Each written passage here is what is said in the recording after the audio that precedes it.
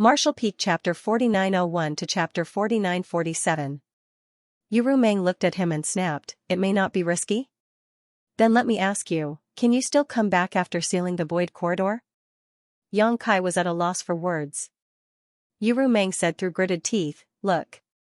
If I'm not mistaken, after you seal the void corridor, won't you end up in the black ink battlefield?" Yang Kai replied softly, "That side may not be the black ink battlefield either, it's just a guess." "What if it is?" Yang Kai was silent. "There's a good chance it is, right?" Yu Meng stared at him. Now Yang Kai nodded his head. The void corridor that was left behind after the death of the Black Ink Royal Lord was indeed very likely to have some connection with the Black Ink battlefield. There was little doubt about that. Yu Meng scoffed, "All of us weak and delicate women have been with you for so many years, and yet you haven't even given any of us proper status. You always take risks and put us in a state of extreme anxiety, and now you did not even consult us before deciding to go to that black ink battlefield? What do you take us for?" Yang Kai felt ashamed, and was speechless as he knew that this was indeed his fault. For countless years, these women had followed him without any complaints, however, they truly did not have any status as his women. Although they had never asked for it, which woman did not look forward to celebrating that auspicious day? Yu Meng stood up and declared, "Ning Chang, Shui Yu, Ji Yao, Chuer, Xiao Wan, come with me to pack up our things." "We're leaving." Yang Kai was confused as he asked, "Where are you going?" Yu Meng coldly snorted, "Since we're going to be widows anyway, you don't have to care about where we are going. The world is big and there are plenty of men around. I will take my sisters to find someone who will cherish us, and live our lives in peace." Xianing Chang was at her wit's end and said, "Big sister Ru Meng, husband must have had no choice but to do what he plans to do." Tao Lingwan also nodded vigorously. The two of them were the most docile among all the women, so Yu Meng's words undoubtedly made them suffer a great shock. "Have no choice?" Yu Meng exclaimed, "No one forced him to do anything, he decided to do it all by himself." "What do you mean by he had no choice?" She then looked at Xianing Chang and the others, "Are you leaving with me?" Xianing Chang had no choice but to get up, nod apologetically to Yang Kai, and walk over to Yu Meng's side. She did not want to see Yang Kai go to the black ink battlefield either, and although Yu Meng's actions were a bit extreme, she would be happy to do it if it could make Yang Kai change his mind. Shui Yu got up, but kept her head down. She just kept looking at the ground. Ji Yao also stood up in a similar manner. Tao Lingwan looked at Chu Huashang. Chu Huashang pondered for a moment before she stood up too. Regardless of what happened next, she would have to spend the rest of her life with Yu Meng and the others, thus, it was better to side with her on this issue. "Humph." Yu Meng snorted scornfully at Yang Kai, then turned around, and led the girls away. The atmosphere in the Grand Hall instantly became very awkward. The great emperors and other sixth-order masters looked at each other but did not know what to say. After all, this was a family matter, and it was inappropriate for them to comment. Although what Yu Meng said was rather harsh, everyone knew that she just did not want Yang Kai to risk his life again. They too felt the same and did not want Yang Kai to go. Even if the stability of the 3,000 worlds was at stake, there was no reason to put the entire burden on a single sixth-order open heaven realm master. This burden was too heavy even for High Heaven Palace and Void Land to bear, not to mention Yang Kai alone. "I'll go and check on my sisters-in-law." Yang Shui stood up and chased after them, but when she reached the entrance of the Grand Hall, she stood still and with her back towards Yang Kai, she said, "Big brother, I will support you whatever you decide to do, but I don't agree with you in this case." She dashed away after saying that. Yang Kai sighed. He was already mentally prepared for this when he made his decision, as this was not the same as previous situations he had been through. In the past, even if the situation was critical, as long as he overcame the danger, he could return safely. However, this time was different. If he really was sucked into the black ink battlefield, it would be the same as abandoning everything in the 3,000 worlds. It was impossible for him to return. Throughout history, so many elites from the cave heavens and paradises had stepped through the no-return pass and none had ever returned. Thus, there would be no exception for him. Yu Meng was keenly aware of this, which was why her reaction was so intense. "Do you all also want to persuade me to not go?" Yang Kai asked as he looked around at the crowd. Although Yu Rumeng was furious and his backyard was essentially on fire, he would not apologize for his decision. They were all family, so he felt he had nothing to be embarrassed about. Zhang Wuhen said, "Since you have already decided, then any attempt at persuasion would be meaningless. If the void corridor is not sealed and is really connected to the black ink battlefield, then who can avoid responsibility in the 3,000 worlds? Don't worry too much about it. If anyone dares to get close to your wives while you're away, I'll smash his head in." This was of course a joke. Even if Yang Kai really left, Yu Rumeng and others would not really go off seeking another husband. Everything she said was just to force Yang Kai to change his mind. "When will you leave?" asked Serene Soul Great Emperor Yao Jun. Yang Kai said, "Not so soon. The ancient sealing power is still holding the void corridor closed and will continue to do so for a while. I will not leave until I sort out the matters at hand." Yao Jun nodded lightly. "That's good. You should only go when you have no other concerns." The crowd talked for a while more before dispersing. Yang Kai walked out of the grand hall looking rather depressed. Although he had a lot of wives, he wasn't actually very good at dealing with women. Now that Yu Rumeng had led them to rebel against him, he did not know how to pacify them. Of course, he could tell them that he had changed his mind and Yu Rumeng and the rest would immediately be relieved. However, since he had already made the decision, how could he change it just like that? Yang Kai was not doing this for the sake of the wider world, nor was it due to a sense of righteousness. He was not noble to that extent. If the cave heavens and paradises were capable of solving the problem at hand without him, he certainly would not have insisted. However, the problem was that even taking into consideration the whole of the 3,000 worlds, there was no one else who could do it except for him. He had to step forward in the face of this predicament. If the Black Ink clan really came through the void corridor and invaded the 3,000 worlds, then, not to mention his wives, everyone in High Heaven Palace, Void Land, and the Star Boundary would be in peril. He could not even say goodbye to Su Yan, Shanqing Luo, and Zhu Qing before departing. The three of them had been taken to the ancestral land to cultivate their divine spirit heritage, and had not yet returned. Standing at the edge of a certain spirit province and looking into the depths of the void, Yang Kai's thoughts fluctuated. He thought about how much he owed his wives. For so many years, it seemed that he had not spent much time with them. He always seemed to have one thing or another to keep him occupied. This time was even worse. How could he still go when he knew that it was a one-way trip? Once he left, he might never be able to see them again. He did not even consider their feelings when he made that decision. Yang Kai felt that if the situation was reversed, he also would not accept it so easily. Yu Rumeng kicking up that fuss without any regard for him was a perfectly normal reaction. In fact, it would be a problem if she had accepted his decision without any hesitation. "I'm truly scum." Yang Kai chastised himself and made up his mind that this time he would kneel in front of them and beg for their understanding and forgiveness. He turned around suddenly, a firm and unwavering look on his face. Just as he took a step forward though, Yang Shui quickly descended from above and landed in front of him, calling out anxiously, "Big brother, I've finally found you." Yang Kai's face stiffened and asked, "What happened?" "Something terrible." Yang Shui blurted out. "What?" Yang Kai was shocked. "It's hard for me to explain. Come with me to take a look and you'll soon understand." Yang Shui said, grabbed his arm, and dragged him away. Yang Kai's heart sank. He did not know what had happened to cause his little sister to become so anxious. She had gone to find Yu Rumeng and the others, so her anxiety might be due to them. Yang Shui shook her head and refused to answer regardless of how many questions he asked, which made Yang Kai feel increasingly uneasy. Soon they arrived at a spirit province, one which served as the temporary base for one of the cave heavens or paradises. All the ore stars in Black Territory had been mined clean, so there were broken spirit provinces of all sizes everywhere.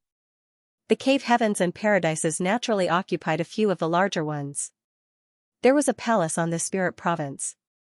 Yang Shui took Yang Kai and rushed inside. As soon as they entered, there were several beautiful women smiling at them on either side, but Yang Kai did not know any of them. The critical point though was that these women all had profound seventh-order auras radiating from them. They were obviously high-rank open heaven realm masters. Yang Kai's heart tensed up and he became instinctively cautious as he did not know what was happening. Yang Shui, however, pushed Yang Kai to the front with a smile. The women grabbed him from the left and right and dragged him inside. What's going on? Yang Kai was completely confused. Didn't Shui say something happened? What is the meaning of this joyful mood now? Big brother, don't be afraid, I lied to you earlier. Nothing happened, just go along with it. Yang Shui followed along, and reassured him as they walked. No, what the hell is going on? Yang Kai did not know how he should react. He was still anxious to appease his wives and now, he was being dragged along here. He felt uncomfortable with the few high-rank open heaven realm flowers holding on to him to his left and right, teasing his nose with their alluring fragrance. You'll know soon enough, Yang Shui said with a playful smile, refusing to tell him anything more. Yang Kai flicked her forehead with his finger, but could not bear to do anything more. He only had one little sister and he hardly took care of her as she was growing up. However, they were bound by blood and Yang Kai could not bear to chastise her. From the looks of this situation, nothing should happen. Even if something did happen, it should be a good thing. Once they entered an inner room, which was obviously a bedroom, they were greeted with a distinct fragrance. Yang Kai did not know whose room this was, but it was clear it belonged to a woman. Yang Kai was dragged directly to a chair, and then the ladies to his left and right pressed his shoulder hard. Sit down. Yang Kai could not do anything other than to sit down. The next moment, he was shocked and frantically grabbed onto his clothes. What are you doing, seniors? Just as he sat down, several women came straight at him and began to strip him of his clothes. Humph. Why are you acting all shy and innocent? A high-rank open heaven realm master smiled coquettishly. Her voice was as smooth as silk and there were obvious traces that she was born in Yin Yang Cave Heaven. Why are you calling us seniors? How could you make us sound so old? Another high-rank open heaven realm woman poked her finger on Yang Kai's forehead, causing him to tilt back slightly. Yang Kai chuckled nervously and said, all of you are young and beautiful, but through dedicated cultivation have reached the high-rank open heaven realm. All of you must be thousands of years old. Calling you senior was out of respect for you. Surely, I can't address you as big sisters, can I? That would be highly improper. During this time, a few of them had skillfully removed Yang Kai's outer clothing. They were extremely skilled and it was not long before an exquisite red robe appeared from somewhere. One of them dragged Yang Kai to his feet and then two others stretched out his arms to pull the robe onto him. A few others were shuffling around, straightening the robe and tying up its belt. Soon, Yang Kai was properly dressed. Yang Kai was in a daze and completely ignorant of what was happening. When he was made to sit down again, a high-rank open heaven realm woman came around behind him, spread his long hair and skillfully rearranged it neatly. Yang Kai looked into the mirror in front of him and stared at himself with a dumbstruck look. He was dressed in a red robe and looked very festive. A woman beside him was busy, applying rouge and powder to his face. Yang Kai quickly raised his hand to resist. Being dressed in such festive clothes was one thing, but now they were applying cosmetics to his face. This was unacceptable to him and he protested, seniors, is this necessary? Don't move. The high-rank open heaven realm woman from Yin Yang Cave Heaven slapped Yang Kai's hand away and pressed down his raised arm. She scolded him, of course you have to dress up appropriately for your auspicious day. Auspicious day? Yang Kai's jaw dropped, what's this all about? She smiled sweetly as asked back, what do you think? Yang Kai quickly looked curiously towards his little sister, but Yang Shui just said with a wide smile, big brother, don't worry about anything, just go along with it and everything will be fine. Yang Kai did not know whether to laugh or cry, but considering who he was up against, he decided that he had to play along without further resistance. And so, he just sat there calmly and allowed those women to dress him up. At some point, his heart began beating a bit faster. They labored for less than the time it took to burn a stick of incense before the women around Yang Kai looked at him in detail and then nodded, that's about right. The Yin Yang Cave Heaven high-rank open heaven realm woman brought a bright red flower and tied it to Yang Kai's chest to complete the look and then clapped her hands and declared, finished. Let's go, let's go. To the wedding. Yang Shui cheered as the women pushed and shoved Yang Kai out to the palace. There was a group of people waiting outside. Yang Kai looked up and saw that the people from High Heaven Palace, the great emperors, Maozhe, Yu He, and all the other sixth-order masters from Voidland were lined up on both sides. When they saw Yang Kai dressed in his red robes, they cupped their fists and said, "Congratulations, Sect Master, on your wedding day." Yang Kai returned the greetings with a grin, "Congratulations to one and all." He suddenly realized that he was congratulating himself, and how lame he must have appeared. He was initially confused by the sudden flurry of activity around him. He was just thinking about how he should apologize to Yu Mengru and his other wives, but now he somehow found himself at his wedding. Furthermore, it seemed that everyone was in on it, except him. He didn't even know whose idea all this was. "Sect Master, please." Maozhe reached out and gestured with his hand. There was a luxuriously decorated ship waiting in front of him, which was also decorated in red. There were many people waiting on board, so it was obvious that a lot had gone into the preparations for this. Yang Kai took a deep breath, suppressed the excitement and nervousness in his heart, then waved his hand and said confidently, "Let's go." This was the first time he had experienced a marriage ceremony with him as the groom. It was undeniable that he was nervous. He had not been so apprehensive even when he was locked in that cage with the Black Ink Royal Lord for 100 years. A group of people from High Heaven Palace and Voidland boarded the ship along with Yang Kai, but when he glanced around, he saw that most of the people were from the cave heavens and paradises. They were all in the open heaven realm, and several were even in the seventh order. Everyone was holding musical instruments they had gotten from who knows where. The celebratory air was practically overflowing. When Iron Blood Great Emperor gave the order, the ship immediately erupted with music and drums which made the atmosphere extremely lively. The ship sailed ahead slowly towards a certain spirit province, the sounds of joy and music accompanying them along the way. The band on the ship was grand, consisting of some 20 or so open heaven realm masters, including some in the seventh order. Yang Kai was the only person who could make so many open heaven realm masters from so many cave heavens and paradises come out and perform for his wedding. A short while later, they arrived at the spirit province. The sounds of music continued and the groom's party disembarked from the ship, heading straight for a grand palace up ahead. A group of people blocked the way to the palace though, and the leader of that group was none other than Six-Wood Divine Monarch of Golden Antelope Paradise, Lu Mu. Lu Mu smiled widely as he was surrounded by 6th Order and 7th Order Open Heaven Realm Masters. There was a group of at least 100 people here, guarding the entrance to the palace. Divine Monarch. Yang Kai stepped forward and offered his greetings, remaining on alert. Yang Kai noticed that Lu Mu looked at him with some kind of malicious intent, which made Yang Kai feel that something was wrong. Although he had cooperated with this wedding, Yang Kai had not yet fully understood the details. Furthermore, he could not understand why he had to come to Golden Antelope Paradise for his wedding. He had never been here before, but since Lu Mu was here, this was obviously Golden Antelope Paradise's temporary base in Black Territory. No one had told Yang Kai anything about the arrangements before they set out. "Brat, looks like you're in good spirits and you're even dressed for the occasion," Lu Mu teased as he looked Yang Kai over from head to toe. Yang Kai cupped his fist and bowed, "Divine Monarch, this junior is here to receive the bride.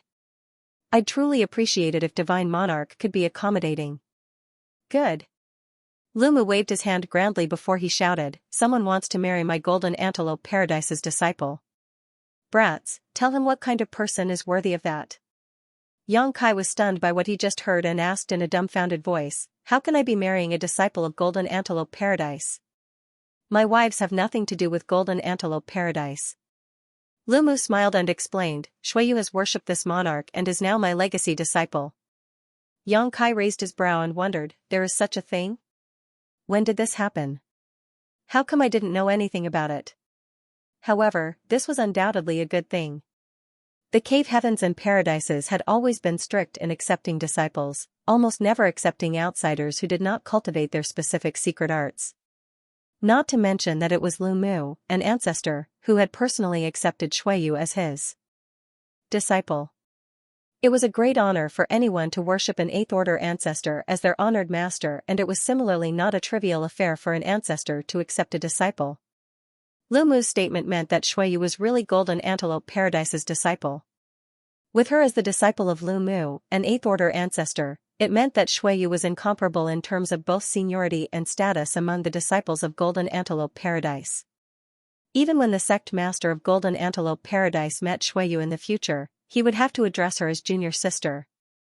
The other open heaven realm masters in the cave heavens and paradises did not have this authority, but Lu Mu, as an ancestor, could accept anyone he wanted to as a disciple. All it took was him declaring it so, and no one would be able to challenge him. Yang Kai was touched and immediately bowed once more. "Many thanks, senior." Lu Mu grinned and replied, "Don't be so quick to thank me. Marrying this monarch's disciple will not be an easy task." Yang Kai suddenly understood where the unease he had been feeling before was coming from. Without giving him a chance to react, Lu Mu shouted, Come, tell this brat who is worthy to marry my Golden Antelope Paradise's disciple." Immediately, open heaven realm masters came out from the left and right, each holding a huge wine jug, and lined them up in front of him like a wall. Yang Kai shuddered at the sight, as each of these wine jugs was as big as a small water barrel. It was extraordinary to take out 20 such jugs all at once. It looked like they were planning to drown him with wine. Just as anticipated, Lu Mu loudly declared, "Finish these and you can take her away. Leave alone if you can't." Yang Shui suddenly protested, "Senior Lu Mu, this is not what we agreed upon." Lu Mu laughed heartily, "Little girl, this monarch is trying to teach you that the world is dangerous and you should not trust people so easily." Yang Shui pouted angrily. "Good." Yang Kai waved his hand, reached out, took a wine jug in front of him, tore open the seal with his hand, and began pouring it down his throat. Lu Mu smiled as he warned, "Brat, you should take it slow. My Golden Antelope Paradise's special brew is not so easy to drink. Be careful not to drink so much that it affects your ability to perform tonight." Before Lu Mu's warning, Yang Kai had already tasted the strong wine. The wine flowed like a molten lead down his throat and into the abdomen. Instantly, his abdomen began to churn from and a huge amount of energy erupted from his gut, overwhelming his body. Yang Kai could not help but stifle a grunt. This wine was obviously not ordinary. It must have been brewed using a lot of precious spirit fruits and herbs. Not only was the wine full of strength, but it could also enhance his cultivation. This wine was definitely extremely valuable, and yet Golden Antelope Paradise had taken out 20 jugs of it for him. Under Yang Shui's watchful eyes, Yang Kai drank up a jug in just a dozen gulps. There was a roar of approval from all around. Yang Kai wiped his mouth, reached for another jar, and began again. After downing 5 jugs in a row, Yang Kai began to stagger slightly. However, his whole body was bursting with energy and he gritted his teeth as he gasped, "So strong." Yang Kai didn't drink much alcohol in general, but he was still able to hold his liquor. The wine of Golden Antelope Paradise was extremely strong though, so it wasn't easy for him to drink so much. However, he could not show any weakness. Yang Kai continued to tilt his head back and pour more into his mouth. 10 jugs, 15 jugs, 19 jugs. Yang Shui was beginning to look worried. Ultimately though, Yang Kai managed to drink all the wine. Throwing down the last wine jug, Yang Kai said proudly, "Senior, how's this?" Lu Mu looked at him with a smile and waved his hand, "Clear the way." The crowd of open heaven realm masters immediately opened up a pathway and Yang Kai led Luan Baifeng, Yuhi, Zhouye, Mo Mei and several other women into the grand hall. Outside, Yang Shui, Zhan Wuhen, and the others took out pre-prepared space rings to distribute to the Golden Antelope Paradise disciples who blocked the way. Each ring contained 100,000 open heaven pills. It was not much, but it was a celebratory token. They could certainly have provided more, but this was just the beginning of the celebrations. Golden Antelope Paradise alone had hundreds of members, so they had just spent 10 million open heaven pills. They did not know how many more of such situations would require them to hand out space rings again. Furthermore, these disciples didn't really need such a paltry sum of pills. Those who received the celebratory tokens were naturally happy though and continued to offer their congratulations. A few moments later, Yang Kai emerged from the palace while accompanying Shuiyu, who was wearing her red phoenix coronet. Yang Shui and the others led Yang Kai to the boat. Zhan Wuhen, who was in charge of the directions and route, waved his hand and ordered, "Set sail." To the next family. Shuiyu was placed in a compartment on the boat and sat upright there with a red veil covering her face. She had been dragged away by his little sister before Yang Kai could even say a word to her. Where are we going now? Yang Kai slurred drunkenly. Xueyu had been accepted by Lu Mu as his legacy disciple, and was considered to be a disciple of Golden Antelope Paradise, so, where were the others? Yang Kai did not know how they arranged it, but he knew that it was the good intentions of all the cave heavens and paradises, along with High Heaven Palace and Void Land, who had prepared this entire event. He just needed to go along with it. The wedding came out of nowhere, and he was unprepared for it, but he was willing to go through with it. We'll know when we get there. Yang Shui stood beside him, pursed her lips, and smiled. She was naturally happy to see her big brother getting married. Her only regret was that some of her sisters-in-law were not around, and her parents were not able to attend. There was nothing she could do about it though, as Su Yan and her other sisters-in-law were in the ancestral land while her parents were in the star boundary, thus, she could not invite them over on such short notice. Soon, the boat arrived at another spirit province. It was the second stop for Yang Kai to pick up his brides. Yang Kai scanned below the ship and saw high-rank Open Heaven Realm Masters lined up in 2 rows. They were led by a stately 8th Order ancestor, and all of them were blocking the palace behind them. Although there were only a few of them, they stood straight in tidy ranks, like they were a 1,000-man army. It was immediately clear that this was Great Battle Heaven. Only the disciples from Great Battle Heaven gave off such a presence. Yang Kai had previously seen the 8th Order ancestor who stood at the front. He was extremely fierce in the fight against the Black Ink Royal Lord. Yang Shui whispered to him, Great Battle Heaven's Thunderbolt Divine Monarch, Pai Li, has taken Ji Yao as his disciple. Although Yang Kai had a vague suspicion after what happened in Golden Antelope Paradise, he was still a little surprised to hear his little sister say this. The cave heavens and paradises had really gone all out. Xueyu had become the disciple of Golden Antelope Paradise's 6th Divine Monarch, and now, Ji Yao had become the disciple of Great Battle Cave Heaven's Thunderbolt Divine Monarch, Pai Li. The cave heavens and paradises were obviously raising the status of these women. They were doing this to assure Yang Kai that he could seal the void corridor without leaving behind any worries. It would be for the best if he could come back after determining it was safe, but if he could not return, then High Heaven Palace and Void Land would have an extra layer of protection with the cave heavens and paradises by doing this. Thus, he did not have anything to worry about. This was a great assurance. Yang Kai led the groom's party swiftly down the boat towards Thunderbolt Divine Monarch, where he hastily bowed and saluted, Greetings, Divine Monarch. Pai Li looked Yang Kai over from head to toe. He nodded slightly but did not smile as he asked, You want to marry my Great Battle Heaven's disciple? It is not an easy task, you brat. Are you prepared? After what happened at Golden Antelope Paradise, Yang Kai was already mentally prepared that he would have some challenge each time he picked up one of his brides. Ultimately, they would not go overboard to interfere though, as this was more of a ceremonial tradition rather than a real obstruction. Yang Kai puffed his chest with his head held high and said arrogantly, I am prepared, Divine Monarch. Pai Li chuckled and said while waving his hand, You have guts. 7 Open Heaven Realm Masters immediately landed behind him and immediately assumed a formation. Each looked very serious with murderous intent and shouted, Kill. Open Heaven Realm auras permeated the air, indicating that all 7 of them were in the 6th Order. The 6th Order was just right. A lower cultivation was unable to hinder Yang Kai, while a higher cultivation might be too difficult for the groom's party. In any case, the stronger Open Heaven Realm Masters from High Heaven Palace and Void Land were also in this realm. Meanwhile, their only 7th Order Open Heaven Realm Master had been requested by Yang Kai to go back to the star boundary on a mission. Yang Kai immediately rolled up his sleeves and grinned, All I need to do is to beat them, right? He looked at the 7 like an ominous beast fixated on his prey. The 7 came from Great Battle Cave Heaven and had cultivated a fearless mentality since they were young, but somehow, they still felt rather intimidated by Yang Kai. They had heard of many of his deeds over the years. In particular, they knew he had spent 100 years inside the black prison cage with the Black Ink Royal Lord, yet still survived. Who else could possibly accomplish such a feat? Yang Shui did not know whether to laugh or cry though as she went forward to tug Yang Kai's sleeve in protest. Big brother, what are you thinking? Today is your wedding day. Why do you want to take them on yourself? She was thinking that her big brother must have been a little drunk due to all the wine he had at Golden Antelope Paradise, so now that he had been taunted, he could not resist taking up the challenge.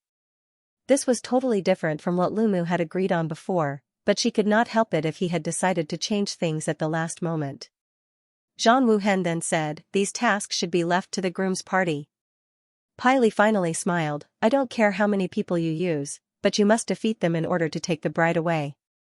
Yang Kai looked around and grinned meaningfully, "You underestimate my Void Land and High Heaven Palace." Zhang Wuhen and the others snorted coldly. They then stepped forward one by one and soon all of them gathered around Yang Kai. The Sixth Order Masters of Void Land and High Heaven Palace were basically all present, numbering nearly 20 people or 3 times as many as those from Great Battle Heaven. Looking at each other across the void, the 7 members of Great Battle Cave Heaven appeared calm and collected. They did not look intimidated by the numerically superior enemy, which showed their mental fortitude. Yang Kai waved his hand and declared, "Fight." The next moment, 20 Void Land's Sixth Order Open Heaven Realm Masters rushed forward and clashed with the 7 from Great Battle Heaven. Immediately, fists and feet began to fly. There was no need for any modesty or standing on ceremony. Since the fight was inevitable, all of them should get it over and done with as fast as possible. It was just a competition similar in nature to a sparring match, so neither side used any divine abilities or secret techniques, not to mention artifacts. They all simply fought with their bodies and world force. The huge advantage in numbers did not enable Void Land to sweep aside their foes, though, and the battle soon turned into a stalemate. The 7 men of Great Battle Heaven were arranged in an amazing formation that allowed them to join their powers together, as if they became one entity. Yang Kai was amazed by this display. The 7 people were obviously familiar with fighting together and had a tacit understanding of each other's strengths and tactics due to many years of practice. At times, they gathered together, only to spread out in the next instant, causing High Heaven Palace's Sixth Order Masters to lose ground. However, High Heaven Palace fighters were no pushovers. After all, they had the numbers advantage, and after they broke through to the Sixth Order, each of them had at least hundreds of years of experience consolidating their cultivation. Additionally, every one of them had the experience of entering one of the small source worlds of the Cave Heavens and Paradises at least once. In their current state, their small universe heritage was no longer the same as when they initially broke through to the Open Heaven realm. A fierce battle ensued for the next incense stick worth of time. In the end, it was Iron Blood Great Emperor Zhang Wuhen who found the opportunity to break the formation of the 7 men with a heavy punch. Immediately, the rest swarmed over them and split up the Great Battle Heaven disciples, denying them the chance to re-establish their formation. Zhang Wuhen came back with a huge black eye, cupped his fist, and said, "Fortunately, we have not failed our mission." The black eye was from a punch from one of the Great Battle Heaven Sixth Order disciples. Yang Kai's face twitched as he tried to control his laughter before he nodded lightly, "Many thanks for all your hard work." Yang Kai turned to Pai Li. The Divine Monarch nodded and declared, "You've passed the test." He then stepped to the side and invited them in. "Many thanks, Divine Monarch." Yang Kai thanked him, rushed into the palace, and escorted Ji Yao out. Thereafter, the ship continued on its way. The third stop, to Yang Kai's surprise, was the temporary base of Myriad Demons Heaven. The one who became a disciple of Myriad Demons Heaven was naturally Yu Rumeng. Yang Kai had a grudge with Thousand Cranes Paradise, but he also had one with Myriad Demons Heaven, because when he was determined to advance directly to the Seventh Order Open Heaven realm, it was Myriad Demons Heaven that headed the effort to suppress him. A Seventh Order Open Heaven realm master named Tijing personally went to Shattered Heaven and finally forced Yang Kai to only advance to the Fifth Order Open Heaven realm.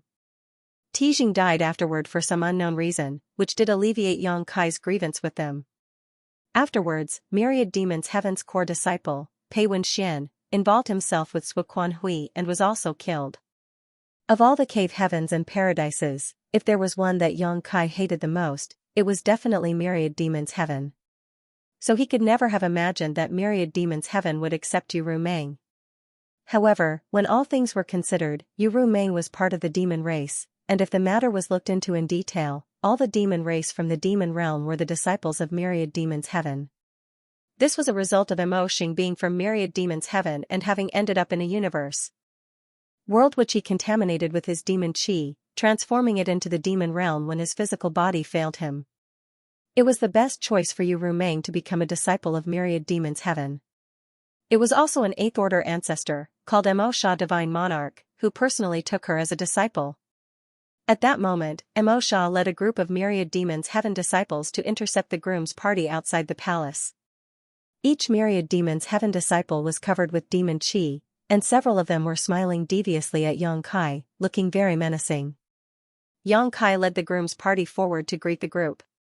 Mo Sha carefully looked at him from head to toe several times before pointing behind him and declaring, "She's waiting inside, enter by yourself." Yang Kai was stunned. They were as good as sworn enemies and he thought that Myriad Demons Heaven would be prepared to make things hard for him, so Yang Kai had rolled up his sleeves preparing for a huge fight. He never thought that it would be so easy. This was a good thing though, so he quickly thanked Mo Sha and hastily entered the palace. Yang Kai realized that something was wrong as soon as he stepped into the palace. The entire place was decorated as a chamber and there were a dozen couches inside. Atop each cough sat a graceful figure with an opaque phoenix coronet and red robes covering them. Suddenly, the doors of the palace slammed shut. What is this? Yang Kai was puzzled, but he finally understood that this was how Myriad Demons Heaven was going to make things difficult for him. The challenge had simply been inside this time, instead of outside. Mo Sha's voice suddenly rang out from nowhere, 3 chances for you to find the right bride. Take her away if you can find her. If not, heh. Nothing was said after the chuckle. That meant that if he could not find the right bride, then he also could not take her away. Yang Kai smiled contemptuously, I don't need 3 chances, 1 is enough. He knew Yu Rumeng so well after being with her for so many years and was confident that he could find her here with his eyes closed. Mo Sha snickered, don't be so cocky just yet. Yang Kai frowned and immediately took a closer look at those dressed up as brides and was stunned. Outwardly, there was almost no difference between the dozen brides. In terms of height or size, they were all identical. He was surprised that Myriad Demons Heaven could find so many women of the same physical appearance to pull this off. Yang Kai quickly composed himself when he realized that, since Myriad Demons Heaven had gone through all the trouble to set this up, it meant that this test was not going to be easy to overcome. Yang Kai next tried to use his divine sense to probe the situation. Unexpectedly though, all those brides were protected by some kind of strange power that prevented Yang Kai from detecting their cultivation. They've certainly prepared well enough. Yang Kai thought that even if Myriad Demons Heaven could find a dozen women of similar height and features as Yu Rumeng, there would always be some differences in their auras. Yu Rumeng was in the 6th Order Open Heaven realm, and could be distinguished easily by comparing the depth of these women's cultivation. Yu Rumeng's aura should be able to stand out from the crowd. Now that he had tried though, he realized that Myriad Demons Heaven had taken precautions against this method. He clenched his fist, lightly coughed, cupped his fist and greeted them, Rumeng. A dozen voices instantly replied, husband. Yang Kai gasped with his mouth wide open, dumbfounded. Although the bride's replies were staggered, they all sounded exactly like Yu Rumeng. It was as if they were all her clones. Moreover, his original intention to greet the brides was to enable the real Yu Rumeng to give him a hint, but he did not get anything from her. When he thought about it, he remembered that Yu Rumeng was so angry that she was ready to leave him to find someone else to marry, so now, even if he was ready to marry her, it was only natural that she was still upset with him and would not obediently cooperate. Maybe this test right now was even devised personally by Yu Rumeng. Yang Kai realized that based on his understanding of her character, she might really be capable of doing such a thing. He suddenly felt a headache setting in. After pondering for a moment, Yang Kai slowly walked to the nearest couch, lowered his body to take a closer look, and tried to use his nose to sniff. The bride in front of him giggled softly, husband, they are all fake. You'd better not choose the wrong one. If you choose the wrong one, I will never forgive you. Yang Kai nodded confidently, rest assured, I will not choose wrongly. As he spoke, he came to the second couch and continued to observe and sniff. It took a half cup of tea's time to finish checking everyone.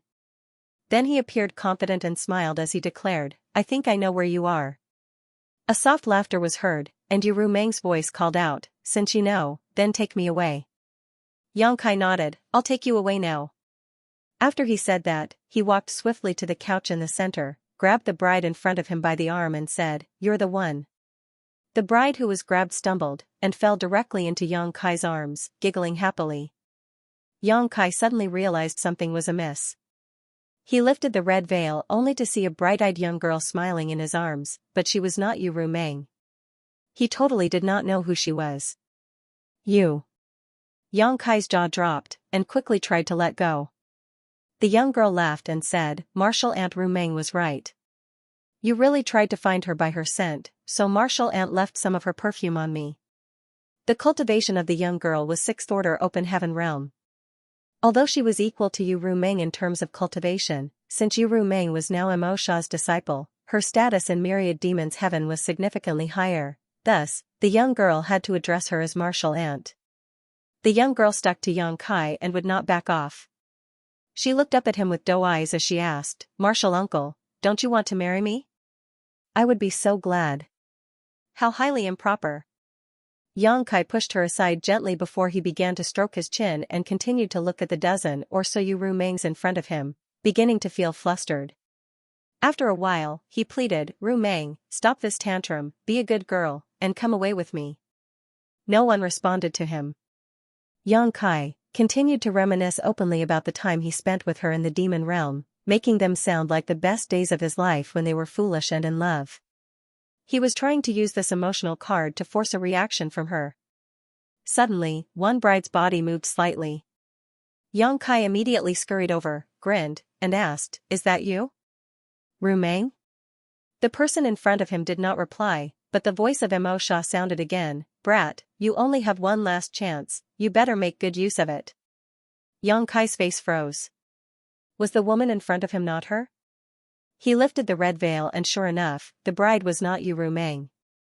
It was another unknown woman who looked at him cheekily with a smile. Yang Kai asked curiously, "Why did you move just now?" The woman replied with a giggle, "What's wrong with me moving a little after sitting for such a long time?" Yang Kai wanted to ask if she did that on purpose, but it was pointless. 2 of the 3 chances had been wasted. Now he only had one last chance. Mo Sha had already spoken, so if Yang Kai could not find the real Yu Rumeng with this 3rd selection, he wouldn't get any more. This caused him to feel as if he was carrying a mountain on his shoulders. However, it was really difficult to find Rumeng here. Although there were only a dozen brides in the hall, and Yang Kai had eliminated 2 of them, the rest still looked exactly the same as Yu Rumeng in form and posture. He also could not detect her from the differences from their auras because they were protected by that inexplicable power. Yang Kai frowned and began thinking hard. There are indeed many people with similar features in the world, but it was impossible to have so many that look exactly the same, especially when they all came from Myriad Demons Heaven. Yang Kai was originally surprised that Myriad Demons Heaven could find so many people with such a similar body shape and height to Yu Rumeng, but now it seemed that there was something else going on here. These brides should have used some secret technique to achieve this level of similarity. In other words, as long as he found some flaw in this secret technique, he could identify which was the real Yu Rumeng. Yang Kai suddenly understood the purpose of Myriad Demons Heaven's test. However, at this point, he had no intention to hide anything. Since he would be going deep into the void corridor to reseal it, it didn't matter if this little secret of his was exposed. With a slightly wry smile, Yang Kai immediately activated the golden demon eye of annihilation, which could see through all illusions. Immediately, he could see the dozen or so people in front of him had indeed changed. The original dozen women with identical features had now, under the gaze of his demon eye of annihilation, changed in varying degrees. Some become taller, others shorter. Only one person among them had not changed at all. Yang Kai stepped forward, stretched out his hand, and called out warmly, "Rumeng." The person in front of him rose up and placed her hand in his, and Yang Kai picked her up by the waist with swift movement. The next moment, the soft flesh at his waist was fiercely pinched, and Yu Rumeng's voice sounded affectionately in his ears, "Consider yourself lucky." Yang Kai endured the pain with a happy smile. When he walked out of the palace, Missouri Shah appeared to have something on his mind, but did not say anything else. After thanking him, the ship set sail again and rushed to the next spirit province. The 4th stop was the site of Divine Medicine Cave Heaven. Among the 36 cave heavens, there was a divine cauldron cave heaven and a divine medicine cave heaven, one for artifact refining and one for alchemy. The original open heaven pill recipe was rumored to have been devised by the forefathers of divine medicine cave heaven over the course of many years. Most of the high-end spirit pills in the 3000 worlds also originated from divine medicine cave heaven. Now that Yu Rumeng had been accepted by myriad demons heaven, Yang Kai thought, perhaps little senior sister has now become a disciple of divine medicine heaven? Little senior sister was born with the sacred spirit medicine body and had a unique advantage in the alchemic Tao, so her joining divine medicine cave heaven was perfect for her. Yang Shui nodded from the side and said, exactly, divine medicine heaven's purple jade divine monarch, Ziyu, has accepted Ning Chang as his disciple. Yang Kai had gone through a lot of hardships to become a son-in-law of Yin Yang cave heaven, even spending a year in the Tao Theory Assembly facing down vicious criminals, but now, with these marriages, he had become related to many cave heavens and paradises. Each of the previous cave heavens and paradises had tests of varying difficulty, and divine medicine cave heaven seemed to be no exception. Outside the premises, 2 huge alchemy furnaces had been set up. It was obvious that this was a competition of alchemy techniques. Yang Kai did not know whether to laugh or cry. For him to compete in alchemy with a divine medicine cave heaven's disciple was more or less like a novice trying to show off meager skills before an expert. Although he was also versed in the alchemic Tao, the most recent time Yang Kai performed any real alchemy was already hundreds of years ago when he was first refining the heavenly Yuan seal stabilizing pill. Since he entered the 3000 worlds, Yang Kai had really not put much effort into his alchemy studies. It could be said that his mastery over the alchemic Tao was only a little bit higher than when he left the star boundary. According to his own classification system, his alchemic Tao had stagnated at the 4th level, traversing a familiar path. How could he compare to an opponent who specialized in alchemy? A divine medicine cave heaven's open heaven realm master, who had been immersed in the alchemic Tao for centuries, if not millennia, would absolutely have higher attainments than him. There was no comparison. At the critical moment, it was Wondrous Pill Great Emperor who took up this task. Wondrous Pill Great Emperor was a man whose grand Tao was the alchemic Tao, and after advancing to the open heaven realm, his mastery over alchemy had improved greatly. Yang Kai did not know how good Wondrous Pill had become, but if he looked at the entire Void Land and High Heaven Palace party, he was the only one who could compete with divine medicine cave heaven in this field. Furthermore, Xianxia Chang was Wondrous Pill's disciple in all but name as well, so it made sense for him to take responsibility here. Back when he lived in the star boundary, Yang Kai originally wanted Xianxia Chang to become the disciple of Wondrous Pill Great Emperor. However, the latter had already accepted his final disciple and publicly proclaimed he would not accept another. As such, the matter had to be dropped. However, Wondrous Pill Great Emperor personally taught Xianxia Chang the alchemic Tao, and Xianxia Chang lived in Medicine Pill Valley for a long time. She even studied under all of Wondrous Pill Great Emperor's other disciples. In a sense, she was Wondrous Pill Great Emperor's disciple in all but name. Therefore, although formally, they did not have a master and disciple relationship, they were in reality master and disciple. Now, Xianxia Chang had the honor to worship divine medicine cave heaven's purple jade divine monarch, Ziyu, and became his disciple. Naturally, Wondrous Pill Great Emperor was extremely happy for her. Divine Medicine Heaven originally did not want to make things too difficult for Yang Kai, but since the others had all put up tests, they naturally could not be an exception. This was just a formality, so regardless of Yang Kai's mastery of alchemy, he could still take Xianxia Chang away. However, when the other side brought forward a true alchemist, Divine Medicine Cave Heaven's Open Heaven Realm representative had no choice but to take the situation more seriously. This disciple realized that his opponent from Void Land had some extraordinary skills in the alchemic Tao, and if he was sloppy or careless, he might end up losing the competition. The alchemy contest was truly magnificent, with both sides showing off all their skills. The spirit pills they chose to refine were fortunately not complicated and each only took less than half an hour to complete. The Divine Medicine Heaven disciple cupped his fist to Wondrous Pill Great Emperor, while the latter returned the courtesy. Those who were uninitiated in the alchemic Tao had an idea who had won when the dust settled.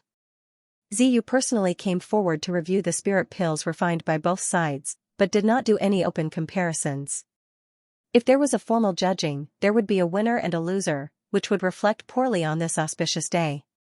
However, those with discerning eyes could see that the wondrous Pale Great Emperor was skillful in alchemy. He had only advanced to the open heaven realm a few hundred years ago, so how could he be better than the sixth order open heaven realm master from Divine Medicine Cave Heaven?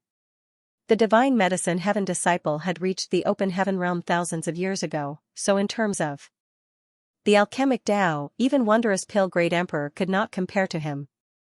Xianxia happily rushed into the palace and under the guidance of the Divine Medicine Cave Heaven disciples, entered a boudoir and carried out the festively dressed little senior sister. The last stop was Yinyang Cave Heaven. There were no difficulties or tests here, nor was there need for any. Xianxia and Chu Huashang had already entered and passed the Samsara Pavilion's test, crossing 9 reincarnations together to emerge on the other side. In Yinyang Cave Heaven's history, they were the only couple to ever accomplish this, thus, there was no need to test anything. The divine monarch from Yinyang Cave Heaven's side was named Qingyu, and Xianxia came forward to salute him respectfully. Yu Xiangdai, who was standing beside him, smiled and said, "Come with me, she's waiting inside." After saying these words, she turned around and walked forward while Xianxia followed closely behind. When Xianxia looked up, he saw 2 women in red dresses sitting on the bed with red veils covering their faces. When they heard the door open, the one on the left tensed up slightly, and the ones acting as bridesmaids today wrung their hands while looking nervous. Xianxia looked stunned. Why are there 2 brides? He wondered to himself if this was some kind of test from Yinyang Cave Heaven. However, he soon dismissed this thought as he realized who was front of him. One of them was Chu Huashang, while the other was Tao Lingwan. Although both of their faces were covered with red veils, he could easily distinguish them from their auras. Xianxia turned his head towards Yu Xiangdai and looked at her with a questioning look. He clearly meant to ask what Yinyang Cave Heaven meant by this. Yu Xiangdai smiled, but did not say anything. During this moment of hesitation, Tao Lingwan, who was sitting motionless on the bed, was obviously feeling nervous and uneasy. Chu Huashang, who was sitting next to her, took the initiative to reach out and hold her delicate hand. Xianxia did not hesitate for long though, stepping forward to stand in front of the pair before holding out his left and right hands as he said softly, "My ladies, please rise." 2 small hands reached out and Xianxia pulled the 2 women up before turning around, embraced on both the right and left, and walked majestically out with them by his sides. Tao Lingwan slowly relaxed her tensed body. Yu Xiangdai, who was following behind Xianxia, also felt relieved. The arrangement here was made without any prior notice to Xianxia, so as to surprise him. She saw Xianxia's attitude toward Tao Lingwan when she was in Yinyang Cave Heaven and knew that if he was given a choice, he might not be willing to marry Tao Lingwan. It was not that he did not like her, but rather that he was not familiar with her.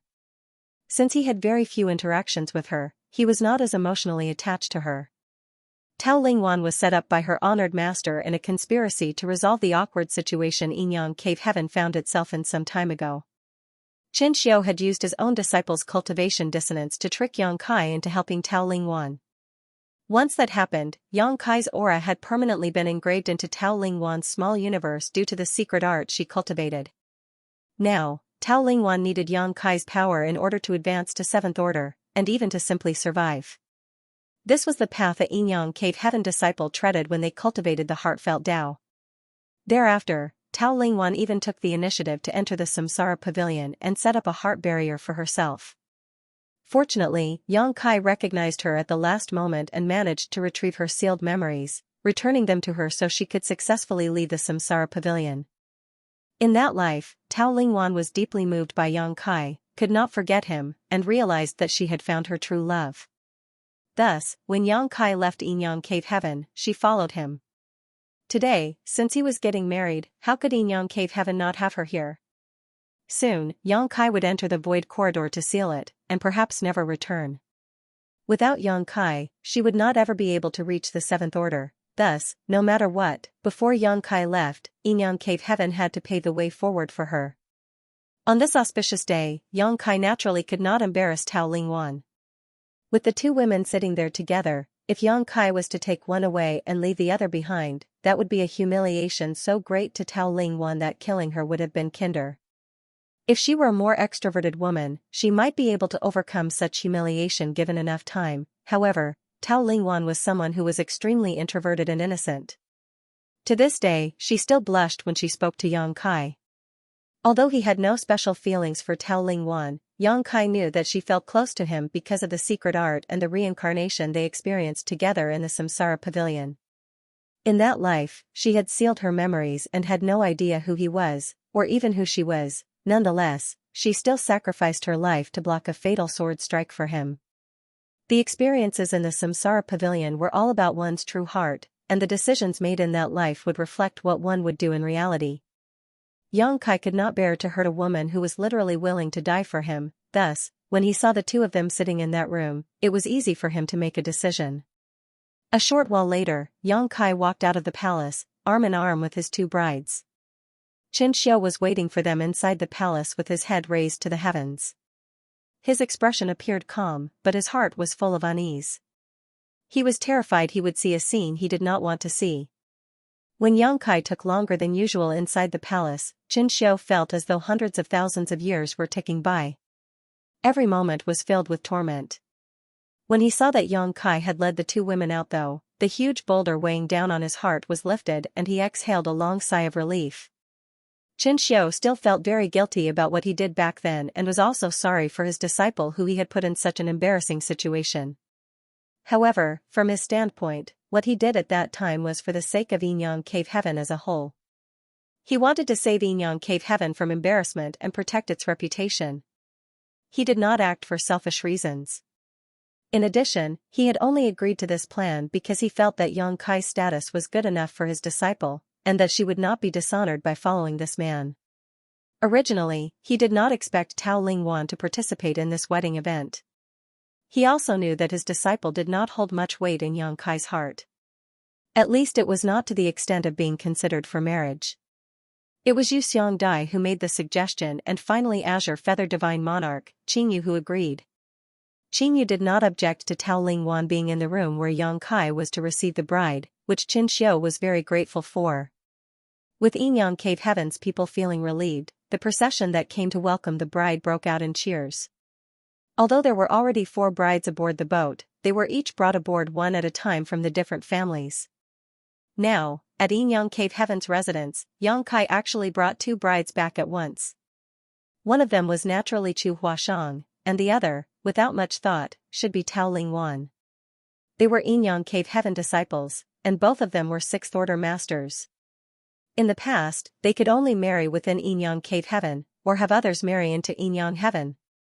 The status of the person who joined the family could not be too low and his aptitude must also meet the grade. It could be said that the requirements were very high, but today, Yang Kai actually took 2 brides back from Yinyang Cave Heaven at once. This was surely a new precedent which would never again be seen in the future. The sound of the instruments became more and more festive, and the Open Heaven Realm Masters on the boat all put in the greatest effort to add to the celebratory atmosphere of the auspicious day. With all the brides aboard, the groom's party said farewell to Yinyang Cave Heaven and steered the ship back towards Voidland's temporary base.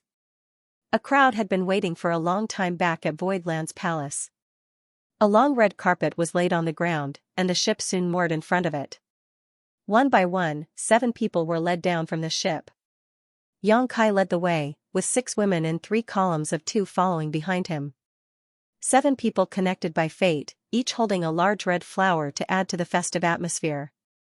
This was what Void Land and High Heaven Palace had been planning for.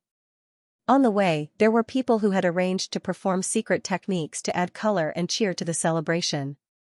The crowd entered a grand hall amidst loud music and cheers. Yang Kai looked up and saw that the grand hall was decorated in red and ready for the ceremony. 6-Wood Divine Monarch, Lu Mu, was already waiting in front with a big smile on his face. They did not know when he had come over from Golden Antelope Paradise. As expected, he was the master of ceremonies today. Lu Mu looked at Yang Kai with a smile and raised his hand to silence the rowdy crowd around them. He then declared, on such an auspicious day, the groom and his bride should perform the ritual of 3 bows to become husband and wives, as is tradition for both mortals and cultivators alike. The grand hall was filled with Open Heaven Realm Masters from all the cave heavens and paradises to participate in the celebrations. On hearing what Lumu said, they could not help but mutter in their hearts that the three bows ritual had really remained unchanged for ages. As expected, Lumu looked at Xianxia and said, "But, one of your wives said that you have a few partners who could not be here due to some personal affairs. It would not be fair to them if you were to perform such rituals today." As soon as this was said, many people were startled and looked towards Xianxia. These open heaven realm masters from the cave heavens and paradises may not all be that familiar with Xianxia, so they did not know how many partners he had in total. However, he already had 6 beautiful brides standing beside him, so how many more were there who could not make it over for the wedding? This brat was too much. It was rare for one to have so many partners and have all of them be so considerate to each other. How could this brat have such great charm? What's more, your parents are not here either. Lumu then continued, "So we will not be performing the three bows ritual today. Today is only a formality to gather your brides to you. You can do your own wedding properly later." No wedding ceremony? Xianxia was taken aback by what was just said. He did not know what was in store for today's events, and up until now he just went along with it, but it was true his parents were not in the hall. Likewise, Su Yan and the others were also not present. It was indeed inappropriate if he were to make his marriage vows here today. As for the wife who Lumu mentioned, Xianxia was sure that it was Yu Rumeng who spoke up after reaching an agreement with the others. "What do you think?" Lumu asked as he looked at Xianxia. "I will abide by this." Xianxia replied respectfully. Lumu nodded, "Good. Deliver them to the bridal chambers." This was something unexpected for even the open heaven realm masters, who had lived for countless years. After the 6 women left and were settled in one by one, Xianxia, who was dressed in festive red, was dragged out to the hall again. A great banquet was set up here where all the people in Black Territory could participate regardless of their status or origin. There were literally hundreds of banquet tables arranged with dishes and drinks. As soon as Xianxia showed up, he was led by Xianxia to make a toast. It could not be helped that there were a lot of high-rank open heaven realm masters from the various cave heavens and paradises here. Most of them were seniors, and now some were even his elders from the sects who took in Yu Rumeng and the others as disciples. Even the divine monarchs, their honored masters, were personally present. Thus, Xianxia, as a junior, needed to personally toast these distinguished guests. Xianxia could not cheat when he was under the watchful eyes of so many open heaven realm masters, so each cup of the toasts had to be drunk to the last drop. As a result, even Xianxia, who had a high alcohol tolerance, started to become dizzy. In the end, several great emperors had no choice but to help him with some of the drinks. After a significant part of the evening had passed, Lumu walked over and patted Xianxia's shoulder as he said, "Good, you're done here. You may retire to accompany your wives. It's your wedding night, so you should not be negligent. Still, you're going to have a busy night," he said cheekily as he grinned at Xianxia. His innuendos were so obvious that even Xianxia, who was standing beside Xianxia, blushed intensely. Divine monarch. Yes, yes. Xianxia responded drunkenly before waving his hands in all directions as he bellowed, "You people carry on with the celebrations. This junior is going to subdue the tigress with his dragon." This led to laughter all around. Xianxia hastily grabbed Xianxia's arm and dragged him away. She could see that her big brother was really drunk. He must be very happy, otherwise, he would not have indulged himself like this. However, they really could not stay here any longer, as she did not know what inappropriate words her big brother would say if they remained here. Xianxia led Xianxia into the inner sanctum of Void Land and High Heaven Palace's temporary camp. Then, she paused and asked, "Big brother, where to first?" This was a question that Xianxia had to decide since he took back 6 brides at once. Xianxia wiped his mouth and said with great pride, "To Rumeng's chamber. To think that this woman wanted to leave him and remarry. Today, I will show her how vigorous I am." Xianxia responded and led Xianxia towards Yu Rumeng's bridal chamber. Xianxia had been with the 6 women when they were taken to their respective bridal chambers, thus, she knew where Yu Rumeng was. All of them were brought to 6 adjacent courtyards that were festively decorated. The first courtyard was Yu Rumeng's, and as they walked inside, they saw someone outside the chamber. As a newlywed bride, there were many aspects that were inconvenient to handle personally, thus, someone was required to take care of and assist her. The person standing outside Yu Rumeng's room was none other than Yu He. Yang Kai hiccuped, stared, and asked, "Why are you here?" Yu He elegantly bowed, smiled, and replied respectfully, "Young master, today I am Madame Meng's maid of honor." Yang Kai clicked his tongue, but he could understand such an arrangement considering that there were not enough people here from Void Land and High Heaven Palace. "Thanks for your hard work," Yang Kai said, and then directly stepped towards the entrance. However, Yu He did not let him pass and instead stopped him at the door. "What's the meaning of this?" Yang Kai raised his eyes to look at her. Yu He bowed again, as if she was really a maidservant. She then replied slowly and deliberately, "Young master, Madame Meng said that she is not feeling well today. If young master was to come, she requested for young master to go somewhere else." Yang Kai could not help but glare at her and ask, how could she not be feeling well on such a happy day? Is this some kind of joke? Yu He lowered her eyes and replied, "That is what Madame Meng said." Yang Kai looked around with his hands behind his back and saw that there was no one else but Yang Shui standing behind him and Yu He in front of him. He smiled and replied, "Oh? Want me to go somewhere else? Where to?" Yu He pursed her lips and said, "As Madame Meng said, young master can go anywhere he wants as long as you don't loiter here in front of her chambers. She said that any sight of you will anger her. Ru Meng is usually such a sensible woman, how could she say such unreasonable things?" Yang Kai appeared as if he did not believe it and strode inside. Yu He could not stop him, and he managed to push her aside. A short while later, a loud bang was heard coming from the room, followed by a muffled grunt. It was impossible to tell what happened inside. Yu He and Yang Shui, who were standing outside, looked at each other and then they craned their necks hoping to peek inside. With a creak, the door opened and Yang Kai came out with his hands still behind his back. He then instructed Yu He, "Ru Meng is not feeling well, so you must take good care of her tonight." Yu He stared at the new black eye on Yang Kai's face and struggled to maintain a straight expression, somehow managing to reply solemnly, "Rest assured, young master, I will take good care of Madame Meng." "Very good." Yang Kai nodded and took a few steps forward before turning back and said sternly, "Don't let anyone know what happened here." To think that he was barred from his own bride's chamber on their wedding night, and then beaten by her after he tried to force his way inside. How could he face others if word of this travesty ever leaked out? It looked like Yu Rumeng was still upset with him. "Yes." Yu He answered dutifully. After leaving this courtyard, Yang Kai turned right and went into the next courtyard. This was the courtyard that Xia Ningchang was in and the person guarding the door was Shu Mudan, Huayang's wife. "Sect master," Shu Mudan greeted respectfully with a bow as soon as she saw Yang Kai approach. "Many thanks for your hard work." Yang Kai nodded at her. These Sixth Order Open Heaven Masters under his command were not raised by him, they all had joined him midway. Huayong and his wife Shu Mudan were the most loyal to Void Land though because their newly born child was raised in the star boundary and received a great deal of nourishment from the world tree. As a result, their child's aptitude was extraordinary and he could easily make an initial breakthrough to the Sixth Order or maybe even the Seventh Order in the future. As such, the pair were extremely grateful and devoted to Yang Kai. They were thankful that they followed Yang Kai out of the shadowless cave heaven back then, otherwise, their child would not have had such a great opportunity. However, at this moment, Shu Mudan looked a bit uneasy as she stopped Yang Kai from entering the chamber and reported, "Sect master, please kindly stay where you are. Madam is not feeling well today, so she probably can't accompany you tonight. Madam said that you should go somewhere else first." This excuse seems familiar.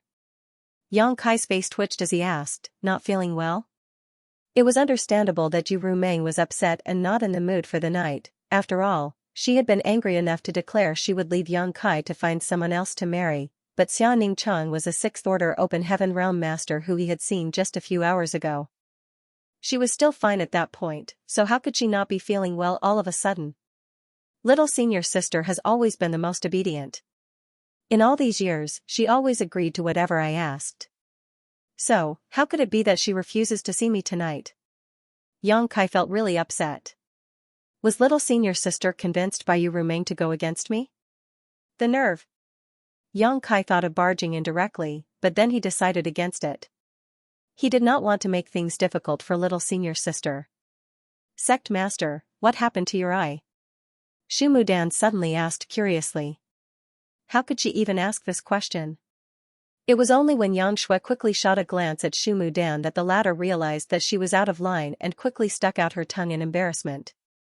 Yang Kai ignored her and called out, "Little senior sister, rest well, I will see you later." N. Xianing Chang's voice sounded softly from inside. Yang Kai looked at Shu Mudan again and instructed, "Take good care of her." Yes. He turned around, left, and headed for the third courtyard.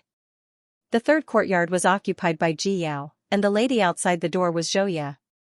When she saw Yang Kai arrive, Zhouya hastily greeted and then looked at him awkwardly. Yang Kai chuckled flatly, clearly having anticipated the situation, and asked, "Is the madam not feeling well?" Zhouya froze for a moment and then nodded her head. Sect Master's insight is as masterful as ever. Madam is indeed not feeling well. N. Yang Kai remarked with a heavy heart. Without saying much more, he nodded and said, "In that case, make sure the madam rests well. I will come back to see her later." Sect Master, take care. Zhouya said. She could not believe that he was already leaving. When she heard Ji Yao's order earlier, she felt very worried. How could she drive away the groom on his wedding night? Furthermore, Yang Kai was not just her sect master, but also her master, as Zhouya had left her name on the loyalty list. As such, she did not dare to drive him away for Ji Yao. Who would have thought that Yang Kai would leave on his own without her having to deny him entry to the chamber? Zhouya heaved a sigh of relief. Yang Kai turned around and left. Xianxia had seen all of this and felt so awkward and embarrassed by what had happened. She did not expect her sisters-in-law to behave in such a manner today of all days. It was totally out of character for them. Her sisters-in-law were usually demure and accommodating. Their behavior was truly out of the ordinary today, and it appeared that they had discussed this and decided to all act in solidarity. It was highly likely that the rest would be doing the same to Yang Kai. Thereafter, Yang Kai went to Shuiyu but was once again denied entry into the chamber. Then he went to Chu Huashang, and the same thing happened. To think that even Chu Huashang is in cahoots with Ru Meng. At this point, how could Yang Kai not know what his wives were up to? Yang Shui, who had been following behind Yang Kai, was now very worried. Today, they received 6 brides but 5 of them had refused Yang Kai entering their bridal chamber. Now, there was only one chamber remaining, which was occupied by Tao Lingwan. If he was rejected at the last chamber, then her big brother would really lose all face. Although today was merely a formality and they did not conduct the proper wedding rituals, it was still her big brother's auspicious day. It would be a huge scandal if this final step could not be completed. If he could not enter a single bride's chamber tonight, on his wedding day, Yang Kai would become the butt of everyone's jokes tomorrow. Yang Kai represented the face of Void Land and High Heaven Palace now, so that must not be allowed to happen. "You can leave now," Yang Kai suddenly stopped and said as he stood in front of the last courtyard. Yang Shui was stunned for a moment, but then tried to speak up, "Big brother, you." Yang Kai smiled, "Don't worry. There won't be any problems here." After saying that, he waved his hand and walked into the courtyard. Yang Shui looked on with bated breath and waited anxiously. The guard here was Luan Baifeng, and when she saw Yang Kai appear, she immediately bowed and greeted respectfully, "Sect Master." Yang Kai nodded and walked straight ahead. Luan Baifeng did not say anything at all and simply parted the curtains and invited him inside. When Yang Shui saw this, she heaved a huge sigh of relief. Luan Baifeng did not stay inside, and soon came out. She closed the door, winked at Yang Shui, and the 2 women left, side by side. Although the chamber was only temporarily decorated, it was done with careful considerations. Tao Lingwan was wearing a phoenix coronet and bridal robes as she sat still on the bed. She became nervous when she heard Yang Kai's steps approaching from outside.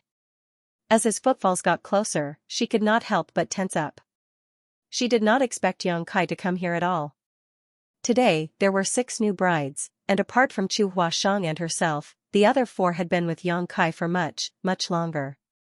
The length of time that they spent together definitely resulted in an accumulation of emotions deep in their hearts that tied them far more closely than the 2 newcomers who had only just started to be with him.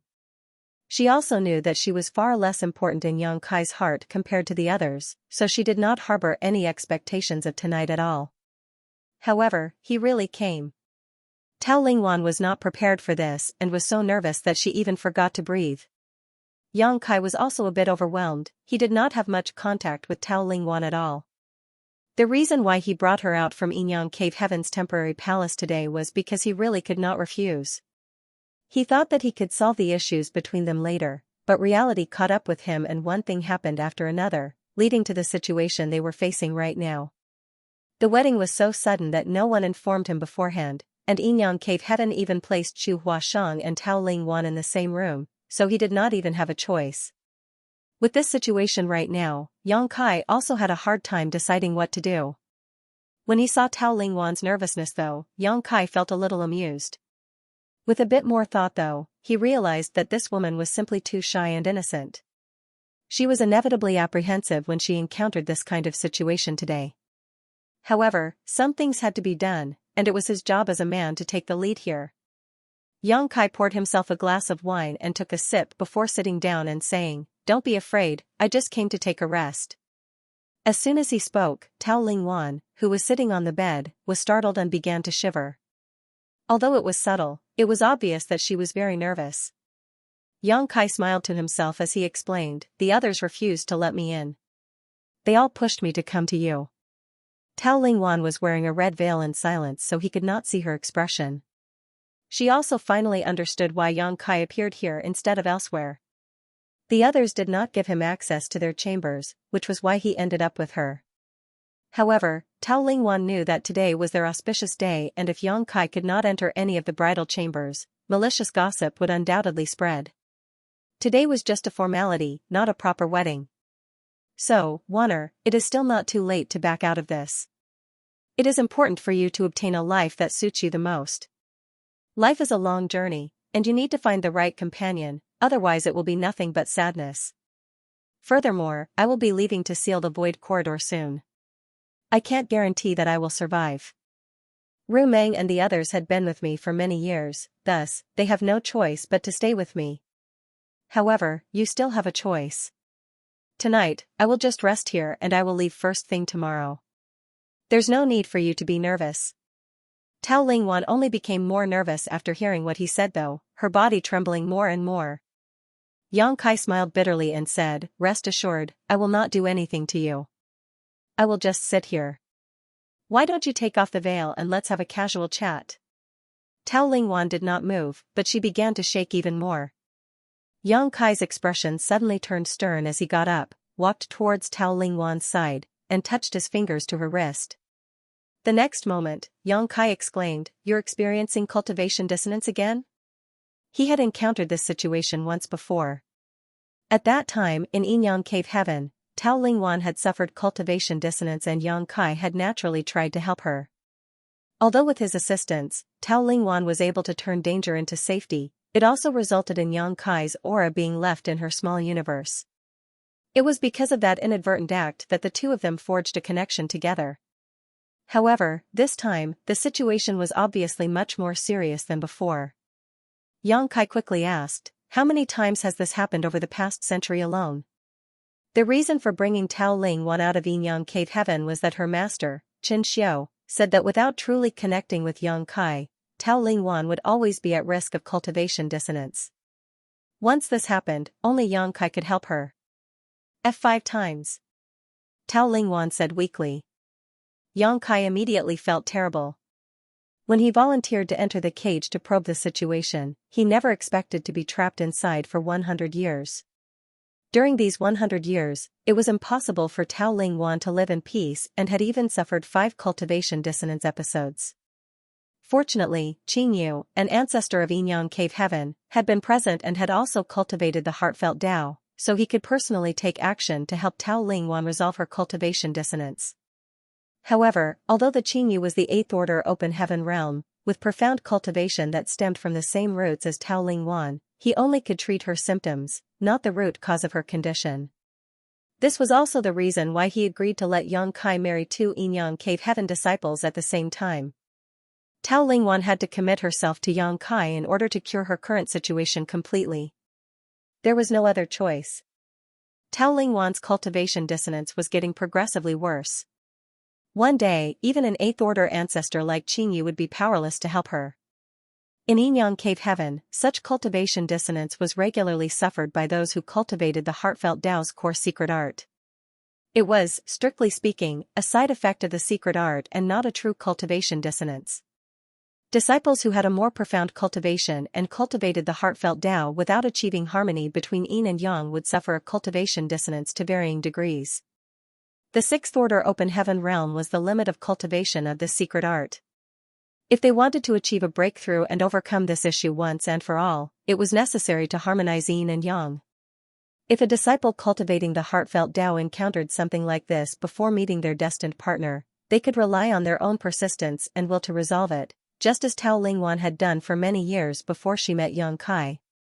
At that time, when she experienced cultivation dissonance, she would have managed just fine even if Yang Kai did not help her. After all, she had experienced such situations many times before and overcome them all.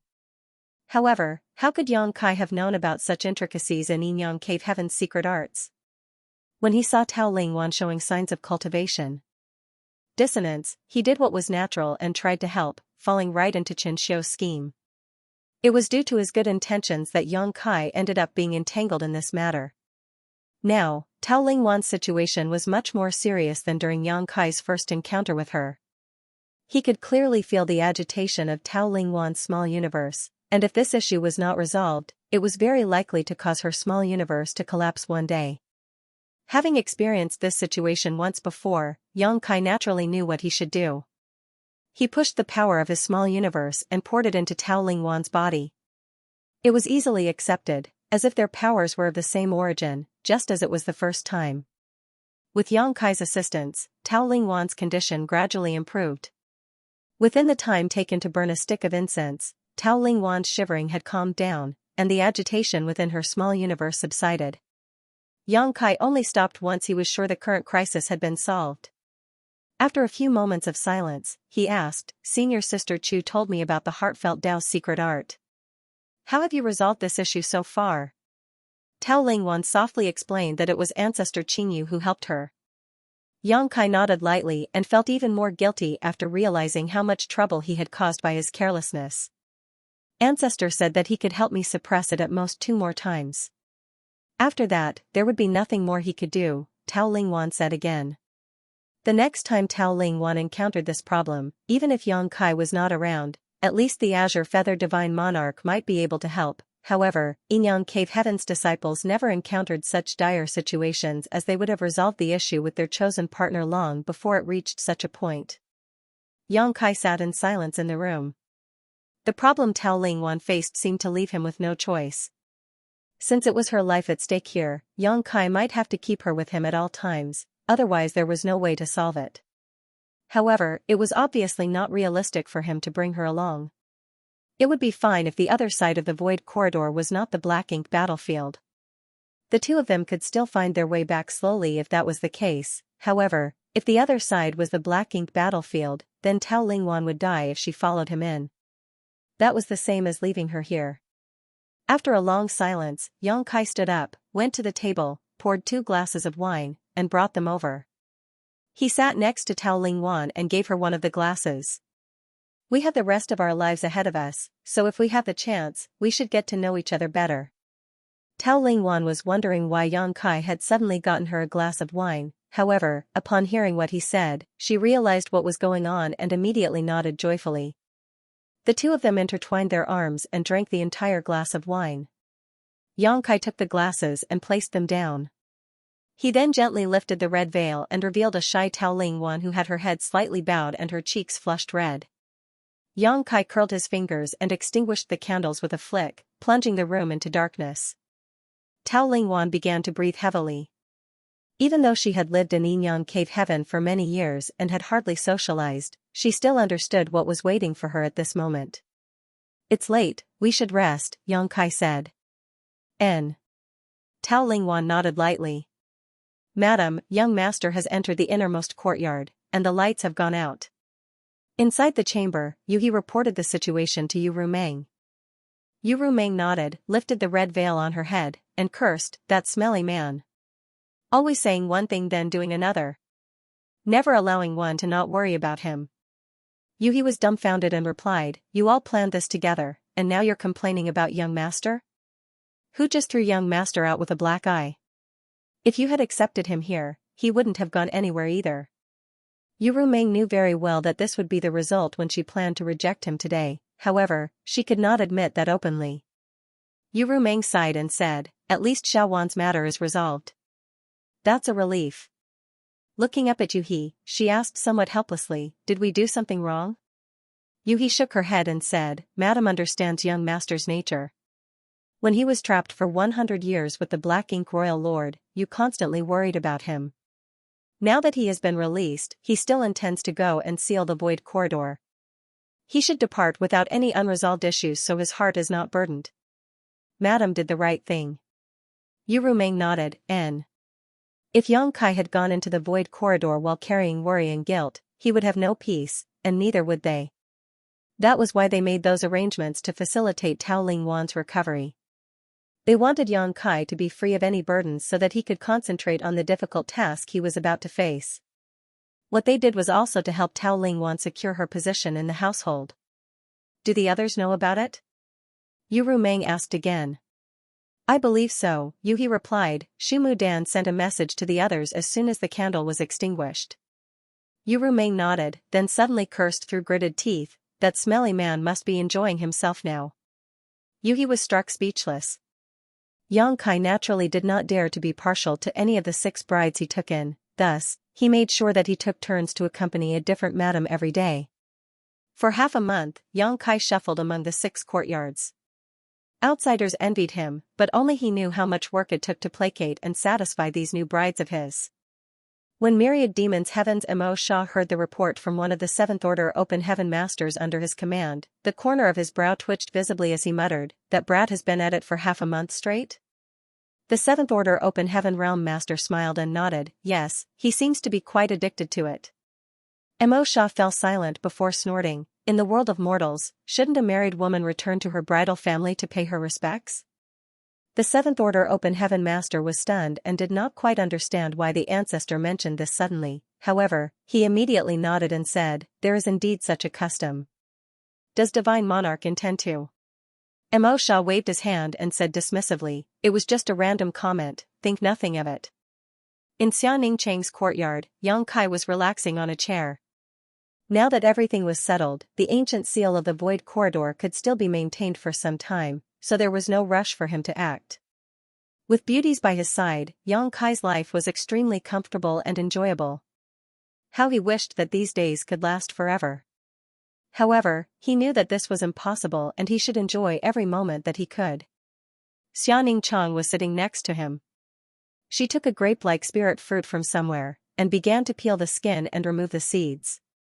She then gently fed it to him. Yang Kai took a bite, and playfully bit Xianing Chang's fingers. Little senior sister tried to pull her fingers back, but could not bear to be too forceful. She then glared at him coyly and said, "Don't let the others see this." She blushed slightly. "So what if they see?" Yang Kai said playfully. "It's not fair to them." "What's not fair about it?" Yang Kai smiled playfully. Xianing Chang could not stop him, so she let him do whatever he wanted. He tickled her fingers with his tongue. Suddenly, the door of the courtyard was pushed open and Yuhi walked in. Xianing Chang was so shocked that she quickly pulled her hand back. Yuhi obviously saw everything, pursed her lips, and snickered. She stood in front of Yang Kai, half bowing, and greeted, "Young master." "Yes?" Yang Kai asked as he continued to eat the fruit. "Madame Meng asked me to inform you that it is time for her to return to her family." "Back to where?" Yang Kai was stunned. Yuhi said, "For newlyweds, it is customary for the husband to take his wife back to her bridal family to pay his respects." Yang Kai blinked. He naturally knew about this custom, but it was really more of a mortal custom, thus, he did not think too much about it and had no intention of doing so. Furthermore, the cave heavens and paradises were not exactly their bridal families. The divine monarchs who took them as disciples did so mainly because they appreciated Yang Kai's initiative to seal the Void Corridor and wanted to give him a sense of reassurance that his family would be taken care of after he left. Yang Kai's forthcoming trip was a gamble with his own life. If he succeeded, it would be a great victory. For such a sacrifice, even the guardians of the 3,000 worlds had to show their appreciation. According to Madame, whether the cave heavens and paradises were sincere in accepting disciples or not, now that names have been given, and status is set, it cannot be annulled. Young master should take each of the madams back, as this will serve as a means to confirm their status. To the madams, High Heaven Palace, and Void Land, this will be beneficial for the future. The madams can regard the cave heavens and paradises as their homes and refuge and can visit as frequently as they wish. If protocol is not followed, their goodwill towards the madams may fade after you leave. Yang Kai rubbed his chin as he pondered for a while before nodding. That's right, I've neglected this. Let's make the necessary arrangements. Yuhi nodded and replied, which family is young master planning to visit first? Yang Kai asked, what does Ru Meng suggest? Madame Meng said that since Yinyang Cave Heaven offered 2 disciples, and both of them are newcomers, you should go there first. The order of the rest doesn't matter. You may go to Myriad Demon's Heaven next, Yuhi explained. Yang Kai naturally did not have any objections and immediately agreed, then let's do as she suggested. The next day, Yang Kai led Chu Huashang and Tao Ling Wan to Yinyang Cave Heaven's temporary residence, as a customary visit to their relatives. Yinyang Cave Heaven was completely unprepared and obviously did not expect Yang Kai to perform such a visit. Nonetheless, the 3 were still warmly received. Xianxia was particularly appreciative of the visit. After asking Yu Xiangdai to inquire Tao Ling Wan about something, he looked at Yang Kai with immense gratitude. Xianxia was really happy. After his scheme had failed and dragged his disciple into a predicament, he had been constantly blaming himself. Now, he was finally free of this burden. Now the only worry was whether Yang Kai could come back alive after entering the void corridor. If he met with any accident inside, then his disciple would be widowed. At the end of the drinking session, Xianxia no longer had the air of a 7th-order open heaven realm master. He threw his arm over Yang Kai's shoulders and expressed his friendship for him. All the other disciples looked on with awe and were dumbfounded by how close they were. If not for Xiao's second disciple, Feng Jingxi, stopping him, Xiao might very well have become sworn brothers with Yang Kai, which would have made the family hierarchy quite awkward. When Yang Kai was about to leave, Xiao was in tears and revealed his true feelings. He took Yang Kai's hand and told him that he would take care of Xiaowan in the future. Naturally, Yang Kai accepted with enthusiasm. The next day, Yang Kai led Ji Yao back to the Great Battle Heaven. Naturally, he received warm hospitality. On the 3rd day, Yang Kai led Shuiyu back to Golden Antelope Paradise. Lu Mu led a group of men to drink Yang Kai under the table, causing the latter to flee at the earliest opportunity. On the 4th day, he and Xia Ningchang returned to Divine Medicine Cave Heaven. On the 5th day, Yang Kai finally returned to Myriad Demon's Heaven with Yu Ru Meng. In fact, even now, Yang Kai was not sure about Yu Ru Meng's discipleship under Myriad Demon's Heaven.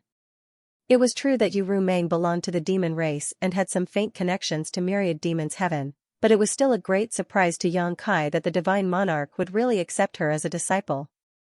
As soon as the boat arrived at Myriad Demon's Heaven, they were warmly greeted. It was 2 7th-order open heaven who received them, no less. Greetings, senior brothers. Yang Kai cupped his fist and saluted them respectfully. He realized that his seniority had been raised after his wives were accepted as disciples of the ancestors of the cave heavens and paradises. Previously, when he saw these 7th-order's open heaven realm masters, Yang Kai had to address them as senior, martial uncle, or aunt. Now when he met them, he could greet them as senior brother or sister. After all, Yu Ru Meng was Mo Sha's legacy disciple. With her seniority, no one could fault Yang Kai for addressing them like this.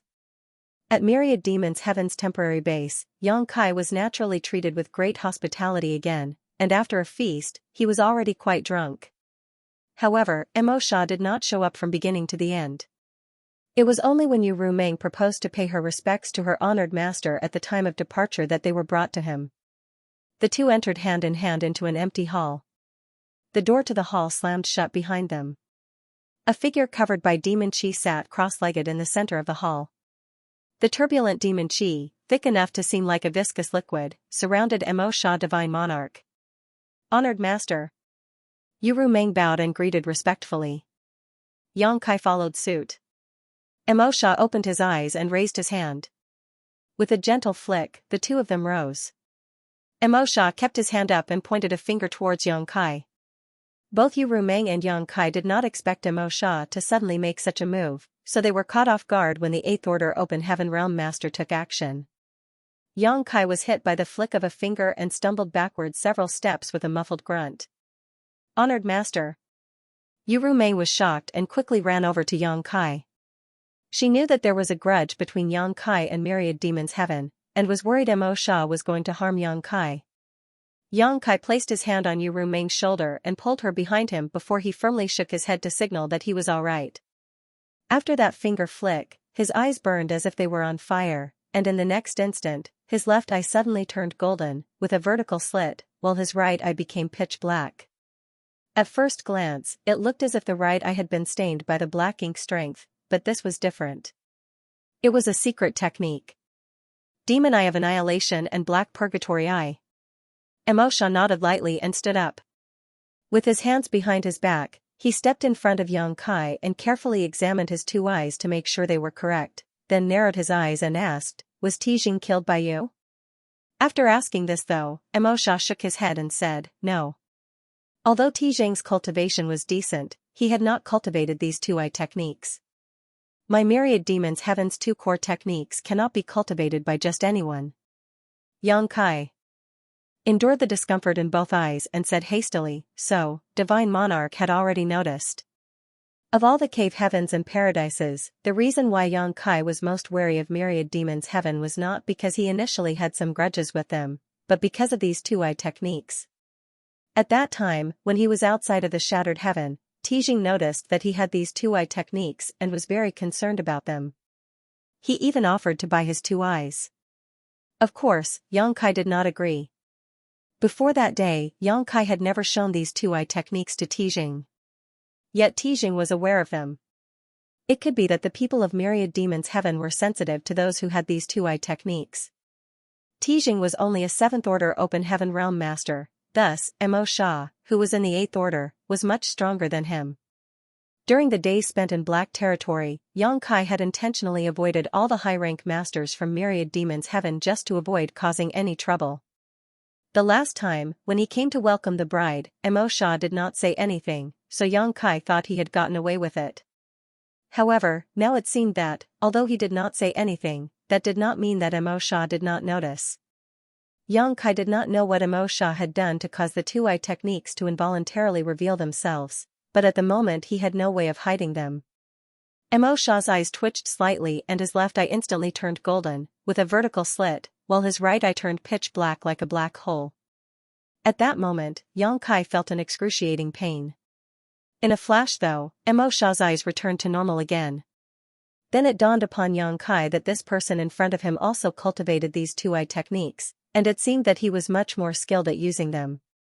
As such, it was not surprising that he could detect others who cultivated them. These two-eye techniques are core secrets of Myriad Demons Heaven. Even ordinary disciples are unable to obtain them. Where did you get them from? Mo Sha asked curiously. He thought that Yang Kai had killed Tijing and took them from him, however, Tijing had not cultivated these two-eye techniques, so that was impossible. Since they were in this situation, it was meaningless for Yang Kai to hide things from Mo Sha. Moreover, he would be going to seal the Void Corridor soon, so Mo Sha would not harm him. Yang Kai figured he might as well come clean. He thus went ahead and told the story of how he managed to obtain his two eyes. Mo Sha listened with amazement, not having expected the whole process to be so full of twists and turns. Yang Kai's Demon Eye of Annihilation was obtained very early on in life, back in Tongxian realm, while the Black Purgatory Eye came much later. These two seemingly unrelated eye techniques were actually from the same source. Mo Sha frowned and muttered to himself. He had never heard of this name, but according to Yang Kai's story, it could be deduced that this person should be from a long time ago. Mo Sha wondered what happened to this ancient disciple. To arrive in a remote universe world, experience a massive drop in cultivation and become confined to that universe world, then contaminate the world into becoming the demon realm. If not for a series of coincidences, Mo Xing could have contacted Myriad Demon's Heaven and asked for help to take him back to the sect long ago. This was how it happened, and the 2 eye techniques were obtained by chance. It was not something Junior did on purpose. Mo Xia looked at him and said, whether it was an opportunity or an intentional act, these are still core secrets of Myriad Demon's Heaven. Yang Kai asked, then what does the Divine Monarch want? Yu Rumeng could not help but become nervous. She was the one who said that they should return to their families after the wedding. If Yang Kai was in danger now because of this, she would inevitably feel guilty. Now she understood why a senior sister of Myriad Demon's Heaven suddenly came looking for her one day. She then got her thinking about going back to the sect after the wedding. It was now obvious that Mo Xia, this cheap honored master of hers, wanted to meet her husband to confirm certain matters. Returning to her bridal family after the wedding was just an excuse. Mo Xia slowly said, since this is a core secret of Myriad Demon's Heaven, naturally it cannot be passed on.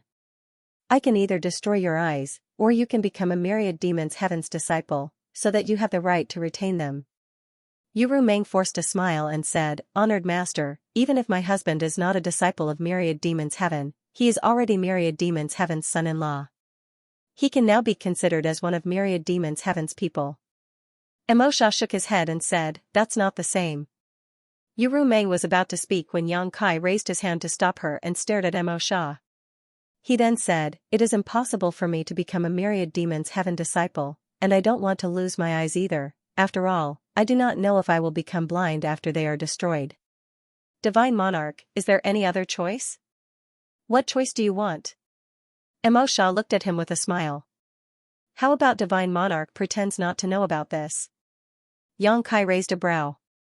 Mo Xia almost laughed and said, do you think that's possible?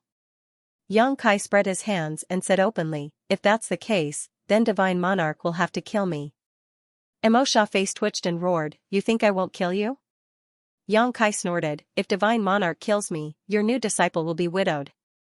Yu Rumeng nodded vigorously from the side and begged, please be merciful, honored master. Mo Xia said, we have been fighting with the Black Ink clan on the Black Ink battlefield for countless years, and countless others have died. We already have tens of thousands of widows. This topic was getting a bit heavy. Yang Kai thought for a while, then turned his head to look at a worried Yu Rumeng, and said, do not be afraid, Divine Monarch is just intimidating me. I still have to go to seal the Void Corridor. He will not do anything to me. Yu Rumeng was very worried, but was reassured when she heard what Yang Kai said. Yang Kai volunteered to seal the Void Corridor, and there was no one else in the 3,000 worlds capable of doing it in his place, so how could Mo Xia kill him? If he did, there would be no way for him to explain himself to the other cave heavens and paradises. Yang Kai turned his head to Mo Xia and said, Divine Monarch, just state exactly what you want. There's no need to drag this matter out further. Mo Xia grunted in frustration. Yang Kai's smug look was truly annoying. He was really tempted to give this cheeky brat a slap and snuff him out once and for all. However, just as Yang Kai had said, that was not an option. Moreover, when he asked Yang Kai to come here today, his original intention was not to make things difficult for him. After a moment of contemplation, Mo Xia suddenly flicked his wrist and a jade slip flew towards Yang Kai. Yang Kai raised his hand to catch the slip and then poured his divine sense into it. He frowned a moment later and asked, Divine Monarch, what is this? The Black Ink battlefield is extremely dangerous. Your 6th order open heaven realm cultivation is far too low. It's also too late to start raising your cultivation. The cave heavens and paradises owe you a favor. Myriad Demon's Heaven has nothing of value to give you, but since you are lucky to have obtained these 2-eye techniques, then you should cultivate them properly, Mo Xia said. Myriad Demon's Heaven's 2 great eye techniques have untold secrets and infinite power. You must be diligent when cultivating them. Many thanks, Divine Monarch. Yang Kai was overjoyed. Leave. Mo Xia waved his hand impatiently. To him, today's incident was making a mountain out of a molehill. This situation was special and he did not want to pursue it any further. Yang Kai and Yu Rumeng bowed and bade farewell to Mo Xia. On the way back from Myriad Demon's Heaven, Yu Rumeng took the time to inquire what Mo Xia had given to Yang Kai. The cultivation method for the two-eye techniques, Xianxia explained. Since he received the two-eye techniques, although their power had increased alongside his own cultivation, Xianxia had never really practiced them properly, let alone understood how to use them. Now that Mo Sha took the initiative to give him the knowledge to cultivate them, this was an excellent development for Xianxia. It was a great gift. Both the Demon Eye of Annihilation and Black Purgatory Eye were core secrets of Myriad Demons Heaven. In Myriad Demons Heaven, ordinary disciples were not worthy to cultivate them at all. Only elite disciples were fortunate enough to practice one of them, with very few being able to cultivate both. Under normal circumstances, if an outsider like Xianxia had these two secret techniques, Myriad Demons Heaven would definitely fight him to the death and would ruthlessly kill him to prevent their secrets from leaking out. However, the situation was different now. Xianxia would soon go to seal the Void Corridor and his fate was uncertain. Mo Sha would not be insistent under such circumstances. No one could say for certain what was at the other end of the Void Corridor, however, there was a high possibility that it led to the Black Ink battlefield. Although Xianxia seemed to have 9 lives, his chances of surviving were slim if that was the case. Even if he survived, he would not have the chance to return to the 3,000 worlds. That was why Mo Sha was so generous to pass on the two-eye techniques and their cultivation method. Otherwise, Myriad Demons Heaven would never have allowed their core secrets to be leaked. When he returned to Void Land's temporary base, Xianxia immediately announced he would enter retreat. As Mo Sha said, he did not have much time left, and it was too late to consider raising his cultivation. Thus, Xianxia decided to cultivate these two-eye techniques. Perhaps they would help him out of some critical situations. Although his women did not know what was the purpose of his retreat, they were understanding in their response. After all, they were all satisfied with the time Xianxia spent with them over these past few days. The Jade Slip contained the cultivation method for the two-eye techniques, and also explained their uses when cultivated to their peak.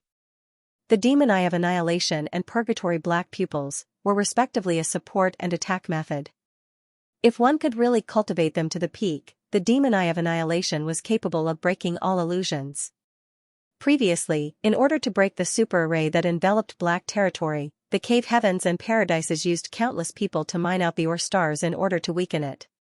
However, at the same time, there was another group who were responsible for cracking the countless spirit arrays that filled Black Territory. These spirit arrays, like the ore stars, were part of the super array. This group of people was mainly led by those from Myriad Demons Heaven, with the help of many array masters. In Myriad Demons Heaven, those who cultivated the Demon Eye of Annihilation were all high-rank Open Heaven Realm masters, and under their perceptive eyes, many of the spirit array's flaws became obvious. This greatly improved the efficiency of breaking the arrays and saved a lot of time. Xianxia had used his Demon Eye of Annihilation to observe the core spirit arrays just outside the central cage of the super array. However, although he knew that the spirit arrays were dangerous, he could not avoid them all even after a channel was opened to send him into the cage. During the 100 years that Xianxia was trapped in the cage, it was Mo Sha who personally sought out the weaknesses of the spirit arrays outside the cage and succeeded in cracking all these spirit arrays. Mo Sha had not cultivated the Tao of spirit arrays, so he relied entirely on the Demon Eye of Annihilation to see through these arrays instead. However, even with the powerful 8th Order Open Heaven Realm cultivation, Mo Sha had still not cultivated the Demon Eye of Annihilation to its highest level. It was written in the Jade Slip that if one could really cultivate the Demon Eye of Annihilation to the highest point, one could even see through the fabric of reality, space, and time to view the future. In the history of Myriad Demons Cave Heaven, no one had ever cultivated the Demon Eye of Annihilation to this extent, and it was not possible to say whether this level truly existed. Naturally, Xianxia did not expect to achieve mastery comparable to those from Myriad Demons Heaven. After all, such great prowess could only be achieved by cultivating for countless years. He would be satisfied if he could simply improve the power of his eye techniques. The Demon Eye of Annihilation was not a killing method. It was mainly a deterrent and auxiliary skill. In contrast, the Black Purgatory Eye was a very powerful killing method. Xianxia had also used this secret technique, so he knew this fact very well. Under the Black Purgatory Eye, everything was silenced and the world was plunged into darkness. Enemies targeted by this secret technique were often caught by surprise and left incredibly vulnerable. If the enemy was deprived of all their senses, they were bound to fall into immense danger. The days passed. High Heaven Palace fell quiet as no one dared to disturb Xianxia's retreat. One day, a ray of light flew over. Noticing the commotion, members of Void Land and High Heaven Palace went to investigate, and soon Xueyu stepped forward and bowed, "Honored master." The person who came was Lu Mu. He looked serious and solemn, so it was obvious that something had happened. This caused the hearts of the members of Void Land and High Heaven Palace to sink. After all these days of peace and quiet, the time had finally come. "Call him out," Lu Mu said to Xueyu. Xueyu pursed her lips, nodded, and turned to leave. Yu Rumeng stepped forward and asked, "Senior, is it time?" Lu Mu shook his head and replied, "It's impossible to say exactly, but he has to head over just in case something goes wrong." It had been almost 5 months since Xianxia returned from the Void Corridor to the rear lines. During this period, the ancient sealing power had been dissipating continuously. Once the ancient sealing power had completely dispersed, the Void Corridor would be completely formed and the two ends would be connected. In recent days, the rate of the dissipation of the ancient seal had obviously accelerated. The divine monarchs present there did not dare to take the situation lightly, thus, Lu Mu came to ask Xianxia to exit retreat. Yu Rumeng nodded to show that she understood what he meant. A short while later, Xianxia appeared and met Lu Mu. He inquired about the situation and nodded lightly, "I'll go investigate the situation." "Senior, make yourself at home." After saying that, he turned his head to Yu Rumeng and the others, nodded, then manipulated space principles to instantly disappear. Soon enough, Xianxia reappeared beside the Void Corridor. Previously, he left space beacons behind when he went back to his wives, so they now came in handy to quickly cross the distance. At this moment, more than a dozen Eighth Order ancestors were guarding the Void Corridor. All of them were relieved to see Xianxia. Qingyu spoke. "First, boy, these past few days, the Void Corridor has been behaving oddly. We need you to check the situation." "Yes." Xianxia answered and dashed over to the Void Corridor. Space principles surged as he closed his eyes to investigate. Moments later, Xianxia dove straight in. This scene made the Eighth Order ancestors, who were guarding this place, raise their brows. A Void Corridor was not a place one could come and go as they pleased. In its current state, the corridor was filled with unimaginable void turbulence, like a raging maelstrom. Even if one's cultivation was strong, they may lose their way if they were pulled into this chaotic storm. If one could not find a way out, then they would be trapped in the void forever. Thus, although the Eighth Order ancestors had been guarding this place for several days, no one dared to enter to investigate. Xianxia, however, bravely entered like it was nothing, which made them sigh emotionally. However, this was his speciality. Although Xianxia's cultivation was a lot lower than theirs, his proficiency in the Tao of space allowed him to enter the Void Corridor safely. After waiting for about 3 or 4 hours, Xianxia rushed out from the Void Corridor. "What's the situation?" Qingyu quickly asked. "It can hold on for another half a month to a month," Xianxia replied. He had to calculate how fast the ancient sealing power was dissipating, and how long it would take for him to reseal it. Half a month to a month was the limit, any longer and it would be too late. The ancestors looked at each other for a moment before nodding slightly and started sending out messages. A day later, a large number of rays of light came over. All of them were the open heaven realm masters from the cave heavens and paradises. The time limit for sealing the Void Corridor had been set, so they had to begin preparing. In case of a failure, the Void Corridor would be completely connected and the cave heavens and paradises would face unknown dangers. Teams formed by masters from the cave heavens and paradises appeared as they guarded the Void Corridor tightly. The Void Land and High Heaven Palace members also arrived. Although they were the smallest in number and the lowest in cultivation, they had still turned out in full force. The women looked at Xianxia with reluctance and worry, but they could not do anything to change the situation. They could only pray that the other side of the Void Corridor was not connected to the black ink battlefield. "Waiting for someone?" Emosha asked when he saw Xianxia hesitate. Xianxia responded, "There's one more thing I need to take care of." Emosha nodded and said nothing more. He believed that Xianxia would not be careless in this kind of matters. Since he intended to wait, then he must be certain there was time. It was useless to rush. Lu Mu said, just as well, let me tell you about the situation on the black ink battlefield. This was also information Yang Kai intended to find out, so he immediately cupped his fist and said respectfully, Junior listens with respect. Lu Mu said, in truth, none of us know what the full situation is on the black ink battlefield. As you know, no one has ever returned after they crossed the no-return pass. What we do know is gathered from information sent back from time to time. None of us has seen the real situation with our own eyes, so what we tell you can only be taken as a reference. Junior understands. Lu Mu pondered a moment before continuing, the black ink battlefield is vast. No one knows exactly how big it is. Over the millennia, the cave heavens and paradises have been sending people to fight, but they have not been able to kill the Black Ink clan to the last. That shows just how powerful the Black Ink clan is. In the Black Ink battlefield, there are a total of 108 great passes. Each cave heaven or paradise is responsible for one of them. Each pass is a self-sufficient fortress, but they are all closely linked. Reliance on the 108 Great Passes Grand Formation has allowed the cave heavens and paradises to keep the Black Ink clan at bay. Otherwise, they would have rushed into the no-return pass and invaded the 3,000 worlds long ago. If you really end up there, remember to rush to the nearest Great Pass. You have the World Spring protecting your small universe, so it is impervious to external forces. Our allies on the other side certainly do not know your identity, but as long as you show them your World Spring, they will not treat you as a Black Ink disciple. No matter which cave heaven or paradise guards territory you arrive at, as long as you can enter one of the great passes, you'll be safe.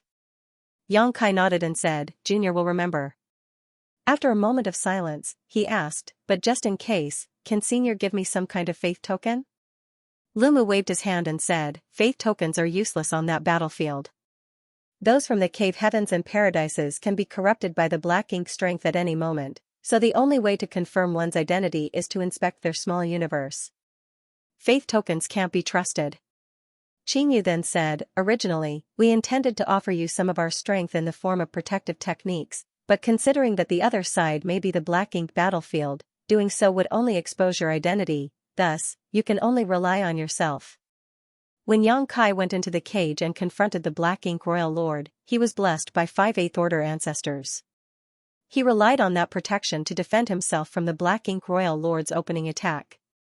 However, for this trip, if the other side was indeed the Black Ink battlefield, such protective techniques would only put him in more danger as Yang Kai would not be able to hide his identity. Yang Kai once used the Black Ink strength within his small universe to trick Langya Paradise's Black Ink disciples into believing he was one of them. If the other end of the Void Corridor was really the Black Ink battlefield, then there was a high chance that he would encounter the Black Ink clan or Black Ink disciples.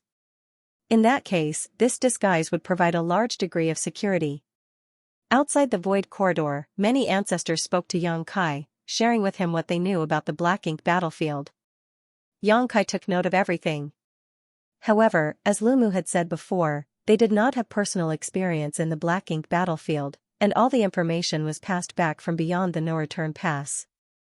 Although this information could likely be attained as long as Yang Kai paid attention once he entered the Black Ink battlefield, knowing ahead of time was still helpful. A few days had passed. The rate of dissipation of the ancient sealing power in the Void Corridor seemed to have accelerated again. Mo Sha said, we can't wait any longer, let's start sealing it as soon as possible. Yang Kai nodded, seniors, please wait just a moment longer. Saying so, he turned around and walked towards Void Land and High Heaven Palace's group. His wives stood at the forefront of the group, each looking at him with intense expressions. Their eyes were full of worry and reluctance. When he got close to them, Yang Kai smiled faintly at them but did not try to comfort them. Any words of comfort at this time would only be self-deception. Everyone knew and understood the dangers of this trip. Yuru Meng stood forward and her crimson lips began to quiver. There was much she wanted to say, but she held herself back. In the end, she simply said, be careful in everything you do. Yang Kai nodded and replied with a smile, I will. He suddenly looked beyond the crowd and towards the depths of void, where several rays of light could vaguely be seen coming towards them in a hurry. Yang Kai heaved a long sigh of relief that the ones he wanted to see had arrived at the last moment. The leader of the group was Lan Yurua, who had left Black Territory and returned to the Star Boundary a few months ago. Perhaps due to pushing herself to her limit, even though Lan Yurua was now a 7th Order Open Heaven Realm Master, she still looked slightly pale and exhausted. "Greetings, Proprietress." Yang Kai cupped his fist and said. Lan Yurua glared at him, then at the void corridor, before asking in a dark tone, "Do you really have to do this?" Yang Kai said helplessly, "It can't be helped. There is no other way." Lan Yurua pursed her lips and did not answer. She also knew that the workings of fate could not be changed by an individual's power. Since the cave heavens and paradises had already agreed to this, they could only follow the plan. Yang Kai then looked at those behind her. There was the fatty Chen Tian, Yun Xinghua, He He, and Hua Qingxi. All of them were brought over from the Star Boundary by the proprietress. When their eyes met, they hastily saluted. Yang Kai nodded lightly and called out one by one, "Maozhe, Geng Qing, Zhouya, Huigu, He He, Chen Tianfei, Yun Xinghua. Subordinates are here." The 7 of them announced. In the past, due to various circumstances, all of you had to leave your names on the loyalty list. I know some of you have complaints against me and are not resigned to your positions, but it matters not now. You've worked hard all these years, and your efforts and sacrifices have allowed High Heaven Palace and Void Land to grow to their current heights. All of you have contributed greatly to the sect. It is unknown if life or death awaits me, so today, I will set you free. You are free to stay, or to go, but I hope that when we meet again in the future, we can still chat and share a drink with no animosities for one another. Saying so, Yang Kai took out the loyalty list, took the Xieji horn, forced out a drop of blood essence and dipped it. He then scratched their names from the list. Fresh blood seeped into the loyalty list, and the names on the pages gradually faded and disappeared. The 7 people whose names were on the loyalty list suddenly felt a sense of relief. They inexplicably had a feeling of freedom from bondage. Maozhe frowned slightly and looked at Yang Kai with conflicted emotions. Of all the people who had signed the loyalty list, he was the one who was most unconvinced by Yang Kai. He had endured his humiliation in order to one day advance to the 7th Order and free himself from the loyalty list. He had heard that by reaching the 7th Order, he would become free from the restrictions of the loyalty list, however, he did not know if that was true or not. Regardless, he still worked hard towards that goal over the years. He had never imagined that Yang Kai would take the initiative to dissolve the master-servant relationship between them. This made him slightly surprised and relieved. In the days leading up to today, he was not unaware that Yang Kai was going to seal the void corridor, nor was he unaware of what may happen to Yang Kai once that happened. Geng Qing, Zhouya, and his lives were connected to Yang Kai's, so if anything happened to the latter, they would also suffer. Now that the constraints of the loyalty list had been lifted though, he no longer had to worry about their life or death because of Yang Kai's problems. However, Maozhe was not as happy as he imagined he would be. Looking back on the years in Void Land and High Heaven Palace, it was no exaggeration to say it was an extremely easy and comfortable life. They had all the resources and status they could have wanted. He had not advanced to the 7th Order Open Heaven realm simply because he had not felt a turning point. Now that he was free, even if he left High Heaven Palace and Void Land, what other place could provide such a favorable environment for cultivation? If Yang Kai could make this decision at the last moment, it was obvious that he had been thinking about this matter. This also hinted at the dangers of this trip. Even Yang Kai was unsure if he could survive. Sect Master, since we have entered Void Land, we will not be duplicitous. Sect Master may rest assured and go. We will guard the sect. You need not worry about anything here, Maozhe said and cupped his fist. Geng Qing and Zhouya also said, Sect Master, please rest assured.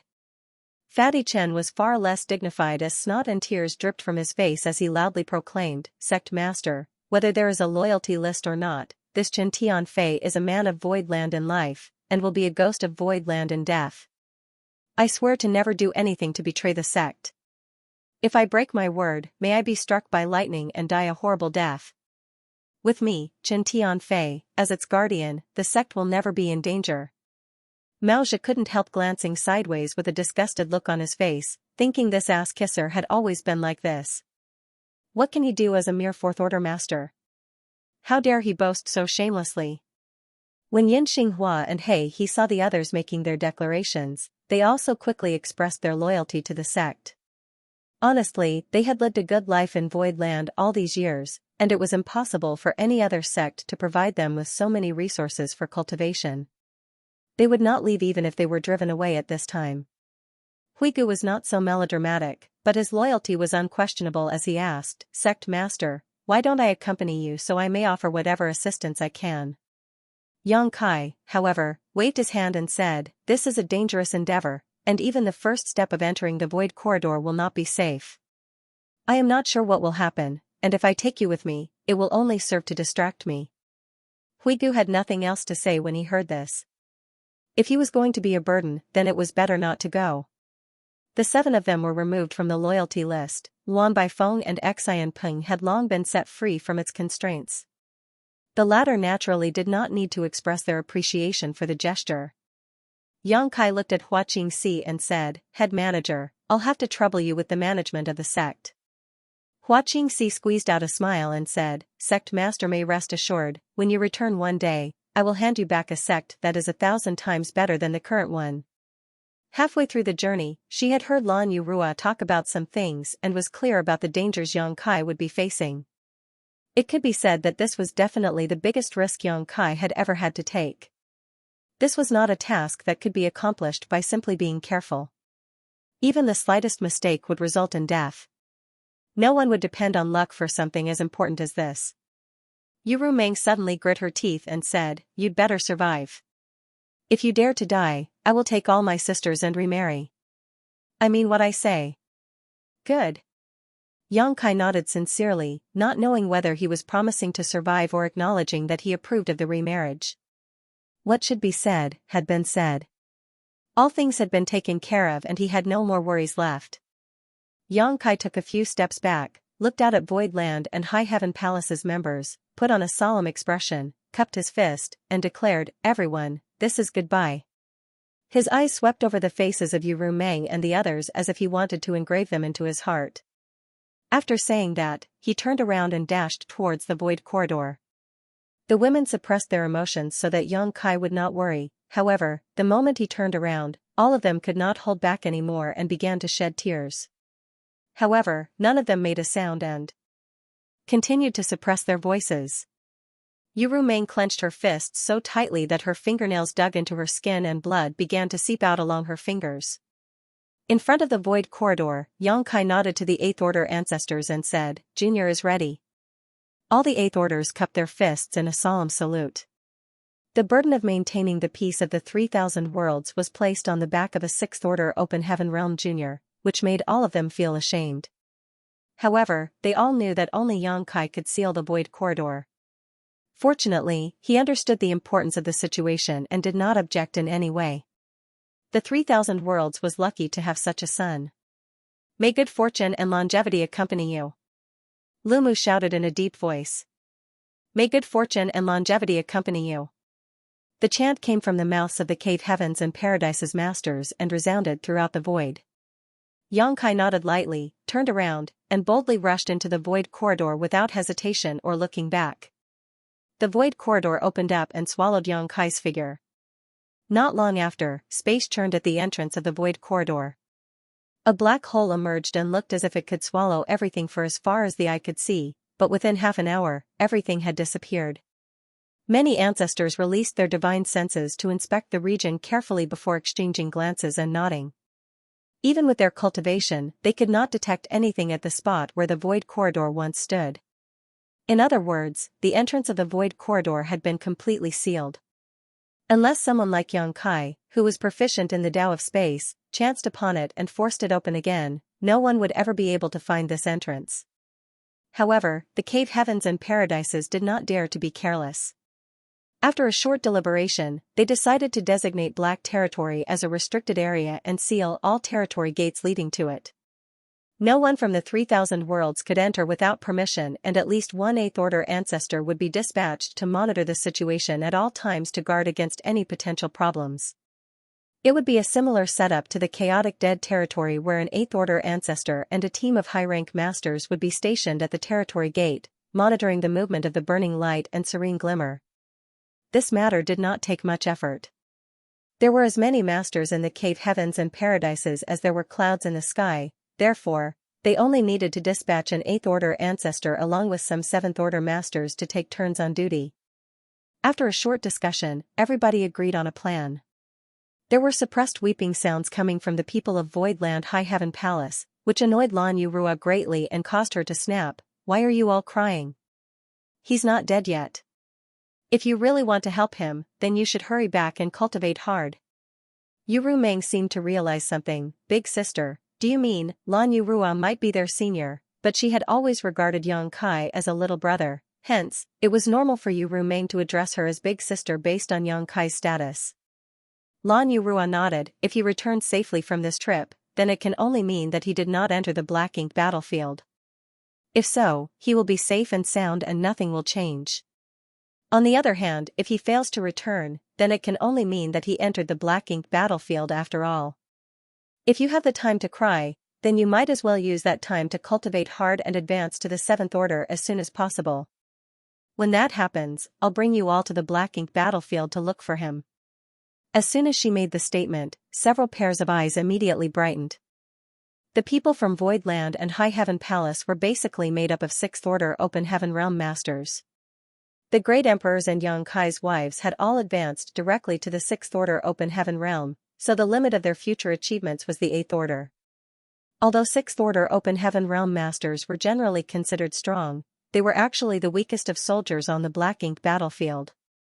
Only those who had advanced to the 7th order Open Heaven Realm had enough strength to defend themselves. A single statement from Lan Yurua was enough for them to suppress their depressed feelings and redirect their attention towards a new goal. Yuhi took out a bunch of space rings and handed them to Xianxia, head manager. "Young master handed these to me previously and asked me to pass them to you." Xianxia took the space rings and investigated them with her divine sense, a look of astonishment appearing on her face in the next instant. That couldn't be helped though, as all of these space rings contained yin and yang element materials. Furthermore, the yellow crystals and blue crystals were piled up like mountains in the space rings, all of which were of excellent quality. Some crystals were even the size of small mountains all on their own. These materials could be said to be invaluable. The sect would have more than enough cultivation resources thanks to these materials, which would greatly shorten the cultivation time of its disciples. Xianxia was vaguely aware of the source of these yellow and blue crystals. She had also heard about Yang Kai's unique methods against the Black Ink clan from Lan Yurua, so she couldn't help feeling worried and asked, if Sect Master left all of these materials behind, then what would happen to him if he encountered someone from the Black Ink clan on the Black Ink battlefield? Without these resources, Yang Kai would not have any means to activate his primary weapon, the purifying light. Yuhi whispered, "Young master told me that he only left half behind. He has taken the other half with him." Upon hearing those words, Xianxia nodded her head with a sense of reassurance. Nevertheless, she was also extremely shocked inside. These space rings were literally filled to the brim with resources, and the number of yellow and blue crystals inside them were practically incalculable. And this merely half the total amount. Just how many benefits did Sect Master gain in the chaotic dead territory? Composing herself, she stored the space rings away carefully. She was High Heaven Palace's head manager and was responsible for the overall distribution of its resources, therefore, it was best if she kept these space rings in her possession. Lan Yurua led everybody over to bid their farewells to the ancestors of the cave heavens and paradises before setting out. The other party did not stop them from leaving. By venturing deep into the void corridor to reseal it, Yang Kai had already made the greatest contribution possible, so there was no need for Voidland and High Heaven Palace to remain involved in this matter anymore. The 8th Order Open Heaven Realm Masters led by Lumu told the leaving party to inform them clearly if they had any need of help in the future. They promised that they would ask their disciples and subordinates to cooperate as much as possible. Lan Yurua thanked the ancestors and departed with the others following behind her. Thanks to the promises of the ancestors, both High Heaven Palace and Voidland would be able to maintain a stable and independent position in the future. There was no need to worry about being pushed aside or excluded. After all, Yang Kai had only just made a huge contribution to the safety of the 3,000 worlds. If his sect was oppressed after that, it would be too dishonorable. Inside the void corridor, space principles surged around Yang Kai as he guided the void turbulence around him to exert a sealing effect.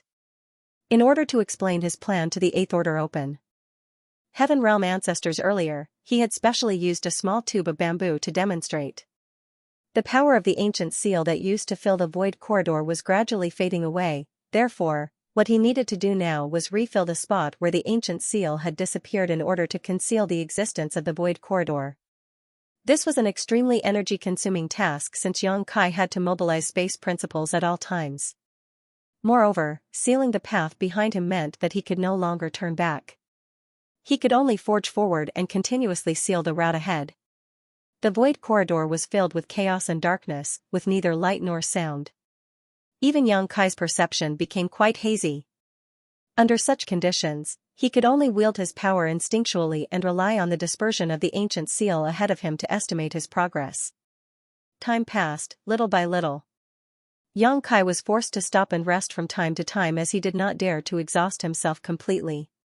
Nobody could say whether or not he might encounter any dangers in the next moment, so he had to maintain a necessary level of strength to deal with any unknowns. Everywhere he passed, his power flooded the void corridor and sealed it up tight. One would either need to use brute force or have similar attainments in the Tao of space to break this seal. Yang Kai did not know how long he spent inside the void corridor as the flow of time became blurry in a place like this. Due to the dissipation of the ancient seal, the void turbulence also became extremely dangerous and crashed towards him from all directions at all times. If Yang Kai had faced this situation in the past, he might not have been able to resolve it. It was fortunate that his current attainments in the Tao of space were extraordinary. According to the division of the Tao he created, Yang Kai had reached the 8th level, summiting the peak, which was a level far beyond what most people could reach in any Tao. All of a sudden, Yang Kai noticed that there was an invisible force behind him blocking his way. This discovery calmed him down. In his haste, he had finally caught up. He knew that the invisible force behind him was the power of the ancient seal, which could only mean that his speculation at the beginning was not wrong, and the opportunity to conceal the other end of the void corridor was completely in his grasp. If he was lucky, no one on the other end of the void corridor would ever know it existed. The power of the ancient seal continued to dissipate, and as a result, Yang Kai found himself stuck between two walls in the void corridor. One of those walls was the ancient seal, and the other wall was the seal formed from his own space principles. While the wall behind him dissipated continuously, he only needed to retreat along the path of the dissipating wall and plug up the path behind him with his own sealing power. There would come a day when the power of the ancient seal completely dissipated, and at that moment, Yang Kai would simultaneously seal the void corridor's entrance once more. As the days passed, Yang Kai kept up the boring and repetitive actions of maintaining the seal. Every time the ancient seal dissipated, he took a step forward and the cycle continued. This situation went on for a long time, and it wasn't until a certain moment that Yang Kai suddenly realized that something was different about the environment behind him. A small ray of light had abruptly emerged in the originally dark void corridor. The light seemed to be blocked by something, so it could not enter the void corridor completely and was thus a little hazy. What's more, Yang Kai could vaguely sense the aura of another world coming from where the light originated. His expression couldn't help brightening. He knew that he was probably nearing the other end of the void corridor. The light and the aura from the other world were the best evidence, therefore, he immediately cheered up and focused his mind in anticipation. There was no saying what kind of situation lay on the other side of the void corridor.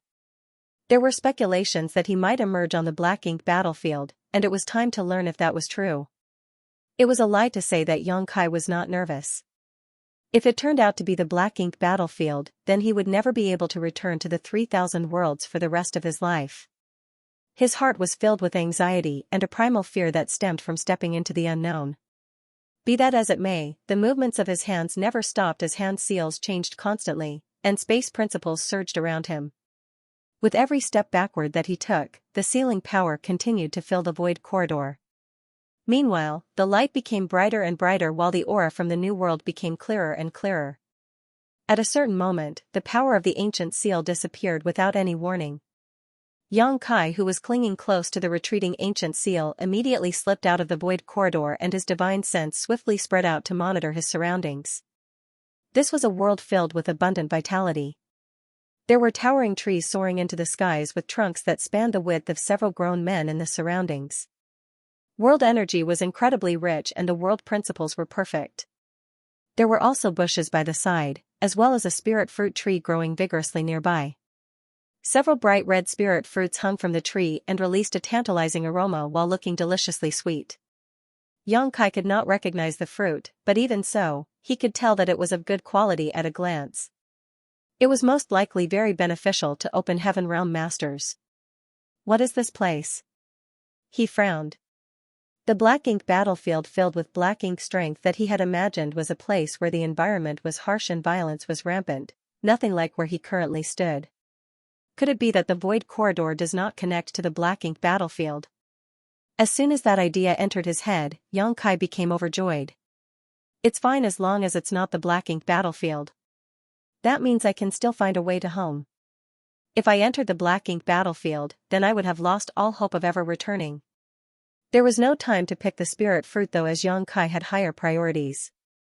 He hurriedly began to seal the void corridor. The entrance was a potential danger, so he had to seal and conceal it as soon as possible to ensure the safety of black territory. Fortunately, this was not difficult as he had been sealing the path behind him all this time, so he was already accustomed to these actions. The black hole-like entrance of the void corridor was thus quickly closed. Just as it seemed like the entrance of the void corridor was about to disappear entirely, Xianxia furrowed his brow. There was a powerful aura approaching swiftly from the edge of his perception. Judging by the energy fluctuations coming from that person, this newcomer was a 7th Order Open Heaven Realm Master. Xianxia scowled and the movement of his hands sped up even more. A short while later, the entrance to the void corridor finally became completely sealed and vanished from sight. Xianxia had only just finished his task when the sound of something cutting through the air entered his ears. A figure landed lightly at a spot only a few dozen meters away from him and quietly observed him a moment later. Turning to look in that direction, Xianxia saw that the person who just arrived was a spirited old man. The old man's figure was thin, and he was dressed in a loose robe. Just by looking at his external appearance, Xianxia could not figure out his origins. However, he was probably from one of the cave heavens or paradises since he was in the 7th Order. The old man stared at Xianxia, then glanced around the surroundings with a suspicious look. Xianxia's heart sank. He knew that even though he finished sealing the void corridor in time, there were obvious fluctuations from the existence of the void corridor itself. The energy fluctuations must have been detected by this old man. It was just that the entrance had completely vanished out of sight at this moment, so the old man did not understand what had happened here. In fact, Xianxia had the feeling that the energy fluctuations coming from the void corridor were what attracted this old man here in the first place. This was something Xianxia had been worrying about all along. There was bound to be some movement when the entrance to the void corridor on this side was revealed. His initial concern was that the Black Ink clan might discover the void corridor. If that were to happen, the Black Ink clan would be able to invade black territory through the void corridor. If that was truly the case, then the existence of the no-return pass would become meaningless and the countless years of dedication and sacrifice of the cave heavens and paradises would also become worthless. It was precisely because he was worried about this issue that Xianxia took the risk to come and seal the path himself. He even went so far as to cut off his return path. Looking at the current situation, it was a good thing that he had gone ahead with his actions, otherwise, people were bound to investigate the situation once the entrance to the void corridor appeared. What puzzled him right now was the 7th Order Open Heaven Realm Master in front of him. Just where did this person come from? And where was this place? After pondering for a moment, he cupped his fist and said, "Junior Xianxia greets Senior." The 7th Order Open Heaven Realm old man raised his eyes to look at Xianxia. The look in his eyes was as tranquil as an ancient well. He seemed to be a person of few words.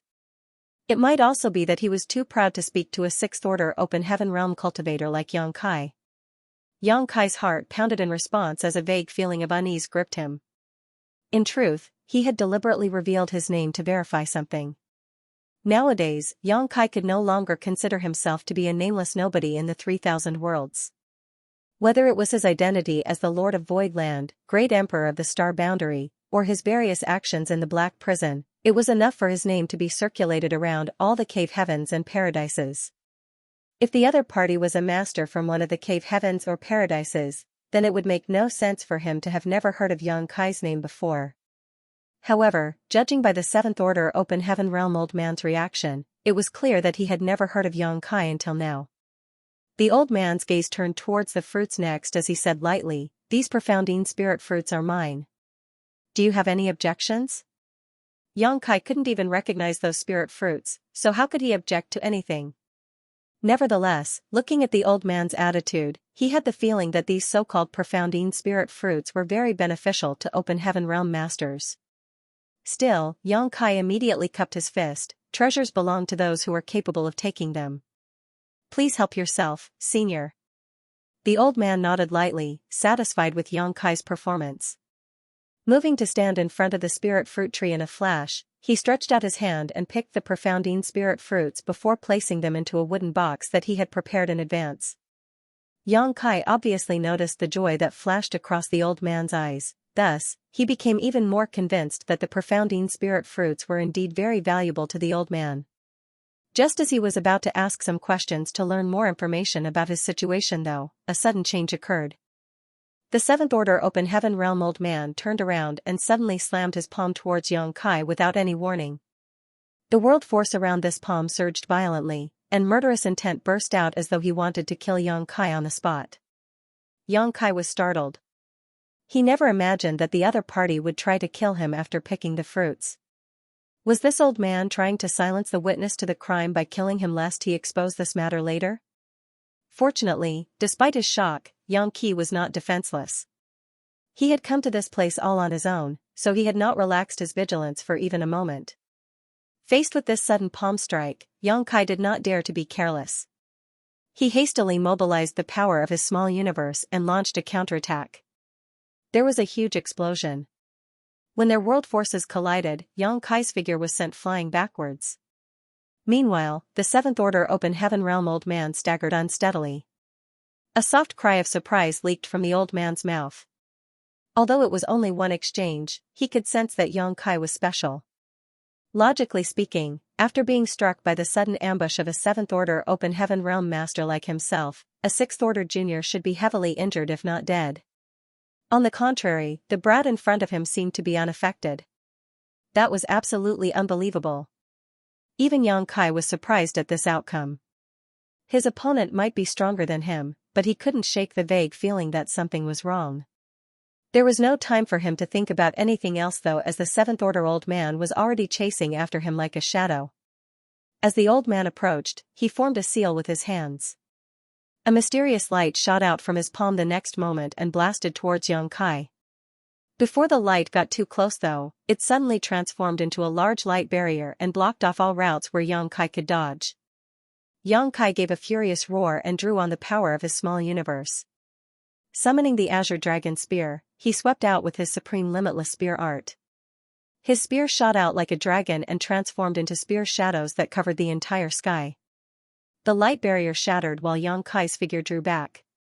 At the same time, the Seventh Order old man closed in as the bewilderment on his face grew stronger and stronger. He was shocked by the strength Xianxia displayed, but he did not pause his attacks. Summoning a longsword into his hand, the old man slashed out with a frigid sword light. Thousands of sword waves erupted outward around him. Amidst the clashing sounds, world force collided endlessly.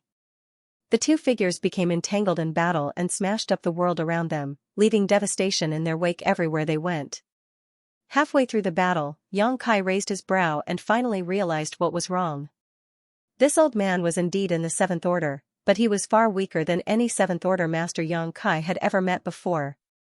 It could be said that Xianxia had never met such a weak Seventh Order Open Heaven Realm master.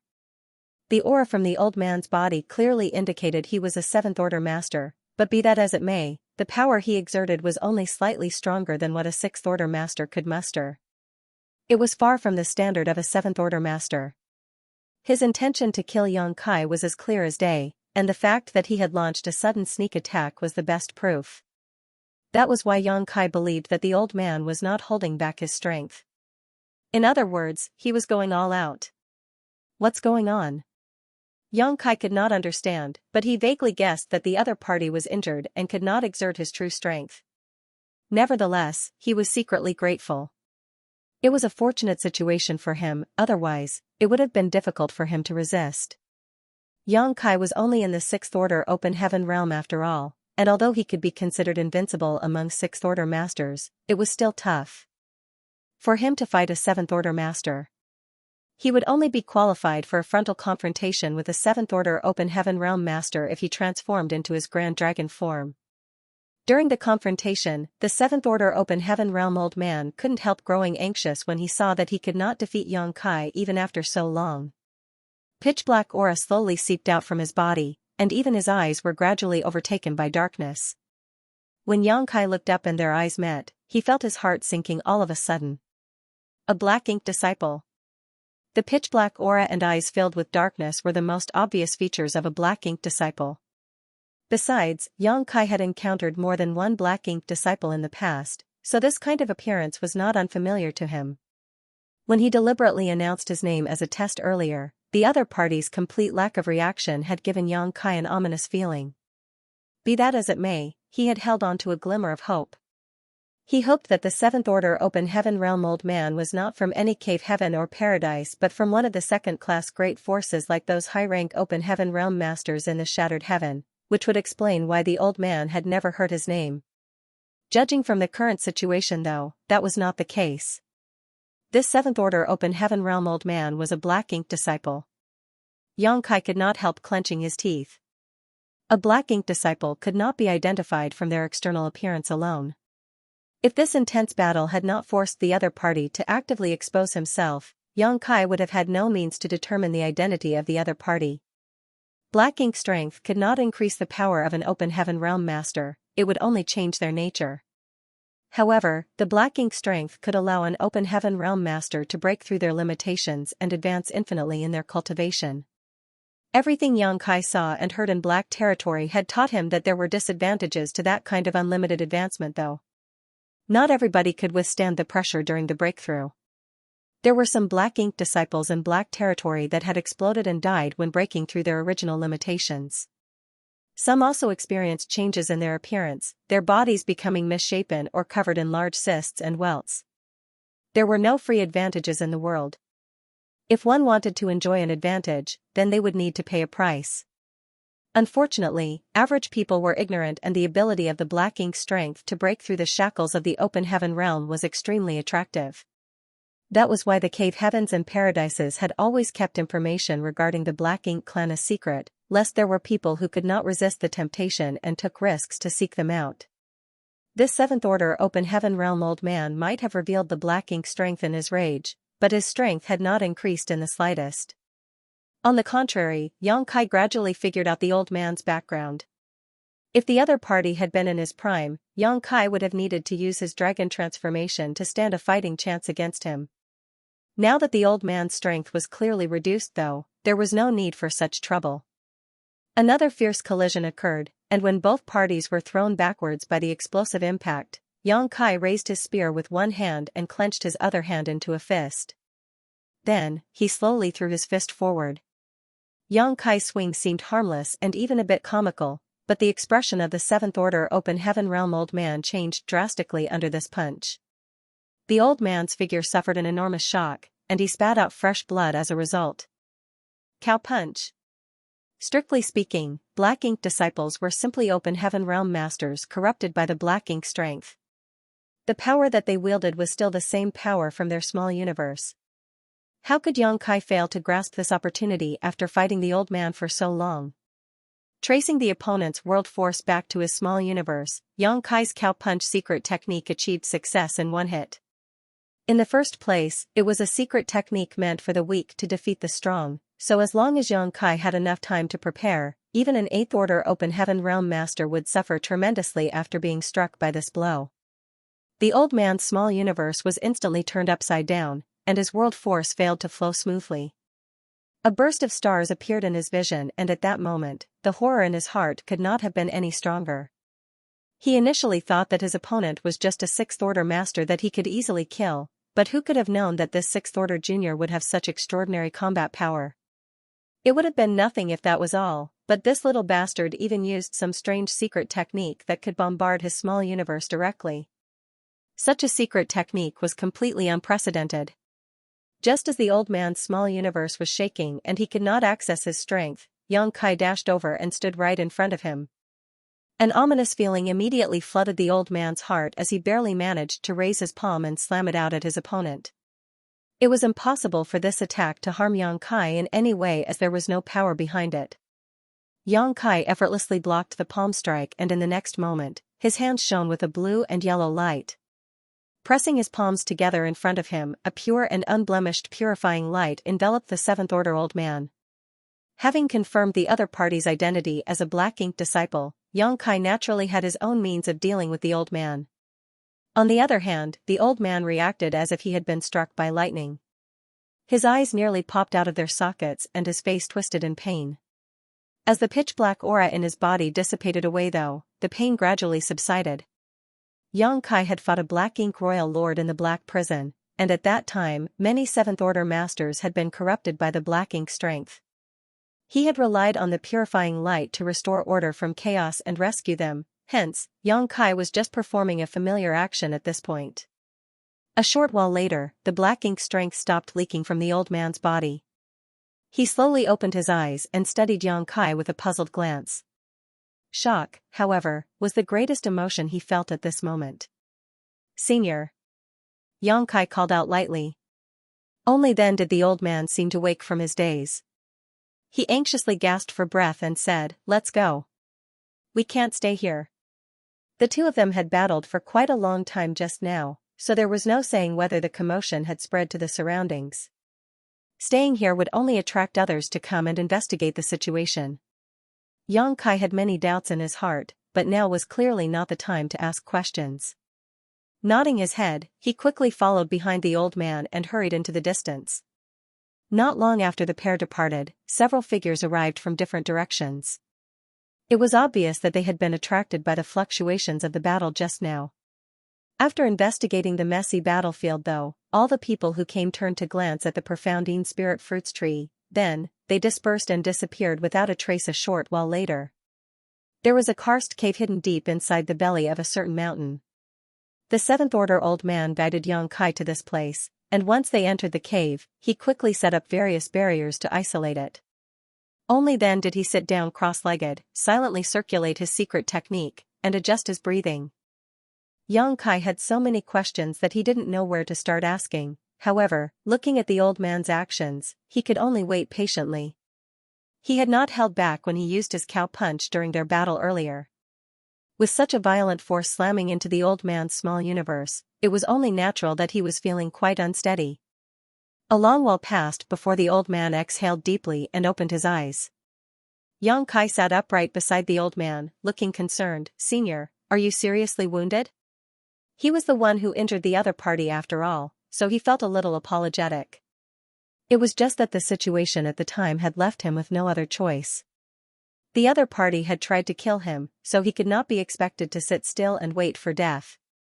The old man did not answer and countered with another question instead. "Are you not a black ink disciple?" The young man in front of him could even dispel and purify the black ink strength in his small universe.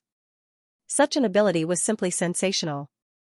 With this ability, it should naturally be impossible for him to become corrupted by the black ink clan and degenerate into a black ink disciple.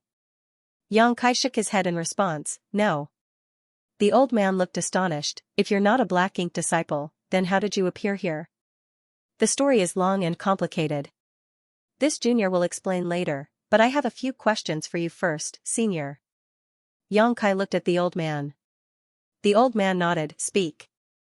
Xianxia asked, "Is this the black ink battlefield?" The old man furrowed his brow lightly and stared at Xianxia puzzledly, as if asking, "You're standing right here, how can you not know where you are?" After pondering quietly for a moment though, he answered the question anyway. "Yes and no." "What do you mean yes and no?" Xianxia was perplexed by the answer. Luckily, the old man explained, "This place is a sealed world within the black ink battlefield. Once you exit the sealed world, you will arrive at the real black ink battlefield." Xianxia was greatly astonished. "A sealed world? There's a sealed world in the black ink battlefield?" The old man stared at Xianxia, his confusion growing larger. The black ink battlefield is incredibly vast. There are countless sealed worlds here. His expression seemed to say, what's so surprising about that? Xianxia fell silent in contemplation. Nevertheless, he finally understood why the scenery he saw when he stepped out from the void corridor was so different from his expectations. It turned out that he had directly entered a sealed world. Only once he left this sealed world could he be considered to have arrived in the black ink battlefield. Has this sealed world always existed? Or was it only discovered recently by accident? Xianxia asked again. Several months ago, the entrance of this sealed world appeared. Only then did we discover this place, the old man answered. Several months ago coincided with the death of the Black Ink Royal Lord.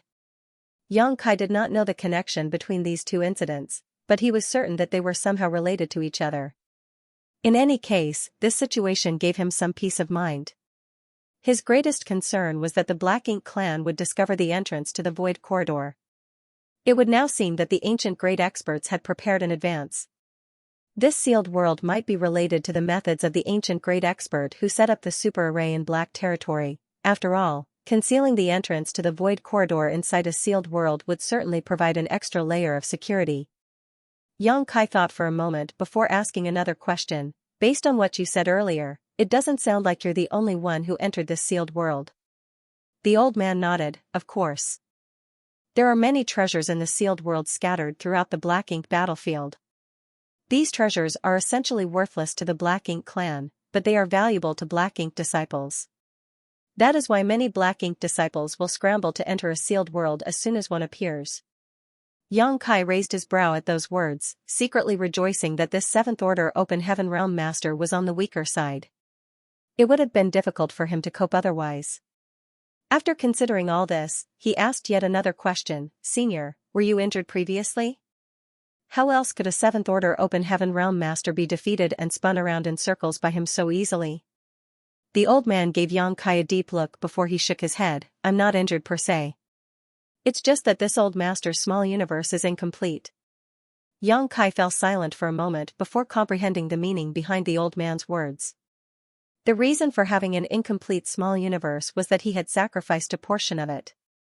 There was only one situation in which a high-rank Open Heaven Realm Master would willingly make such a sacrifice, when they were being corroded by the Black Ink strength.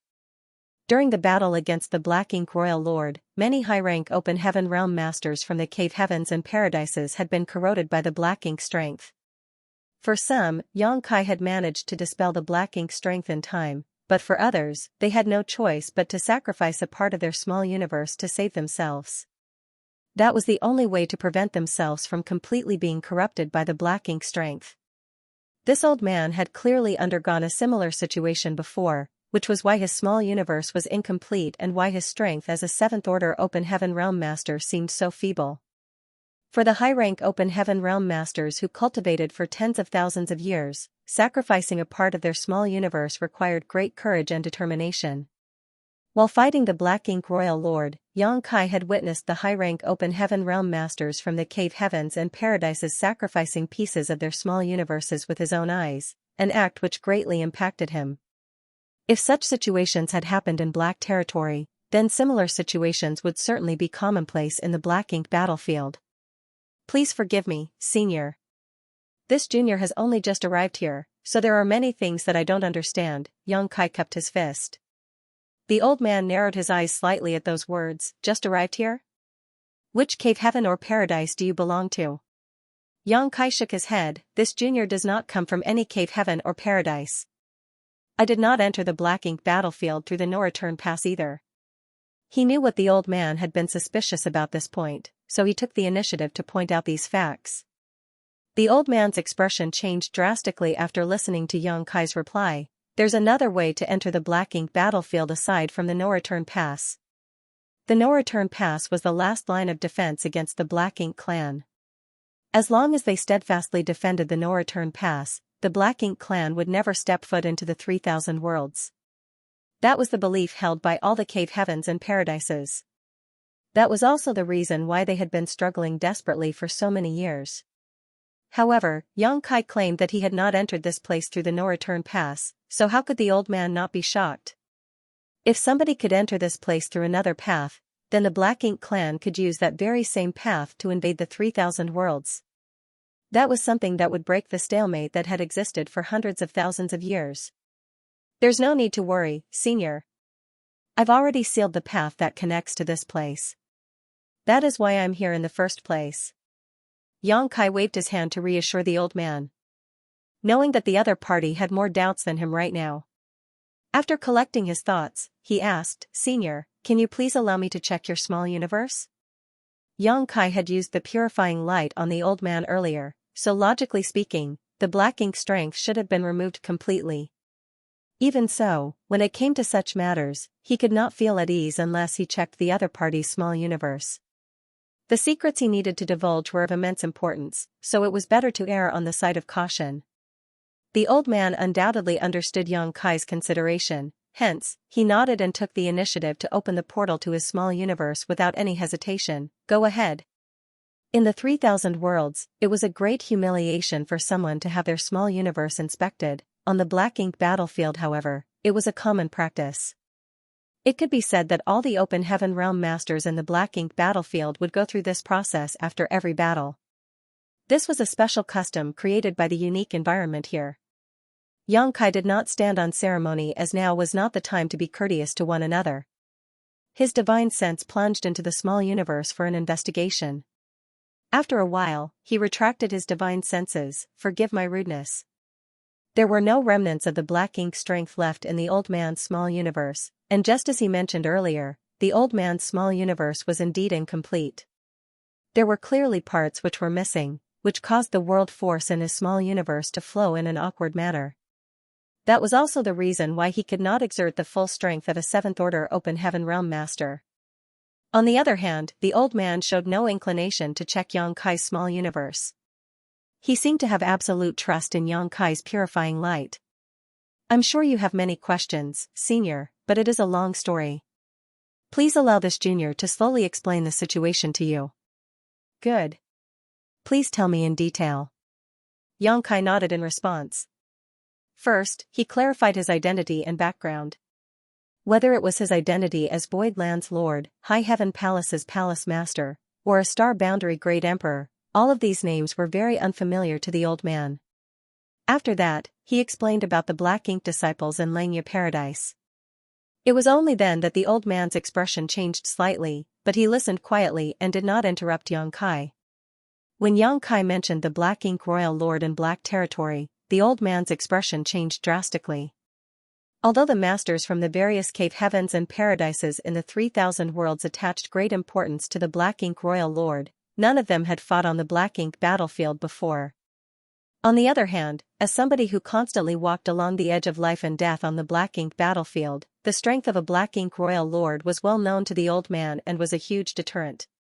If the 9th Order Open Heaven Realm Masters from the cave heavens and paradises did not make a move, who could possibly be the opponent of a Black Ink Royal Lord? Fortunately, that Black Ink Royal Lord had been trapped for countless years, so her strength had declined tremendously. The masters of the cave heavens and paradises went all out in battle and paid a huge price, but their efforts eventually resulted in the death of the Royal Lord. Upon hearing the outcome of the battle, the old man finally breathed a sigh of relief. Yang Kai told the story lightly, but the old man could imagine the dangers and brutality of that battle. The cave heavens and paradises must have lost countless elites in that fight. After the Black Ink Royal Lord died, a void corridor appeared at the spot where she perished. Yang Kai sighed softly. Nobody knew where the void corridor would lead, but based on the Royal Lord's behavior before her death, we were certain that there was nothing good waiting for us at the other side. The destination would most likely be related to the Black Ink clan, so we presumed that it would be the Black Ink battlefield.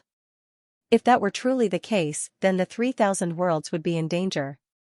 This junior's cultivation might be meager, but I am proficient in the Tao of Space, which was why I volunteered to enter the void corridor and seal it again. The task of sealing the void corridor brought me to this place.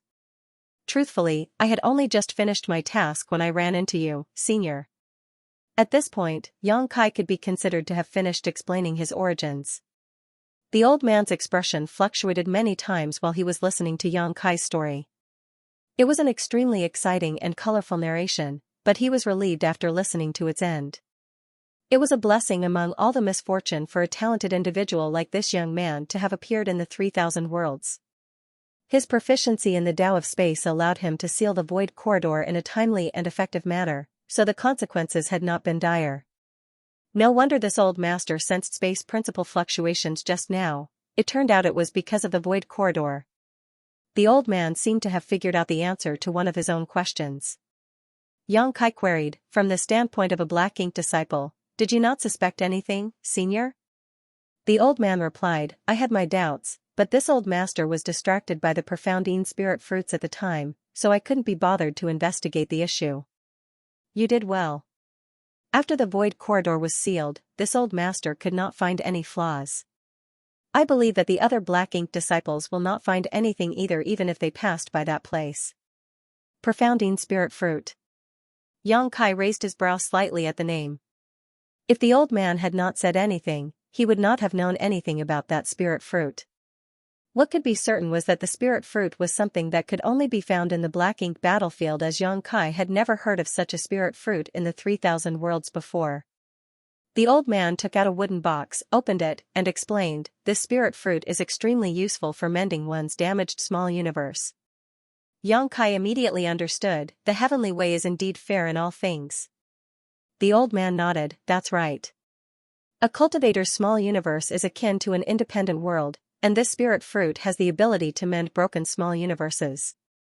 The ancestors named it the profoundine spirit fruit as it symbolized renewal and rebirth. This spirit fruit was useless to the average open heaven realm master, but it was a precious treasure for those with a damaged small universe like the old man.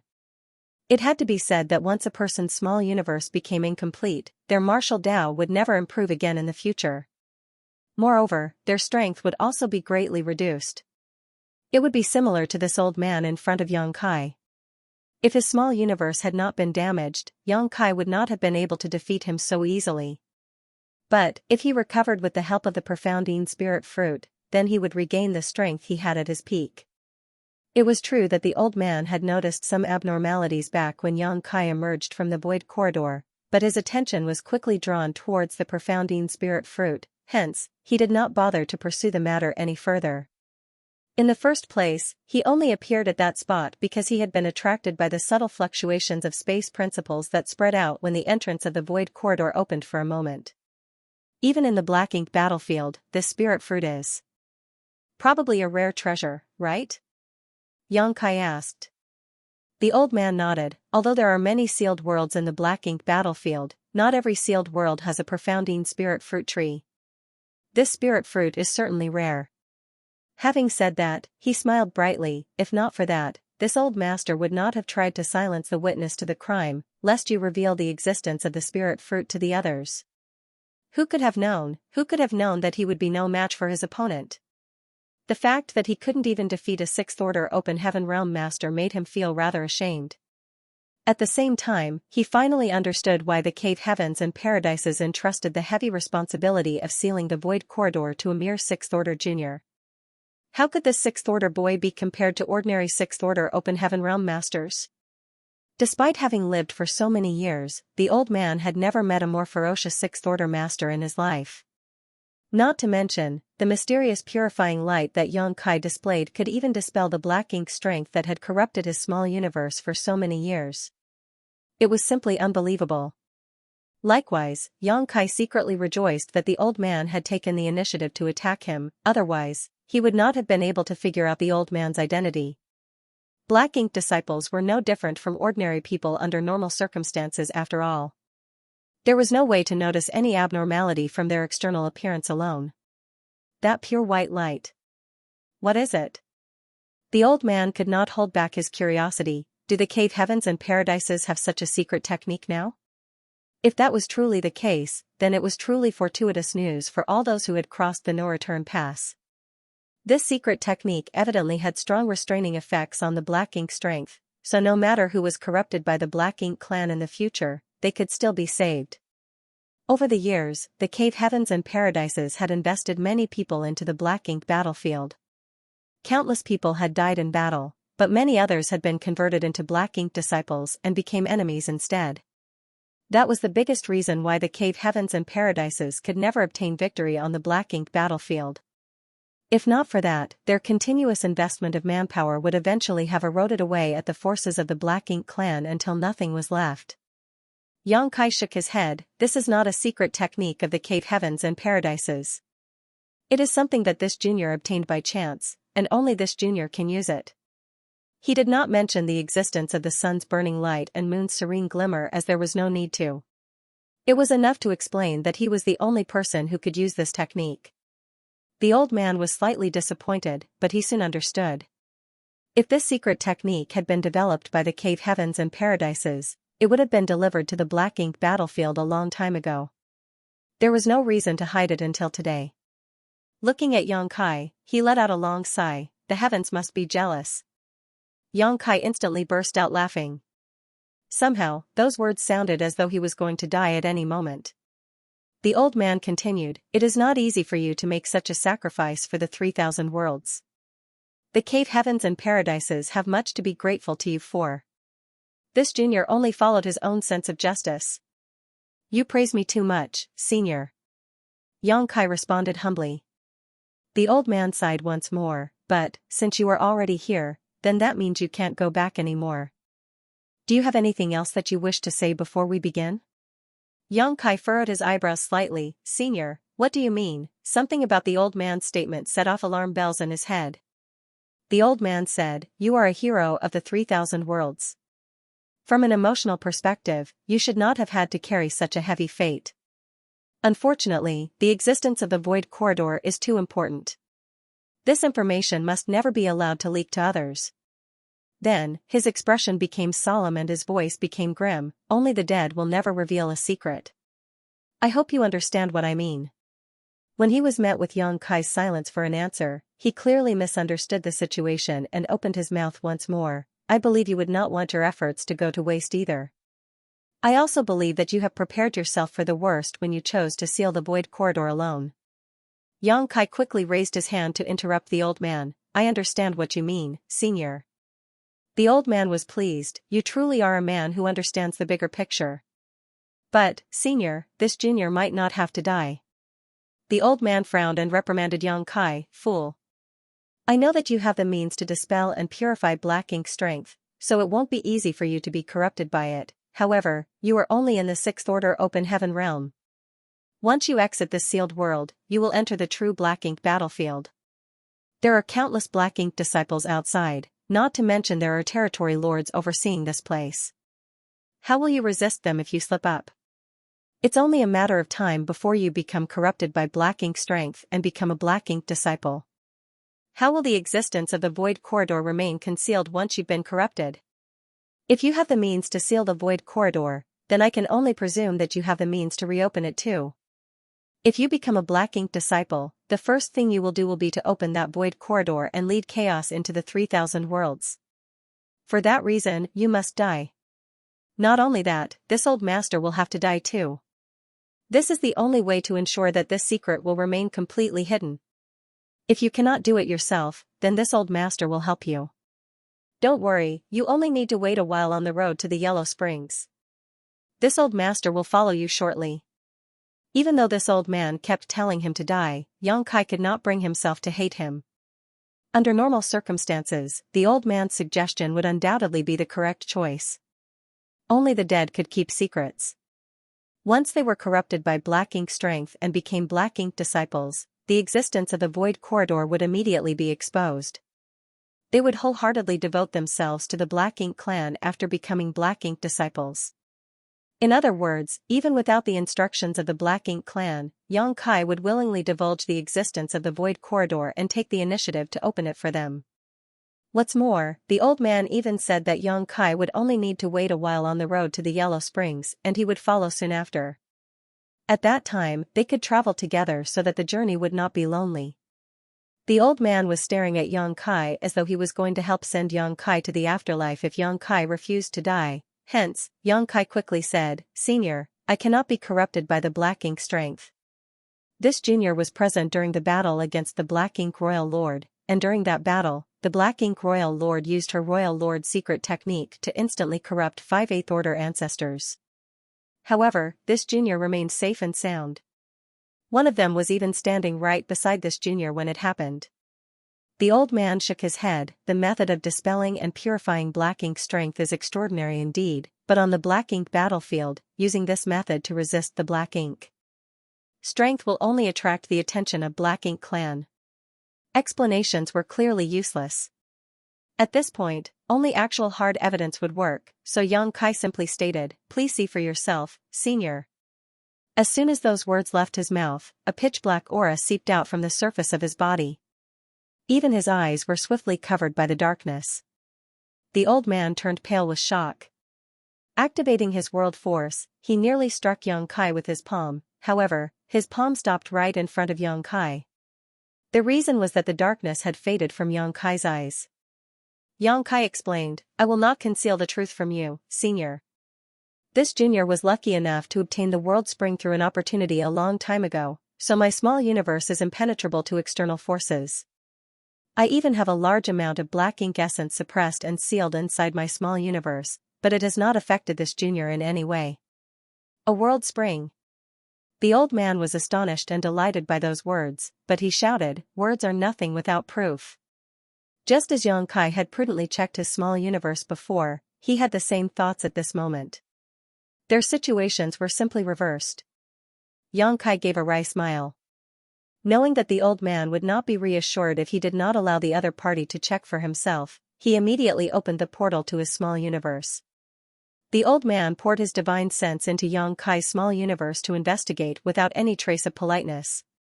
In the next moment, he looked dumbfounded. "Are you really just a 6th Order master?"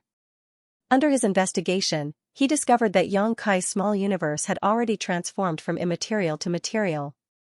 That was the capital that only high-rank Open Heaven Realm masters could have. It was impossible for the small universe of a 6th Order master to achieve something like that. This old man was not the first person to be shocked by this. When Yu Xiangdai and the others had investigated Xianxia's small universe back then, they had the same reaction. The main reason was that nobody had ever seen something like this before, so it was very strange and novel. "You've already checked my small universe, senior. How can this junior hide anything from you?" The old man nodded. Under his investigation, he discovered that Xianxia was indeed only in the 6th Order Open Heaven realm. That was not a lie. At the same time, he finally understood why a 6th Order junior had such impressive combat power that even a 7th Order Open Heaven realm master like himself was not an opponent. Xianxia had a fully materialized small universe, so it was only natural that ordinary 6th Order masters could not compare to him. Inside Xianxia's small universe, the black ink strength was being suppressed and sealed, and there was also a small spring that seemed to flow without end, spreading out a kind of protective aura to the rest of the world. The old man had never seen a world spring before, but he clearly saw the area where the black ink strength was being suppressed and sealed. When he retracted his divine sense, he nodded lightly. "No wonder you dared to take such risks, it was because you had something to rely upon." "Good. Very good." With one of the 4 universe pillars like the world spring supporting Xianxia's small universe, there was certainly no need for him to worry about being corrupted by the black ink strength. That was the greatest guarantee for his own safety. Observing Xianxia carefully, the old man's eyes slowly began to brighten. Xianxia did not need to die or worry about being corrupted by the black ink strength, turning him into a black ink disciple. In which case, his very existence was a huge blessing to the black ink battlefield. Leaving aside his cultivation, just his ability to dispel and purify the black ink strength alone would be a huge boost to the front lines. The wheels turned in the old man's head, and various thoughts crossed his mind at that moment. Soon though, his expression became firm and he said, "This old master is Meng Qi. I hailed from exquisite paradise. 4,000 years ago, I followed my seniors from the master sect through the no-return pass and came to the black ink battlefield." He had not bothered to introduce himself to Xianxia before because he believed that they both needed to die in order to protect the secrets here, so introductions were redundant. Now that Xianxia would live though, the situation was different.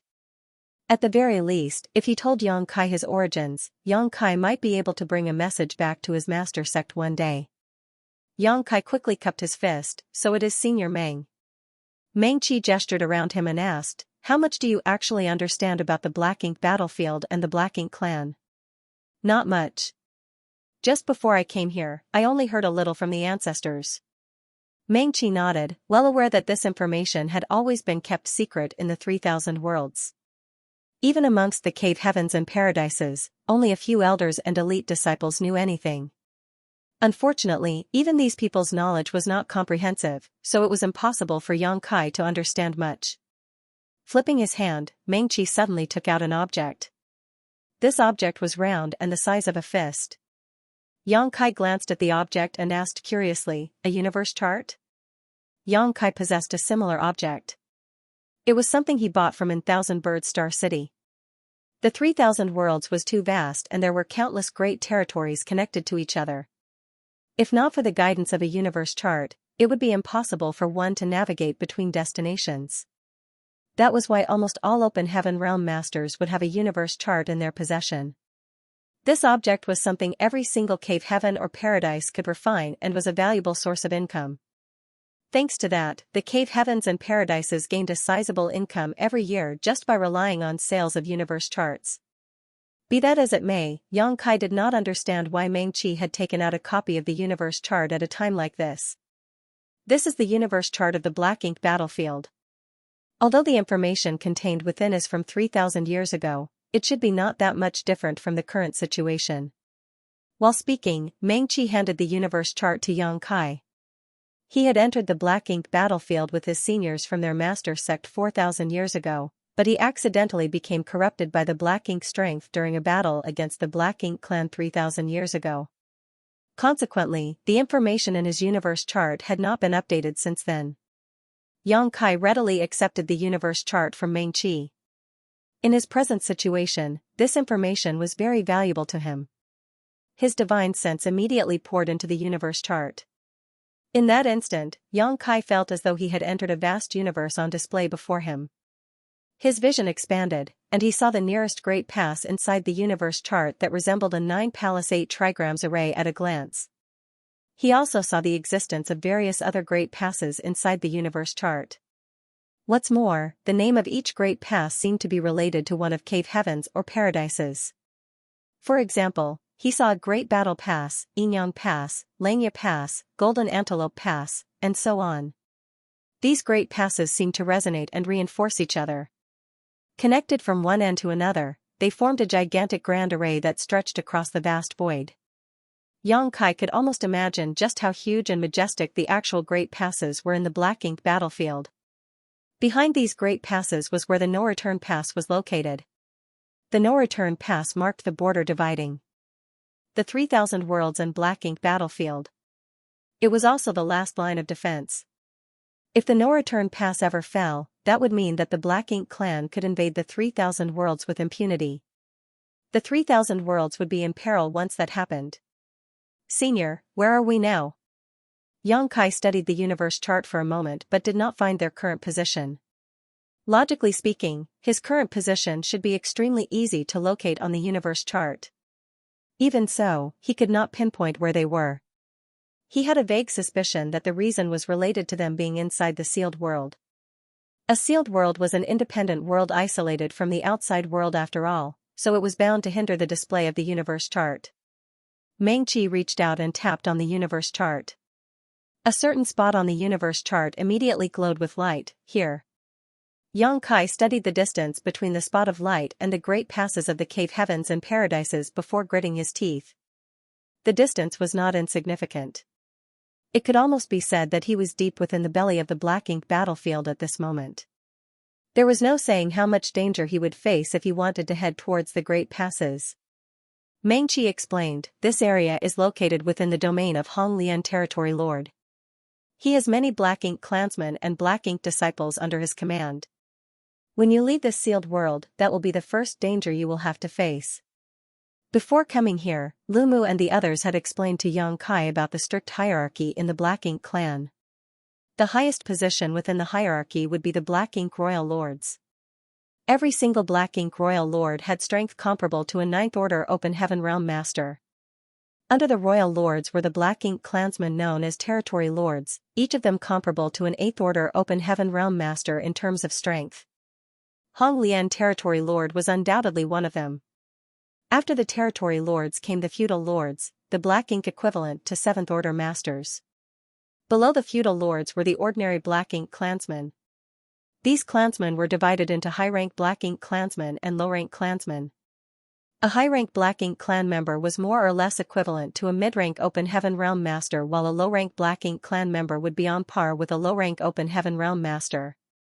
These Black Ink clansmen did not pose much of a threat to Xianxia, but they could still become an issue if their numbers were too large. On the Black Ink battlefield, a Black Ink royal lord would have numerous territory lords under him, and each territory lord would then have many feudal lords beneath them. In this manner, a chain of command was established where the lower-ranking members were subservient to their higher-ranking members. Meanwhile, the Black Ink disciples would always be inferior to the Black Ink clan, regardless of their cultivation. Even if it was only a Black Ink clan member on par with a First Order Open Heaven Realm Master, in the Black Ink battlefield, their status would still be higher than a Black Ink disciple in the 8th Order Open Heaven Realm. Having said that, being weak was the greatest sin in the eyes of the Black Ink clan, so ordinary Black Ink clansmen generally received worse treatment than Black Ink disciples with high cultivation. That was because they would be used as cannon fodder to exhaust the strength of the masters from the cave heavens and paradises. Furthermore, the Black Ink strength that was left behind when they died would become a deterrent to the enemy and a boon to allies. Countless ordinary Black Ink clansmen were killed in almost every battle, regardless of whether they were low rank or high rank. Be that as it may, these ordinary Black Ink clansmen were akin to consumable items and remained virtually inexhaustible even after so many millennia of fighting. From what this old master saw, you seem capable of disguising yourself as a Black Ink disciple with the methods you displayed just now. Xianxia nodded. If anybody wants to check my identity, this junior can outwardly fool them, but I cannot let them check my small universe. Mengqi nodded. Although that is a practical method, you should not rely too much on it. You are not the only one on the Black Ink battlefield with one of the 4 universe pillars. In the past, there once was an ancestor who disguised himself as a Black Ink disciple to sneak behind enemy lines and cause chaos. Therefore, the Black Ink clan is somewhat guarded against such behavior. Xianxia was a little surprised, but he quickly understood. Precious treasures like the 4 universe pillars could be said to be the nemesis of the Black Ink strength, so how could the cave heavens and paradises not use them to their advantage?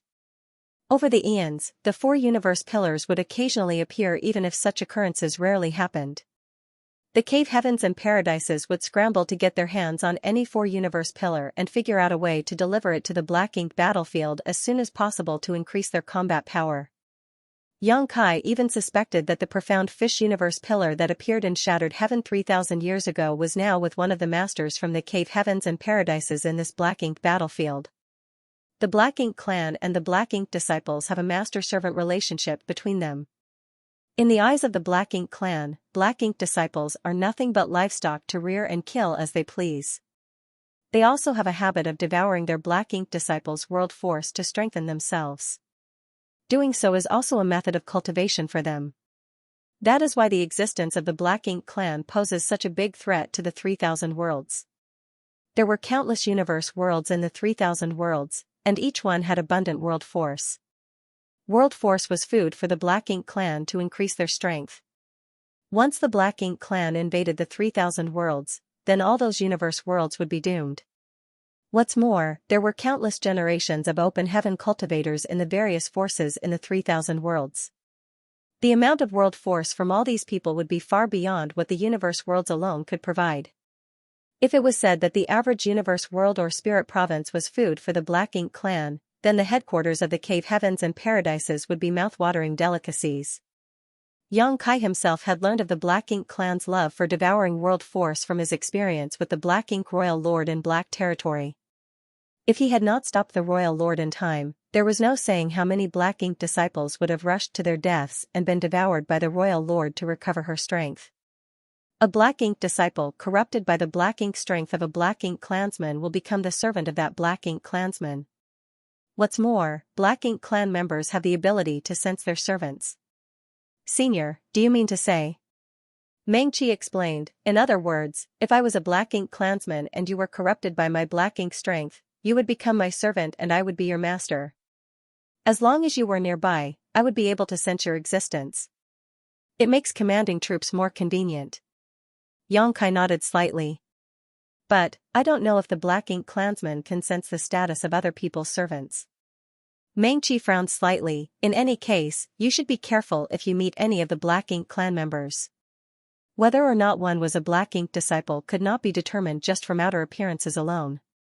That was also true for the Black Ink clansmen. Since they could not distinguish friend or foe from outer appearances, then both parties would naturally come up with other methods. For the cave heavens and paradises, checking the small universe was the most effective and secure method. Among the Black Ink clan, it is not uncommon for them to snatch each other's servants. Open Heaven Realm Masters have a small universe in their bodies, and their world force is extremely attractive to the Black Ink clansmen. Therefore, it is common for them to fight for Black Ink disciples. Besides, there will always be people corrupted by the Black Ink after every battle. If these people are lucky enough to survive, then they will automatically head towards the place where the Black Ink clan members gather to search for the masters who corrupted them. If you successfully leave the sealed world, you should pretend to be a servant without a master. Xianxia raised his brow slightly at those words. Senior, are you saying I should claim that my master is either dead or missing? Meng-Chi nodded. That's the only way for you to protect yourself. There are dangers lurking everywhere outside the sealed world. If your identity is exposed, then you will not be able to escape death. Other Open Heaven Realm Masters would become corrupted by the Black Ink strength and retain their lives as a result. However, Xianxia could not be turned. If he was discovered by the Black Ink clan, and his identity exposed, they would surely eliminate him without mercy. Understood. Xianxia nodded. You can have the universe chart. It will be useful for you. You can have this too. While speaking, Meng-Chi took off the space ring on his finger and handed it over to Xianxia. Xianxia silently took the space ring. Meng-Chi had rambled on, giving him so much advice, so how could he not understand what Meng-Chi meant? Xianxia pursed his lips and said, Senior, it doesn't have to end this way. Meng-Chi smiled. Who would be willing to die if there was a chance to live? But, if I don't die, it will only be a matter of time before I am corrupted by the Black Ink clan again. The secret will be exposed if that happens. This old master has spent the past 3,000 years in a blur, so I am very glad that I have the clarity to make my own choice before I die. There is nothing to regret. Xianxia sighed in his heart. Although he knew that the other party was speaking the truth, he couldn't help feeling bad. This place was located deep within the hinterlands of the Black Ink battlefield, and Meng-Chi had no means to completely defend against the corruption of the Black Ink strength. Under these circumstances, dying here was the only method to keep the existence of the Void Corridor a secret. It's all my fault, Senior. Xianxia looked sad. If he had not told Meng-Chi about the Void Corridor, then Meng-Chi would not have needed to make such a drastic choice. Meng-Chi could have escaped this place with him instead. Even if Meng-Chi only killed a single Black Ink clansman in the future, it would have been a worthy trade. Upon hearing those words, Meng-Chi waved his hand dismissively. You don't need to blame yourself. For me, I would rather die in this manner than to become a servant of the Black Ink clan again. Being enslaved is worse than death. In the future, no matter which Black Ink disciple you meet, you don't need to show them mercy. If you can kill them, then you should without hesitation. You will be liberating them from their suffering. We have long prepared ourselves for death the moment we stepped onto the Black Ink battlefield. Xianxia remained silent. Meng-Chi continued, I'm just saying, if you can safely arrive at the great passes guarded by the cave heavens and paradises, you must keep the Void Corridor a secret from all others. The only one you can inform is the Ninth Order Open Heaven Realm Old Ancestor defending this area. No one else can be entrusted with this information. This was clearly a preventive measure in case anybody who was privy to this information became corrupted by the Black Ink strength. Masters like the Ninth Order Open Heaven Realm Old Ancestors were essentially immune to the Black Ink strength. Throughout the countless years of battle since ancient times, there had been several incidents where Eighth Order Open Heaven Realm Masters became corrupted by the Black Ink clan. However, there was no precedent of a Ninth Order Old Ancestor becoming corrupted. This junior will not forget. Yang Kai nodded seriously. Meng Qi glanced at Yang Kai and sighed again. Yang Kai had the world spring, so there was no need to worry about becoming corrupted by black ink strength. Moreover, his strength was far superior compared to the average 6th Order Open Heaven Realm Master. Be that as it may, Meng Qi did not believe that Yang Kai could leave the Black Ink clan's territory and safely return to the great passes guarded by the cave heavens and paradises. There were all kinds of dangers lurking along the way after all. The slightest careless mistake was enough to result in death. Yang Kai asked, "Senior, do you have any message you wish delivered to Exquisite Paradise?" Meng Qi's gaze went blank, but after pondering for a moment, he shook his head and said, "No. There's nothing to tell them. I was dead the moment I became corrupted by the black ink strength." Raising his head, he looked at Yang Kai once more. "It's getting late. You should leave.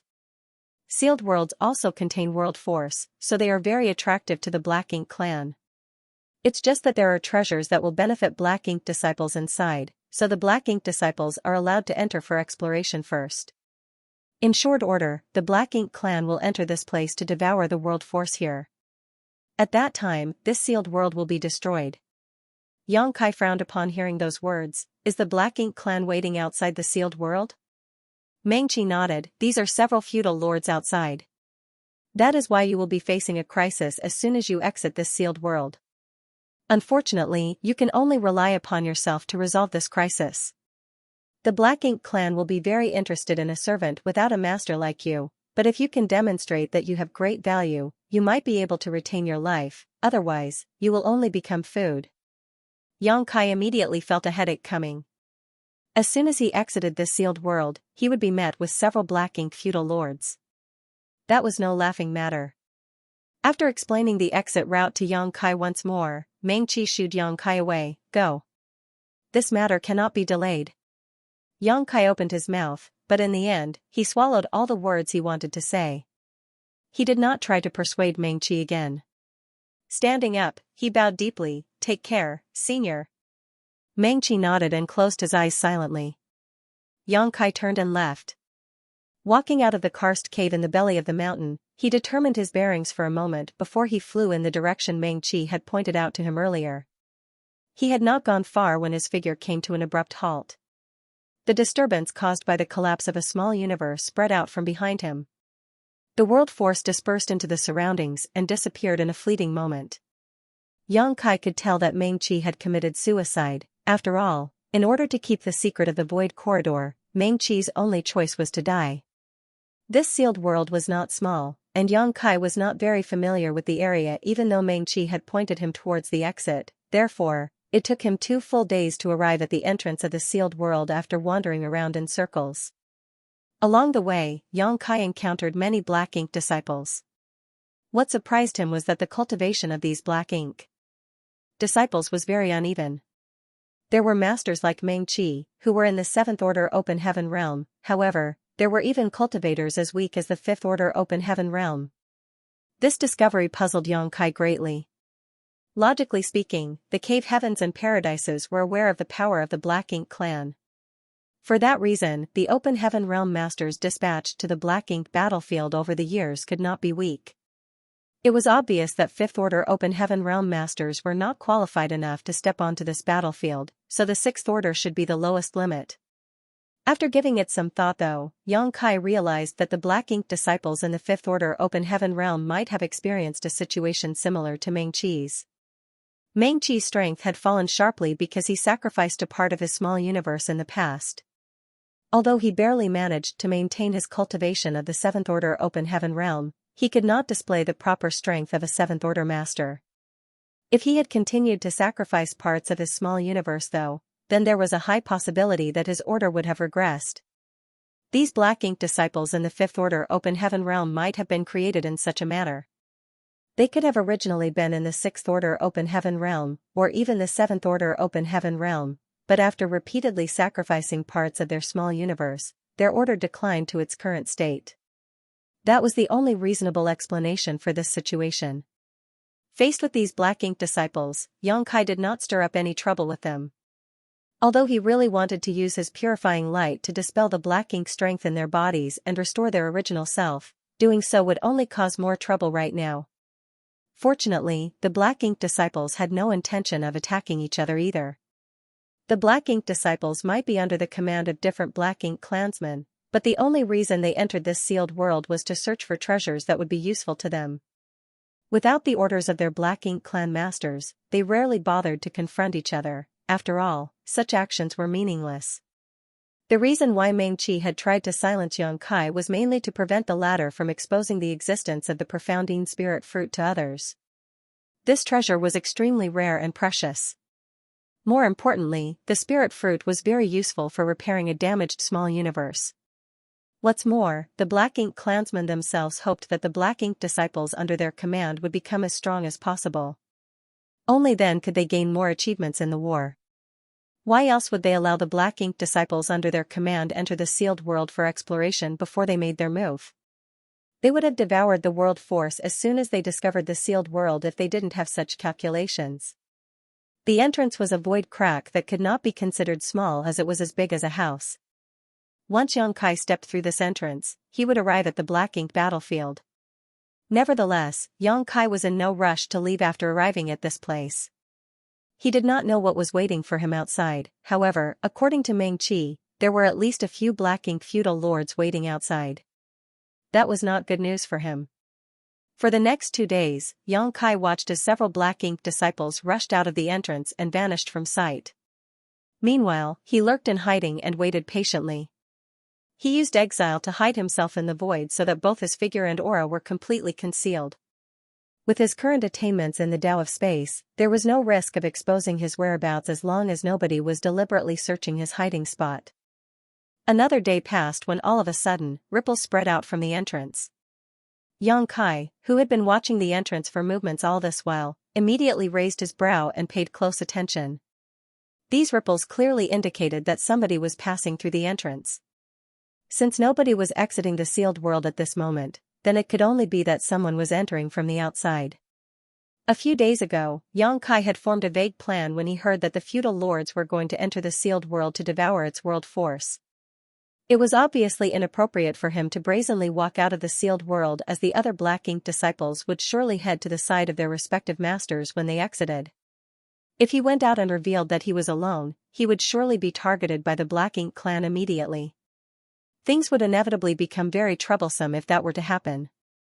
In that case, he simply needed to wait until the black ink clan entered the sealed world. He would not stand out if he left this place after the black ink clan entered. The ripples continued to spread outward, and a short while later, a tall and strong figure stepped out from the void crack. Xianxia narrowed his eyes slightly and watched. In truth, this was only his second time seeing a black ink clansman in person. This individual was different compared to the black ink royal lord he met in Black Territory last time. Judging by the external appearance of this black ink clansman who barged into the sealed world from the outside, he did not look very different from a human. There were no traces of any monster beast features, but his physique was several times larger than what would be considered normal. With his size, he could be considered a small giant. Xianxia estimated that he would only reach the knees of this black ink clansman if he were to stand in front of the other party. What stood out the most was that this black ink clansman's skin was completely pitch black. His entire body also seemed to be enveloped in a dense layer of black ink strength. Only his eyes shone brightly like two great suns. They were a huge deterrent to others. This was a black ink feudal lord comparable to a 7th Order Open Heaven Realm Master in strength. After the black ink clansman resembling a small giant entered, he looked around for a bit and was quickly attracted by the rich world force in this land. Taking a deep breath, he revealed a look of intoxication. The ripples continued to spread outward behind him. It didn't take long before another small giant figure stepped out of the void crack, followed closely by another figure. A total of 6 feudal lords entered the sealed world at the same time. From their outer appearance, 4 seemed to be male while the other 2 were female. Xianxia did not dare to continue watching, lest he revealed his whereabouts. Exile might be an excellent concealment technique, but he could not afford to be careless. After the 6 feudal lords arrived in this place, one of them spoke in a thunderous voice, "Let's split up and act independently. we will be able to eat our fill this time. The sound of something slicing through the air rang out in the next moment, and the 6 figures sped off in different directions. It was evident that they were preparing to devour the world force of this sealed world. Xianxia waited in place for a short while. After confirming that no other Black Ink clansmen were going to enter, his body flickered and he rushed towards the entrance. Without any hesitation whatsoever, he plunged directly into the void crack. In the next moment, the world spun around him and he appeared in an unfamiliar void. Before he could react though, his entire body went stiff. That was because numerous divine senses had locked onto him from all directions, making him feel as though he had thorns stabbing him in the back. The power of his small universe automatically surged around him in response. Looking around, his expression became solemn. There were countless figures standing nearby. Divided into 6 different camps, they surrounded the entrance so tightly that not a drop of water could pass. There were many people among these 6 groups of people. Some had 7 or 8 members while others had only 2 or 3. Moreover, many of them were familiar faces. These were the Black Ink disciples Xianxia leave through the void crack over the past few days. It was clear that they had been in no hurry to leave after exiting the sealed world. On the contrary, they had waited for their masters to enter the sealed world and were now keeping watch outside while their masters were inside. These 6 groups of people corresponded with the 6 feudal lords from before, thus, Xianxia immediately panicked as he did not belong to any one of them. Fortunately, these Black Ink disciples showed no intention of doing anything. Xianxia only hesitated for a moment before he grit his teeth and dodged out of the encirclement from below, immediately shifting his body to escape into the distance. There was no other choice. After waiting for so many days, the Black Ink clan feudal lords finally entered the sealed world. If Xianxia did not leave now, his situation would only become more dangerous. As for whether the Black Ink disciples would suspect anything after his sudden departure, he could not afford to care. Even if he was being suspected, he could only flee. Xianxia could clearly sense the numerous gazes staring into his back like leeches hanging onto him during his escape. Fortunately for him, the Black Ink disciples had no intention of taking action. It was not until he disappeared from their field of vision that they finally retracted their gazes. The void was vast, mysterious, and silent. Based on appearances alone, the Black Ink battlefield was not that different from the 3,000 worlds. However, Xianxia could sense that dangers lurked around every corner here. Numerous continents and spirit provinces were scattered across the void. They contained faint traces of activity, so he did not dare to approach those places and avoided them from a distance.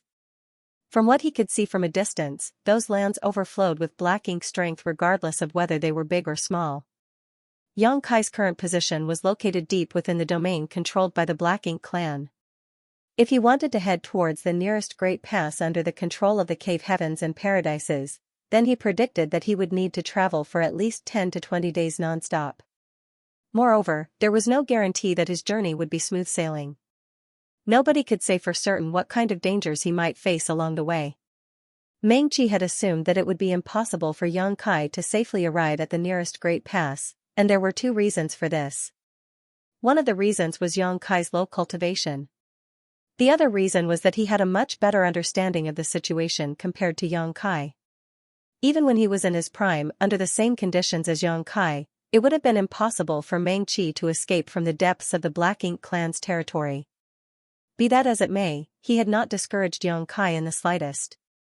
A person should not give up hope after all. All of a sudden, Xianxia's gaze was attracted towards a strange scene in the distance. There was a huge spirit province stretched out across the void ahead, in addition to an extremely bizarre existence on top of the spirit province. Upon closer inspection, he discovered that the strange object resembled an enormous flower bud. It was just that the entire entity was pitch black and gave off an extremely sinister feeling. What's more, the flower bud seemed to be alive. With every minuscule rise and fall of the petals, concentrated Black Ink strength would gush out from within the bud and spread out in all directions. It might be due to the existence of this strange flower bud, but Black Ink strength permeated the void surrounding the spirit province for tens of thousands of kilometers. What is that? Xianxia was slightly surprised. Mengqi had not told him about anything like this. In any case, he did not dare to carelessly approach and investigate the situation. It was a pity that he could not figure out anything after observing from afar and could only continue his escape. Although he did not encounter any danger during his journey, the void was not a safe place. Xianxia would occasionally come across large patches of black ink strength residue that resembled black ink clouds during his journey. He finally understood why Mengqi had not escaped with him. Mengqi was a 7th order open heaven realm master, but his small universe was incomplete. An incomplete small universe meant that there were flaws to be exploited.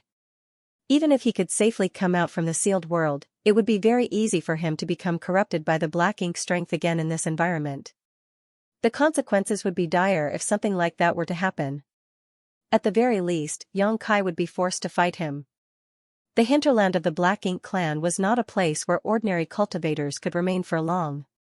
Without a treasure like one of the 4 universe pillars, even an 8th order open heaven realm master was at risk of being corrupted by the ambient black ink strength at any moment. On the other hand, both the Black Ink clan and the Black Ink disciples took to this environment like ducks to water. Xianxia traveled in hiding, so his progress was very slow, but that could not be helped. According to Mengqi, his current status was that of a servant without a master. People like him were easily targeted by the Black Ink clan. They either wanted to recruit him as their servant or regarded him as food. There was no other option.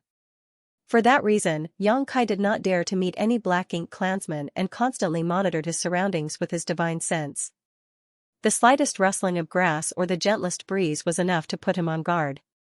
Unfortunately, despite his caution, it was impossible to control everything around him. One day, Xianxia was traveling forward when a large and luxurious ship came towards him from afar. The Black Ink clan also had flight-type artifacts of their own. They themselves might not be proficient in artifact refining, but there were many talented people among the Black Ink disciples. It was not unreasonable for a small number of people to be capable of refining some flight-type artifacts. Over the past few days, Xianxia had seen many of the Black Ink clan's flight-type artifacts. They came in all shapes and sizes, with the one in front of him right now being pretty normal in comparison. Some of the flight-type artifacts came in extremely odd shapes after all. However, there was no exception to one thing: the Black Ink clan's flight-type artifacts were always very large. Xianxia could understand the reasoning behind this particular aspect. Inside the sealed world, he had discovered that the 6 Black Ink feudal lords were each the size of small giants. They were several times larger than normal humans, so it was only natural that their flight-type artifacts were larger too. More importantly, most of these enormous flight-type artifacts had at least one Black Ink clan master on board. Seeing this situation right now, how could Xianxia dare to sit around twiddling his thumbs? He looked around him for a moment before manipulating space principles. His figure instantly vanished from the spot. Be that as it may, he did not dare to use instantaneous movement over a large distance since he was not familiar with the terrain in this region. It would be self-defeating if he accidentally barged into a place where he should not enter, therefore, the destination was a Black Ink cloud in his field of vision. There were many such Black Ink clouds in the void, so it was very easy for him to hide in them. Moreover, Xianxia had always avoided the Black Ink clan's flight-type artifacts in the same manner whenever he encountered any of them in the past. The passing Black Ink clansmen generally could not be bothered to poke around seriously. After all, there was not much that could pose a danger to them in this place, and Black Ink clouds could be found anywhere. Unfortunately, Xianxia seemed to have used up all his luck. He had only just transported himself into the Black Ink cloud when he noticed that something was wrong. It turned out that there were several auras hidden within the Black Ink cloud. Seeming to notice his sudden intrusion, they immediately surrounded him from all directions. The sudden turn of events startled Xianxia, but he was surrounded by those people before he could use space principles again. At the same time, numerous divine senses also locked onto his body. 2 6th order and 2 5th order masters. Xianxia raised his brow in surprise, deducing his opponent's cultivation from the energy fluctuations coming from around him. Not only were they open heaven realm masters, but they also appeared in this place. There was no doubt that they were Black Ink disciples. It would have been bad enough if those people consisted only of Black Ink disciples, but the key point was that Black Ink disciples would never stray far from their master's side under normal circumstances. In other words, the master of these 4 black ink disciples was definitely within this very black ink cloud as well. Sure enough, when these 4 people surrounded Xianxia, an enormous figure stepped out from the depths of the black ink cloud and slowly came to stand in front of him. This person looked down at Xianxia from above with a look of curiosity mixed with faint surprise in his eyes. Xianxia immediately felt a bitter taste filling his entire mouth. He was tempted to attack and ruthlessly eliminate the black ink disciples and the black ink clansmen in front of him. However, he was worried about the ship that was passing by nearby. 2 6th order and 2 5th order black ink disciples were nothing in his eyes, and the black ink clansmen did not seem to be particularly powerful either. At the very least, he did not give Xianxia any sense of oppression. It was incomparable to the feudal lords that he had encountered before at least. Unfortunately, there was bound to be a feudal lord aboard the ship he had just seen. If Xianxia stirred up chaos here, the other side would surely be alerted to the commotion and approached to investigate. There would be endless troubles in the future if Xianxia could not cut weeds and pull out roots related to this matter. In any case, it was impossible to run at this point. A black ink disciple who was brave enough to escape after coming into contact with a black ink clansman, that in itself was an issue worth investigating. Among all the black ink disciples Xianxia had encountered before, every one of them prioritized the black ink clan above all else. If he made a move here, then his actions would inevitably lead to an endless pursuit. Xianxia suppressed the murderous intent in his heart and forced a trace of trepidation onto his face. Under the gaze of the black ink clansman, he seemed to take a few steps back in fear. The black ink clansman studied Xianxia with interest and asked, "Where did he come from?" A sturdy 6th order open heaven realm master beside the black ink clansman answered, "I don't know. He suddenly intruded into this place." Turning to look at Xianxia, he interrogated Xianxia on behalf of the black ink clansman, "Where are you from? Who is your master?" Xianxia's thoughts swirled around in his head, but he responded without hesitation, "I came from the battlefield. I don't have a master." Since the Black Ink clan had been fighting with the cave heavens and paradises for so long, the front lines of the battlefield must be extremely fierce. Although Xianxia had never experienced such a battle before, he could guess that many people were corrupted by the Black Ink strength and become Black Ink disciples during each clash. These Black Ink disciples were generally all alone with no support, and it was naturally impossible for them to return to the great pass guarded by the cave heavens and paradises, so their only option was to escape into the hinterland of the Black Ink clan in search of protection. That was the explanation that Xianxia came up with along his journey. He had prepared this explanation just in case something went wrong, but he never expected his preparations would actually come in handy. It was just that he did not know if there was anything suspicious about his statement. Fortunately, neither the Black Ink clansman who resembled a small giant, nor the Black Ink disciples showed any doubts after listening to his explanation. The Black Ink clansman even showed a look of great joy and spoke in a voice that rumbled thunderously, "What good luck! I can't believe I came across such a huge blessing." While speaking, his large hand loomed from above and stretched out towards Xianxia's head. "Since you don't have a master, then I will be your master from now on." Xianxia forced himself to remain still and did not dodge aside because he did not sense any murderous intent coming from the Black Ink clansman. What's more, this Black Ink clansman only had 2 6th order and 2 5th order Black Ink disciples under his command.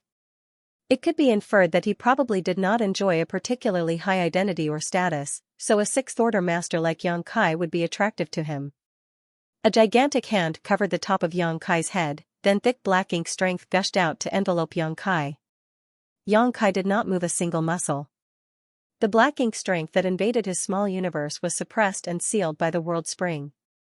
At the same time, he covertly allowed the Black Ink strength to cover his eyes at just the right time, and his body trembled slightly. A short while later, the Black Ink clansman withdrew his hand. Sweeping his gaze over Xianxia, he nodded lightly to himself as though he was very satisfied with the results. "From now on, your name will be..." Halfway through his sentence, he suddenly seemed confused. He scratched his face and asked one of the 6th order Open Heaven Realm Black Ink disciples, "What is he called?" The 6th order Open Heaven Realm Black Ink disciple answered respectfully, "E5. "Ah. That's right. E5. The Black Ink clansman sneered disdainfully and seemed a little impatient. "You humans are so troublesome. Yang Kai did not know why he suddenly received a new name, but he could only accept it passively. The Sixth Order Open Heaven Realm Black Ink disciple seemed to notice Yang Kai's doubts. Pointing at himself, he explained, "I am called A1. Then, he pointed to the others and introduced them, B2, C3, D4. Yang Kai immediately felt speechless when he realized how they were named. It was most likely that the Black Ink clansman could not be bothered to remember his servants' names, so he came up with such a simple method of identifying them. It might even have been suggested by the Black Ink disciples themselves.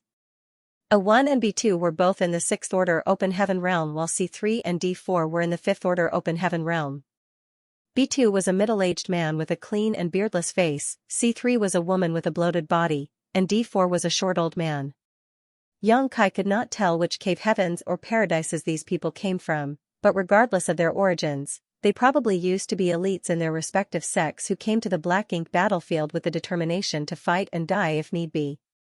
However, they had been corrupted by the Black Ink strength and currently served under the Black Ink clan as slaves. That was a very sad, but inevitable ending. Such occurrences were nothing new on the Black Ink battlefield. It was also the reason why Lumu once stated that those who crossed the no-return pass only had two futures waiting for them: die at the hands of the Black Ink clan, or die at the hands of their comrades. There were no other options besides these two. The Black Ink clansman examined Yang Kai, who had been named E5. "What order are you in?" Yang Kai activated the power of his small universe. Pretending to be respectful, he answered politely, "The Sixth Order Open Heaven Realm." The Black Ink clansman raised his thick eyebrow and broke out in a savage grin, "Very good." It was clear he was very satisfied with Yang Kai's strength. "Let's go." After that, he gestured with his large hand and took the lead to step out of the Black Ink cloud. A1 and the others quickly followed behind. Yang Kai did not dare to hesitate and hurried to keep up with them. Nevertheless, he was feeling extremely frustrated inside. With the current situation, it was temporarily impossible for him to head towards the great passes guarded by the cave heavens and paradises. He could only take one step at a time. The Black Ink disciples all had different personalities. A1, B2, and C3 seemed rather reserved and quiet, but the short old man named D4 was very talkative. Quietly dropping behind the others, he traveled side by side with Yang Kai and asked, "Little brother, which cave heaven or paradise did you come from?" Yang Kai turned sideways to look at the short old man, then he glanced forward at the Black Ink clansman in front. D4 smiled and said, "There's no need to be afraid. Our master is very easygoing. The Black Ink clan is similar to us in that they all have their own distinct temperaments. You'll be fine as long as you diligently finish whatever task master commands you to do. He will not restrict you during other times." He seemed to think that Yang Kai was scared of the Black Ink clansman, which was why he explained the circumstances. After all, it was only natural for a person who had just gotten a new master to experience a period of adaptation. Thinking back to the time when he first became a Black Ink disciple, he too had been very cautious. He felt like he was constantly walking on thin ice, scared that he might be punished for making a mistake.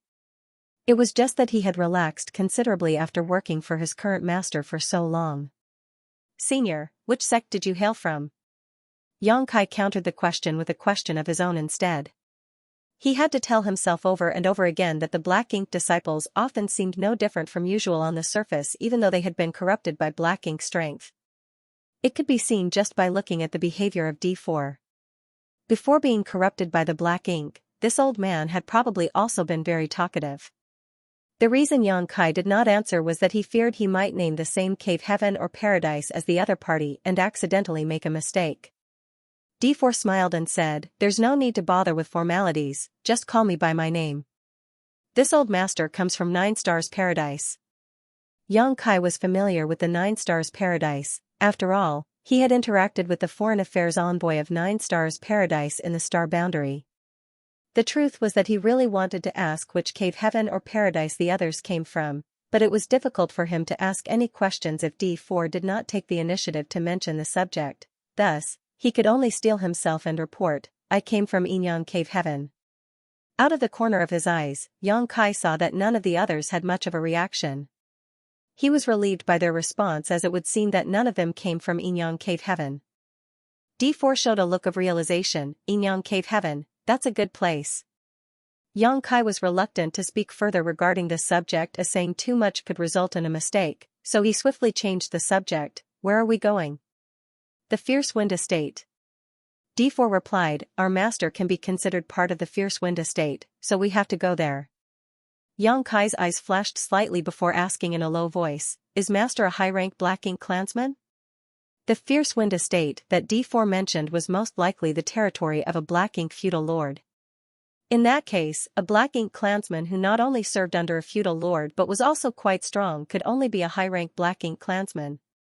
Yang Kai originally guessed that this Black Ink clansman was equivalent to a 6th Order Open Heaven Realm Master in terms of strength, and it would seem he was correct.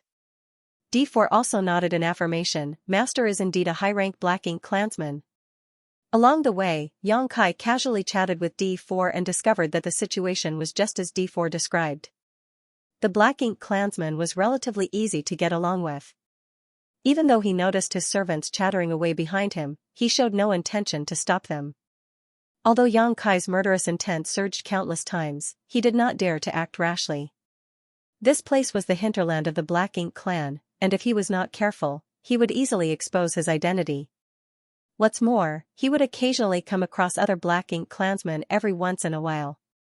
There were not many chances for him to take action, so he could only grit his teeth and endure.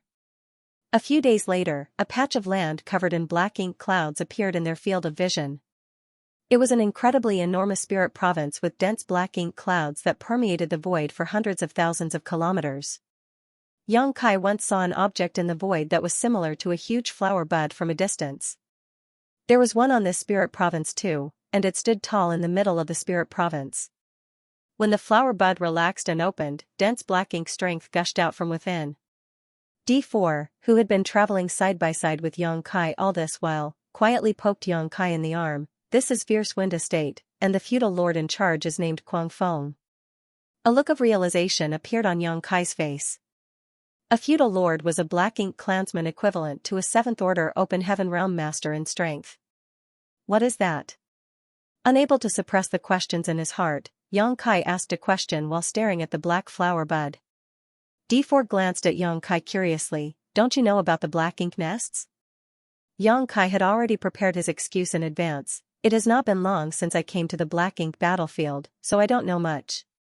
D4 understood and explained, Black Ink nests are the foundation of the Black Ink clan. It is also the place where Black Ink clansmen come from, therefore, all Black Ink nests are extremely important to the Black Ink clan. Yang Kai's expression froze, that's the place where the Black Ink clan come from? He had caught a glimpse of many Black Ink nests throughout his journey. If a Black Ink nest could give birth to Black Ink clansmen, then how could the Black Ink clan be annihilated completely? He couldn't help asking in puzzlement, the Black Ink clan are born from this? D4 nodded, the Black Ink clan do not have any reproductive ability whatsoever, all of them are born from the Black Ink nests. Moreover, the Black Ink nests have the ability to devour everything in existence. No matter the object, it can be transformed into nutrients for the Black Ink nests as long as they contain energy. Once there are enough nutrients, a Black Ink clansman will be born and Black Ink strength will be released. The Black Ink strength is the foundation for increasing the cultivation of the Black Ink clansman. Of course, they also love to devour. World forces doing so will improve their cultivation greatly. Yang Kai nodded in understanding and stared deeply in the direction of the Black Ink nest. During their conversation, they arrived above the Fierce Wind Estate. This place was overflowing with Black Ink strength, and the entire world seemed to be shrouded in shadows. There were large buildings scattered throughout the Fierce Wind Estate. These buildings were built in a crude and rough style, which clearly showcased the nature of the Black Ink clan. That was not difficult to understand though, as many Black Ink clansmen had a large stature, so it was not surprising that their buildings were also big. Along the wide and spacious streets, large Black Ink clansmen came and went. There were many of them. While most of them traveled alone, some of them were accompanied by their servants. Be that as it may, their numbers were not high. Some only had one while others had 2 or 3 servants with them. It was very rare to see a Black Ink clansman with 5 servants like Yang Kai's situation. For that reason, the black ink clansman walking in front attracted lots of attention everywhere he went. Moreover, many of those gazes were filled with envy. This situation caused the leading black ink clansman to become increasingly proud. He walked with an air of arrogance, as though nobody in the world was superior to him. Xianxia looked around and his expression showed some uncertainty. That was because he discovered that there were buildings similar to shops lining both sides of the street. In addition, there was a wide assortment of items being sold, many of which were actually resources needed for the cultivation of human cultivators. The Black Ink clan does business? After holding back for a long time, Xianxia finally couldn't take it and secretly asked D4 about this matter. D4 smiled and said, "These items are naturally useless to the Black Ink clan, but they are useful to us. We may serve as Master's servants and our lives may lie in his hands, but it will also benefit Master if our strength improves. We can help him gain more servants on the battlefield, help him devour more world force, and ensure his safety. Therefore, we will also benefit if we serve a good master, as they will help us improve our strength." That was the same reason why Black Ink disciples like Meng Qi were allowed to enter the sealed world before the Black Ink clan. Meng Qi also mentioned that the Black Ink clan wanted the Black Ink disciples under their command to be as strong as possible.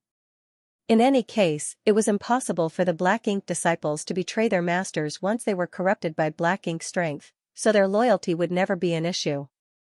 That was why the Black Ink disciples were allowed to enter the sealed world first, so that they could search for treasures and improve their strength. Only after that would the Black Ink feudal lords enter the sealed world to devour the world force. However, Xianxia focused on something else instead. Something D4 said had given him the hope of escaping from the Black Ink clan. All Black Ink clansmen were bound to return to the battlefield sooner or later, so as long as he waited patiently, he would eventually find a chance to escape or kill them when he followed them out to war. Then, he could meet up with the masters from the cave heavens and paradises and head for the nearest great pass. As soon as that thought crossed his mind, all the worries that had been plaguing him immediately disappeared. Xianxia knew that what he needed to do now was to wait patiently until the opportunity to follow the Black Ink clan onto the battlefield came. Meanwhile, D4 was still chattering away. Also, Master currently lacks a flight-type artifact. If he wants to obtain one, he has to buy the materials and hire somebody to refine the artifact for him. Nonetheless, their businesses are not only for Black Ink disciples like us. The Black Ink clan themselves also have business dealings among each other. Xianxia nodded in response. During their conversation, the Black Ink clansman led them into a shop. Inside the shop, another Black Ink clansman greeted him. They seemed to be familiar with each other and chatted happily for a while. Xianxia looked around and found that the store had everything, including artifacts for cultivators, pills, and even some high-quality cultivation resources. These items were common in the 3,000 worlds. What attracted his attention were numerous objects the size of a head that resembled crystal balls. There were not many of these objects, only a dozen or so in total. Moreover, they were placed in the most conspicuous locations. Before Xianxia and the others arrived, there were already several Black Ink clansmen gathered around the crystal balls. They were scrutinizing these balls with greedy expressions, as though they were very useful to them. Xianxia glanced at the crystal balls, but could not figure out anything from them. All he could see was that something was flowing within them. Secretly releasing his divine sense, he investigated the crystal balls and immediately frowned in response. Although he did not dare to be presumptuous, in that moment of investigation, he seemed to have noticed an extremely intense world force inside the crystal ball. "Be careful." D4 noticed his actions and quickly warned him. In a place where the Black Ink clan was gathered, there was a high possibility of provoking an ill-tempered Black Ink clansman by suddenly releasing his divine sense to probe the surroundings. If that were to happen, their Black Ink clan master would not defend them. Fortunately, Xianxia had acted very carefully just now. His divine sense had retracted after a brief touch. Although the Black Ink clansmen around the crystal balls detected what he did, they couldn't be bothered to care. "What are those?" Xianxia asked softly. D4's expression became rather complicated as he lowered his voice and answered, "World spheres. They contain large amounts of world force in them." "World force?" Xianxia raised his brow with a look of astonishment. It was his first time hearing that world force could be sealed into a container. Judging from the appearance of the so-called world spheres, they were clearly refined artifacts. Many Open Heaven Realm Masters die in each battle. After these Open Heaven Realm Masters die, their world forces will disperse. Under normal circumstances, the Black Ink clansmen can devour and refine the world force on the spot. However, the situation on the battlefield is ever-changing. If they greedily try to devour the world force then and there, they will most likely encounter various dangers. Besides, the Black Ink clan is not allowed to devour and refine world force at will during a battle. There is a group of people on the battlefield who are specially tasked with collecting and sealing world force inside world spheres. These world spheres are considered treasures to the Black Ink clan. Xianxia's heart was heavy when he heard those words, but his expression remained unchanged on the surface. These world spheres had never been seen in the 3,000 worlds because they were useless to cultivators. On the other hand, the world force sealed within these items was very useful to the Black Ink clan.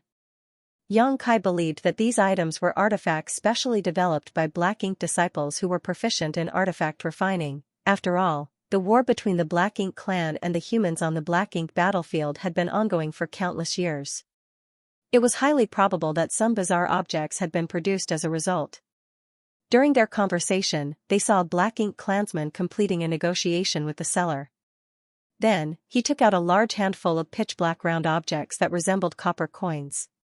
After handing these coins over, he casually reached out to grab a world sphere and strode out of the shop.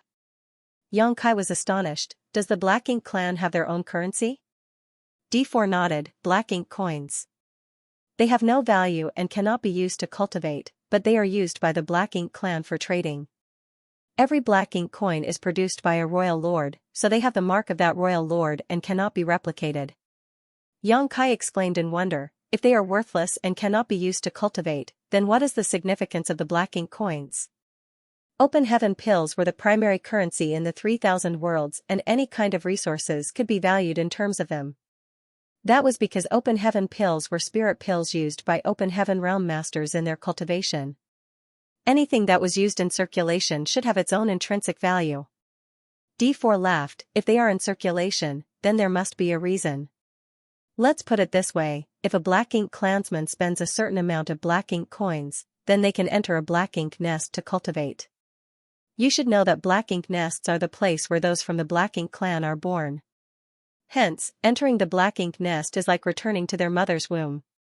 It is very beneficial for the improvement of their cultivation. Furthermore, if they want to advance, the advancement must be done inside a Black Ink nest. Only then did Xianxia understand. Black Ink coins might not have any value on their own, but they could be used to purchase things the Black Ink clan required. That made Black Ink coins valuable. Just the fact that their advancement had to be done inside a Black Ink nest was enough to make the entire Black Ink clan gather these Black Ink coins. Did Master come here to buy a world sphere? Xianxia saw the Black Ink clansmen who brought them here lingering around the world spheres and constantly haggling with the seller over the price. It was easy to guess the other party's intentions. D4 shrugged nonchalantly. He probably can't afford one. Their master was only a high-rank Black Ink clansman whose strength was equivalent to a 6th-order Open Heaven Realm Master. Even if he had some Black Ink coins, what he had was not enough to pay for a world sphere. As D4 had been serving under this Black Ink clansman for a long time, he was familiar with the other party's finances. Sure enough, despite his efforts, the Black Ink clansman eventually shook his head in disappointment and led Xianxia and the others out of the shop. Xianxia secretly laughed to himself. Looks like my master is poor. After leading Xianxia and the others out of the shop, the Black Ink clansman walked in a certain direction without stopping. D4, who had always been a chatterbox, fell silent all of a sudden. In fact, Xianxia had the feeling that D4 was rather nervous about something. It was not just D4 alone. A1 and the others also showed the same reactions, therefore, Xianxia couldn't help feeling curious. He did not understand what was making them so nervous. It didn't take long before the Black Ink clansman led Xianxia and the others to a gathering place bustling with people. Even before approaching the area, Xianxia detected the violent collision of world forces coming from that direction. There seemed to be several masters fighting each other. Moreover, the battle was extremely fierce. The explosions of their battle rang out incessantly, and blinding rays of light flashed out from time to time. Are fights allowed within this fierce wind estate? Xianxia was absolutely bewildered. It had to be said that there were rules at any place where cultivators gathered in the 3,000 worlds that basically prohibited personal fights. On the contrary, the Black Ink clan did not seem to prevent such occurrences. The place of battle was a large basin-like crater in the ground with a radius of several hundreds of meters. Even so, this space seemed relatively small for both parties participating in the fight. That was because the ones fighting in the crater were two sixth-order masters. In addition, there was a barrier array that formed a semicircular light dome over the crater. The light barrier was extremely powerful, so even though both parties participating in battle were attacking furiously, they could not deal any damage to it. Many large Black Ink clansmen stood around the crater. Not all the Black Ink clansmen resembled humans that were enlarged several times though. Many of them had peculiar and bizarre appearances. Some of them even looked completely like monster beasts. That was something Xianxia had already noticed when he first arrived at the Fierce Wind Estate. The giant humanoid appearance seemed to be considered mainstream among the Black Ink clan, followed by some having monster beast appearances. There were numerous others, some intense and grotesque, some perfectly ordinary. The Black Ink clansmen standing around the crater were showing expressions of great interest, as though they were watching two ferocious beasts fighting each other. They even cheered loudly from time to time. When Xianxia and the others arrived, both parties participating in the fight had reached the stage where who lived and who died would be decided. They attacked each other mercilessly as divine abilities and secret techniques blasted out. The violent forces within the crater ran rampant, and fresh blood splattered across the ground. Xianxia looked down for a while and sighed inwardly. He did not know which cave, heaven or paradise these two sixth-order masters fighting below were originally from. They might have held lofty positions once, or even knew each other in the past, maybe even fought side by side before. In the end though, they had fallen to this state. It was truly a sorrowful sight. Unfortunately, Xianxia was powerless to stop this. There was nothing he could do to interfere in this spectacle. He could only watch silently.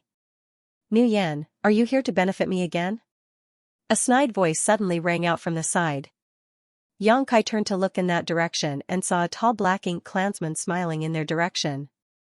There were several Open Heaven Realm masters surrounding that Black Ink clansman, probably his Black Ink disciples. The Black Ink clansman who led Xianxia and the others here coldly snorted at those words. "It's uncertain who will benefit who. Xianxia, don't boast so shamelessly." It was only at this moment that Xianxia realized his master was called Nu Yan.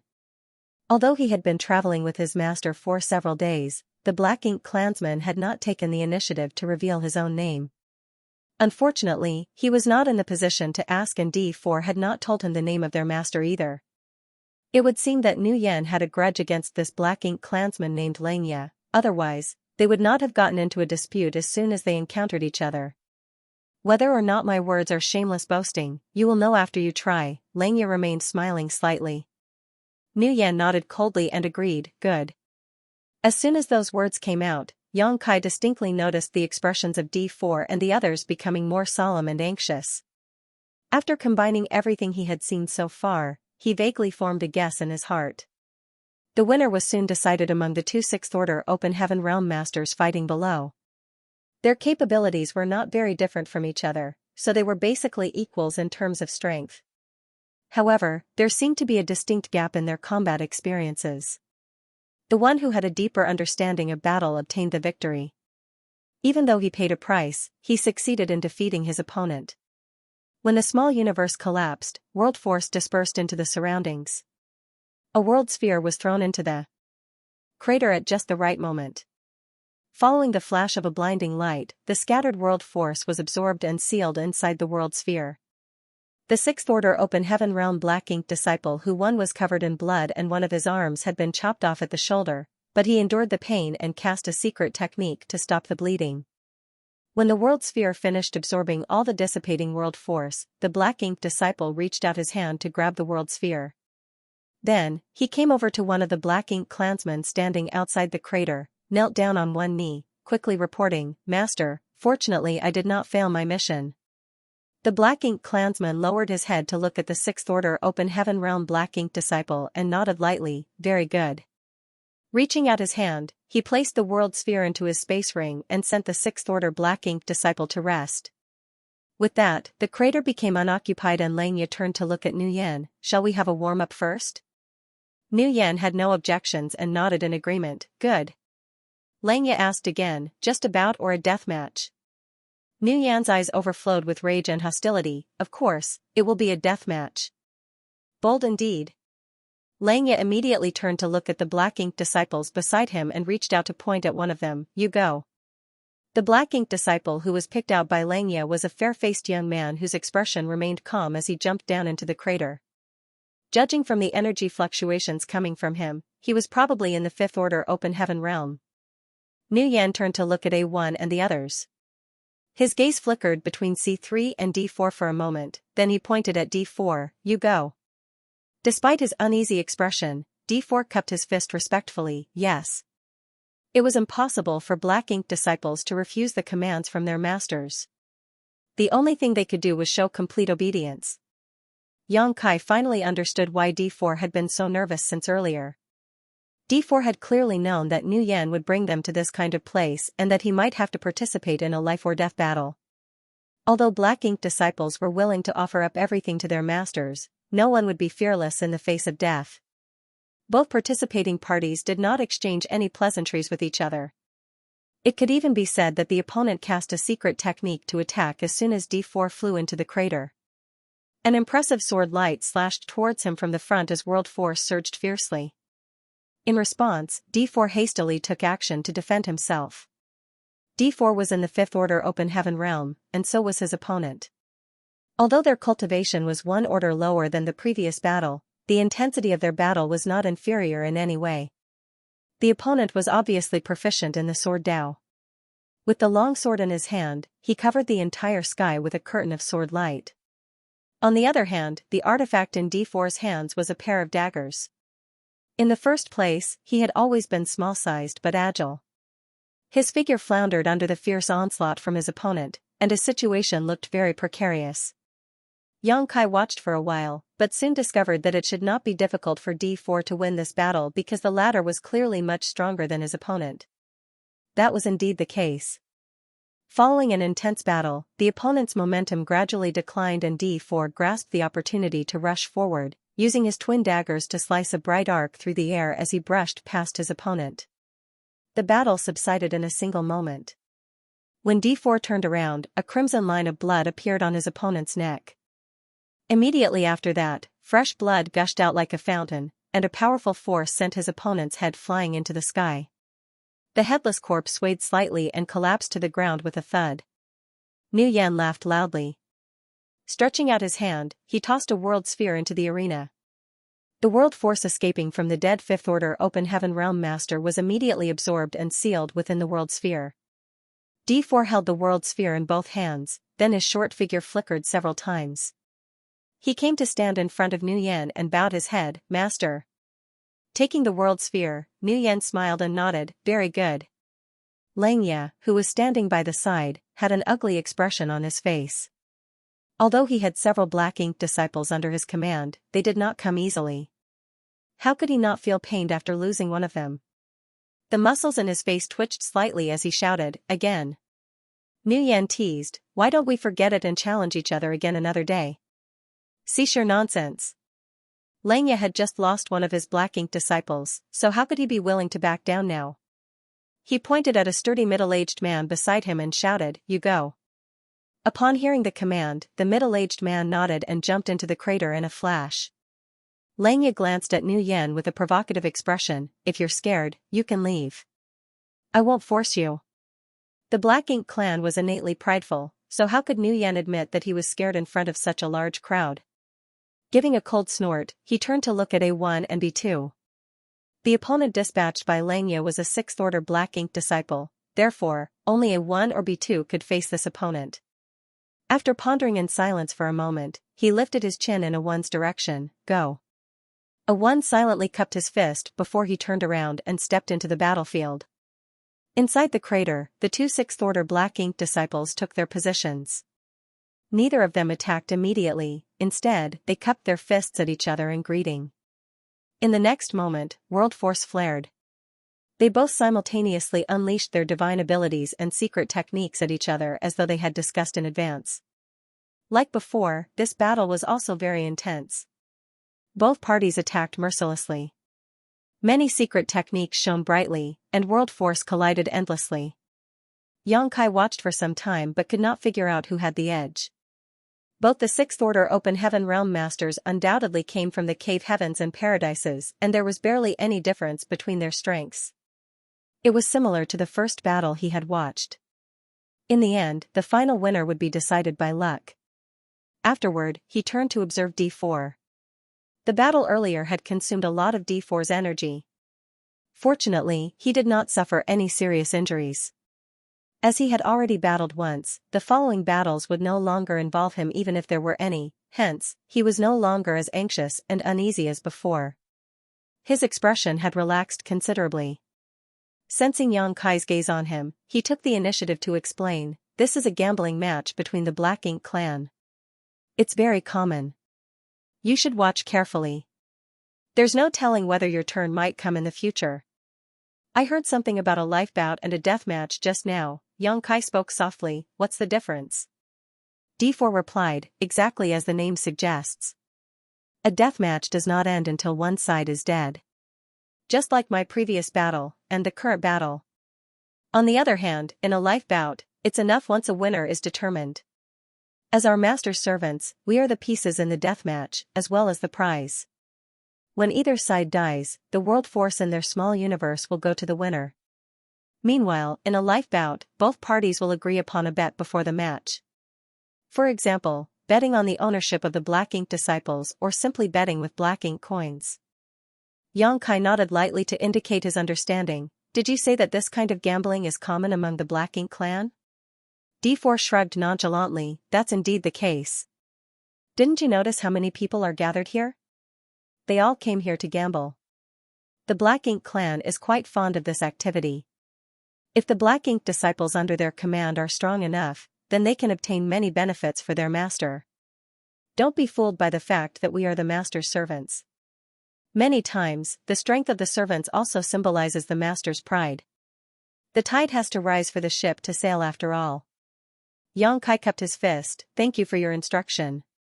D4 waved his hand casually to indicate that it was okay. Then, he suddenly furrowed his brow and solemnly looked down at the fight below. In such a short period of time, there seemed to have been some unexpected changes. A clear distinction had appeared between the two parties who were originally equal in strength. One was gradually being pushed back under the opponent's fierce onslaught. Nu Yan's expression immediately became tense. On the other hand, Xianxia stood beside Nu Yan with a smirk on his face.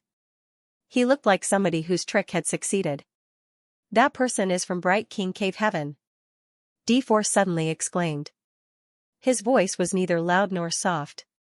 Although he looked like he was talking to Xianxia, he was actually explaining the circumstances to Nu Yan. "The people from Bright King Cave Heaven mainly cultivate body tempering.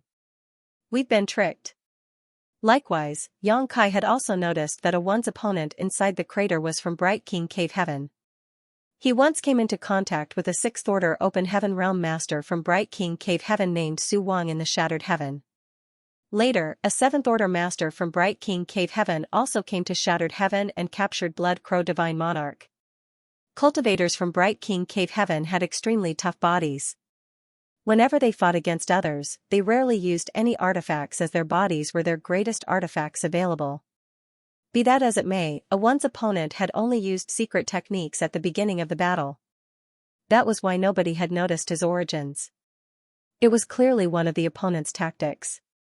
One was concentrating on a battle of secret techniques to decide the winner when his opponent suddenly rushed at him aggressively and launched a close combat assault. The sudden attack had taken him by surprise. In a fight between Sixth Order Open Heaven Realm Masters, the slightest mistake could be fatal. After one fell into a disadvantage, he was steadily overwhelmed by his opponent and soon could only defend himself, becoming powerless to fight back. Although he wanted to put some distance between them, his opponent shadowed him closely like maggots on rotting bones. It was obvious that the opponent wanted to use his strong point against his enemy's weakness. You cheated. Nguyen suddenly turned to glare at Xianxia and shouted through gritted teeth. Xianxia chuckled, how can one cheat in a fight between black ink disciples? Your slaves are simply too weak. Nguyen was practically spitting fire from his eyes. How could he not know that he had fallen for the other party's tricks? Xianxia first tricked him into complacency with the defeat of a 5th Order Open Heaven Realm Master, then sent out a 6th Order Master to battle instead. It was obvious that the trap had been prepared for him, and he had walked right into it. The crater below might span several hundreds of meters, but that was far too little space for maneuvering in a battle between Open Heaven Realm Masters. They would not be able to display their full abilities at all. If this were a battle in the void where there was enough space around them, one might not necessarily have ended up in this situation. Unfortunately, in such an environment, the person with better close combat ability would be at a big advantage. Whether it was the Black Ink clan or the Black Ink disciples, they all knew that a Black Ink disciple from Bright King Cave Heaven held an absolute advantage in this gambling arena. That was especially true if they managed to close in on their enemy. They could be said to be almost invincible under those circumstances. It was well known that nobody could defeat a Black Ink disciple from Bright King Cave Heaven in this particular environment, unless they were also a Black Ink disciple from Bright King Cave Heaven. That was why Black Ink disciples from Bright King Cave Heaven were very sought after in the gambling arena. Furthermore, nobody would accept the challenge if a Black Ink disciple from Bright King Cave Heaven was sent into the arena.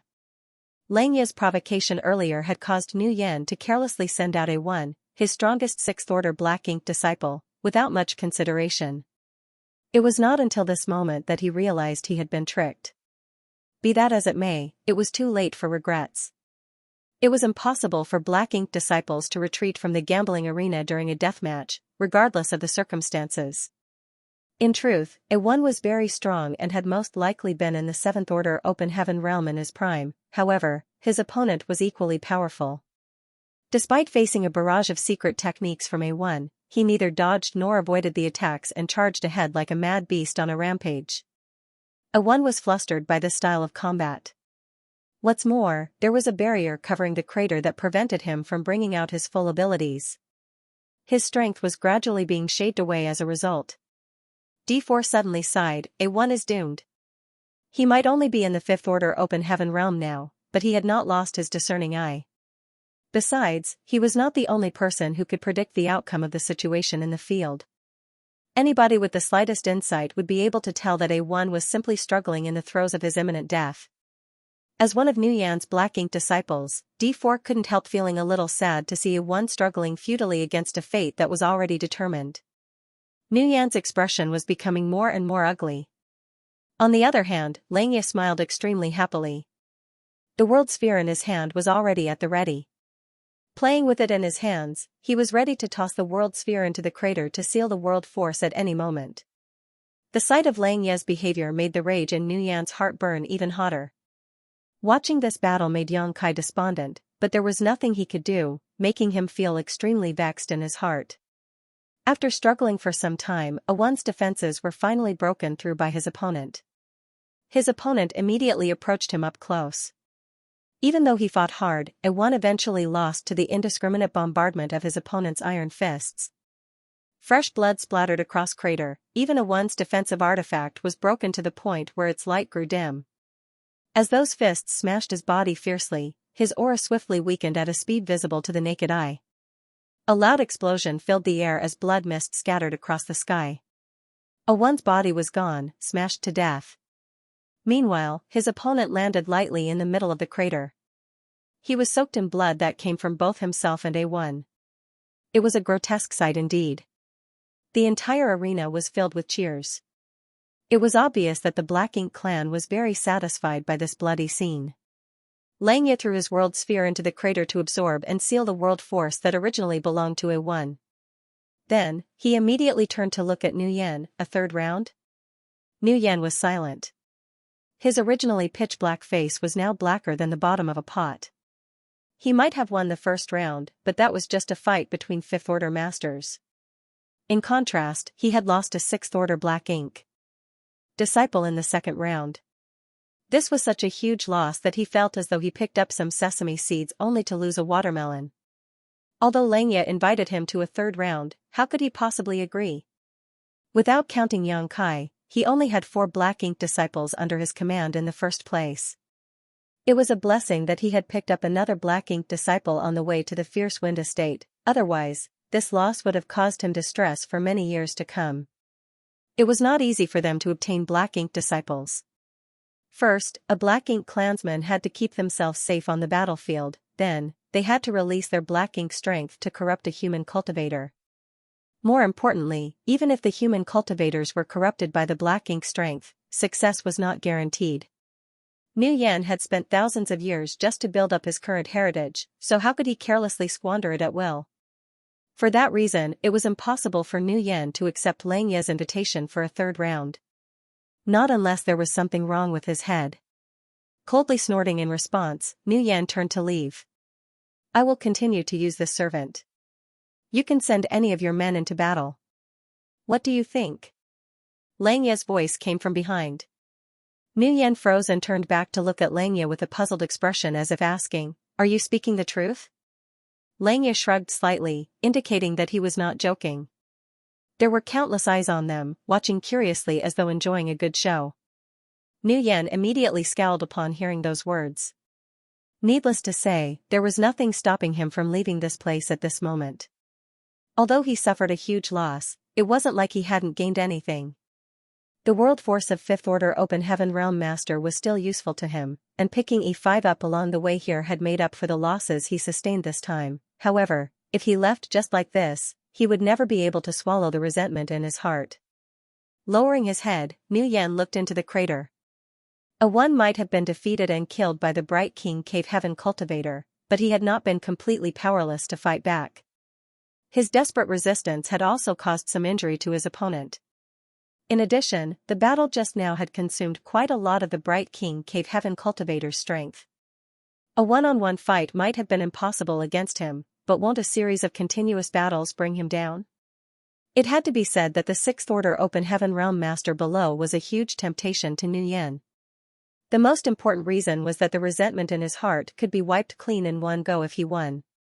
Seeing Yan's hesitation, Xianxia immediately waved his hand dismissively and said, of course, you can leave if you're scared. There's no need to force yourself. He had said those words before. His statement had been a provocation earlier, and it remained a provocation now. It was just that his tone was completely different. He had spat out those words through gritted teeth earlier, but he was openly sneering now. Yan had already been hesitating earlier, so he immediately made up his mind after being agitated by those words, who's scared? But, let's make it clear now. You don't get to regret your decision when you lose later. Xianxia nodded repeatedly, don't worry, I won't regret my decision.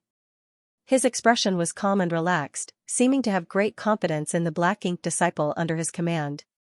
Looking at Xianxia's reaction made Yan's heart clench.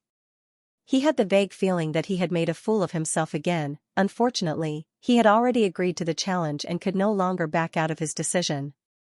If he refused the challenge now, he would only become the laughingstock of his clansmen. Gritting his teeth, Yan gave B2 a questioning look. A1 was dead, so he could only count on B2 now. There was no denying that B2 was slightly weaker than A1, but the difference was not too great. Against an injured and exhausted opponent, his odds of obtaining victory were quite high. Under Yan's gaze, B2 lowered his head and said nothing. Waste. Yan snarled. B2's behavior obviously indicated that he had no confidence in winning. Things were bound to end badly if he were sent to fight with such a mentality. Besides, he had diligently served Yan for a long time. Even if he was a mere servant, B2 had been very earnest and supportive throughout all these years.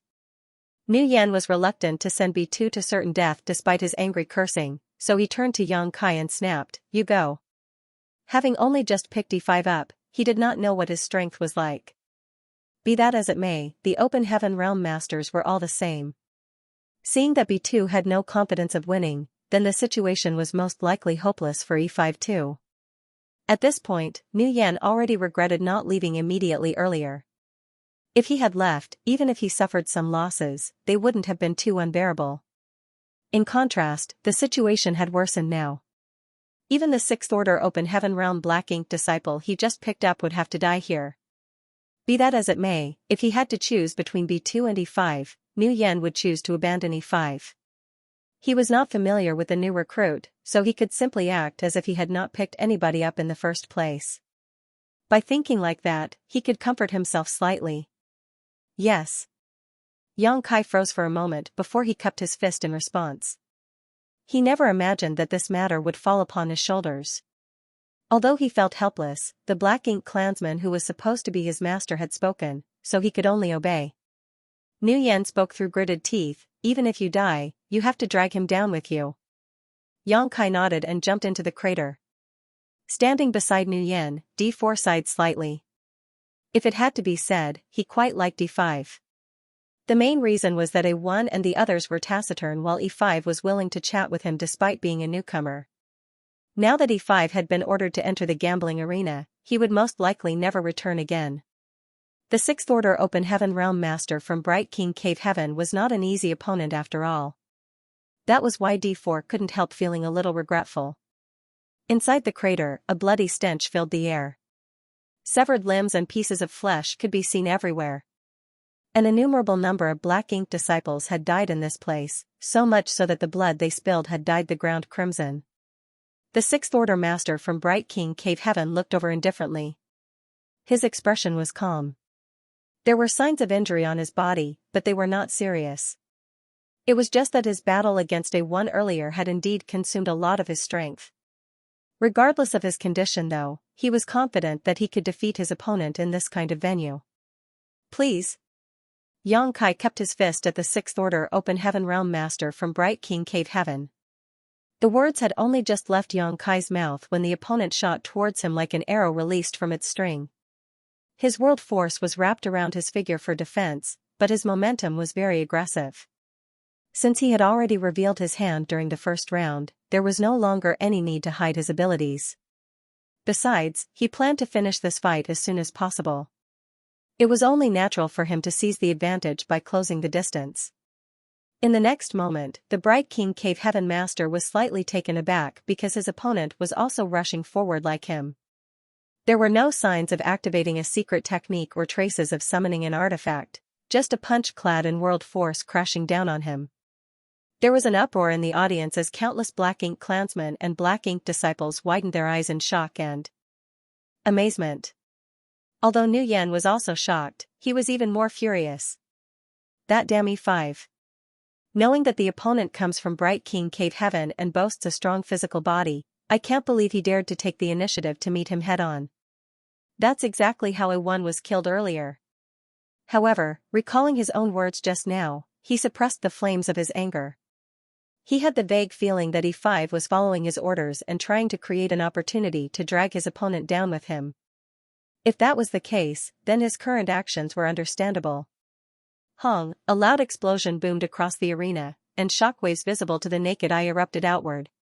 Two figures collided fiercely against each other, then suddenly separated as they flew out in opposite directions. The first collision went beyond everybody's expectations. In the previous battle, the Sixth Order Master from Bright King Cave Heaven had already displayed the immense strength of his body.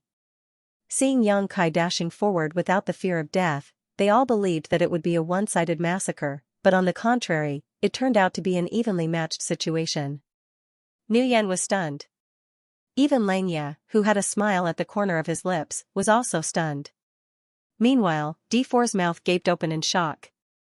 Nobody could have expected Yang Kai to withstand the punch of the Sixth Order Master from Bright King Cave Heaven. Nevertheless, one clash was not enough to prove anything, only the upcoming battle would determine the victor. Two figures landed on the ground heavily. The Sixth Order Open Heaven Realm Master from Bright King Cave Heaven had a surprised look in his eyes, but his figure kept charging forward without stopping. Putting some strength into his legs, he kicked off the ground so hard that an indentation formed. At the same time, he charged towards Yang Kai once more. When he was in midair, he saw his opponent making the same choice again. Hong. Hong. Hong, the two figures inside the crater constantly collided and separated. The cycle repeated again and again without the slightest pause. With every collision, the violent world force kicked up the wind and the clouds. Like throwing a rock into the calm surface of the lake, shockwaves blasted out like ripples spreading into the surroundings. The silent audience gathered around the crater immediately burst into cheer. This fierce battle enraptured and excited the Black Ink clan. There were no fancy secret techniques or exchanges between offensive and defensive artifacts, there were only bloody fists against flesh. It was the most primitive kind of conflict, a battle that had never been seen before in the gambling arena. It was enough to bring out the deep-seated murderous brutality buried deep within their hearts and intoxicated them greatly. The smile on Xianxia's face gradually vanished, and his expression became solemn. Meanwhile, Nuyan's expression was filled with surprise. He originally made the choice between abandoning B2 or E5, sending the unknown E5 into battle. Who could have known that E5 would give him such a pleasant surprise? Despite facing a direct confrontation with a cultivator from Bright King Cave Heaven, E5 did not lose out in the slightest. Leaving aside the final outcome of the battle, just this scene alone had already broken his previous assumptions. Is he also from Bright King Cave Heaven? Nuyan turned to look at D4. Along the journey, D4 and E5 had gotten together and whispered to each other from time to time. It was not that he did not notice, but rather that he did not have to worry about the loyalty of the Black Ink disciples under him, so he rarely bothered to care about their private lives. Nuyan had not asked about E5's background and had even given him a name in a haphazard manner. However, D4 should know something. Upon hearing the question, D4 shook his head, no. He claimed to be from Xianxia Cave Heaven. The Black Ink clan had a certain understanding of the various cave heavens and paradises, so needless to say, even Nuyan had heard of Xianxia Cave Heaven. As a result, he immediately became puzzled. Do the people from Xianxia Cave Heaven have such powerful bodies? D4 shook his head and said, those from Xianxia Cave Heaven are proficient in the Xianxia Union cultivation. They are not known for the strength of their bodies. E5 may just be innately gifted. That was the only explanation. It was not to say that others would not have strong bodies if they did not come from Bright King Cave Heaven. It was only a general comparison. The cultivators from Bright King Cave Heaven mainly focused on body tempering, so their secret arts were also based on enhancing their physiques. Who do you think is better between them? Nuyan asked with great interest. Although he was a high-rank Black Ink clansman with strength equivalent to a 6th Order Open Heaven Realm Master, he was not very familiar with the way humans fought. He could only see that the battle was extremely intense, but he could not see who held the upper hand. D4 could not really say because he himself could not tell, thus, he could only speak conservatively. E5 has hope of winning. That was enough. Nuyan laughed heartily, good. Very good. I've truly found a treasure. It's a blessing that I sent him out to participate in this battle. I would never have known that E5 was so amazing otherwise. At the same time, he began to worry about E5's safety. It would be good if E5 won the battle, but if E5 was defeated and killed, the loss would break his heart even more than the death of A1. Nuyan turned his head to the side, and seeing that Xianxia's expression was solemn and no longer as calm and relaxed as before, he sneered, D4, what do the humans say about such situations? Observing the situation, D4 quickly said, all your clever scheming has led to your downfall. There's also a saying, tried to steal a chicken, only to lose the rice. Right. Right. Nuyan nodded repeatedly, that's how it goes. Xianxia glanced sideways and coldly spat, the Black Ink disciple under your command is too presumptuous. Nuyan snorted with laughter, as you know, he is a Black Ink disciple under my command. He is none of your damn business. Weren't you laughing so happily earlier?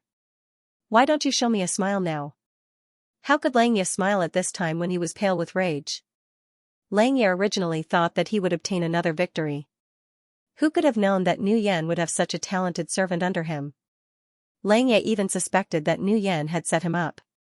Why else would Nuyan have behaved so reluctantly earlier? Just as Xianxia was gritting his teeth in anger, the Black Ink disciple beside him suddenly exclaimed softly, Master, something isn't right. Ignoring Nuyan's pestering, Xianxia quickly looked down into the crater below. What entered his field of view made his heart sink. There was indeed something wrong. At first, the two Black Ink disciples had been evenly matched and there was no telling who was having the upper hand. However, in such a short time, the Black Ink disciple under his command had clearly fallen behind. The Black Ink disciple no longer showed the same heroic bravery as before and was steadily being pushed back by his opponent. He was in a wretched state. This scene made Xianxia's expression become even uglier. He had been extremely confident in the Black Ink disciple from Bright King Cave Heaven under him, otherwise, he would not have ordered him to fight 2 consecutive battles. He originally wanted to take this opportunity to reap some benefits from Nuyen, but how could he have anticipated such an outcome? At this rate, he would really end up trying to steal a chicken but losing his rice.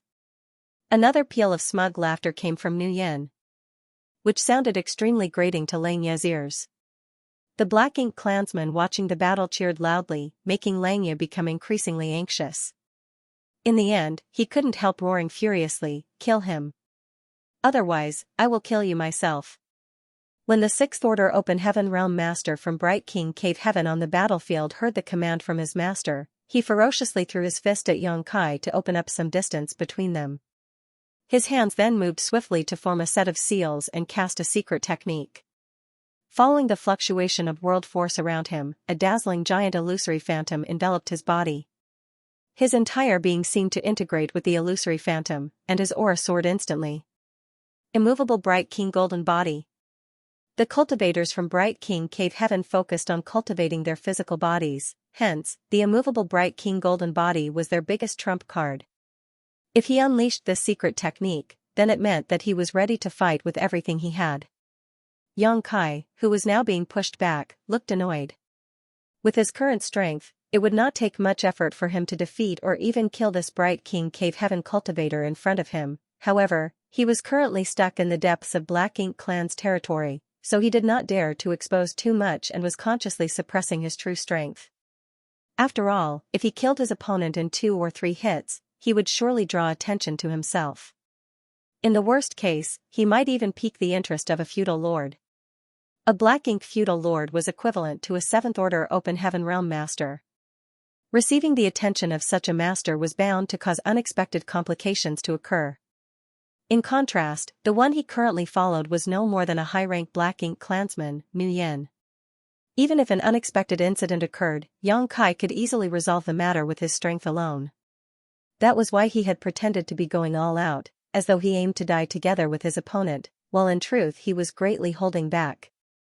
Now that his opponent had suddenly activated his immovable Bright King Golden Body though, the strength that Xianxia displayed so far was not enough to match.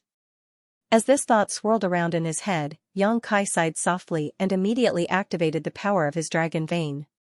There was no other choice. If he did not do this, he would have no explanation for what would happen next.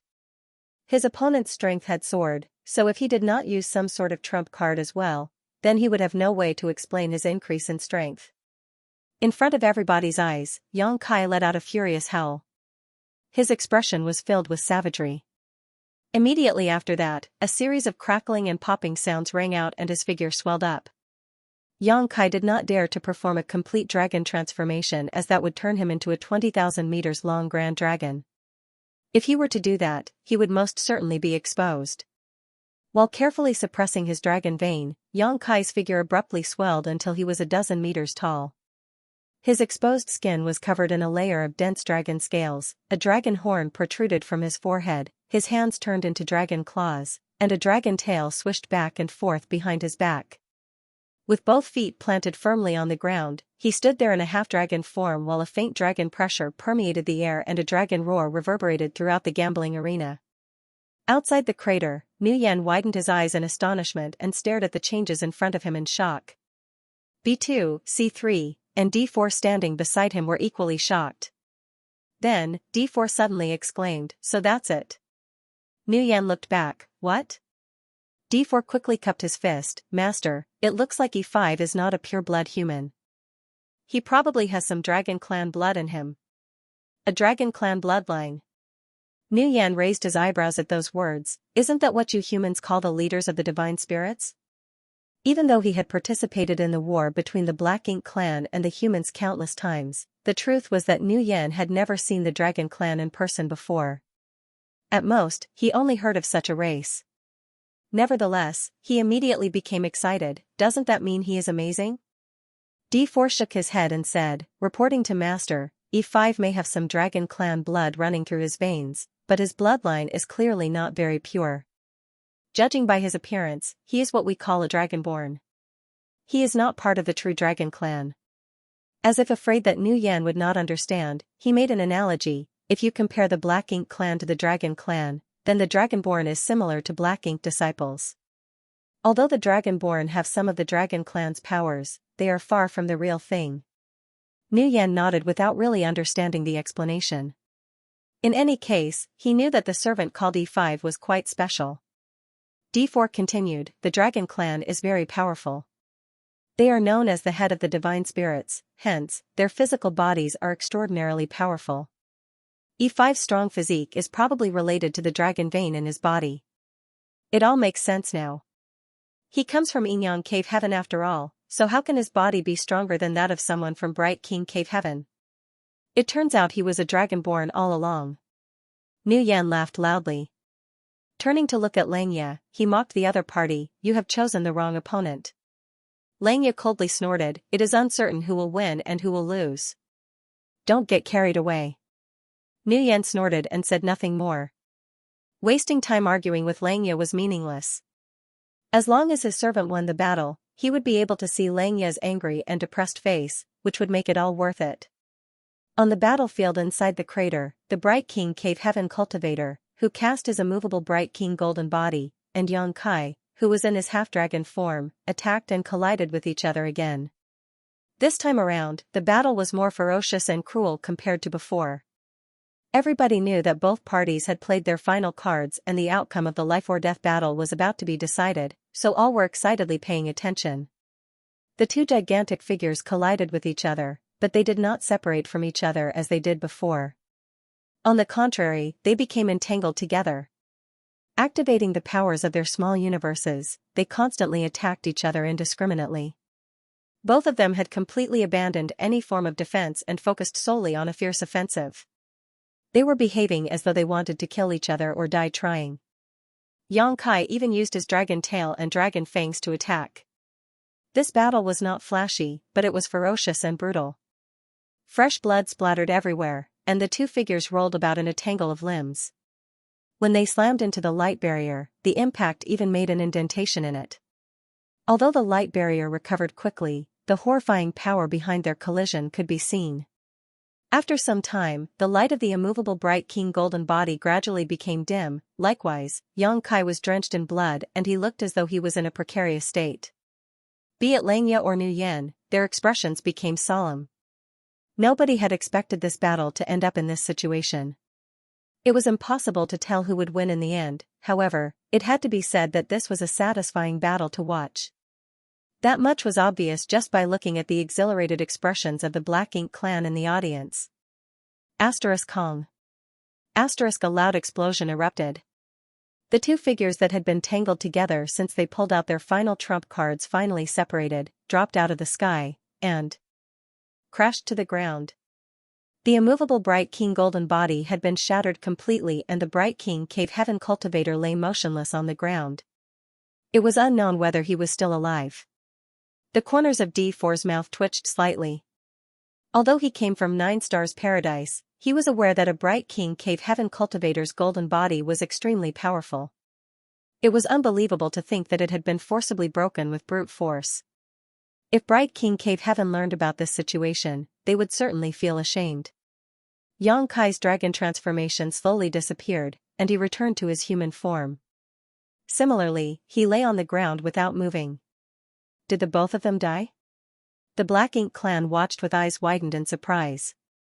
If that was the outcome of the battle, then it would be quite interesting in and of itself.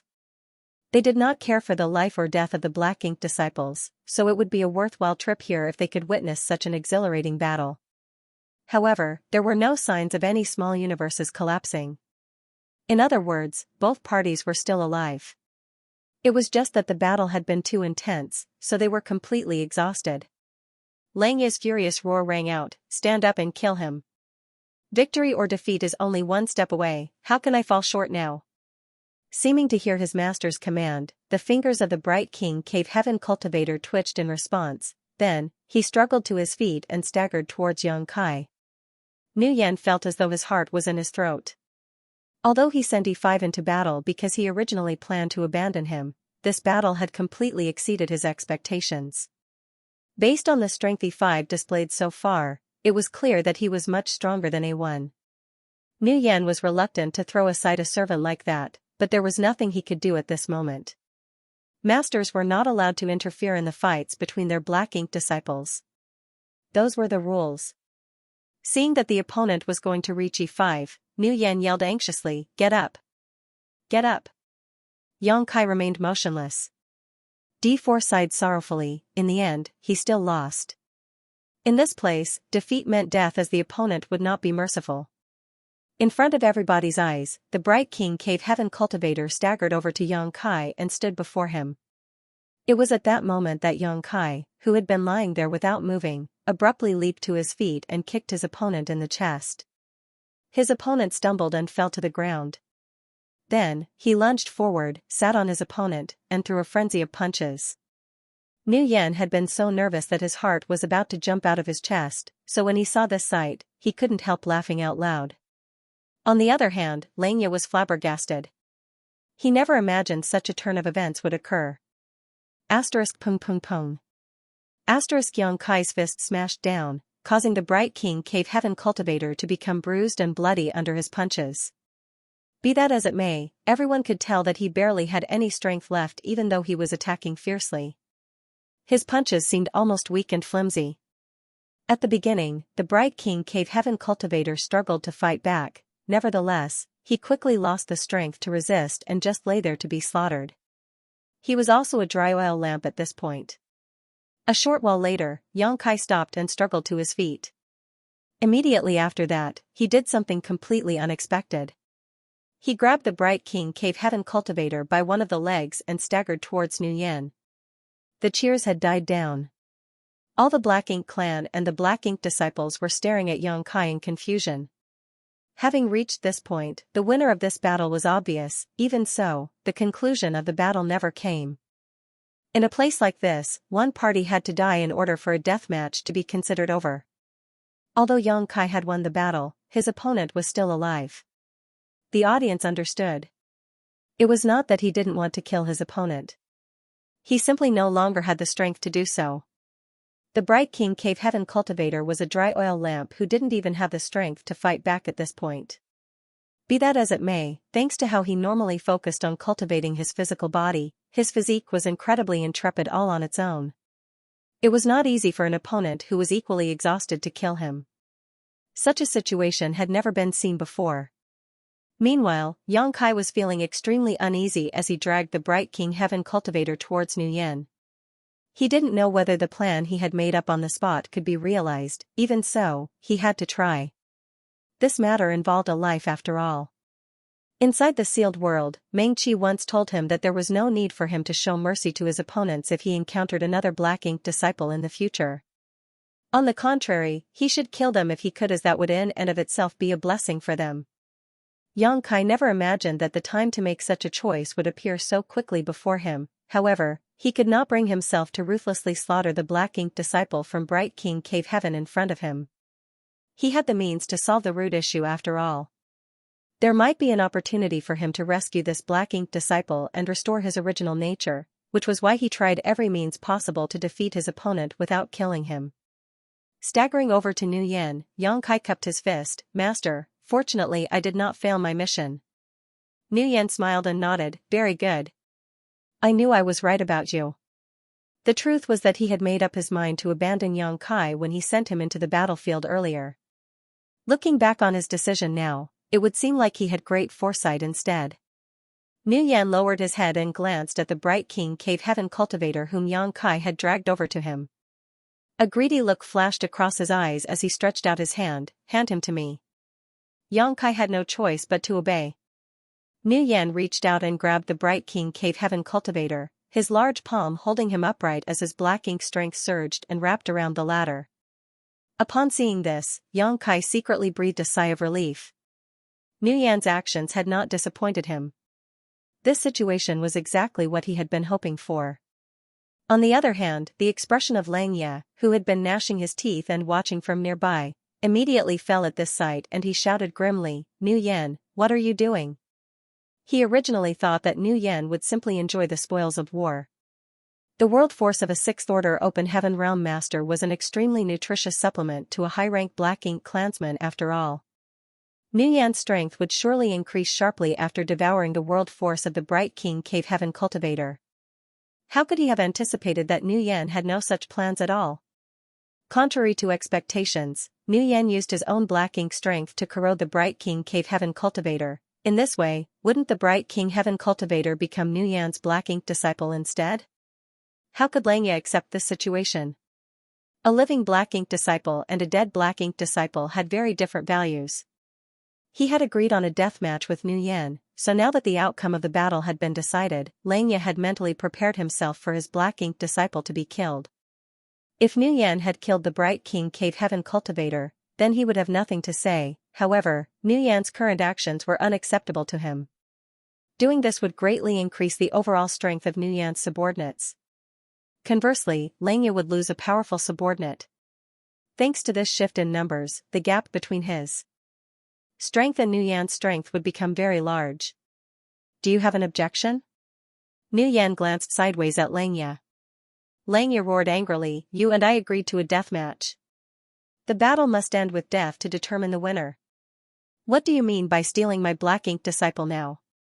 If it were a life bout where the ownership of the losing Black Ink disciple was the wager, then Nu Yan's actions would be beyond reproach. However, it was different for a death match. Nu Yan sneered, "What do you mean by stealing? The outcome of the battle has been decided, and these are spoils of war. If I want him alive, he will live. If I want him dead, he will die. His life is mine now. It has nothing to do with you." Xianxia insisted on the rules and refused to back down. A deathmatch is a deathmatch. Between these two Black Ink disciples, only one may survive. You may choose which one.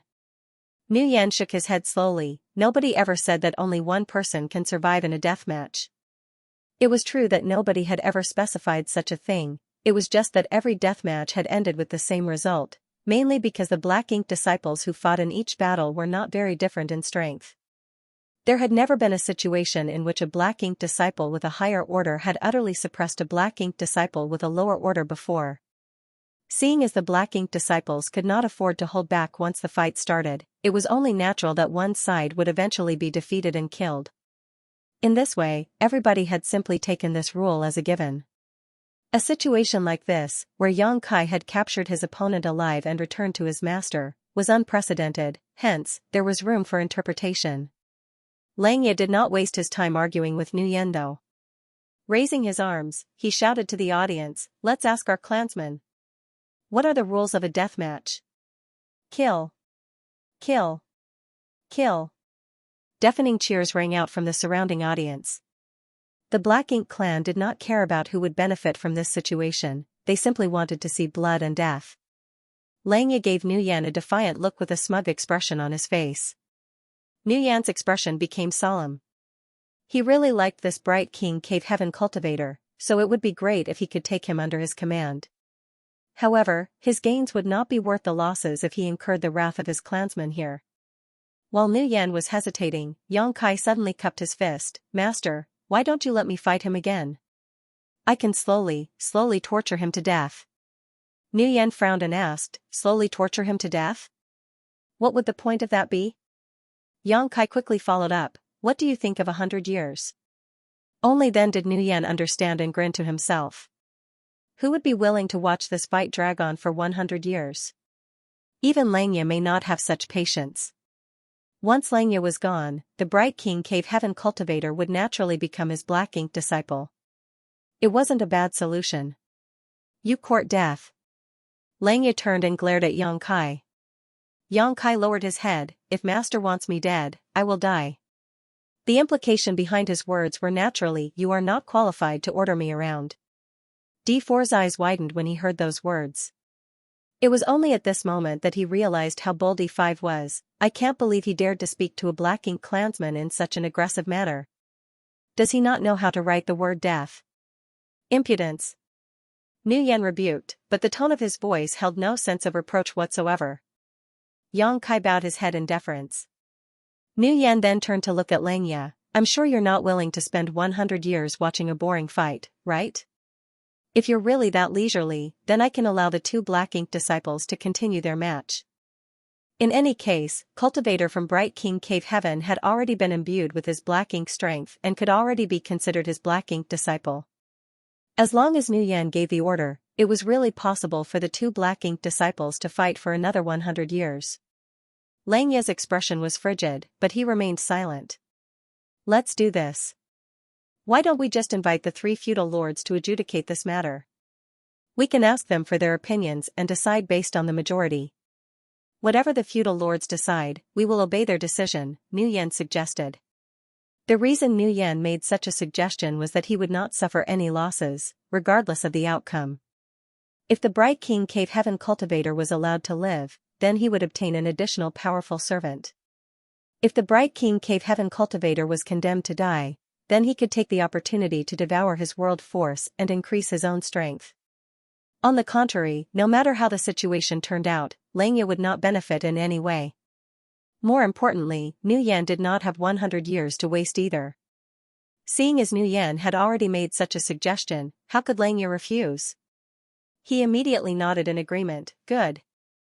Nguyen turned to look around him, then he placed his hand on his chest. I respectfully invite our respected feudal lords to pass judgment upon this matter.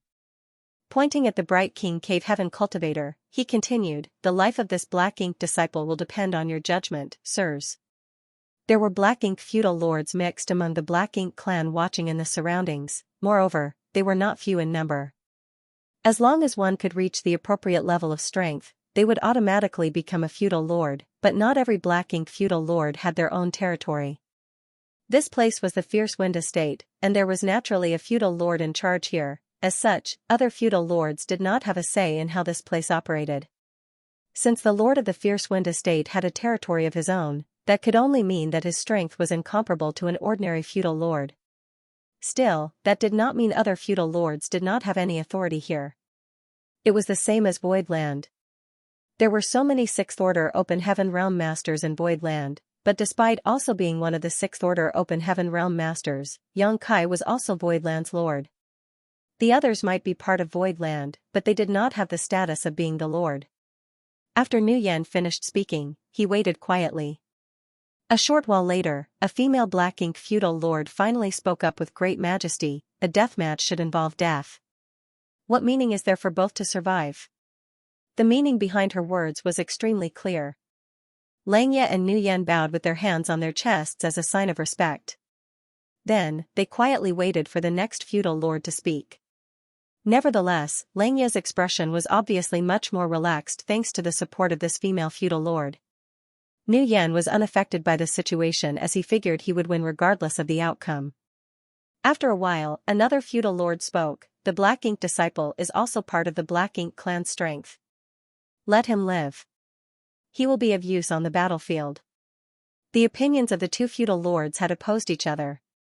In that case, the last feudal lord would undoubtedly decide the life or death of that Bright King Cave Heaven Cultivator. A voice soon rang out from somewhere, let him live. The response was very concise. There was no need for much explanation. He probably had the same thoughts as the second feudal lord. The black ink disciple could contribute more if he survived. Nguyen and Xianxia bowed once more. When they straightened their backs, Nguyen gave Xianxia a triumphant smile. Xianxia snorted in response. Turning around, he left with his remaining black ink disciple in tow. He originally had 3 black ink disciples gathered around him, including 2 Fifth Order and 1 Sixth Order. One of his Fifth Order Open Heaven Realm Masters had been killed by D4, and his only Sixth Order servant had been captured by Yang Kai.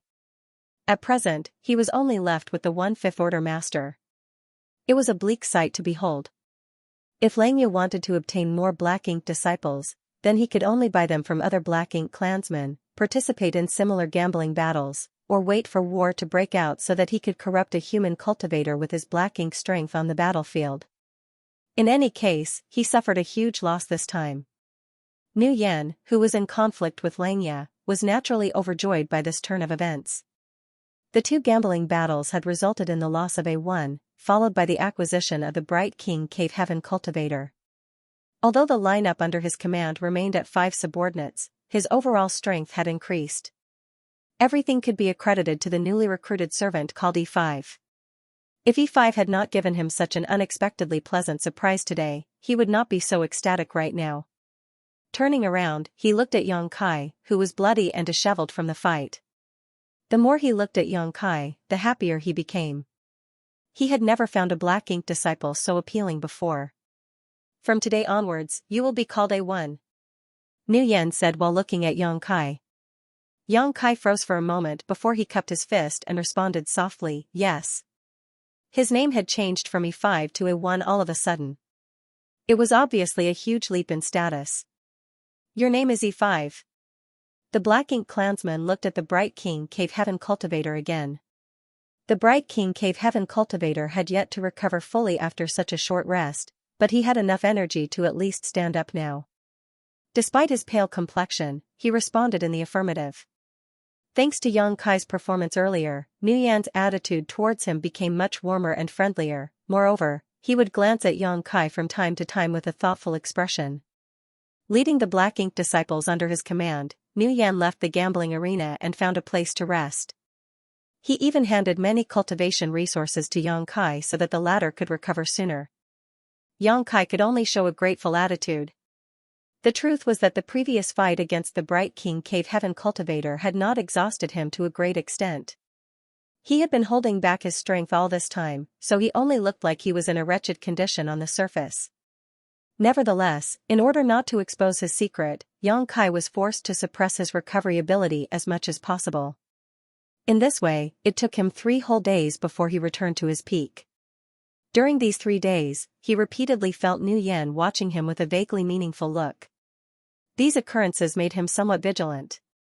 He even wondered whether he had accidentally revealed his secrets and caused Nu Yan to become suspicious of him. Upon careful consideration though, Xianxia realized that his worries were unwarranted. He had not made any mistakes, so Nu Yan could not have figured out anything. Even so, he could not understand what Nu Yan was thinking. When Xianxia opened his eyes on the 3rd day, it was obvious that Nu Yan had been waiting for a long time. Nu Yan's gaze immediately swept in his direction, and he called out, A1. Xianxia stood up and cupped his fist. How may I help you, master? With your ability, how many battles can you win if you fought consecutive rounds against humans in the same order without any rest? Nu Yan asked. Xianxia did not know why Nu Yan was asking about this. He thought to himself that it was impossible for him to lose against opponents in the same order no matter how many of them he fought, but he answered cautiously, 3 battles, at most. Nu Yan raised his eyebrows. 3? Very good. While saying that, he stood up and looked in a certain direction. I'm going to bring you to a gambling arena. Can you guarantee that you will be undefeated in all 3 battles? Xianxia frowned and asked, this subordinate has just shown his face in the gambling arena a few days ago. Will anybody be willing to be my opponent if we go again now? His previous battle against the Bright King Cave Heaven Cultivator had been witnessed by many Black Ink clansmen. No matter how much he had suppressed his strength, his victory would not change. There might not be anybody who was willing to take up the challenge due to the skills Xianxia showed in the earlier battle. Nu Yan chuckled, rest assured, there will definitely be contenders. Even if there aren't, I'll think of a way. You don't need to worry about this. However, I need you to guarantee me that you will never lose. If you think that you are incapable of continuing, then let me know in advance. He was reluctant to lose a servant like Xianxia. Yes. Xianxia responded. Let's go. Nu Yan beckoned with his hand and led his Black Ink disciples towards the gambling arena once more. A short while later, they arrived at a crater where 2 Black Ink disciples were fighting. The surrounding area was as lively as ever. This was undoubtedly a death match. The 2 Black Ink disciples were struggling desperately, each unleashing their respective secret techniques and divine abilities. It was an extraordinarily heated battle, and the cheers rang out endlessly from the crowd. After waiting for some time, the fight between the 2 Black Ink disciples finally came to an end. The winner survived, and the loser died. Sometimes, the fate of Black Ink disciples lay at the whims of the Black Ink clan. When the victorious Black Ink disciple left the arena, Nu Yan signaled Yang Kai with a look.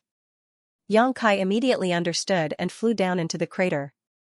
It had only been 3 days since he last fought a valiant battle here, so many Black Ink clansmen recognized him when he suddenly showed up here. They immediately looked enthusiastic, chatting while watching with great interest. Be that as it may, no Black Ink clansmen sent their own Black Ink disciple into the arena. This couldn't be helped as Yang Kai's performance a few days ago had been too extraordinary. If somebody entered the arena without confidence, they would only suffer a tragic end. It was not easy to obtain Black Ink disciples, so the Black Ink clan was not willing to squander them carelessly. Naturally, there were many Black Ink clansmen who showed interest in Yang Kai. It was just that they could only shake their heads regretfully after asking the opinions of the Black Ink disciples under their command. Despite waiting for a while, nobody stepped forward to accept the challenge. Yang Kai remained standing in the middle of the crater, looking rather bored. A Black Ink clansman soon yelled from the surrounding area, Nu Yan, nobody will accept your challenge if you send this person into battle. Change him for someone else. Nu Yan bared his teeth in annoyance. He originally thought that he could get lucky, and a Black Ink clansman who was not aware of Yang Kai's strength would send their Black Ink disciple into battle. Who could have known that there were no reckless fools around today? Needless to say, the Black Ink clansmen who witnessed the battle 3 days ago would not be deceived, and those who had not witnessed the battle in person learned about the situation after making some inquiries. Since he could not rely on luck, then he could only lure others in with the temptation of profit. Nu Yan chuckled and spoke in a carrying voice, it is true that my Black Ink disciple is quite strong. I've never seen anybody else in the same order who is more powerful than him. But, since he is already standing in the arena, it's a pity to leave without even fighting. Let's do this instead. We'll fight a life bout. Whoever wins the battle can go ahead and take him away. Whoever loses the battle will only need to pay me 100 Black Ink coins. As soon as the statement came out, an uproar broke out among the Black Ink clansmen. Nu Yan's words were too brazen. It was almost like he was implying that it was impossible for his Black Ink disciple to be defeated. A Black Ink clansman immediately asked eagerly, Nu Yan, are you serious? The value of a 6th order open heaven realm Black Ink disciple was not low. If a 6th order Black Ink disciple were to be traded, they would definitely be sold for tens of thousands of Black Ink coins. It had to be said that tens of thousands of Black Ink coins would be a sizable chunk of wealth to a high-ranked Black Ink clan. Even if they lost, the compensation was not too high. There would not be any deaths either since it was a life bout. In other words, they did not need to worry about their Black Ink disciples dying and only needed to pay 100 Black Ink coins. It was only 100 Black Ink coins, who could not afford something like that? Even the low-ranked Black Ink clansman could bring out 100 Black Ink coins at will. Nu Yan nodded, of course, I'm being serious. That is something I announced in public, so how can I go back on my words? Upon hearing those words, the Black Ink clansmen immediately became agitated and sent the Black Ink disciples under their command into the arena.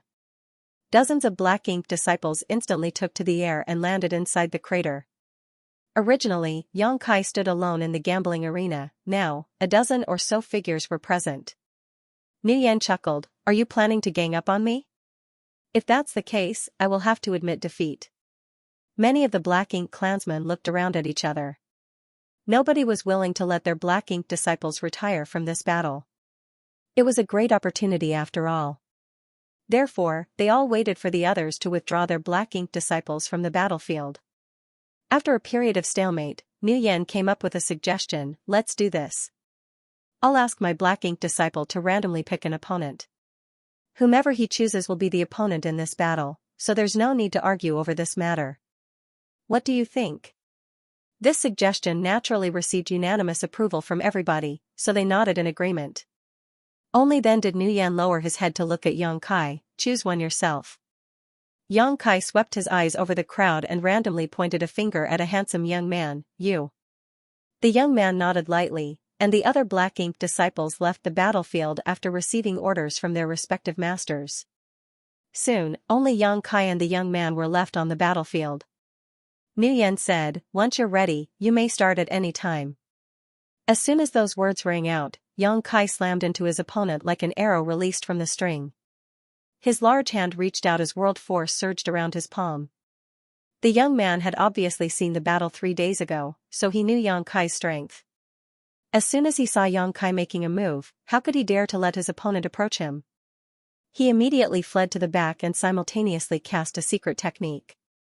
The secret technique blasted at Xianxia, but Xianxia neither dodged nor avoided the attack and instead threw out a punch.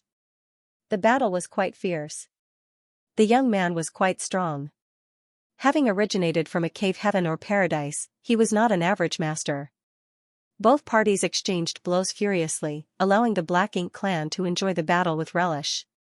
For Xianxia, this kind of battle was nothing special. It was just that he needed to moderately show off his strength without exposing too much, so suppressing his power was actually the most difficult part. The intense battle lasted for an incense stick, and in the end, Xianxia found an opportunity to punch the young man so hard that he coughed up blood and flew out. During that interval, Xianxia did not pursue victory and simply stood silently in place. The young man gasped for breath for some time before he cupped his fist and flew away without a word. The corners of Nuyan's mouth curled into a smile at the sight. After receiving the 100 Black Ink coins from the master of the Black Ink disciple earlier, he glanced at Xianxia questioningly, to which Xianxia nodded lightly in response. Seeing that, Nuyan suddenly became confident and shouted, "The rules for the next battle will remain the same, but the loser will have to pay me 500 Black Ink coins." Many Black Ink clansmen were stunned. Generally speaking, Black Ink disciples would need to rest after each fight. It was not common for them to fight consecutive battles. Of course, it had happened once 3 days ago, the result of which was Langya's Black Ink disciple from Bright King Cave Heaven being snatched by Nuyan. The strength of Black Ink disciples in the same order did not vary greatly, so it was very difficult for them to bear the burden of continuous battles, hence, Nuyan's practice was undoubtedly reckless. The number of Black Ink coins might have increased from 100 to 500, but it was still within an acceptable range. 500 Black Ink coins was not too much. Not to mention, his Black Ink disciple had already fought once, so his strength must have declined by now. The astonishment of the Black Ink clan lasted only for a moment. Following that, a dozen or so Black Ink disciples flew down and stood in front of Xianxia once more. Xianxia didn't know whether to laugh or cry. At this point, how could he not know what Nuyan was planning? Nuyan was totally regarding him as a money tree. No wonder he previously asked me how many battles I could last. He even repeatedly told me that I must not lose and to tell him in advance if I was too tired to continue fighting. Despite understanding the situation, Xianxia could only go along with the arrangement. Fortunately, Nuyan only wanted to earn Black Ink coins, so the battles were not deathmatches, otherwise, Xianxia truly had no idea whether he could kill or not. The same scene as earlier, along with the same rules. Xianxia randomly chose his next opponent. The masters of those Black Ink disciples who were not selected sighed in disappointment, but there was nothing they could do. In their opinion, this was a great opportunity to pick up a bargain. It was a pity that they failed to grasp the chance twice. Be that as it may, reality turned out to be beyond their expectations. At the end of the second battle, Xianxia won again. Although it looked like the battle had exhausted him, he pummeled his opponent to the point where they were coughing up blood. It was obvious that his opponent could no longer continue the fight. Nuyan was smiling so widely that his teeth could be seen. After receiving the 500 Black Ink coins, he shot another inquiring look at Xianxia. Xianxia regretted saying that he could fight 3 battles in a row. If he had known this would happen, he would never have given such an answer. His careless answer had made things difficult for him to quit now, so he could only nod lightly in silence. Sitting down cross-legged, he seized the time to recover his strength as though he was extremely exhausted. Many Black Ink clansmen turned their eyes to Nuyan and waited for him to speak, and they were not disappointed as Nuyan soon shouted, "This is the last match. The rules will remain the same. If you win, you can take him with you. If you lose, you have to cough up 1,000 Black Ink coins." Compared to a 6th order open heaven realm Black Ink disciple worth tens of thousands of Black Ink coins, 1,000 Black Ink coins were undoubtedly worth betting. Especially since Xianxia had already gone through 2 consecutive battles. The chances of winning were astronomical at this point. Before the third match began, the Black Ink clansmen began to quarrel among themselves. They had watched the previous 2 consecutive battles. Most notably, Xianxia had been injured during the second match, so his strength would surely have been greatly reduced. In the eyes of the Black Ink clan, it was impossible for him to win the third match. This match was going to be a huge opportunity, so nobody was willing to back down.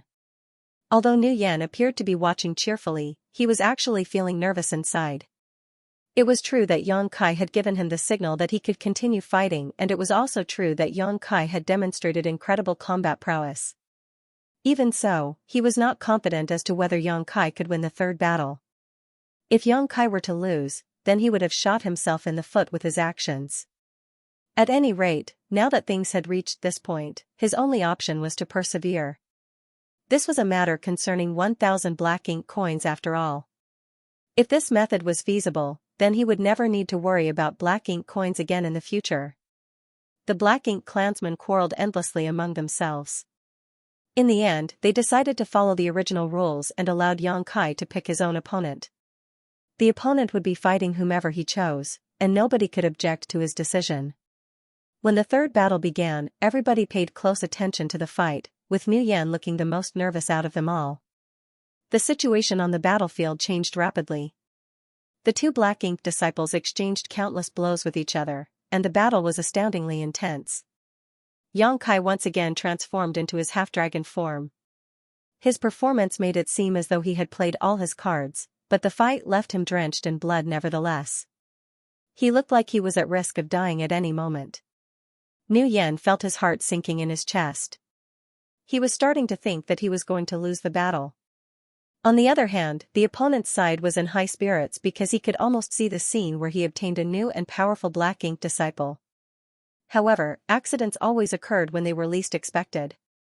The opponent had clearly been holding the upper hand in the battle, but he experienced a sudden turn of events.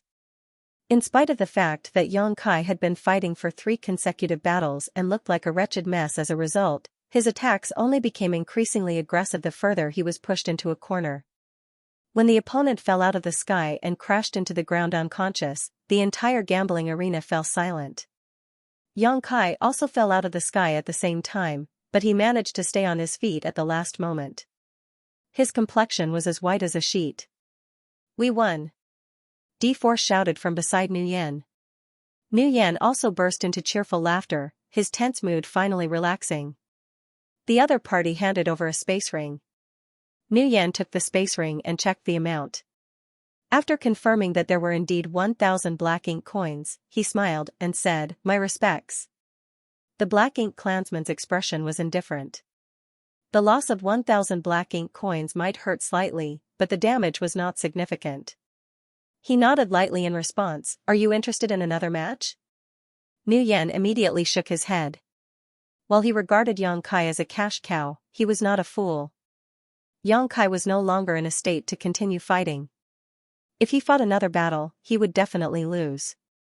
How could Nu Yan agree to such a proposal? The Black Ink clansman added, 2,000 Black Ink coins.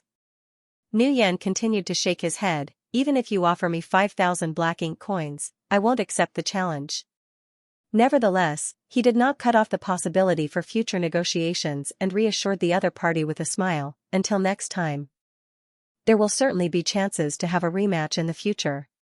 Having said that, he turned around and instructed D4, "Bring him back." D4 accepted the command and flew towards the crater to bring Xianxia back. Nu Yan did not stop there. Leading his Black Ink disciples, he returned to the place where they rested previously and handed some resources to Xianxia for cultivation and recovery so that his wounds could heal. Xianxia had earned Nu Yan a total of 1,600 Black Ink coins from the 3 battles earlier. The amount might not be much, but this was not a one-time gig. What was there to fear about the lack of Black Ink coins if he repeated this cycle a few more times?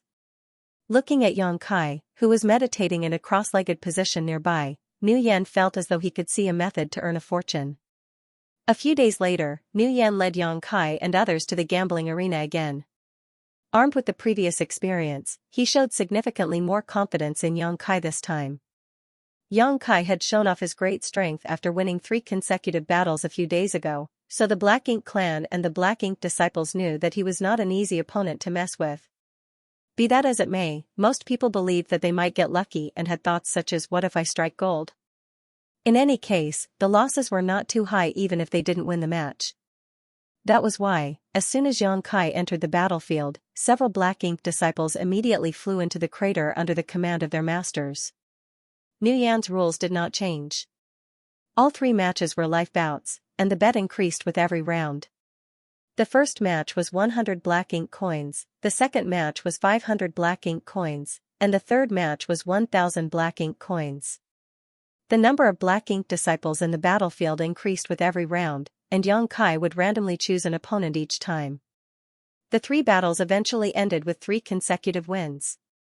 Just like before, Nu Yan earned 1,600 Black Ink coins. He was overjoyed.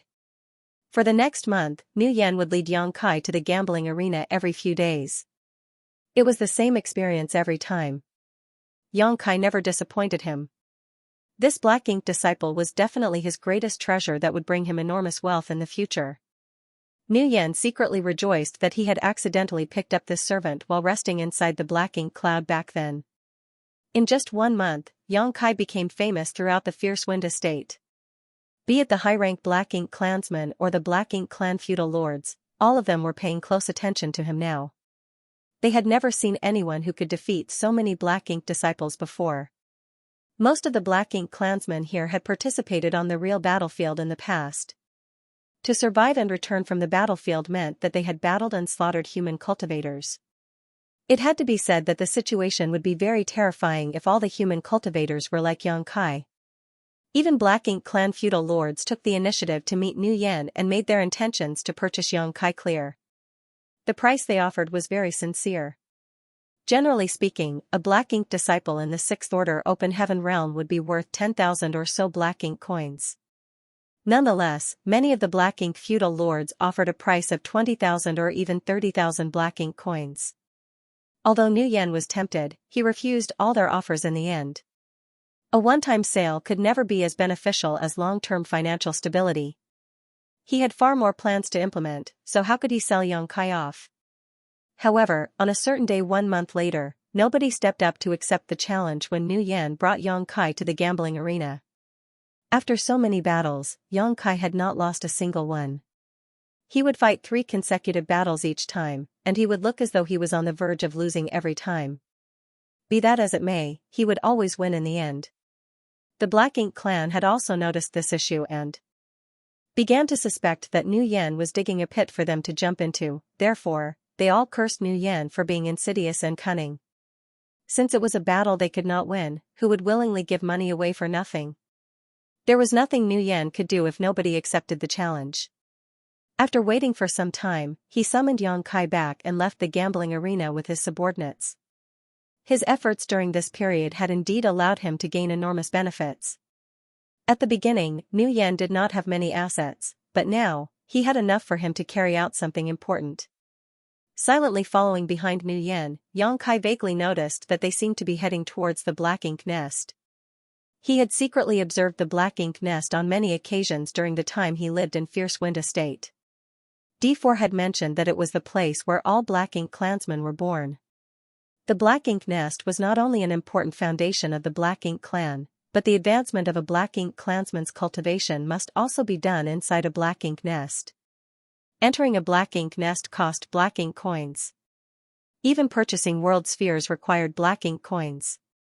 That was why the Black Ink coins were considered so valuable. Xianxia was very concerned about this Black Ink nest.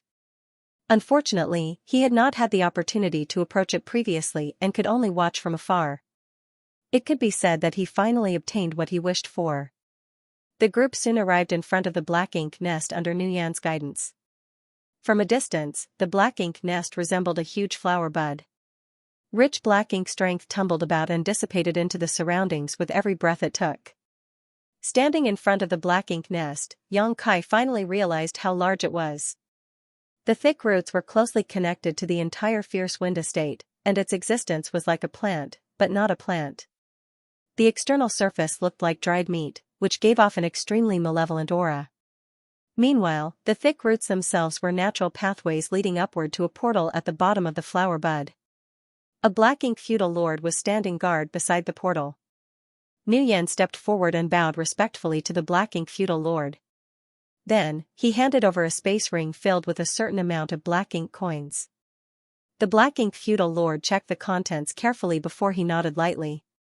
Nguyen turned around, looked at his black ink disciples for a moment, and reached out to point at C3 and D4, "You two, follow me inside." C3 and D4 responded in unison and followed Nguyen inside. Before leaving, D4 cupped his fist at Yang Kai, "Take care." Yang Kai furrowed his brow slightly. Although he looked confused, he returned the courtesy. It didn't take long for Nguyen to lead C3 and D4 out of Yang Kai's sight. Yang Kai, B2, and E5 moved to the side and waited quietly. A black ink clansman would lead their black ink disciples over from time to time. What's more, each black ink clansman would take 1 or 2 black ink disciples inside the black ink nest with them, just like Nguyen. Looking at this scene gave Yang Kai a vague guess about what was happening, but he could not be certain. After enduring for some time, he finally blurted out, "Is Master planning to break through?" Nguyen had spent a lot of black ink coins to enter the black ink nest, so it was obvious that he was here for an advancement. It was obvious that Yang Kai was highly valued by Nguyen, so the other black ink disciples had been quite friendly with him recently. Upon hearing the question, B2 nodded in response, "That's right. This is the second time." Yang Kai was stunned. "Can a black ink clansman fail in his advancement?" B2 replied, "Of course there's a possibility of failure. If success was guaranteed for every attempt, then Master would already be a black ink feudal lord by now. It's just that the consequences they face if they fail in their breakthrough are not particularly serious.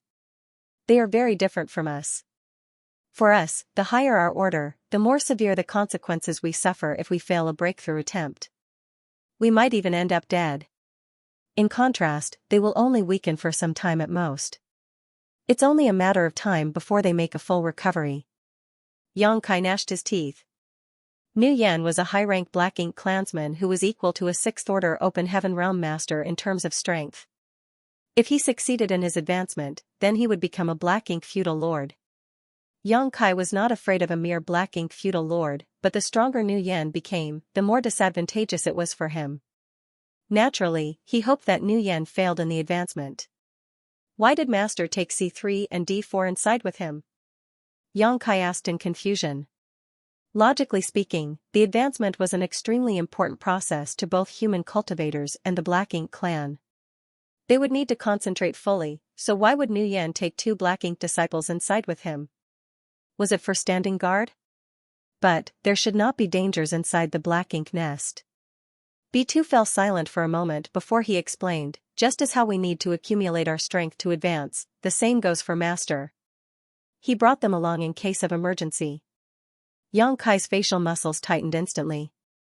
B2's explanation might not have been explicit, but how could Yang Kai fail to understand the meaning behind those words? It was obvious that C3 and D4 were being regarded as emergency resources. In a pinch, Nguyen could devour their world force to aid in his advancement. It was not just Nguyen.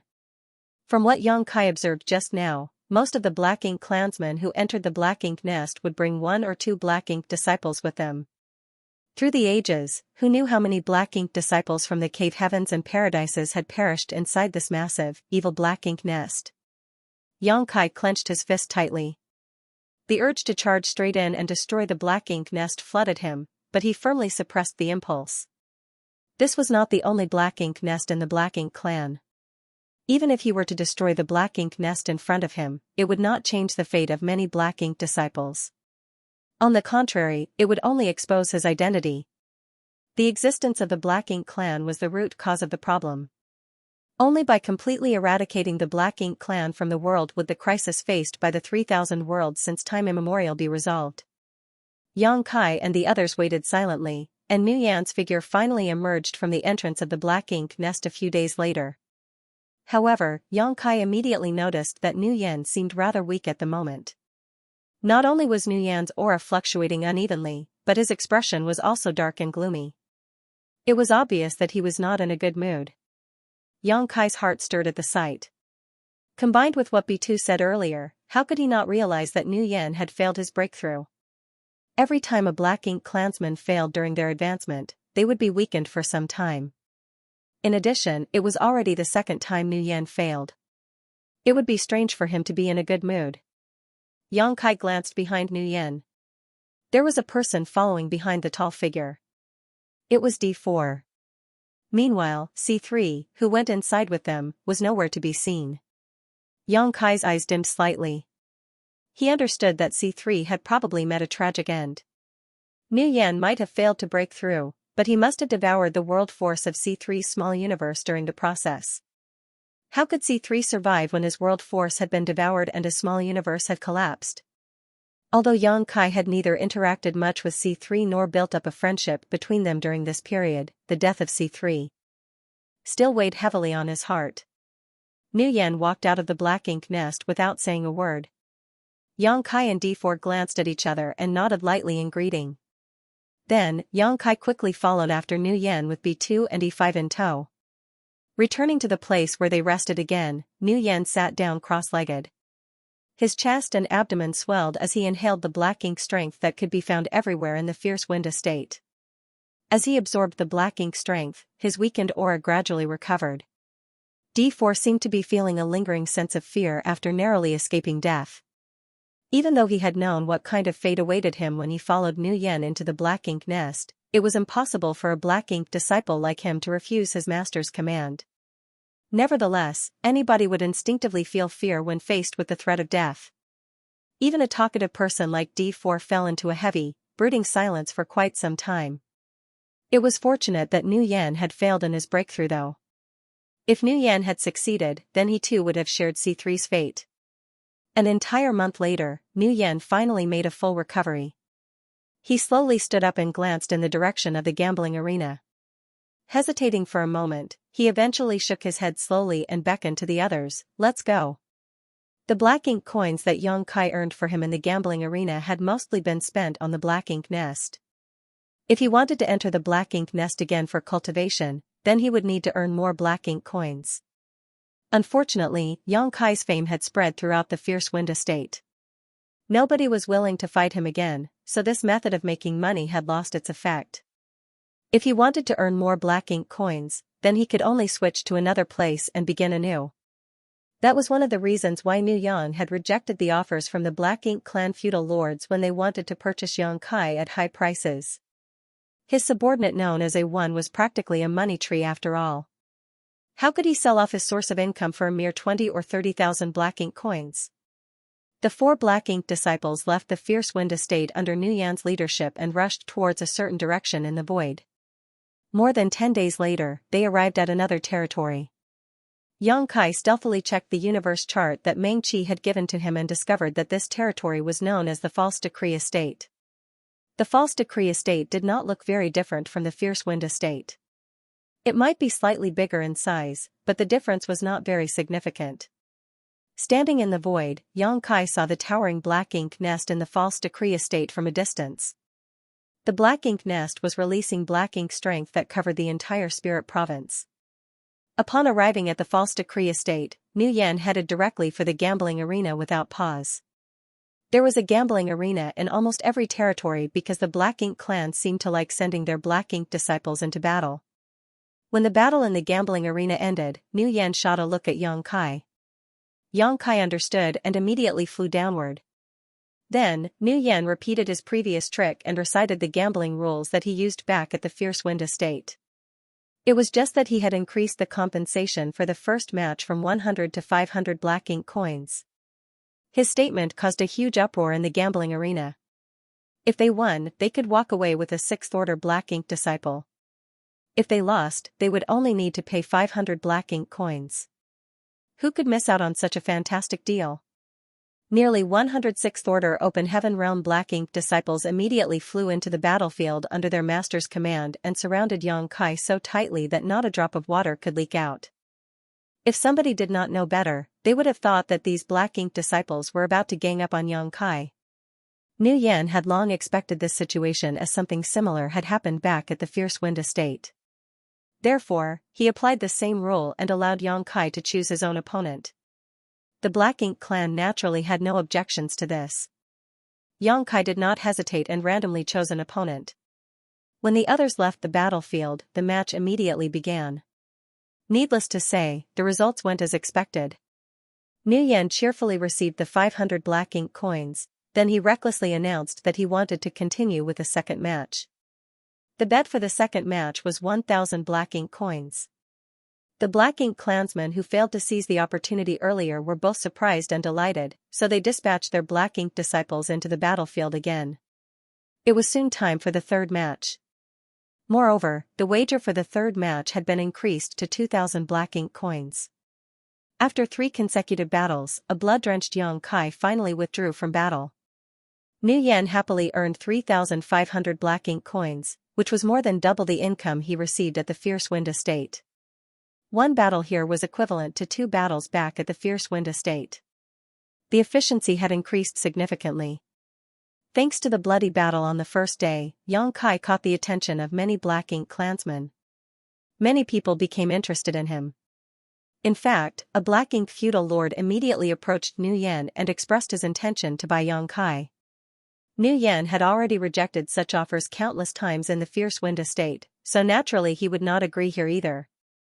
The Black Ink feudal lords might hold higher positions than him, but the Black Ink clan had their own rules. No matter how much one liked another person's Black Ink disciple, they could not forcefully snatch them away, otherwise, Nguyen would not have been able to hold on to Xianxia. He allowed Xianxia to rest and recover for a few days before he brought him back to the arena. A month later, all the Sixth Order Open Heaven Realm Black Ink disciples in the False Decree estate had been soundly defeated and nobody accepted the challenge again. Nguyen turned out to be surprisingly decisive. Once the challengers dried up, he immediately led Xianxia and the others out of the False Decree estate and traveled to the next place. At times, Xianxia had no choice but to admire Nguyen's business acumen. Nguyen was obviously taking advantage of the lack of information circulation at the moment.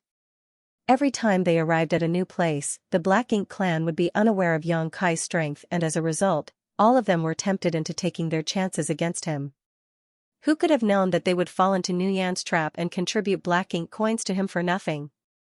In any case, this continuous stream of battles was not without benefit to Xianxia. Unlike others in the Sixth Order, his small universe had fully materialized. Combined with the fact that his small universe had been integrated with the sealed world bead, his heritage had always been far greater than others in the same order from the start, therefore, he always obtained crushing victories when fighting other cultivators in the same order. Be that as it may, he had to suppress his strength in every battle inside the gambling arenas. He did not dare to expose too much, lest he revealed his secrets to the others. Under the premise that he fought while suppressing his strength, repeatedly fighting battles that culminated with heavy injuries on both parties had the effect of polishing his combat techniques. If that were not the case, Xianxia would have considered losing some battles a long time ago. Being treated as a cash cow by Nguyen was not a pleasant experience, however, things might not be different if he changed to a different master. They did not stay in any of the territories for more than 2 months. It was meaningless to stay any longer as once people learned about Xianxia's strength and stopped accepting the challenge, there would be no more Black Ink coins to earn.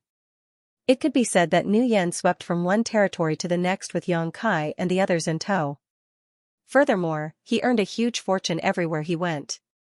For every 3 battles, he would earn 3,500 Black Ink coins. Even if he could only fight 7 to 8 times in each territory, that was an income of 20 to 30,000 Black Ink coins. It was an astronomical amount for a high-ranked Black Ink clansman. Xianxia had been worried that Nguyen would attempt a breakthrough again. If that happened, D4 would be in danger, but on second thought, Xianxia realized that the reason Nguyen brought C3 and D4 into the Black Ink nest with him last time was to prepare for any emergencies. Now that Nguyen possessed such a large amount of Black Ink coins, he could buy some world spheres to use instead of sacrificing a Black Ink disciple under his command. In a chat with D4, Xianxia learned that once a Black Ink clansman failed their advancement, they generally did not choose to try again for the next few decades. That was because the probability of success was much lower. Only once the backlash from their previous failure had been completely removed would they make another attempt. This discovery was a huge relief to Xianxia. Nevertheless, passing the days in this manner was not in line with his goal. Mengqi had sacrificed himself so that the existence of the Void Corridor would remain a secret and Xianxia could escape alive. Originally, Xianxia was supposed to rush to one of the great passes guarded by the cave heavens and paradises, then confront the Black Ink clan on the battlefield. He was not supposed to impersonate a Black Ink disciple and become the cash cow of a Black Ink clansman. Unfortunately, Xianxia did not dare to act recklessly and could only wait patiently. Nu Yan was a high-ranked Black Ink clansman, so it was impossible for him to avoid the battlefield forever. But, as long as he entered the battlefield, then Xianxia would be able to find an opportunity to break free from him. 2 years passed by in the blink of an eye. Inside the gambling arena, Xianxia was in a closely matched battle with a 6th-order Black Ink disciple. This was already the third fight of the day. Having won 2 other matches earlier, he had already earned 1,500 Black Ink coins for Nu Yan. The outcome of the third battle involved 2,000 Black Ink coins and even his ownership, so many Black Ink clansmen were naturally paying close attention. Outside the battlefield, Nu Yan watched the battle calmly. Although Xianxia was covered in blood, Nu Yan was not worried in the slightest. On the contrary, he was cheerfully chatting with his clansmen beside him. That was because Xianxia always had such a miserable appearance during the third match of each round of battles. Even though he looked like he was in a dangerous situation where he could be defeated at any time, he always won in the end. At the beginning, Nu Yan had been extremely on edge whenever this happened. However, he had gotten used to the sight after 2 years. No matter how terribly Xianxia seemed to perform, he had great confidence in the latter's victory. In the end, Xianxia lived up to Nu Yan's expectations and won the third battle with some difficulty. Before Nu Yan could receive the bet of the third match though, a sudden change occurred. An extremely violent force surged throughout the territory, and an oppressive force simultaneously descended upon everybody. For an instant, everyone felt as though an entire universe world was pressing down on their heads. Even their bodies involuntarily stooped slightly from the pressure. Countless Black Ink clansmen turned pale. Meanwhile, world force surged and fluctuated turbulently around them. Inside the gambling arena, the blood-drenched Xianxia abruptly raised his head to look at the sky. What entered his vision made his expression tense. In the sky, world force that gathered like clouds was so dense that it could be seen with the naked eye. Xianxia was shocked by the sight. Although he had met many high-rank open heaven realm masters in the past, he had never seen such rich and pure world force before. Back in Black Territory, Xianxia had been present when countless 8th Order ancestors joined hands to besiege the Black Ink Royal Lord, and the attacks of those 8th Order masters had been absolutely extraordinary. Even so, all those attacks seemed insignificant compared to what he was seeing right now. He did not know what was happening, but the world force visible to the naked eye was clearly the power unleashed by some sort of secret technique activated by a master. Enemy attack. A furious howl reverberated through the world. It came from the direction of the Black Ink feudal lord's palace. Xianxia was stunned for a moment, then he felt a mixture of astonishment and joy. The situation in front of him turned out to be an enemy invasion, and the Black Ink clan's enemy was undoubtedly the masters from the cave heavens and paradises. In other words, the cave heavens and paradises had launched an attack on this place. He was surprised that the masters from the cave heavens and paradises were so bold. It had to be said that he had checked the universe chart when he first arrived here. Although this place was close to the front lines, it could still be considered part of the Black Ink clan's inner region. How could they do as they pleased after venturing so deep into enemy territory? On the other hand, Xianxia was happy because the cave heavens and paradises had taken the initiative to attack before he had the chance to follow Nu Yan to the battlefield. Taking advantage of this chance, he might be able to break free of Nu Yan's control and follow the masters from the cave heavens and paradises back to the Great Pass. The wind and cloud gathered in the sky above the territory at a rapid rate, and it only took a moment for an enormous and hazy green palm to form. Despite its slow and clumsy appearance, the palm that literally covered the entire sky actually descended at an incredibly fast pace. Before the countless Black Ink clansmen in the territory had the chance to react, the palm grabbed hold of the huge Black Ink nest. Then, the green palm clenched tightly and hauled up the entire black ink nest as though pulling up a mountain. Dense black ink strength scattered and gushed out of the black ink nest. Under the impact of the world force palm, the black ink nest turned into dust. Inside the gambling arena, Xianxia stared in amazement and secretly rejoiced. Everything that entered his vision was beyond his imagination.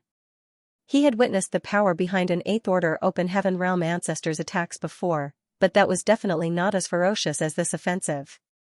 In other words, this attack had to be unleashed by a 9th Order Open Heaven Realm old ancestor. No wonder they dared to venture so deep into enemy territory. It turned out that a 9th Order old ancestor, an existence on par with a Black Ink Royal Lord, was personally leading the charge. The female Black Ink Royal Lord had caused heavy losses to the Cave Heavens and Paradises despite being greatly weakened after being trapped inside the Black Ink territory for so many years. It was difficult to imagine how powerful she would have been in her prime.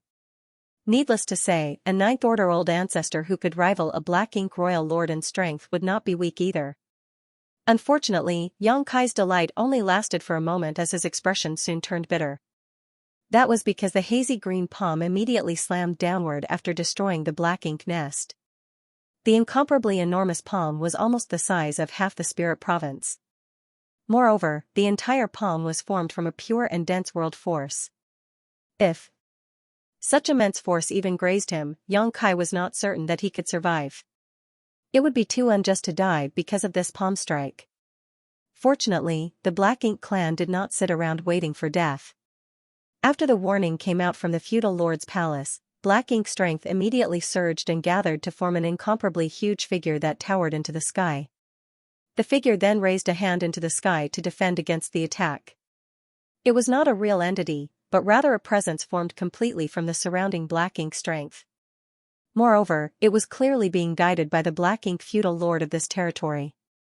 Watching the destruction of the Black Ink nest had enraged countless among the Black Ink clan, so there was no need for any command or dispatch. Regardless of their rank, every member of the Black Ink clan quickly took action, blasting violent attacks at the hazy green palm in the sky. Furthermore, the Black Ink disciples also unleashed various secret techniques and artifact attacks. Colorful lights filled the entire sky in an instant. Nevertheless, the enormous palm continued to press downward. The countless attacks slammed into the palm, causing layers of ripples to appear on its surface, but although these attacks constantly weakened its power, they were unable to stop the palm's downward progress. The huge figure at the feudal lord's palace was the first to bear the brunt of the attack. Despite fighting back with all his might, he was only a Black Ink feudal lord whose strength was equivalent to a 7th Order master's. How could he contend against the power of a 9th Order old ancestor? Before the palm strike descended completely, the enormous figure had already bent slightly under the pressure. The feudal lord struggled desperately and roared in defiance, but his avatar composed of Black Ink strength soon exploded into nothingness. Even his true body was heavily injured as a result. It felt like only a moment had passed. At the same time, it also felt like 1,000 years had gone by. The huge palm slammed down. Be it the Black Ink clansmen or the Black Ink disciples, many of them died a violent death everywhere the palm print covered. Only a few were lucky enough to survive. Countless small universes collapsed and the world force within these small universes dissipated. Following a violent earthquake, the entire spirit province broke into pieces. The destructive aftermath spread out into the surroundings after the attack, causing space itself to shake and become unstable. The low-rank Black Ink clansmen didn't even have the opportunity to resist and were wiped out by the fallout of this attack. Only the high-rank Black Ink clansmen with strength equivalent to 6th Order Open Heaven Realm Masters managed to withstand the shockwave. As such, the brutality of the palm strike was clear to see. Everything happened in a flash. Only a few thoughts went through Xianxia's mind before the aftermath of the attack came crashing down on him. Nevertheless, he could be considered lucky. In fact, it could be said that all the people in the gambling arena were lucky because they were not located within the range covered by the hazy green palm. All of them would have died in the impact otherwise. Even Xianxia himself would have needed to transform into his Grand Dragon form to survive such a powerful attack. What's more, doing so would only allow him the possibility of survival. Despite not receiving direct damage, the fallout of the palm strike had turned the entire gambling arena upside down. Numerous Black Ink disciples coughed up fresh blood, and even the aura of the Black Ink clansmen churned fiercely. They were obviously having a tough time. The spirit province under Yang Kai's feet shattered, and like a drowning man caught in the tumultuous currents of the sea, he was swept away by the shockwaves and could not control his direction at all. Startled exclamations and horrified screams entered his ears. When he turned to look in that direction, he saw an extremely pale D4 bleeding from all 7 orifices and struggling to hold on. Furthermore, there was a gleaming white light surrounding D4's body. It would seem that he had activated some sort of defensive artifact. On the other hand, the 5th Order Open Heaven Realm Black Ink disciple next to D4 had reacted slightly slower and failed to summon his own defensive artifact as a result. Due to the churning of his aura, he was unable to withstand the bombardment of the shockwave and exploded after a short struggle. The light covering D4's body was also fading away at a horrifying speed, hence, his expression became despairing. With the strength of a 5th Order Open Heaven Realm Master, it was impossible for him to survive the impact without the defensive artifact. Just as he was about to give up and accept his fate, a figure suddenly rushed over and stood in front of him to help block most of the impact. He looked up gratefully. A1. He never imagined that A1 would come and protect him at a critical juncture of life and death. It had to be said that he was standing next to Nuyen, B2, and E5 earlier.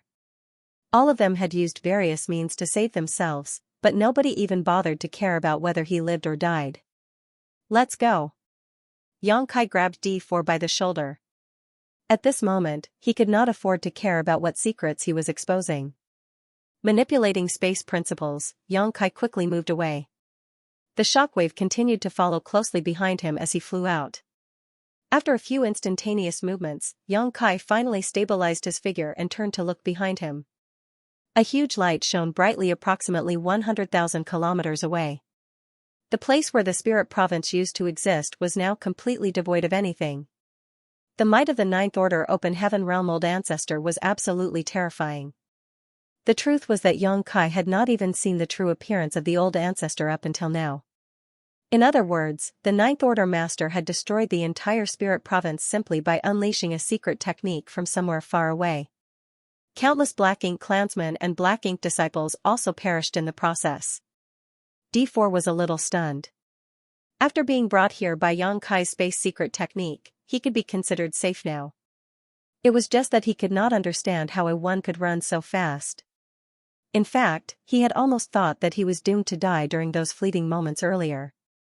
Nevertheless, now was clearly not the time to pursue this matter. D4 gasped for breath slightly before he anxiously said, "We need to hurry and find Master.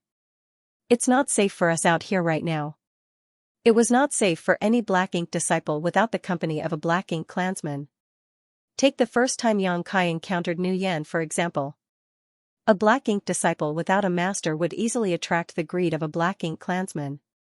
Nuyen could be considered relatively kind, having only used his Black Ink strength to convert Yang Kai into his own servant.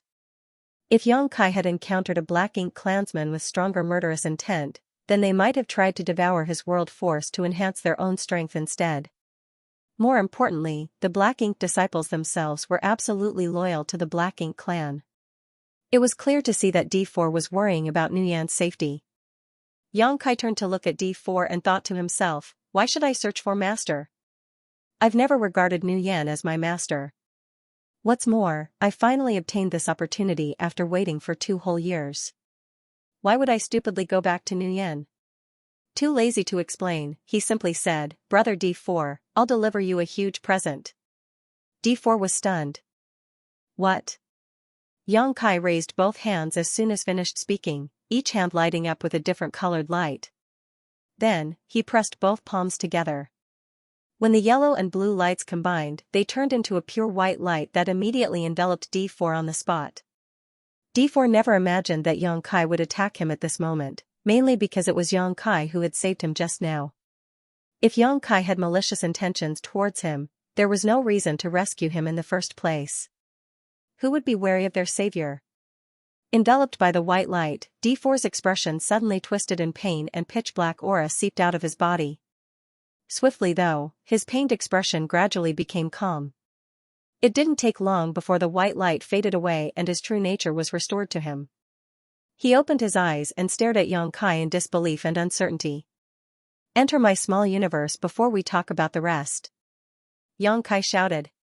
He had wanted to bring D4 into his small universe a long time ago, but could not find the opportunity. Now that he finally had the chance to be alone with D4, he could not let the opportunity slip by.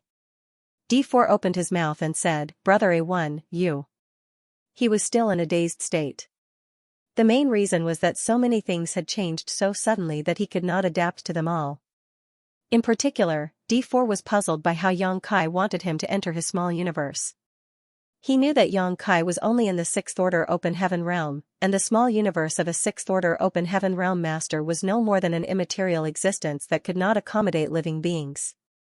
So, how could he enter Xianxia's small universe? In the midst of his confusion, Xianxia actually reached out to grab him, opened the portal to his small universe, and unceremoniously stuffed him inside. D4 felt his vision blurring for a moment, then he found himself in another world all of a sudden. Looking around his surroundings, he was filled with utter confusion. A moment later, Xianxia's soul avatar appeared in front of him and resolved his confusion. In the void, the aftermath from the 9th Order Old Ancestor gradually subsided. A large part of the spirit province was shattered, resulting in countless casualties among the Black Ink clan and the Black Ink disciples. Before those who were lucky enough to survive could recover from their shock though, numerous figures appeared in small groups. They silently emerged out of nowhere and charged straight at the survivors. These were the Open Heaven realm masters of the human race, as well as a large number of warships. The brutal attacks that blasted out from the warships sent the surviving Black Ink clan into a panic. This was definitely an attack that had been carefully planned for a long time, so the Black Ink clan was completely caught off guard as a result. Moreover, due to the immense gap in strength, they suffered huge losses in this encounter. With each passing moment, either a Black Ink clansman or Black Ink disciple would lose their life. Whenever a Black Ink clansman died, dense Black Ink strength would erupt from their bodies to form Black Ink clouds that scattered across the void. Similarly, numerous Black Ink disciples perished. The movements caused by the destruction of their small universes reverberated through the void. Even though all the Black Ink disciples were once masters from the various cave heavens and paradises, nobody could afford to show any mercy under these circumstances. As soon as they encountered each other, it became a situation where one party had to die. Xianxia watched from a distance for a moment before he rushed forward with a flicker of his body. For him, this was an opportunity. As long as he could prove that he was not corrupted by the Black Ink, then he could join the masters from the human race and leave the Black Ink clan's domain. It was not easy to come across such an opportunity. Xianxia had been serving beside Nu Yan for more than 2 years now, and during this period, he passed through countless Black Ink clan territories and gained some information from the leisurely chats he had among the Black Ink disciples. Although the human race would occasionally take the initiative to invade the Black Ink clan's domain, these incursions occurred very rarely. One invasion in 100 years would be considered frequent. The main reason was that they could not occupy this territory for long even if their invasion turned out to be successful. Therefore, the Great Pass guarded by the major cave heavens and paradises was the line of defense that they had always steadfastly maintained. Their biggest aim whenever they launched a raid was to weaken the strength of the Black Ink clan. Once they killed a certain number of the Black Ink clansmen and Black Ink disciples, they would swiftly withdraw their forces. That was why such raids generally did not last for long. More importantly, Xianxia might not encounter another opportunity this good again if he let this chance slip through his fingers. How could he afford to hesitate under such circumstances? Nevertheless, it was going to be difficult to prove his identity. There was not much time for him to prove his innocence on the battlefield, but it should not be an issue if he could kill a Black Ink clansman in front of a human race cultivator. A true Black Ink disciple was completely loyal to the Black Ink clan, so it was impossible for them to turn against their masters. As soon as that thought crossed his mind, Xianxia quickly came to a decision. His body swept forward more and more quickly. Under the urging of the space principles, it only took him a brief moment to return to the battlefield with a few flickering movements. Everywhere he looked, Xianxia could see numerous warship artifacts navigating across the battlefield. Powerful secret techniques constantly blasted out from these warships without pause, giving the Black Ink clansmen and the Black Ink disciples endless grievances. There were also many 7th Order Open Heaven Realm Masters and even 8th Order Masters who either fought in small groups or hunted down enemies on their own. A sharp divine sense locked onto Xianxia the moment he returned to the battlefield. Immediately after that, he felt his skin tightening as a great sense of crisis washed over him. He turned to look in that direction and saw a woman in white fluttering robes watching him intently with her beautiful eyes, an extraordinary aura pulsing from her figure. Holding a sharp longsword in her hands, she slashed at him without hesitation. Her movements showed no mercy, and the strength she displayed unmistakably belonged to a 7th Order Open Heaven Realm Master. The attack contained an overwhelming power, and the sword wave flickered irregularly like the tongue of a spirit snake. Xianxia could feel an overbearing sense of pressure behind the attack before she even approached him. Shocked, he lowered his voice and shouted, "Senior, stop." A trace of grief and pity flashed through the woman's eyes when she heard those words. Even so, she did not pause her actions. With a flick of her longsword, she transformed it into a sword curtain that shrouded over his head. Xianxia was desperate to cry but was unable to shed any tears. He knew that the other party thought of him as a Black Ink disciple, which was why she was showing no mercy with her attack. Unfortunately, there was no point in trying to explain himself at this moment. No matter what he said, she would not believe him unless he killed a Black Ink clansman in front of her. He did not know which cave heaven or paradise this woman came from, but her strength in the 7th Order Open Heaven realm was absolutely extraordinary. Seeing the sword curtain that was looming over on him, Xianxia did not dare to hesitate. He quickly raised his arm and summoned the Azure Dragon Spear before exerting his supreme limitless spear art to its maximum. At this time, his priority was to ensure his survival. It would truly be a huge joke if he was accidentally killed during the confusion and chaos. A series of explosions rang out as Xianxia's eyes bulged with surprise. He was sent flying backward by a violent burst of power and the vitality in his chest churned restlessly. Dense sword wounds also appeared all over his body, causing his physique to tremble and writhe. This woman is strong. Xianxia was secretly amazed. Although he was only in the 6th Order Open Heaven realm, he had killed a 7th Order Open Heaven realm master before and had fought many others in the past. He was familiar with the might of a 7th Order Open Heaven realm master. However, he had never come across anyone who could hold a candle to this woman among all the 7th Order Open Heaven realm masters he encountered previously. While Xianxia was surprised, the woman was even more taken aback. It had to be said that she had been immersed in the 7th Order Open Heaven realm for 3,000 years. Having lived most of her life on the Black Ink battlefield, it could be argued that her strength had reached the very peak of the 7th Order, leaving her just one step away from the 8th Order. On top of that, her combat experience was beyond the comparison of those who lived a comfortable life in the 3,000 worlds. Even though she did not use her full strength earlier, her attack was not something an ordinary 6th Order Black Ink disciple could resist. Since the beginning of the raid until now, more than 26th Order Black Ink disciples and Black Ink clansmen of similar strength had perished at her hands. She was confident that her previous attack contained enough power to take this Black Ink disciple's life. Be that as it may, reality proved to be beyond her expectations. Xianxia might have been injured, but he survived. This Black Ink disciple seems a little different. The murderous intent in the woman's eyes blazed more vigorously than before. The more a Black Ink disciple stood out from the others, the more she had to ruthlessly kill him here and now. If she failed to kill him here, then her juniors on the battlefield might end up dying to him in the future. However, a loud whistle resounded through the void before she could pursue him once more. Raising her sword before her, she glanced in the direction where Xianxia had been sent flying and hesitated for a moment before she turned and left. The loud whistle seemed to be some sort of signal, as after it sounded, all the human race masters slaughtering their way across the battlefield immediately retreated from battle, quickly regrouped, and left like a great gust of wind. They're leaving just like that. It took great effort for Xianxia to stabilize his figure. Nevertheless, how could he willingly give up when he saw the situation before him? He quickly chased after them, only to quickly notice something strange behind him, like something was swiftly approaching his position. When Xianxia turned to look behind him, the pupils of his eyes contracted at what he saw.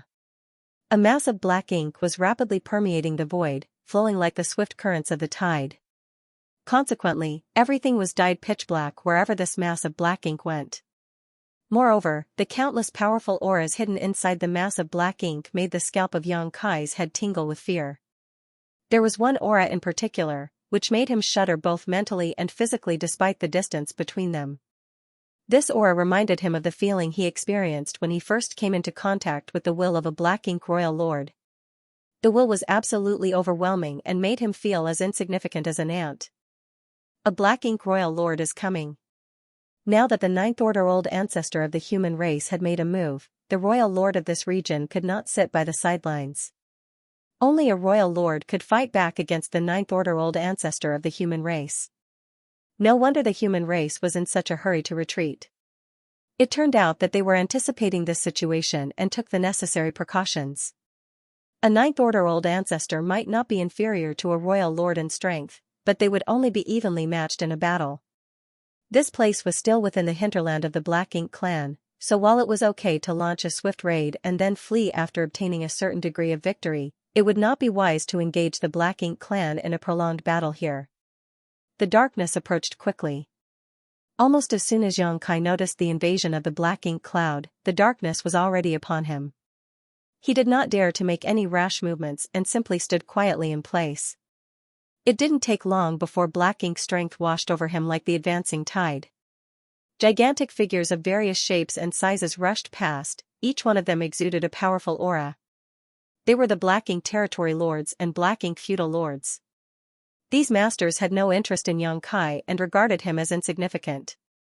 Although the divine senses of several black ink clansmen probed towards him, they did not take any action against him. Xianxia was secretly grateful for their indifference.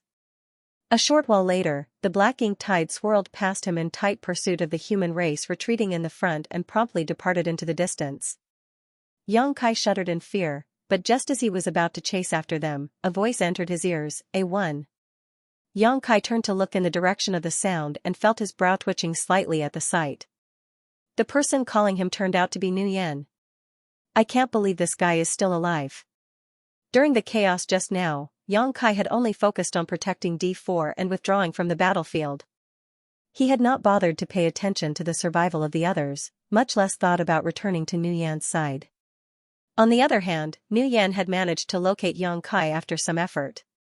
Moreover, B2 and E5 were also by his side. It was just that all three of them seemed to be suffering from varying degrees of injuries and their auras were clearly weakened. E5 seemed to be in relatively good condition, but there were obvious traces of blood at the corners of B2's mouth. Upon further consideration, this was not strange. They had been at the gambling arena when the Ninth Order old ancestor attacked. The impact that struck the gambling arena was relatively small, so it was not strange for those with Sixth Order strength to survive. A hint of hesitation flashed through Xianxia's eyes, but in the end, he cupped his fist in greeting, "Master." On the other hand, Nu Yan seemed very happy. "It's good that you didn't die." Xianxia was his cash cow after all. It didn't matter if any of the other black ink disciples under his command died, but Xianxia was the sole exception. That was why Nu Yan began searching for Xianxia's whereabouts as soon as the human race masters retreated. It was fortunate that he found him rather quickly. "Let's go. Follow me." Nu Yan beckoned and took the lead to charge forward.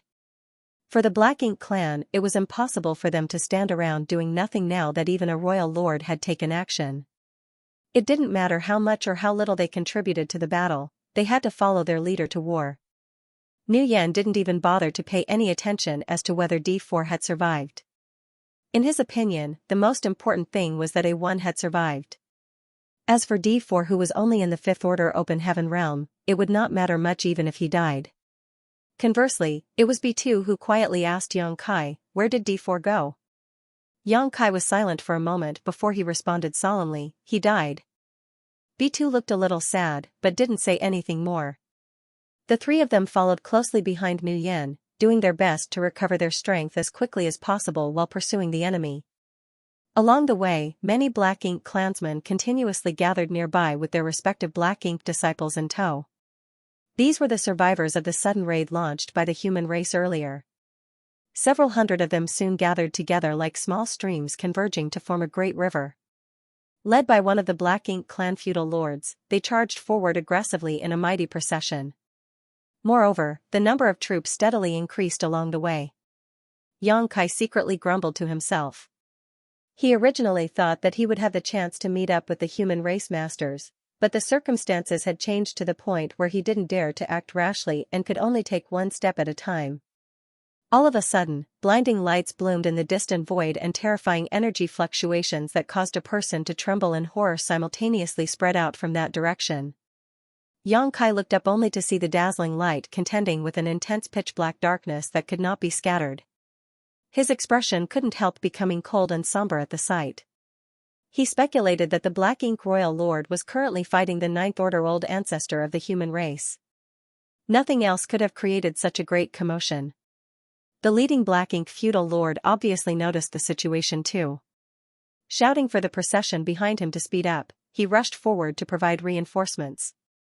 Xianxia, B2, and E5 followed closely behind Nu Yan, taking up protective positions around the latter, remaining in close proximity at all times.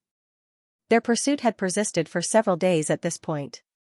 Not only did they come across the occasional corpses of the slain Black Ink clansmen and Black Ink disciples, but they also observed the wreckage of the destroyed territories nearby. The human masters had invaded deep into the domain of the Black Ink clan after all, so it was impossible for them to pass through these lands peacefully. All the places where the Black Ink clan generally gathered together had been obliterated in their wake. In addition, there were also fragments of countless worship artifacts. The sight of these worship fragments made Xianxia's heart grow heavy. He had personally experienced the strength of such worships in the past.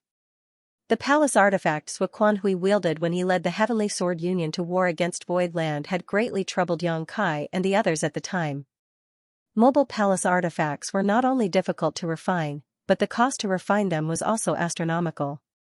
In the 3000 worlds, ordinary artifact refiners were not qualified to refine such artifacts, and most great forces would not have the financial strength to own one either. In the past, Xianxia had commissioned Grandmaster Ma Fan to create a mobile palace artifact which was now in Voidland's possession. A mobile palace artifact was a valuable treasure for laying siege to enemies and a powerful weapon that integrated both offensive and defensive abilities. After the Ninth Order Old Ancestor attacked several days ago, numerous palace artifact warships had navigated their way across the battlefield and slaughtered countless Black Ink clansmen and Black Ink disciples. Be that as it may, many of these powerful warships had been shattered and destroyed here. It could be seen that the battle had been very fierce for the human race. Judging from the current situation, the Black Ink clan army had caught up to the human race army even though the latter had retreated in a timely manner. A battle must have broken out between them. Moreover, it was an extremely fierce battle. The number of casualties remained unknown. Xianxia's group continued to give chase for another 2 or 3 days before all of a sudden, the leading Black Ink feudal lord changed direction and led the hundreds behind him to the flank. The Black Ink clansmen and the Black Ink disciples quickly followed in his lead. Xianxia frowned slightly at the sight. He had hoped to follow the Black Ink clan army to the front lines of the battlefield and find an opportunity to escape. Who could have expected the Black Ink feudal lord to change direction so abruptly? "Master, are we giving up pursuit?" Xianxia asked with a glance at Nu Yan. Nu Yan did not understand what the Black Ink clan feudal lord was trying to do either, but he answered anyway, "Sir feudal lord must have his own considerations. We only need to follow him." If it were any other Black Ink disciple, he would not have been so accommodating. It was just that Xianxia was very useful to him, so he was much more tolerant towards Xianxia's behavior. It didn't take long before Xianxia understood the reason why the Black Ink clan feudal lord had suddenly changed directions. Approximately an hour later, a raging battlefield came into view. There was a warship artifact there, trying to break out from the encirclement formed by the Black Ink clan army. Blinding lights constantly blasted out from the warship, each one containing terrifying force. Consequently, any Black Ink clansman or Black Ink disciple struck by the beams of light would either perish on the spot or cough up blood from the injuries they sustained. That was the biggest advantage of a warship artifact. Every single attack unleashed by it was equivalent to the full power of a Seventh Order master. Furthermore, these attacks could be fired continuously as long as the warship was functioning properly. Although the Black Ink clansmen and the Black Ink disciples in the surroundings suffered huge casualties, they continued to fight to the death without any hesitation. Countless secret techniques blasted towards the warship, but even so, these secret techniques were blocked by the warship's shield and could only create ripples on its surface. For the Black Ink clan, the fact that the humans had invaded their domain and destroyed dozens of their strongholds was a huge humiliation for them. It had to be said that the humans had been besieged in the various great passes by the Black Ink clan for countless years, so it was very rare for the humans to take the initiative to attack. In any case, their humiliation could only be washed away with fresh blood. For that reason, the Black Ink clan disregarded their casualties and dedicated themselves to destroying this warship that had fallen behind the main force, regardless of the price they had to pay. This battle had probably been going on for a while by now, as the void was littered with the corpses of the Black Ink clan and Black Ink disciples. In fact, there were only a dozen or so survivors at this point. If nobody hindered them, the human masters could likely use their warship to obliterate the remaining Black Ink clan and flee with ease. However, when the group of several hundred people including Xianxia rushed over, the human masters inside the warship immediately turned pale. What they feared the most had finally come to pass. This place could still be considered to be within the domain of the Black Ink clan, so enemy reinforcements could arrive at any time. They had killed the Black Ink clan surrounding them as quickly as possible in hopes of escaping their predicament even a moment sooner, but who could have known that their efforts would still not be enough? Similarly, Xianxia was secretly anxious when he saw this scene after following Nu Yen to this place. He did not know why this warship had been left behind, but the situation on the battlefield was ever-changing, so it shouldn't have been a surprise. Just as the humans were in the process of retreating, the Black Ink royal lord had led many masters to pursue them and later engaged the Ninth Order Old Ancestor in battle. It might be that the powerful fallout from the battles between the two parties had impacted the human race army's formation and caused this ship to fall behind. Numerous figures stood on the deck of the ship, their world force surging as they unleashed secret techniques indiscriminately in tandem with the attacks of the warship itself. Their assault continued without pause. A furious roar suddenly rang out, "Kill them!" Under the command of the leading Black Ink feudal lord, hundreds of Black Ink clansmen and Black Ink disciples charged towards the warship like the surging tide. It only took an instant for them to surround the ship tightly. That was not all. The leading Black Ink feudal lord was brave and fierce. With a shift of his body, he immediately rushed towards the ship. His enormous figure erupted with a horrifying force as he swung his fist out, smashing it into the protective shield. At that moment, a shocking sword slash swept out. It was extremely brilliant, so much so that it seemed only this sword light remained in the entire world. Pitch-black blood splattered everywhere as the arm that the feudal lord swung earlier was chopped off on the spot. He staggered backward unsteadily, thick pitch-black blood gushing out endlessly from his severed arm. The pain caused his face to twist hideously, but he still glared grimly at the slender figure standing at the bow of the warship. The figure was dressed in white robes that were untouched by dust and fluttered around her in an ethereal manner. More importantly, she was staring at the feudal lord as though she was looking at a dead man. Xianxia was astonished. The shocking sword slash earlier had been extremely blinding, so it was only natural that he noticed the attack. At the same time, he also took the opportunity to glance at the master who unleashed the strike. The woman standing at the front of the deck turned out to be somebody he recognized. They could not be considered well acquainted, but they had indeed met several days ago. It was the woman in the Seventh Order Open Heaven realm who tried to take his life the other day. If not for the Ninth Order Open Heaven realm Old Ancestor's signal to withdraw, this woman in the Seventh Order would not have stopped back then. Xianxia never imagined that he would encounter her here, so he could only marvel at how unpredictable fate could be.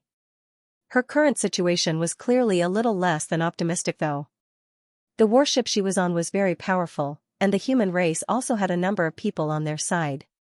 Nonetheless, the Black Ink clan had received hundreds of reinforcements out of the blue. As long as the Black Ink clan could delay things here for a short while, even more reinforcements were bound to arrive. The people aboard the ship would not be able to escape if that were to happen. Although the warship was large, it moved as smoothly as the wind under the control of the human masters. Relying on its unparalleled and unmatched defenses, it shuttled back and forth among the Black Ink clansmen and Black Ink disciples. At the same time, horrifying lights blasted out from all directions of the large ship. From time to time, the Black Ink clansmen and Black Ink disciples would be struck by those beams of lights and lose their lives on the spot. Naturally, the Black Ink clan did not sit around and do nothing as they unleashed their respective means in retaliation. For a time, both sides attacked furiously, making the scene extremely chaotic. Likewise, Xianxia randomly unleashed various secret techniques, but did not dare to exert his full strength. How could he actually attack his comrades?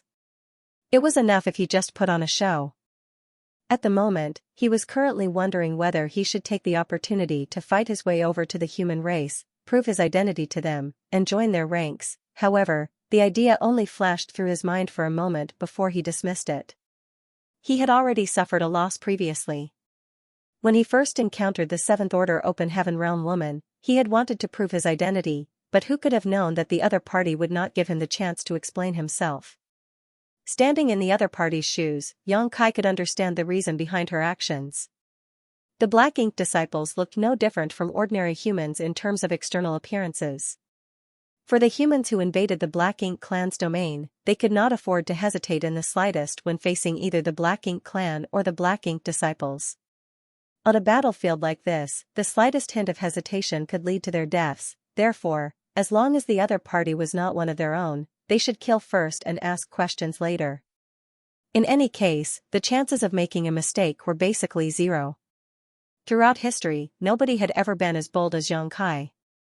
He had disguised himself as a Black Ink disciple, remained by the side of a Black Ink clansman, and involved himself in various gambling arenas for years now. At this moment, he could only suppress the impulse in his heart and quietly wait for his opportunity. Unfortunately, he soon realized that something was wrong. The warship belonging to the human race might be extremely powerful, but it could not withstand a sustained barrage forever. The light shield that covered the warship was clearly dimming now. The Black Ink clan clearly noticed this fact too, and their attacks became more and more ruthless, adamant to bring down the warship. During this short period, over 100 Black Ink clansmen and Black Ink disciples had perished in the battle. Even Nuyen had been hit by one of the light beams, which seriously injured him to the point where he coughed up blood. Xianxia secretly glanced sideways at Nuyen and cursed in his heart, "This bastard sure is lucky. Why won't he just die?" The heavily wounded Nuyen no longer dared to step forward in battle. Leading Xianxia and the others, he constantly avoided any confrontation with the ship. Suddenly, Xianxia noticed something happening on the ship. The human masters seemed to be arguing among themselves. The woman in the Seventh Order Open Heaven realm standing at the bow said something, which caused the expressions of the people around her to change drastically. They hurriedly tried to persuade her with agitated expressions. However, she slowly shook her head with a firm expression. Xianxia immediately felt a sense of foreboding wash over him. Sure enough, a short while later, the white-robed woman leaped off the ship. With her sword in hand, she crossed the distance and stood between the warship and the Black Ink clan. Then, she held her sword in front of her chest and slid her finger along the blade with a solemn expression. Following a violent surging of her world force, thousands of sword waves abruptly appeared behind her back. The sword waves trembled slightly, humming with a sound that resembled sad weeping. It was the sorrowful lament of her sword. At the same time, a desolate and chilling atmosphere filled the void, and for an instant, it felt as though time had frozen. 10,000 swords swept out all at once. It was an absolutely spectacular scene. Every single sword wave was as solid as a material object. Moreover, their sharp and unstoppable aura placed heavy pressure on the onlookers. Many of the Black Ink clansmen were frightened by this scene, and for a time, nobody dared to act rashly. This woman had taken the initiative to leap out of the ship's protective range and stand before it. Anybody could see from her actions that she was planning to put her life on the line. On top of that, the attack she unleashed was by no means an ordinary secret technique. It was a divine manifestation. Xianxia frowned slightly at the sight. When he fought against this woman previously, he had noticed that she was extraordinarily powerful. She was definitely second to none in terms of strength among all the Seventh Order Open Heaven realm masters that he encountered in the past, and judging by the current situation, it would seem that she truly had a strong capital to rely on. Divine manifestations were exclusive to high-rank Open Heaven realm masters. Only a seventh order or higher master could comprehend a divine manifestation that belonged only to them. Furthermore, each person's divine manifestation was different because these divine manifestations embodied the essence of their comprehension of their respective Tao. However, not every high-rank open heaven realm master had their own divine manifestation. Take Sui Quan Hui, who was killed by Yang Kai in the past, for an example. He was a seventh order open heaven realm master and an inner elder of the Thousand Cranes Paradise. Although he held a respected position, he did not have a divine manifestation. Yang Kai might not have emerged victorious from the battle back then otherwise. The gap in strength between open heaven realm masters in the same order could be extremely disparate at times, and those who had divine manifestations were often the best among them. In any case, unleashing one's divine manifestation could only mean that the person in question was prepared to go all out. Yang Kai also had two divine manifestations, Golden Crow casts the sun and Towering Evergreen. Be that as it may, his situation was unique. Before he even advanced into the open heaven realm, he had already comprehended a divine manifestation while still in the Emperor realm, and it had remained one of his trump cards even today. Strictly speaking, Yang Kai's sun and moon divine will could also be regarded as a divine manifestation because the power behind it far exceeded that of any ordinary secret technique or divine ability. It was just that nobody had ever explained the intricacies of divine manifestations to him before, so he could not be too sure on its classification. The 10,000 swords roared in unison as the woman's expression became even more solemn. Meanwhile, on the ship behind her, the people who quarreled with her earlier looked on anxiously and constantly stomped their feet in frustration. Even so, they were powerless to do anything. In the next moment, the ship abruptly shot out to forge an escape path. Transforming into a stream of light, the ship quickly fled into the distance. The woman was left alone to face the hundreds of Black Ink clansmen and Black Ink disciples, but she showed no fear whatsoever. Her courage and will were incredible indeed. Yang Kai suddenly understood the reason for the dispute earlier.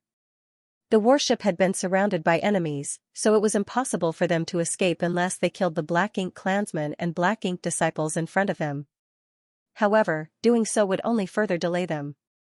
If more reinforcements for the Black Ink clan arrived during that time, then they would lose their chance to escape forever. The woman clearly wanted to stay behind and stop their pursuers so that the ship could escape. That was the reason behind their earlier argument. It was almost certain she was a stubborn and determined person, so without giving her comrades any chance to object, she had taken the initiative to leap off the ship and summon her divine manifestation. In this way, the ship only had two options. Either they stayed behind and fought with her, or they took the chance to escape from the battle. The risk of them being wiped out if they chose to stay behind was high, while on the other hand, they would have a glimmer of hope to survive if they chose to escape. There were times when choosing to escape from battle was not an act of cowardice. Quite the opposite, their actions were taken to ensure their comrades' sacrifice would not become meaningless. Besides, escaping while having to abandon one's allies carried both a physical and mental burden that was not easy to alleviate.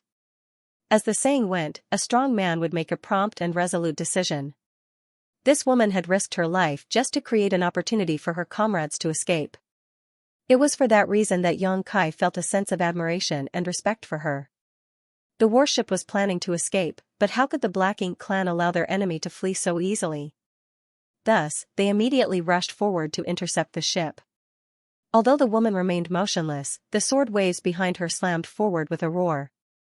Fresh blood splattered across the void and severed body parts scattered everywhere as dozens of Black Ink clansmen and Black Ink disciples who rushed forward to stop the ship died instantaneously.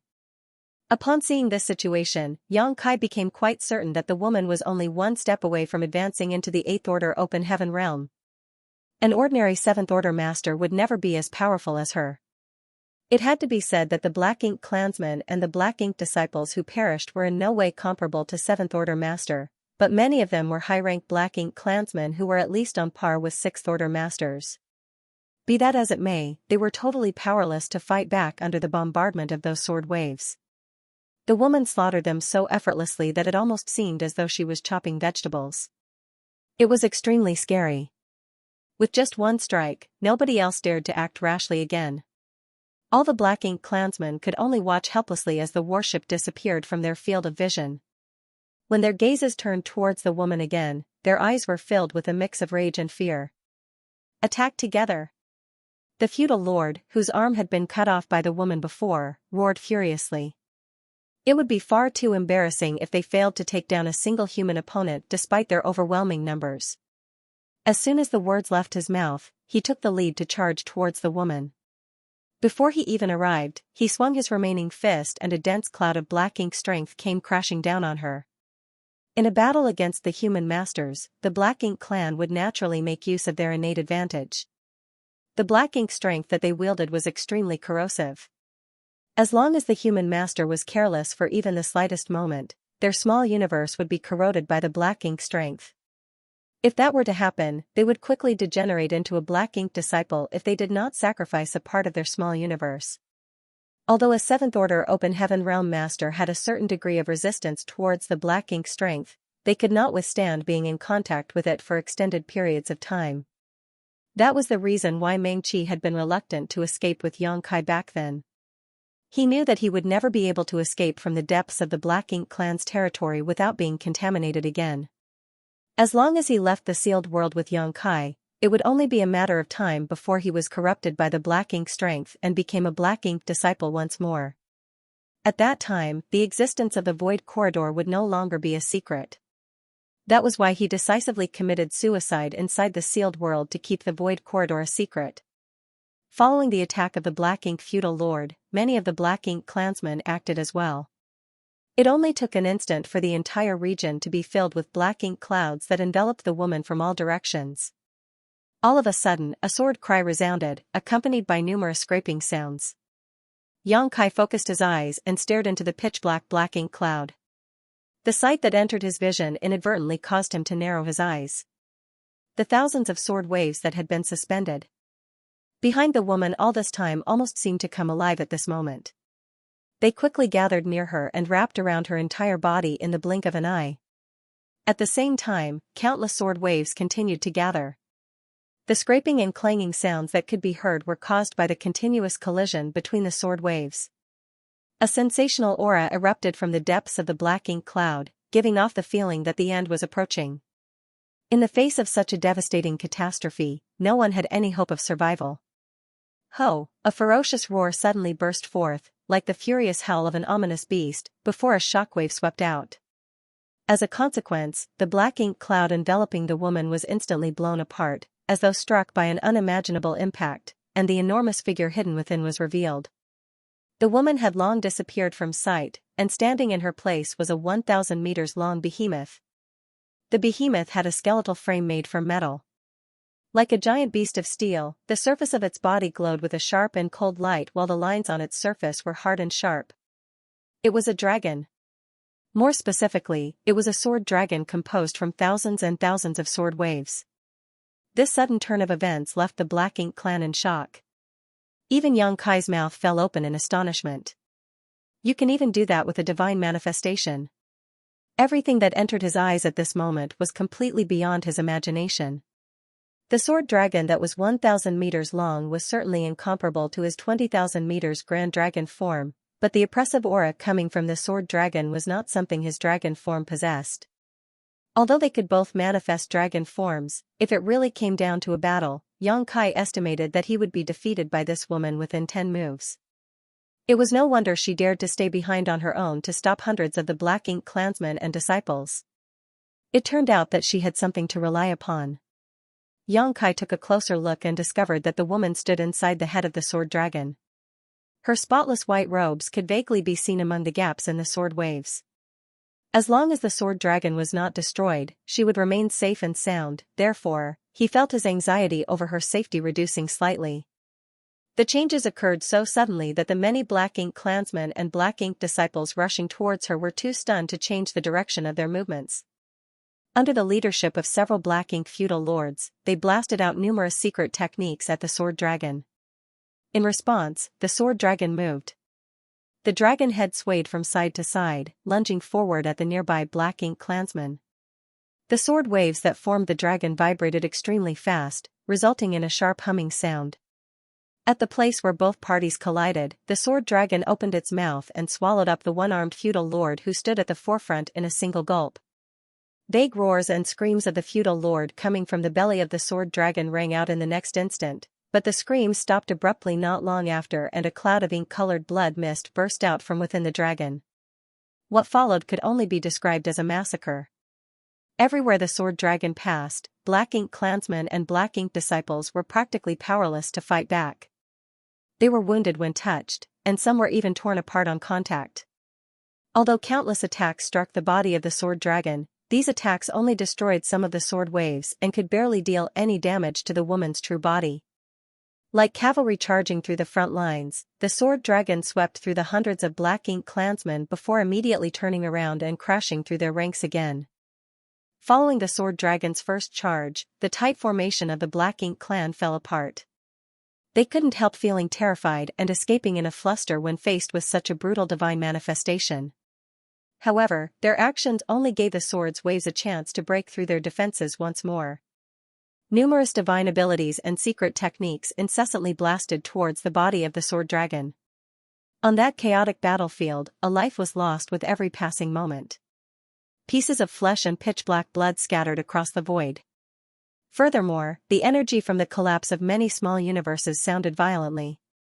The sword dragon swept back and forth, charging through the Black Ink clan army 7 or 8 times in quick succession. Out of the hundreds of Black Ink clansmen, more than half died and the remaining half looked as terrified as wild beasts running from a flood. The might of the sword dragon was truly awe-inspiring and the sight left Xianxia sighing in amazement. There was only one thing that upset him slightly. Nu Yan had no special ability to speak of, but his ability to stay alive was definitely first class. 3 or 4 feudal lords had already been killed by the woman, but despite harrowing odds, Nu Yan remained perfectly fine. He somehow managed to avoid the sword dragon's attacks and survive every single time. At this point, Xianxia was tempted to just summon his Azure Dragon Spear and kill Nu Yan himself. After such a high-intensity battle, the sword dragon was naturally not unscathed. The final resistance of the Black Ink clansmen and the Black Ink disciples before their deaths was particularly fierce. Coupled with their constant bombardment of secret techniques and divine abilities, the majestic sword dragon looked rather ragged at this moment. It was full of holes and missing pieces. A large part of the dragon head where the woman was hiding had also been blasted apart by the constant attacks, revealing her figure to the world. Her complexion was pale and her aura was unstable. Activating her divine manifestation for such a long time must have been a great burden on her. She had intercepted and slaughtered more than half of the Black Ink clansmen and Black Ink disciples here all by herself. Moreover, quite a few of them were Black Ink feudal lords who were equivalent to 7th Order Open Heaven Realm Masters in strength. Having such achievements was truly remarkable, however, for her, this was only the beginning of her struggle. The woman's vulnerability did not escape the notice of the many fleeing Black Ink clansmen. Although they had originally been filled with the terror of death, they seemed to see a glimmer of hope at this moment. For Black Ink feudal lords had survived up until this point. They exchanged glances and immediately understood each other's intentions without the need for discussion.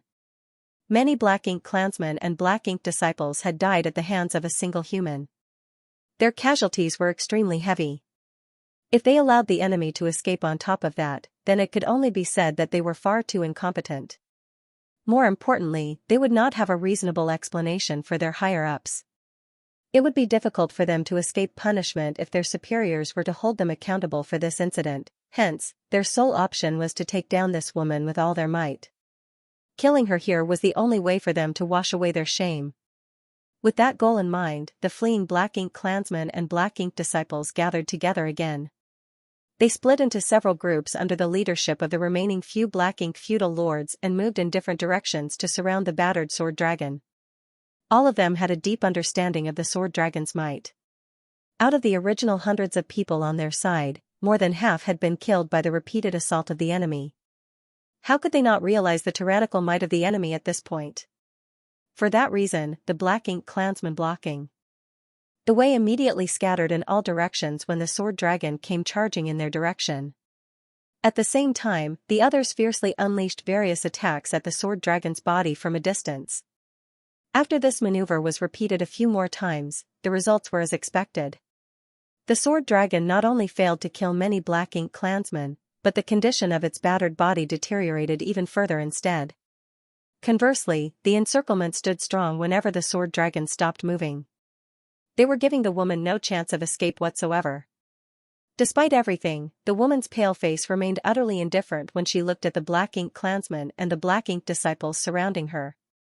It was almost as though she was not the one in crisis. Cracking sounds rang out again, and the sword waves that made up the sword dragon twisted and changed their form once more. Under the stunned gazes of the Black Ink clansmen and the Black Ink disciples, a brand new and perfect sword dragon was born.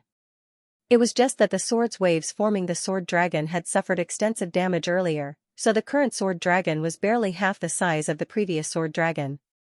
Be that as it may, it was still over 500 meters long. Xianxia felt his admiration and respect for this woman deepening greatly. Prior to this incident, he had never even imagined that a divine manifestation could be manipulated in such a way. It went to show just how powerful she was.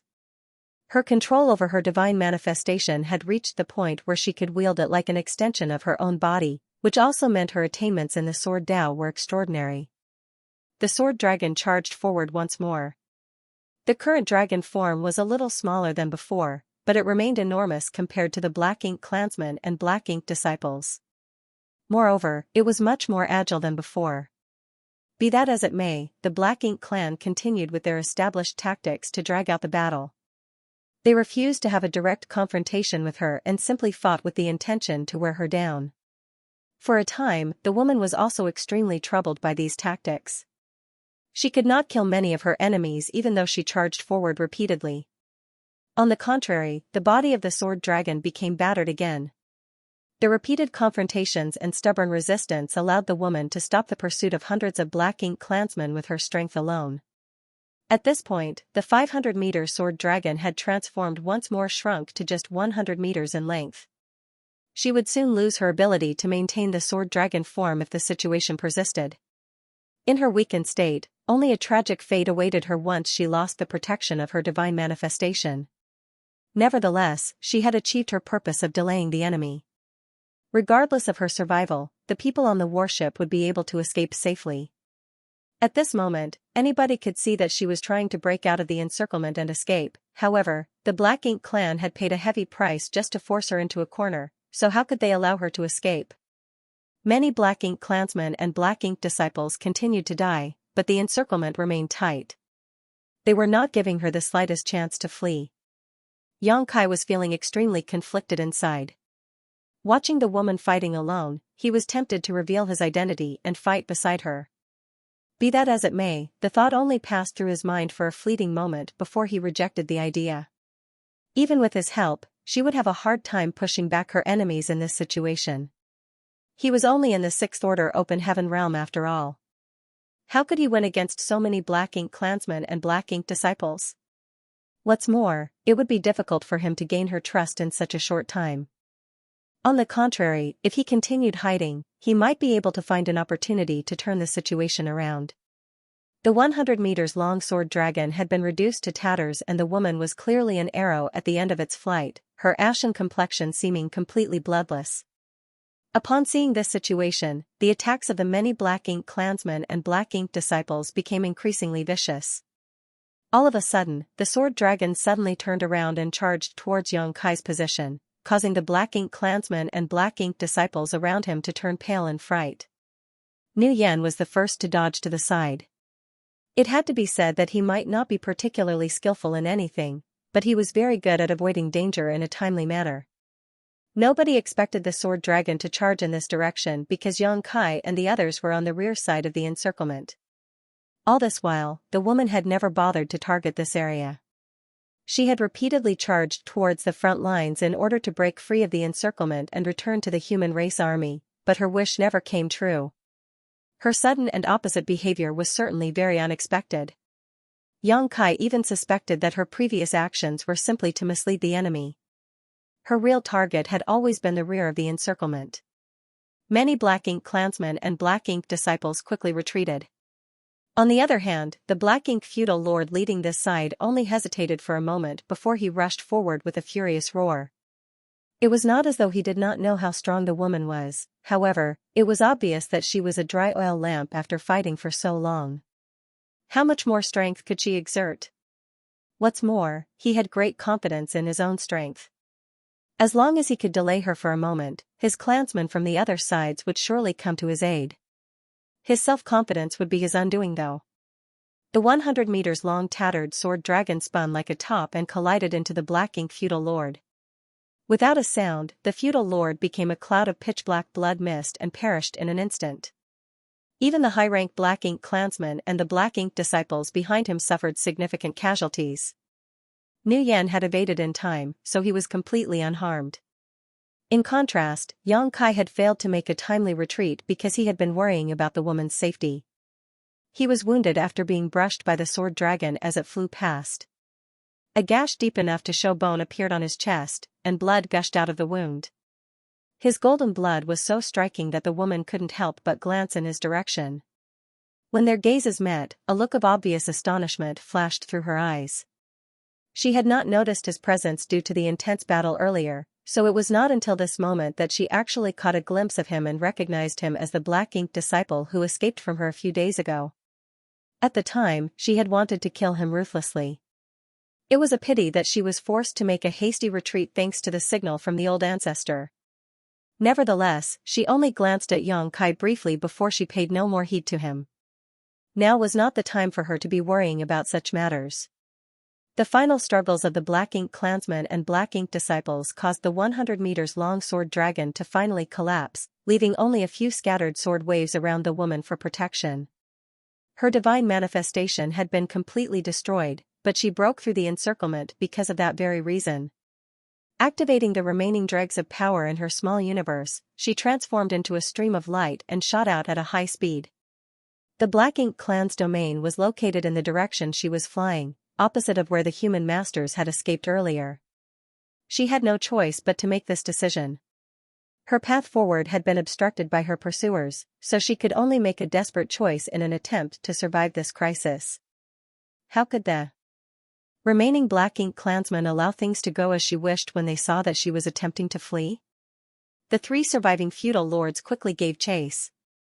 Likewise, the rest of the Black Ink clansmen and Black Ink disciples followed closely behind. For a time, a cat-and-mouse chase took place in the void. Even though the woman was an arrow at the end of its flight, her speed was surprisingly fast. Wrapped in sword light, she seemed to transform into a sword wave that sliced through the void. The Black Ink clansmen chasing after her could not keep up at all. After leading her pursuers in circles for some time, she abruptly changed directions and fled towards the front lines. Upon seeing this, Yang Kai breathed a sigh of relief. Fleeing deeper into the hinterland of the Black Ink clan would surely lead to a tragic ending. Without the deterrence of a Ninth Order old ancestor, no matter how strong she was, it was impossible for her to survive by relying on her strength alone. Only by fleeing back to the human lines would she stand a chance to survive. The distance between the two parties grew larger and larger, and if nothing unexpected happened, then the woman would be able to escape alive. That was also what Yang Kai hoped to see. However, at that moment, a powerful aura suddenly emerged from behind. Startled, he looked back only to see a pitch-black darkness rapidly approaching them. This horrifying scene was rather familiar. When the Black Ink Royal Lord led a horde of Black Ink clan masters here in a rush, Yang Kai had witnessed a similar scene. Of course, the pitch-black darkness that was rapidly approaching this time was not nearly as large-scale as back then. Moreover, there was only one aura coming from within the darkness. It was a Black Ink territory lord. Yang Kai's heart sank at the sight, and he clenched his fists tightly. A Black Ink territory lord was equivalent to an 8th Order Open Heaven Realm master in terms of strength. I can't believe a master of this caliber actually appeared at this time. She's in danger. The woman fleeing in the front clearly sensed the danger looming behind her, and her speed suddenly increased significantly. It was apparent that she was desperately trying to escape. Unfortunately, the territory lord chasing her was in prime condition, so how could she possibly escape his incredible speed? The distance between them quickly closed, and it didn't take long before the pitch-black darkness retracted to reveal the gigantic figure hidden within. The figure raised his hand and slapped at the sword wave that was running away up ahead.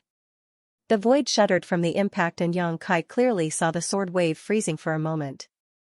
Then, the impact forcefully separated the body of the woman who was fused with her sword. Blood mist sprayed from her mouth as a result. Judging from the strength displayed by the woman earlier, at the peak of her strength, she would have been able to fight back to a certain extent even if she encountered a territory lord, but in her current exhausted state, how could she defend against such a blow? Just a single palm strike was enough to heavily injure her. It was no longer possible for her to escape. Still, this woman was very decisive. Knowing that it was impossible to escape, she immediately spun around and fused with her sword again. She transformed into an impressive sword wave that slashed out at the territory lord chasing her. The power behind that attack was enough to shake space itself. It was her final blow into which she poured all her remaining strength. The territory lord stared indifferent at this attack and punched out with his fist. His enormous fist collided with the sword wave.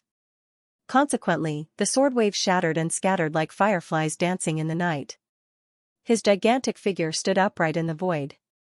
Stretching out his hand in front of him, he clenched his fist and captured a small figure in his grip. The woman's pure white robes were stained red with blood, her beautiful hair was completely disheveled, and her weakened aura resembled a flickering flame in the wind that could be extinguished at any moment. Despite facing such a desperate situation, she did not simply sit around waiting for her death. Nevertheless, she could not break free from the territory lord's grasp no matter how hard she struggled. Xianxia immediately became anxious. In this situation where the woman had been captured, it would only take the slightest pressure from the Black Ink territory lord to crush her to death. The woman's life was in danger. Xianxia suddenly couldn't bear watching without doing anything any longer. Even if his identity would be revealed, even if his future would be fraught with danger, he believed that he had to make his move now, otherwise, he was bound to regret his decision for the rest of his life. Over the past 2 years, he had disguised himself as a Black Ink disciple and carefully mingled among the Black Ink clan because he did not dare to reveal his identity easily. Being faithful to Nuyan's orders and allowing himself to be regarded as a cash cow by fighting endless battles in the gambling arenas of various major territories were simply his methods of survival. He had not lifted a finger to help when the woman had been fighting on her own because she had always remained in control of the situation. However, she was now only one step away from death. Xianxia could not watch her die here without doing anything. With his current strength, there was a high chance that he would die as well if he revealed his identity. The Black Ink territory lord was not easy to deal with after all, but throughout his life, Xianxia had to admit that although he was not indomitable, he had a bottom line that could not be crossed. It was now the time where he had to take action. Inside the sealed world, Meng-Chi from Exquisite Paradise had chosen to commit suicide in order to protect the secret of the Void Corridor. As a 7th Order Open Heaven Realm Master, when did he ever show the slightest hint of hesitation in his actions? The people who fought and risked their lives every single day on the Black Ink battlefield to fight the Black Ink clan for countless years did so all to protect the 3,000 worlds, all while the latter knew nothing of their sacrifice. How could he do any less at this moment? However, Xianxia suddenly froze in place. That was because he noticed that the territory lord who captured the woman was simply staring at her quietly. There was no murderous intent in those eyes. On the contrary, they were filled with a trace of admiration. Xianxia suddenly realized something. The masters from the cave heavens and paradises might not die if they were captured by the Black Ink clan. Rather, what awaited them was another fate. Sure enough, the Black Ink territory lord did not kill the woman immediately and instead sneered lightly, "You've got guts. In that case, become my slave forever." When the words left his mouth, Black Ink strength dense enough to take shape seeped out of his hands. The Black Ink strength instantly enveloped the woman and began sinking into her body. The woman struggled desperately, but her efforts were to no avail. Combined with the fact that she had exhausted all her strength in the battle just now, she was completely powerless to resist the corrosion of the Black Ink strength. A short while later, she became quiet as her eyes filled with Black Ink strength. Xianxia watched quietly, feeling sad in his heart. It was hard to believe that such a master had been corrupted by Black Ink strength. Be that as it may, compared to death on the spot, this outcome could be considered acceptable as he might be able to find an opportunity to rescue her. The Black Ink territory lord was clearly extremely satisfied with his newly subordinated servant. A black ink disciple in the Seventh Order Open Heaven realm was very rare, so they were considered precious even among the Black Ink clan. He studied her for a moment before he said, "Follow me once you recover." "Yes." The woman with disheveled hair bowed respectfully. After that, the territory lord did not say anything else. Pitch-black darkness covered his enormous figure, and he charged forward quickly. It was obvious that he planned to pursue the human masters who had retreated earlier. Meanwhile, the Black Ink clansmen and Black Ink disciples left behind glared at the woman. The situation was extremely awkward, but there was no helping it. They had been fighting each other as though there was an absolutely irreconcilable enmity between them, only for her to suddenly become one of their own in the blink of an eye. The shift in her position was rather abrupt. Even so, there was no denying that the woman in the Seventh Order Open Heaven realm was now a Black Ink disciple after being corrupted by the territory lord's Black Ink strength. Under normal circumstances, it was easy for such a powerful Black Ink disciple who was acting alone without being accompanied by their master to attract the greed of Black Ink clansmen. However, everybody had just witnessed the territory lord corrupting this woman with his Black Ink strength. Who would dare to steal her away after that? They would not face any consequences if they stole her now, but the territory lord was bound to hold them accountable for their actions later. If that were to happen, they would lose all the Black Ink disciples under their command and possibly even their life. "Why did you run off? Do you want to die?" Nu Yan reprimanded Yang Kai. In order to rescue the woman earlier, Yang Kai had increased his speed slightly and left his master behind. It was fortunate that he had reacted in time and held back from attacking the territory lord, otherwise, the person being hunted at this moment would have been him.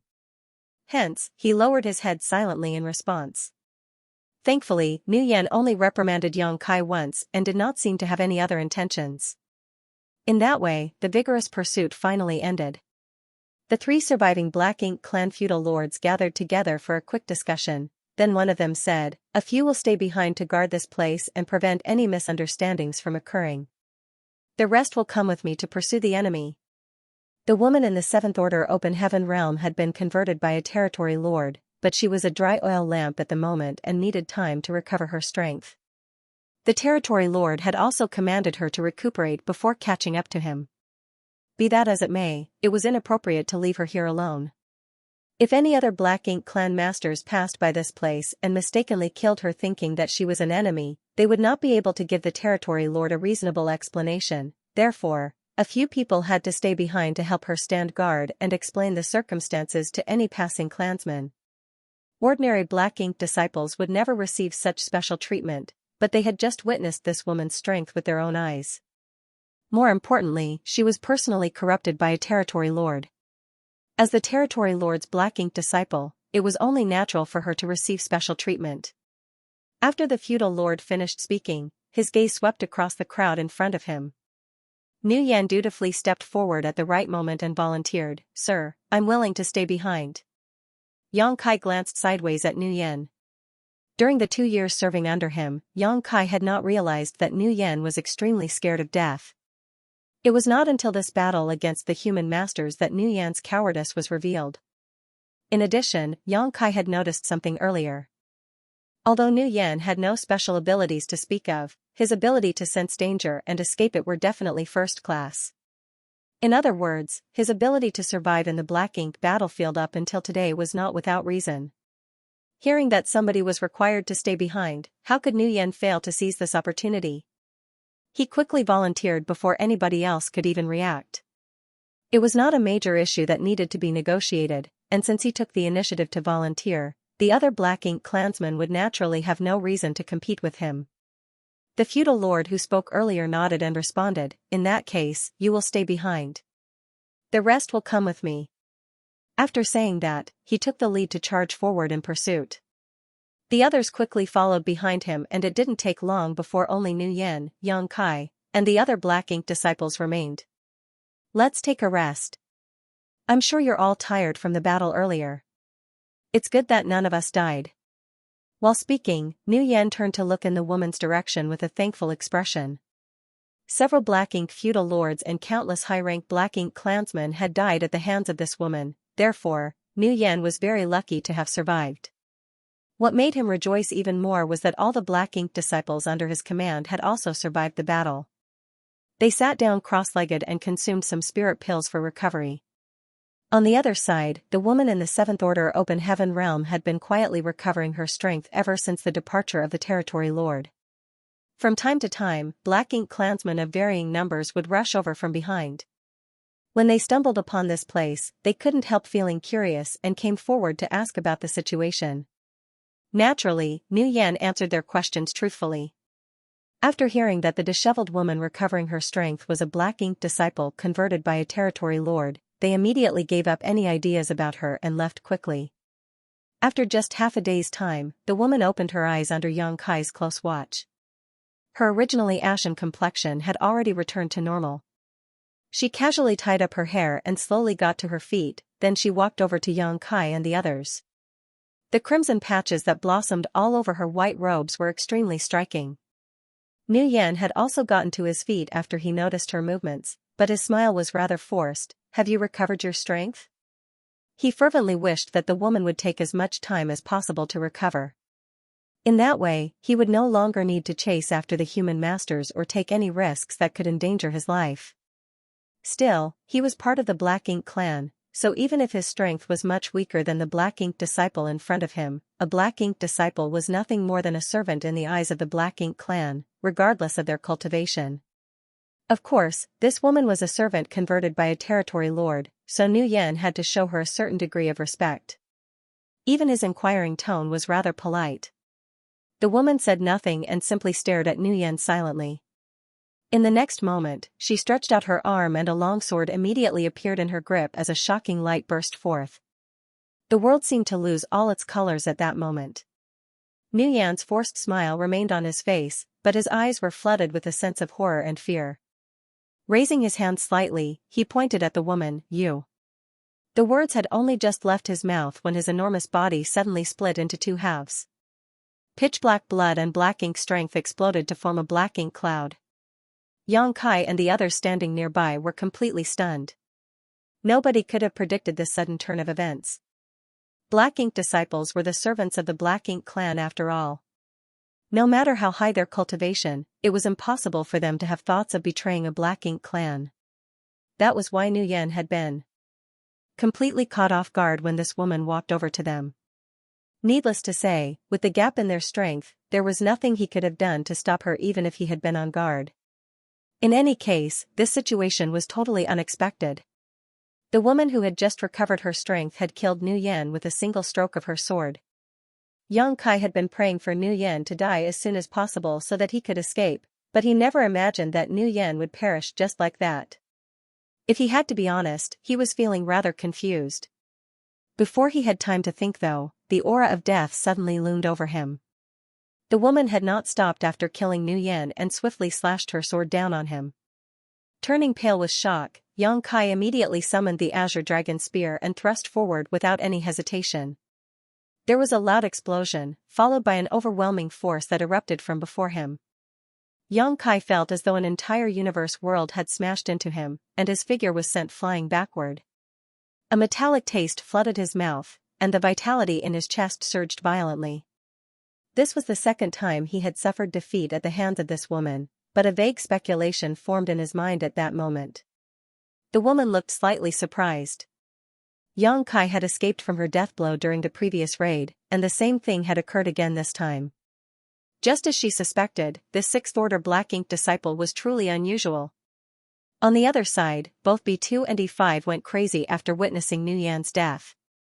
As Black Ink disciples, their master and the Black Ink clan were supreme. It was their responsibility to ensure the safety of their master, however, Nu Yan had been killed right under their noses.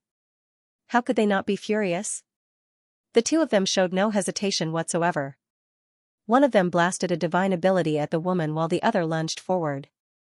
His entire figure swelled significantly under the effects of his secret technique. The woman's expression remained indifferent, and the long sword in her hand transformed into a curtain of swords that rained down on B2 and E5 like a storm. With her strength, it would not take much effort for her to kill two Sixth Order Open Heaven Realm masters like them. At the critical moment, Xianxia desperately yelled out, "Senior, for Universe Pillars." Yang Kai's yell caused the woman's movements to pause slightly. It was precisely because of this momentary hesitation that B2 and E5 survived. Fresh blood splattered everywhere as both of them instantaneously suffered severe injuries and were forced to retreat. However, they were clearly unafraid of death and rushed forward again after being forced to retreat once. The woman frowned slightly and murderous intent blazed brightly in her eyes. She had held back just now because of Yang Kai's yell, but that did not mean she had lost her intention to kill B2 and E5. Human masters who became black ink disciples after being corrupted by black ink strength were destined to stand on the opposite side as the enemy, and there could be no mercy when dealing with the enemy. That was the lesson learned by the human cultivators after innumerable years on the black ink battlefield. It was a lesson they received in exchange for the blood of countless ancestors. Before the woman could attack again though, Yang Kai rushed over in a flash. B2 and E5 were completely focused on the woman, so they were totally defenseless towards him. He easily approached them for that reason and knocked them down, rendering them unconscious rather than killing them. Unfortunately, due to the urgency of the situation, his attacks had been a bit too heavy, so there was a high chance that they would need to recuperate for some time when they woke up. The woman held her longsword in her grip. Watching the scene in front of her, a look of surprise flashed through her eyes. As a black ink disciple, Yang Kai's actions were undoubtedly puzzling. However, if she combined his actions with the words he shouted earlier, a vague speculation formed in her head: "Are you not corrupted by the black ink strength?" Holding B2 in one hand and E5 in the other, Yang Kai slowly shook his head. "I wanted to tell you when I met you for the first time, but I didn't get the chance to speak." "You really have one of the 4 universe pillars?" The woman raised her eyebrows. "I have a world spring. Words are nothing without proof." She did not lower her guard, and a sword wave continued to hum around the long sword in her hand. Yang Kai nodded in acknowledgement and said, "Please see for yourself, senior." While speaking, he opened the portal to his small universe. She took a deep look at him before she activated her divine sense and probed the interior of his small universe. A short while later, she withdrew her divine sense, her eyes filled with astonishment. She had certainly seen a clear spring inside Yang Kai's small universe, in addition to the mysterious power that flowed out of it which stabilized his small universe. Thanks to this power, his small universe was not only extremely firm, but also completely impervious to any external forces. She also saw that his small universe had already transformed from immaterial to material, which was what surprised her the most. After all, the young man in front of her was clearly only in the 6th order open heaven realm. "Senior, do you also have one of the 4 universe pillars?" Yang Kai inquired for verification. If she did not have one of the 4 universe pillars, then how was it possible for her to safely escape from the clutches of a black ink territory lord? The reason she had quietly endured the process and pretended to be corrupted by black ink strength was that she had been running out of strength. If it was discovered that she had one of the 4 universe pillars, she was bound to be killed on the spot. Therefore, she waited until the territory lord departed and she recovered enough before she made her move. Nguyen's death was simply collateral damage. He originally thought that staying behind to watch over her would be an easy task because he did not need to confront the human masters, but how could he have known that staying behind was actually the fastest way to die? If Nguyen had known that his decision would result in such an outcome, he would never have agreed to stay beside this woman. It was precisely because Yang Kai had such a guess that he shouted at the top of his voice when the woman made her move just now. Unexpectedly though, she slowly shook her head. "I don't have one of the 4 universe pillars.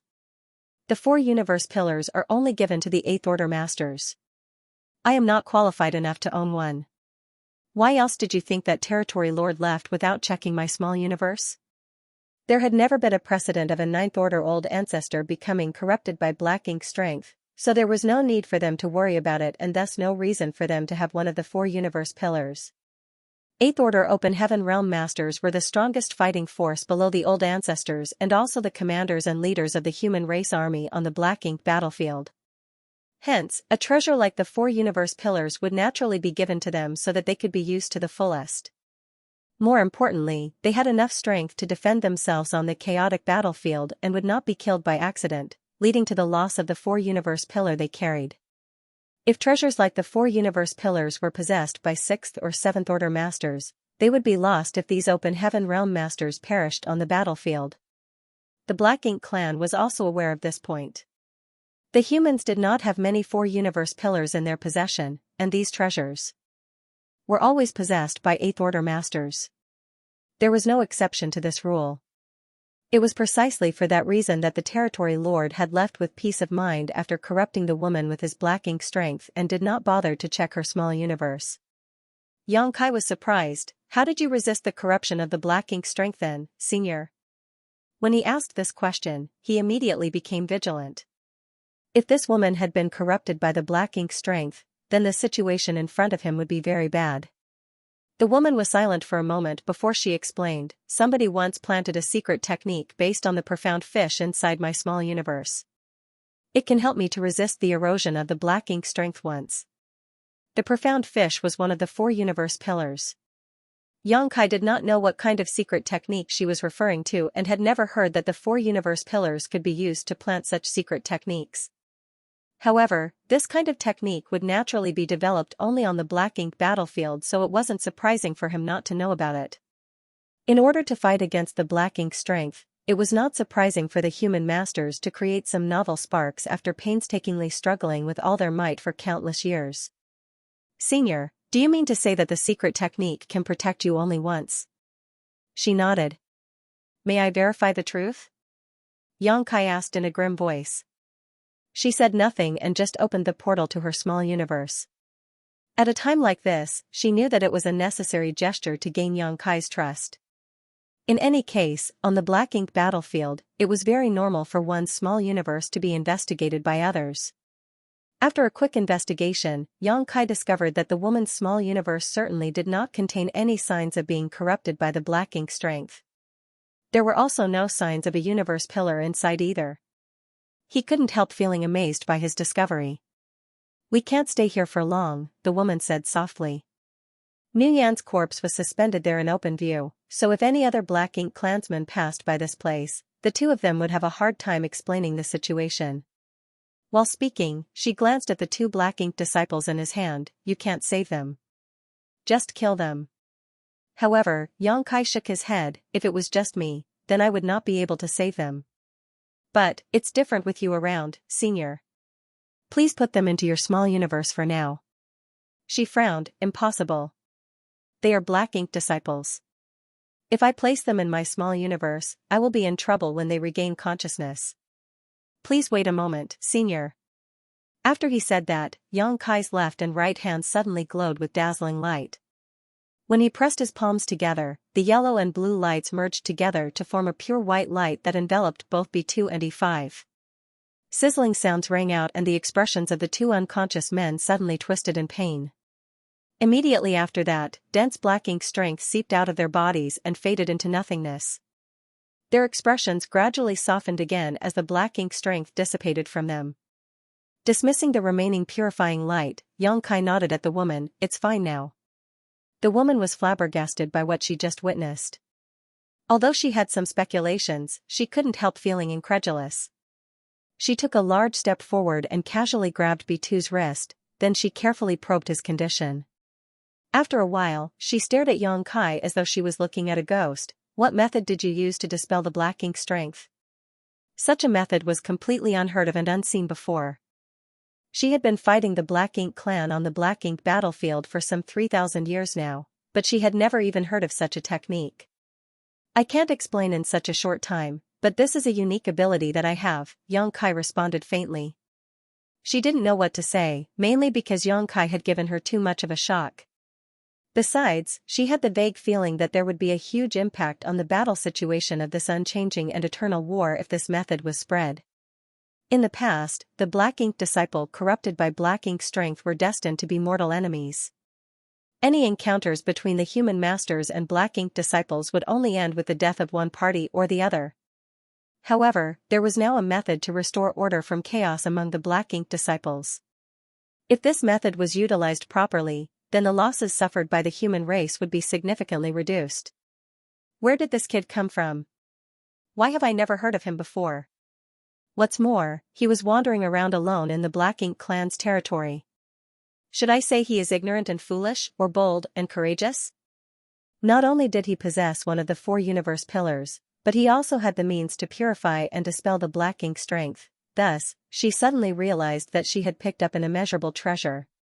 He would be a huge asset to the entire black ink battlefield. Upon confirming that all black ink strength in B2 and E5 had been purified and dispelled, she did not hesitate to toss the two unconscious men into her small universe. Then, she grabbed Xianxia by the arm. "Let's go." Xianxia did not resist and allowed her to lead him away. Along the way, the woman would glance sideways at him from time to time. Finally, she could not suppress her curiosity any longer and asked, "Which cave, heaven or paradise, did you come from? What is your name?" Xianxia was silent. In the end, he answered, "This junior is called Xianxia. I come from Yinyang Cave Heaven." He did not mean to deceive her, but he figured she might not know of Void Land. If he mentioned that name, he would only need to explain even more. He was a Sixth Order Open Heaven Realm Master who was not from any of the cave heavens or paradises after all. Why would he enter the black ink battlefield for no reason? That was a valid point of suspicion, and since this matter was related to the Void Corridor, he could not speak carelessly. He had not forgotten Main Chi's warning. Aside from the Ninth Order Open Heaven Realm Old Ancestors, no matter who questioned him, he could not reveal the existence of the Void Corridor to anybody. The woman did not seem to think that he was lying. The main reason was that she never expected anybody to lie about their background, so she nodded lightly and said, "Blue Sky Paradise, Fengning." Blue Sky Paradise. Xianxia raised his brow lightly. "Senior, do you know Elder Muzhua?" Muzhua was the foreign affairs envoy from Blue Sky Paradise and was the person in charge of their Dao temple in the Star Boundary. Although Xianxia was not close with him, they had interacted with each other on multiple occasions. Due to the Star Boundary's world tree, Xianxia was more or less acquainted with several elders from each of the major cave heavens and paradises even though his cultivation was low. He was also quite friendly with some of them. There were times when the value of something like personal connections was reflected in such situations. "Muzhua? He is my junior brother. Do you know him?" Fengning was a little surprised. Xianxia answered, "I've met him a few times." Upon hearing his answer, she was tempted to ask why a Yinyang Cave Heaven disciple would meet a Blue Sky Paradise elder, let alone several times. However, she was not very familiar with the situation in the outside world after fighting on the black ink battlefield for so long. It was meaningless to ask such questions, so she suppressed the curiosity in her heart. On the other hand, Xianxia suddenly looked around and realized that something was wrong. Taking out his universe chart, he checked his current position and the direction they were heading before exclaiming in astonishment, "Senior, aren't we heading in the wrong direction?" It turned out that the direction in which Fengning was leading Xianxia was not heading towards the great pass defended by the cave heavens and paradises. They seemed to be heading in the opposite direction actually, so he was naturally quite confused. Fengning explained, "The last operation has undoubtedly provoked the ire of the Black Ink clan. The Black Ink clan army is gathering at the front. We might not be able to break through their lines with just our strength alone. If we go there so recklessly, we will only be walking directly to our deaths, therefore, our best option is to find as many helpers as possible first." "Helpers?" Xianxia raised his eyebrows slightly at those words but soon understood, "Black Ink disciples?" Fengning nodded, "You have the ability to restore their true selves, so as long as we find a few more Black Ink disciples, we might be able to gather a group large enough to create chaos at Black Ink clan army's rear. Only then will we have a chance to return." She originally did not have such a plan. Trapped in the depths of the Black Ink clan's territory alone, Fengning had already mentally prepared herself for her death. If not for that, she would not have killed Nuyen immediately after recovering her strength. She had no plans of returning alive and simply planned to kill as many Black Ink clansmen and Black Ink disciples as she could, so she would not be dying in vain. It was not until she witnessed Xianxia's astonishing method to dispel the Black Ink strength that this plan sprang to mind. If they could smoothly implement this plan, then they would have a standing chance to survive and even rescue some Black Ink disciples along the way. However, Xianxia was an indispensable part of this plan. It was impossible to pull this off without him. Xianxia immediately understood after listening to her explanation. Looking around for a while, he glanced towards a Black Ink cloud condensed in the void and made a suggestion, "Senior, how about we hide inside the Black Ink cloud over there?" Feng Ying followed the direction of his gaze, and her expression became pensive. Are you suggesting? He nodded. The Black Ink disciples will definitely be traveling together with the Black Ink clan. If we run around like this, even if we encounter Black Ink disciples, we will only cause the Black Ink clansmen traveling with them to become vigilant. If that's the case, it will be difficult for us to take action. However, it will be a different story if we hide inside the Black Ink cloud and emerge when the enemy passes by this area. Pondering in silence after listening to his suggestion, Feng Ying nodded in agreement. You're right. With her intelligence, she didn't need Yang Kai to explain much for her to understand the various advantages of this method. Unfortunately, there was one problem with this plan. Can you guarantee my safety? She was powerful, and the immense heritage of her small universe gave her a certain degree of resistance towards Black Ink strength. Even so, it was impossible for her to remain inside a Black Ink cloud for an extended period of time. She would eventually fail to withstand Black Ink strength if too much time passed. We'll know once we try, Yang Kai declared firmly. Taking the lead, he rushed towards the Black Ink cloud. It was impossible for him to not be in high spirits right now. He had been trapped in Black Ink clan's domain for the past 2 years, during which he always had to act with utmost caution, as though he was constantly walking on thin ice. Thus, Yang Kai inevitably felt his blood pumping when doing something so invigorating all of a sudden. A short while later, Yang Kai charged into the Black Ink cloud with Feng Ying following closely behind. The dense Black Ink cloud was almost as thick as solid matter. If the two of them hid inside this Black Ink cloud, random passers-by would not be able to discover their whereabouts without careful investigation. Yang Kai had a world spring, so no matter how impressive the Black Ink cloud was, it was completely ineffective against him. However, it was different for Feng Ying. She had to use her world force to shield herself the moment she entered the Black Ink cloud to prevent the Black Ink strength from corrupting her. Not only would this consume her strength quickly though, she would also risk being corrupted at any moment. Naturally, Yang Kai was prepared well in advance for this situation and released a burst of purifying light to completely dispel the Black Ink strength around the space where they stood to create a safe zone for them. It was not until then that Feng Ying finally breathed a sigh of relief. Be that as it may, she could not figure out what kind of method Yang Kai was using even though she had carefully observed him when he cast the purifying light.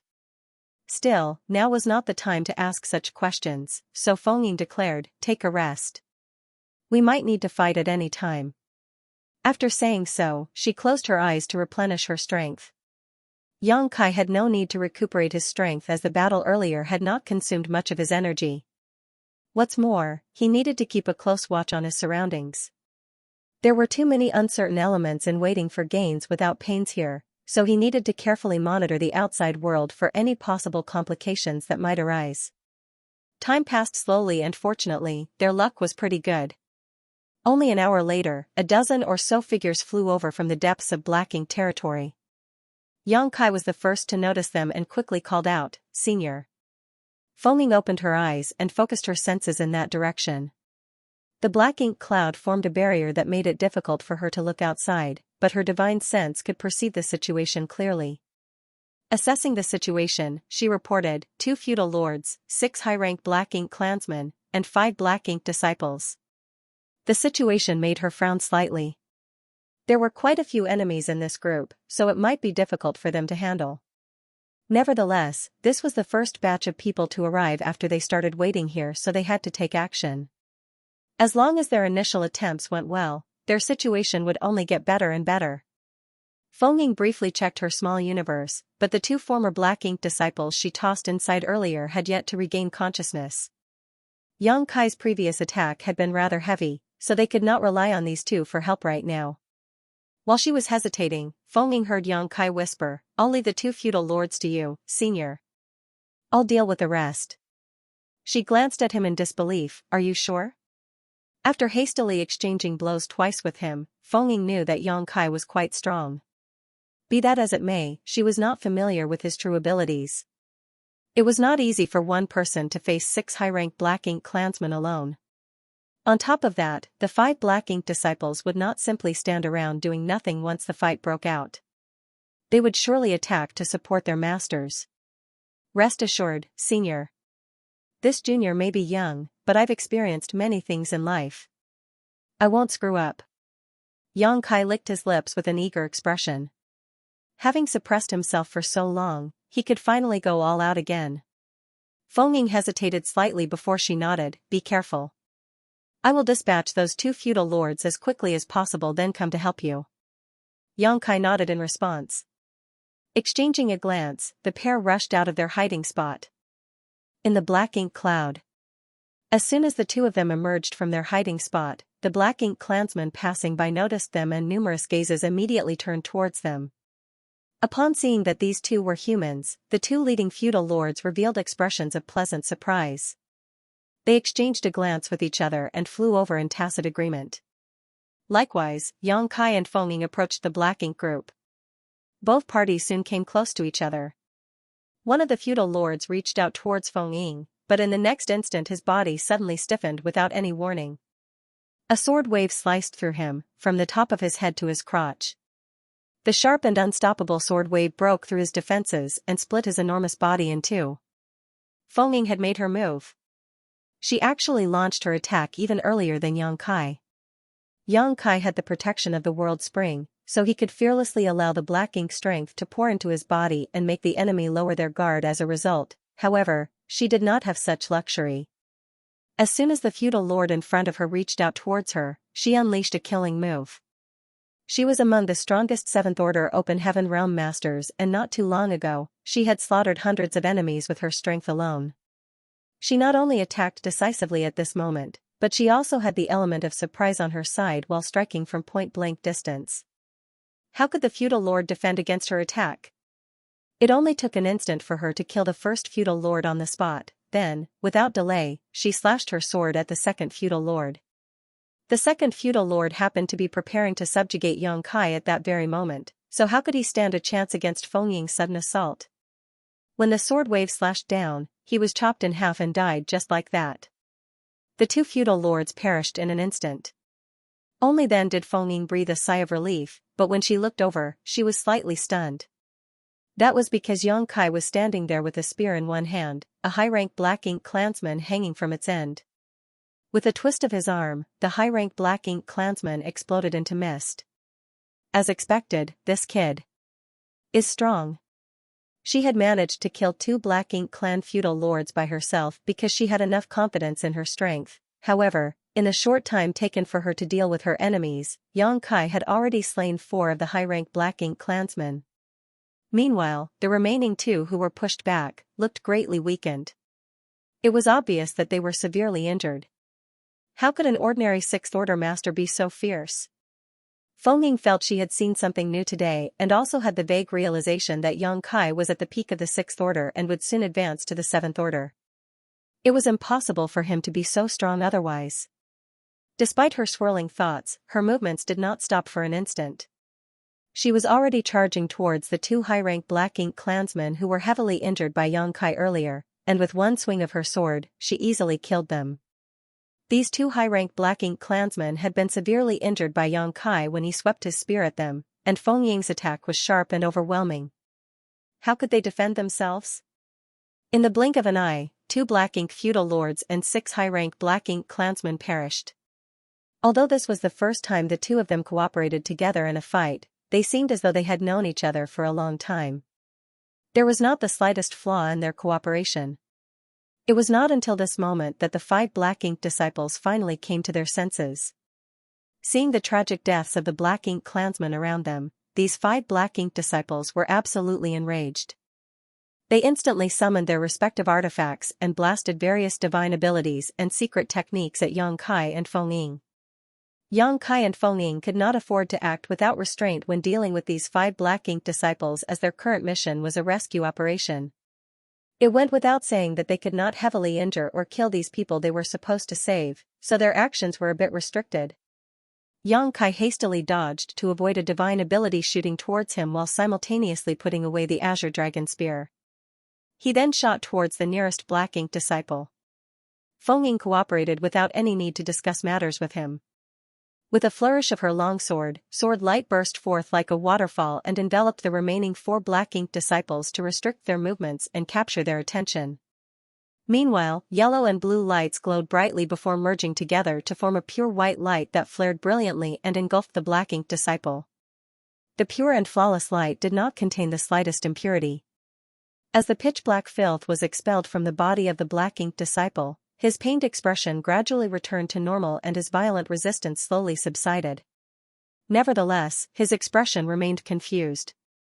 Despite being corrupted by black ink strength for all these years, he had not lost his consciousness. He could clearly remember his condition and the things that he experienced during those years. Looking back now, his belief that the Black Ink clan was supreme seemed so foolish and ridiculous.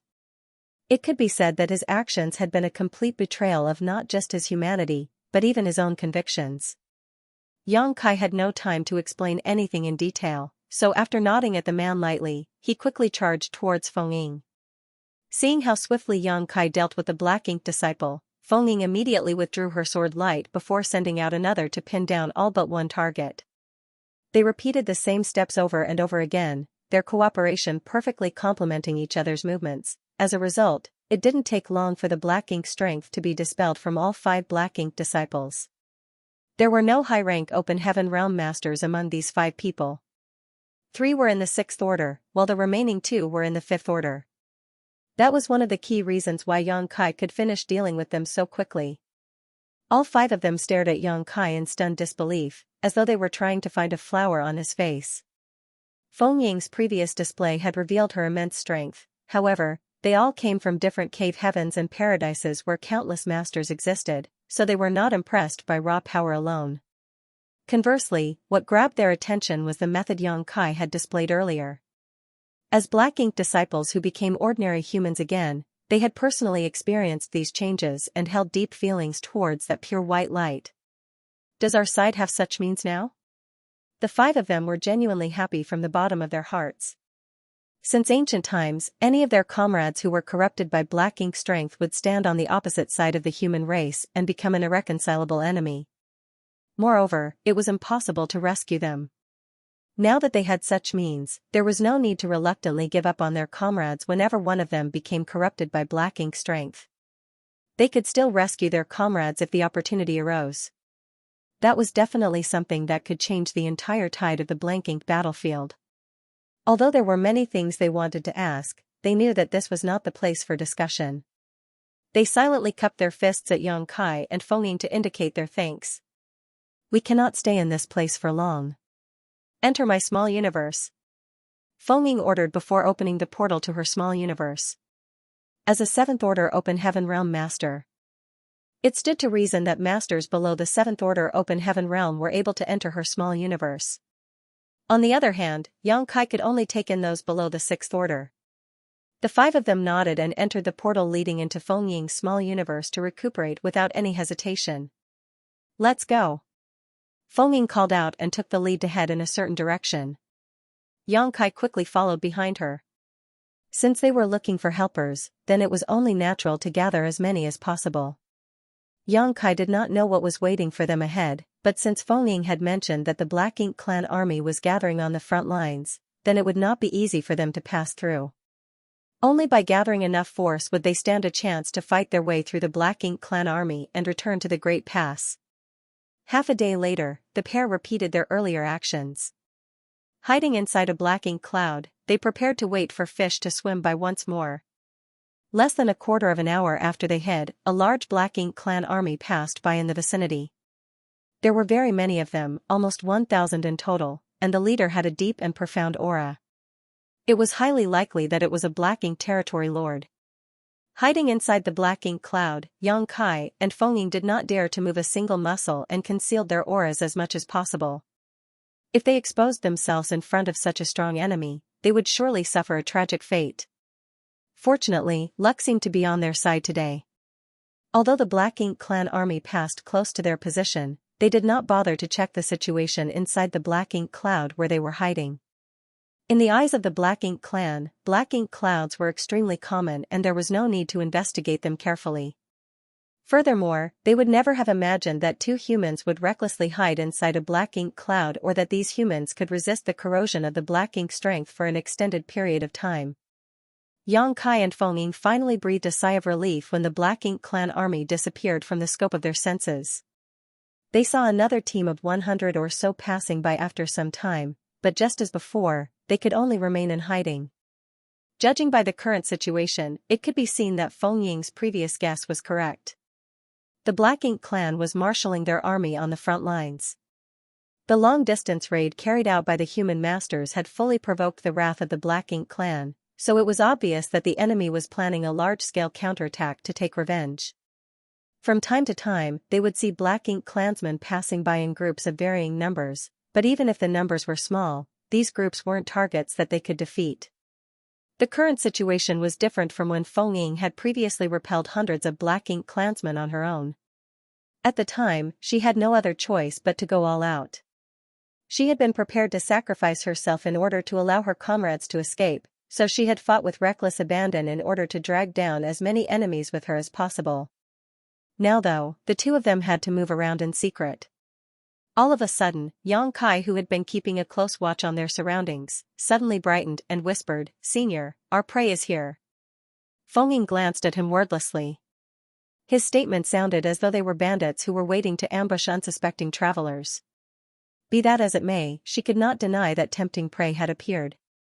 They had waited for so long and avoided several Black Ink clan teams during this period, but at this moment, what entered their sight was a group that consisted of only 10 individuals. In addition, this team was heading directly towards them. Although the numbers of this team were similar to their first encounter, the lineup was considerably inferior in terms of strength. There were no feudal lords in this group, only several high-rank and even low-rank Black Ink clansmen. There were not many Black Ink disciples either, only 3 of them. After confirming that there were no other dangers in the vicinity, Yang Kai and Feng Ying no longer hesitated. They rushed out of the Black Ink cloud and charged directly at the oncoming team. What followed was a swift massacre where the opponents were practically powerless to fight back. The Black Ink clansmen were completely obliterated in the blink of an eye, after which Yang Kai used his means to dispel the Black Ink strength from the 3 Black Ink disciples. Once this was done, Feng Ying stuffed them into her small universe so that they could recover their strength. In the 2 months that followed, Yang Kai and Feng Ying wandered around aimlessly. The Black Ink clouds that could be found everywhere became the perfect hiding spots for them, and whenever they came across a suitable opportunity, they would attack. If their opponents were too strong, then they would simply remain in hiding. Their harvest over the past 2 months was bountiful. They slaughtered at least 100 Black Ink clansmen, a number of which were feudal lords. Moreover, they had rescued some 30 or 40 Black Ink disciples by now. Not every Black Ink clansman had their own Black Ink disciples. In fact, many of the Black Ink clansmen harbored a deep hatred for the human race, and even Black Ink disciples were unbearable to them. Therefore, it was impossible for them to be accompanied by Black Ink disciples. Even more Black Ink clansmen simply never had the opportunity to subjugate their own Black Ink disciples. Nu Yan, who had 5 Black Ink disciples under his command even though he was only a high-rank Black Ink clansman, could be considered a rare example.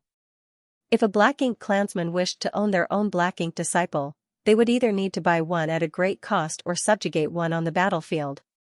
Neither of these options were simple for a Black Ink clansman to achieve. Yang Kai and Feng Ying were currently hiding themselves inside a random Black Ink cloud, taking their time to recover their strength after a rather intense battle. A short while later, Yang Kai opened his eyes and looked at Feng Ying. Seeming to sense his gaze, Feng Ying spoke without even opening her eyes, "Speak if you have something to say." He thus asked, "Senior, when are we heading back?" Feng Ying decisively said, "We have too few people. It is dangerous to return like this. At the very least, we should gather 100 comrades before we make an attempt, otherwise, we will only be walking to our deaths." 100 people. Yang Kai was tongue-tied. During the past 2 months that they had been traveling together, they had only managed to rescue 30 or so Black Ink disciples. At this rate, it would take half a year to gather 100 people. No need to worry, Feng Ying opened her eyes and reassured him, "We didn't have enough strength in the past, so we had to be selective with our targets. Now that we have more manpower, we can take the initiative to attack. If we find the right opportunity, we will be able to progress much quicker." Yang Kai nodded and said nothing more. Since he did not know much about the situation on the black ink battlefield, he could only follow her lead. Half a day later, the two of them rushed out of the black ink cloud after fully recovering before carefully concealing their figures and searching for a possible target. The Black Ink clan army was gathering up ahead, therefore, many Black Ink clansmen were constantly rushed towards the front lines from the rear. If the opportunity presented itself, then these scattered Black Ink clansmen would become their prey. And an opportunity came quickly. In the distance, the two of them saw an enormous ship sailing through the void in the direction where all the Black Ink clansmen had been rushing towards during this period. It was undoubtedly heading to the front lines to provide support. To have a flight-type artifact of this magnitude meant that the Black Ink clansmen aboard could not be weak. The owner of this ship had to be a feudal lord at the very least, and one with his own territory at that. Across a large distance, Xianxia and Fengying quietly observed the large ship. They could clearly see many figures swaying about on the ship, a large number of which were Black Ink disciples. "Senior, do you plan to attack that ship?" Xianxia asked. Fengying nodded. "It's a good opportunity." Xianxia was worried, "But, we don't know what kind of existence is on board that ship. What if there's a territory lord?" Fengying shook her head. "That's highly unlikely. 2 months ago, the Black Ink royal lord personally took action, therefore, all territory lords in the vicinity should already have followed him to the battlefield at the time. Even if they received the news late, they would not have waited until now to set out. That's why there should not be any territory lords among the reinforcements. What's more, the war has begun and territory lords are the backbone of the Black Ink clan. Logically speaking, they should have rushed to the battlefield at the earliest notice. Bringing out a flight-type artifact like this ship to transport manpower indicates that the people on the ship have varying strength, so they have different flying speed." There was some logic to Fengying's statement, so Xianxia nodded slightly in response. She then added, "Of course, there are always exceptions. If we encounter a territory lord, I will delay them for as long as possible. You should escape immediately." During this period, she had witnessed his ability and recognized his value. A talented individual like Xianxia could not be killed here, otherwise, the loss to the cave heavens and paradises would be incalculable. She even mentally prepared herself to risk her life in order to create an opportunity for him to escape at a critical juncture. "Let's go." Fengying beckoned and charged towards the large ship with Xianxia in tow. When the two figures appeared without warning, there was an immediate response from the ship. Several figures flew out to stand on the deck and focus their gaze in this direction from a distance. Fengying and Xianxia did not reduce their speed as they flew forward in a straight line. It didn't take long for them to land on the deck. Countless scrutinizing gazes mixed with curiosity turned towards them. At the same time, Xianxia was also observing them. He discovered that there were no Black Ink disciples in the high-rank open heaven realm here, so he couldn't help sighing in relief. Just as Fengying had predicted, these people certainly had varying levels of strength. It would seem that her previous speculations were correct. Fengying placed her hand over her chest and glanced at the inside of the cabin. "Who is in charge here?" "Hong Lian Territory Lord has an order to convey." Her words made her seem as though she was Hong Lian Territory Lord's Black Ink disciple. A group of Black Ink disciples on the deck looked around for a while but did not answer. Xianxia's eyes flickered slightly, admiring Fengying's courage and caution.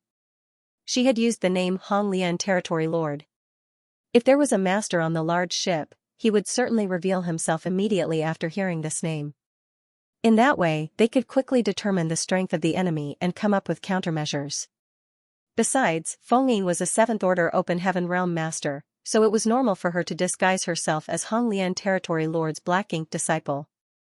The dull thud of footsteps soon came from within the cabin. Immediately after that, a tall Black Ink clansman strode out. Xianxia looked up and saw that this Black Ink clansman was nothing more than a Black Ink feudal lord. The sight immediately filled him with relief. Many feudal lords had died at the hands of Fengying during this period, hence, a single feudal lord was not much of a concern. The only thing that bothered him slightly was the Black Ink disciple accompanying the feudal lord. The Black Ink disciple was undoubtedly in the 7th Order Open Heaven realm and his aura was deep and profound.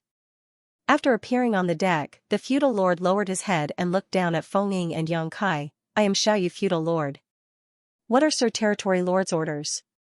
He held no suspicion towards Feng Ying's identity, mainly because he did not expect a person to be so bold as to impersonate the Black Ink disciple of a Black Ink clan territory lord in front of him. Feng Ying respectfully said, "Sir, please lean down. Master has commanded that this order can only be relayed to you alone." Xiaoyu feudal lord frowned slightly at those words. Although he did not understand why Hong Lian territory lord would give such an order, he lowered his body slightly, tilted his head to the side, and listened intently. Feng Ying flew forward slightly and whispered, "Master said." Her sentence trailed off. Having piqued his curiosity and caused him to lower his guard, Feng Ying immediately pulled out her sword and slashed at him in the next moment. Pitch-black blood splattered everywhere as Xiaoyu retained his posture of listening intently, but his massive head had already been separated from his neck. Feng Ying's movements did not stop there. She quickly pushed back the Seventh Order Open Heaven Realm Black Ink disciple beside the Xiaoyu feudal lord with another slash of her sword. Immediately after that, she opened the portal to her small universe and dozens of figures, who were raring to go, instantly emerged. The Black Ink disciples, whom Yang Kai and Feng Ying had spent 2 months rescuing, had been recuperating in Feng Ying's small universe all this while. Having long since attained a full recovery, they had nothing to do every day and were practically dying from boredom. Now that they came out from Feng Ying's small universe, they were like fierce tigers coming down the mountain. They immediately summoned their artifacts and unleashed various divine abilities and secret techniques at the Black Ink clan and the surroundings. At this moment, the Black Ink clan were reeling in confusion and shock. They never imagined that they would be ambushed by human masters in such a place, so they immediately suffered heavy casualties. As soon as Feng Ying made her move, Yang Kai also complimented her actions and lunged forward. He ignored the rest of the Black Ink disciples and focused his attention on the Seventh Order Black Ink disciple beside the Xiaoyu feudal lord. At present, it was still unclear how many on the ship could rival a Seventh Order master in strength. However, Xiaoyu feudal lord had been eliminated, so as long as the Seventh Order Black Ink disciple was dealt with, they could stabilize the entire situation. At the same time that Yang Kai lunged forward, the Seventh Order Open Heaven Realm Black Ink disciple who was repelled by Feng Ying earlier rushed forward aggressively. In the eyes of a Black Ink disciple, it did not matter whether or not Feng Ying had been sent by Hong Lian territory lord, he had to take revenge after witnessing the tragic death of his master that occurred right in front of his eyes. Feng Ying had not lowered her guard against him, of course, and after releasing her allies from her small universe, she raised her sword and charged at him. Be that as it may, Yang Kai was faster than her. He sprang out from behind her and swung his fist at the Seventh Order Open Heaven Realm Black Ink disciple. A cold light flashed in the opponent's eyes and the Seventh Order Black Ink disciple raised his palm towards Yang Kai. World force surged violently from the palm of his hand, like a tsunami. He seemed determined to kill Yang Kai with a single strike. Be careful! Feng Ying exclaimed in horror. She never expected Yang Kai to be so reckless. In her original plan, she would pin down any Seventh Order masters or feudal lords herself while Yang Kai only needed to go and rescue the subjugated Black Ink disciples. How could she have imagined that this brat would target the Seventh Order Black Ink disciple on his own? She didn't even have time to stop him. Swiftly though, she recalled that Yang Kai had managed to block 2 of her killing moves in the past and felt slightly more relieved. He would not die so easily. When the 2 attacks collided with each other, world force exploded and Yang Kai's figure was sent flying backward. Still, the Seventh Order Black Ink disciple was stunned as a look of surprise flashed across his eyes. His strength might not be at its peak, but his order was not something that could be ignored. Even so, an opponent who was 1 order lower than him had successfully defended against his attack. He couldn't help feeling astonished. If it was a one-on-one battle, now would be the best time to hunt down Yang Kai. However, Yang Kai had only just been thrown off when Feng Ying approached. Her longsword transformed into sword shadows that covered the entire sky and slashed down on the Black Ink disciple. In that instant, the Seventh Order Black Ink disciple immediately fell into a precarious situation. Feng Ying was extremely powerful and even at his peak, he might not have been her opponent, what more in his current situation. In just a few blows, he was cornered to the point where he could only parry her attacks and was powerless to fight back. Furthermore, he could not break free of her suppression no matter how hard he struggled and resisted. Yang Kai, who had been forced back just now, returned and joined forces with Feng Ying. Their combined efforts left the Seventh Order Open Heaven Realm Black Ink disciple increasingly helpless to fight back. Yang Kai was extremely agile, his figure flitting around erratically, causing great trouble to his opponent. Moreover, the flickering white light in the palm of his hands filled the Seventh Order Black Ink disciple with an instinctive sense of fear. The Seventh Order Black Ink disciple had never seen such pure white light before. Even though he did not know what kind of attack that was, the black ink strength in his body transmitted a message of fear and horror to him as though it had met its natural enemy. As a result, his already precarious situation became even more unbearable. It didn't take long before Yang Kai found an opportunity to approach the enemy. He shot forward and pressed his palm against the back of the Seventh Order Black Ink disciple. A pure white light flared brightly and enveloped the Black Ink disciple. Following a series of sizzling sounds, the black ink strength was dispelled and dissipated into nothingness. Accordingly, the resistance of the black ink disciple gradually subsided. A short while later, Yang Kai stopped and nodded at Feng Ying, then, he hastily rushed towards the nearest black ink disciple. The dozen or so Open Heaven Realm Masters previously released by Feng Ying were currently fighting an intense battle on the ship's deck. In such a short span of time, several people had already lost their lives. Their deaths went to show the ferocity of the battle, but the main reason was that their actions were restricted to a certain degree. Not to mention, their numbers were fewer than their opponents. They had not been able to take an accurate accounting earlier, so it was not until this moment that they realized there were some 300 people aboard this ship. Among them, only a few dozen or so were Black Ink disciples. The others were Black Ink clansmen. While they were merciless towards the Black Ink clan, they had to hold back against the Black Ink disciples as unlike before, they could no longer just kill them. Following the commotion of the battle, the Black Ink disciples and the Black Ink clansmen below deck emerged in twos and threes. It was fortunate that the enemies did not emerge all at once, otherwise, they were bound to suffer heavy casualties at first encounter if they challenged 300 enemies directly with only a few dozen people on their side. After the Seventh Order Black Ink disciple was rescued, Feng Ying immediately moved to block the hatch. She slaughtered all the Black Ink clansmen who came her way, allowing Yang Kai to move freely and display his abilities. Roaming around the battlefield with purifying light blooming from his hands, he helped the Black Ink disciples return to their true natures. Every Black Ink disciple he rescued was equivalent to increasing the strength of his side while simultaneously weakening the strength of the enemy. As the battle dragged on, they gradually gained the upper hand. There was something else that delighted Yang Kai. Aside from the Xiaoyu feudal lord and the Seventh Order Black Ink disciple accompanying the former, the large ship did not seem to contain any other personnel who could rival a high-rank Open Heaven Realm Master in strength. As a result, the situation became better and better for them. Now that the Seventh Order Black Ink disciple had been rescued, there was no need for further discussion. He immediately understood what he needed to do and cooperated with Yang Kai to subdue the remaining Black Ink disciples. The Black Ink clansmen died at a steady pace. Unfortunately, Black Ink strength that dissipated from the corpses was extremely troublesome to deal with. This couldn't be helped.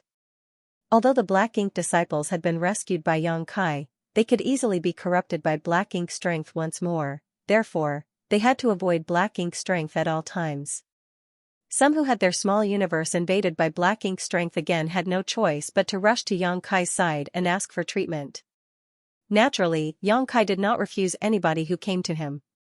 During the 2 years he served under Nu Yan, Yang Kai had learned quite a lot about the Black Ink clan and Black Ink disciples even though he had been living in disguise. As such, he knew that almost all of the Black Ink disciples who had been corrupted by Black Ink strength had sacrificed parts of their small universe at least twice before they were converted.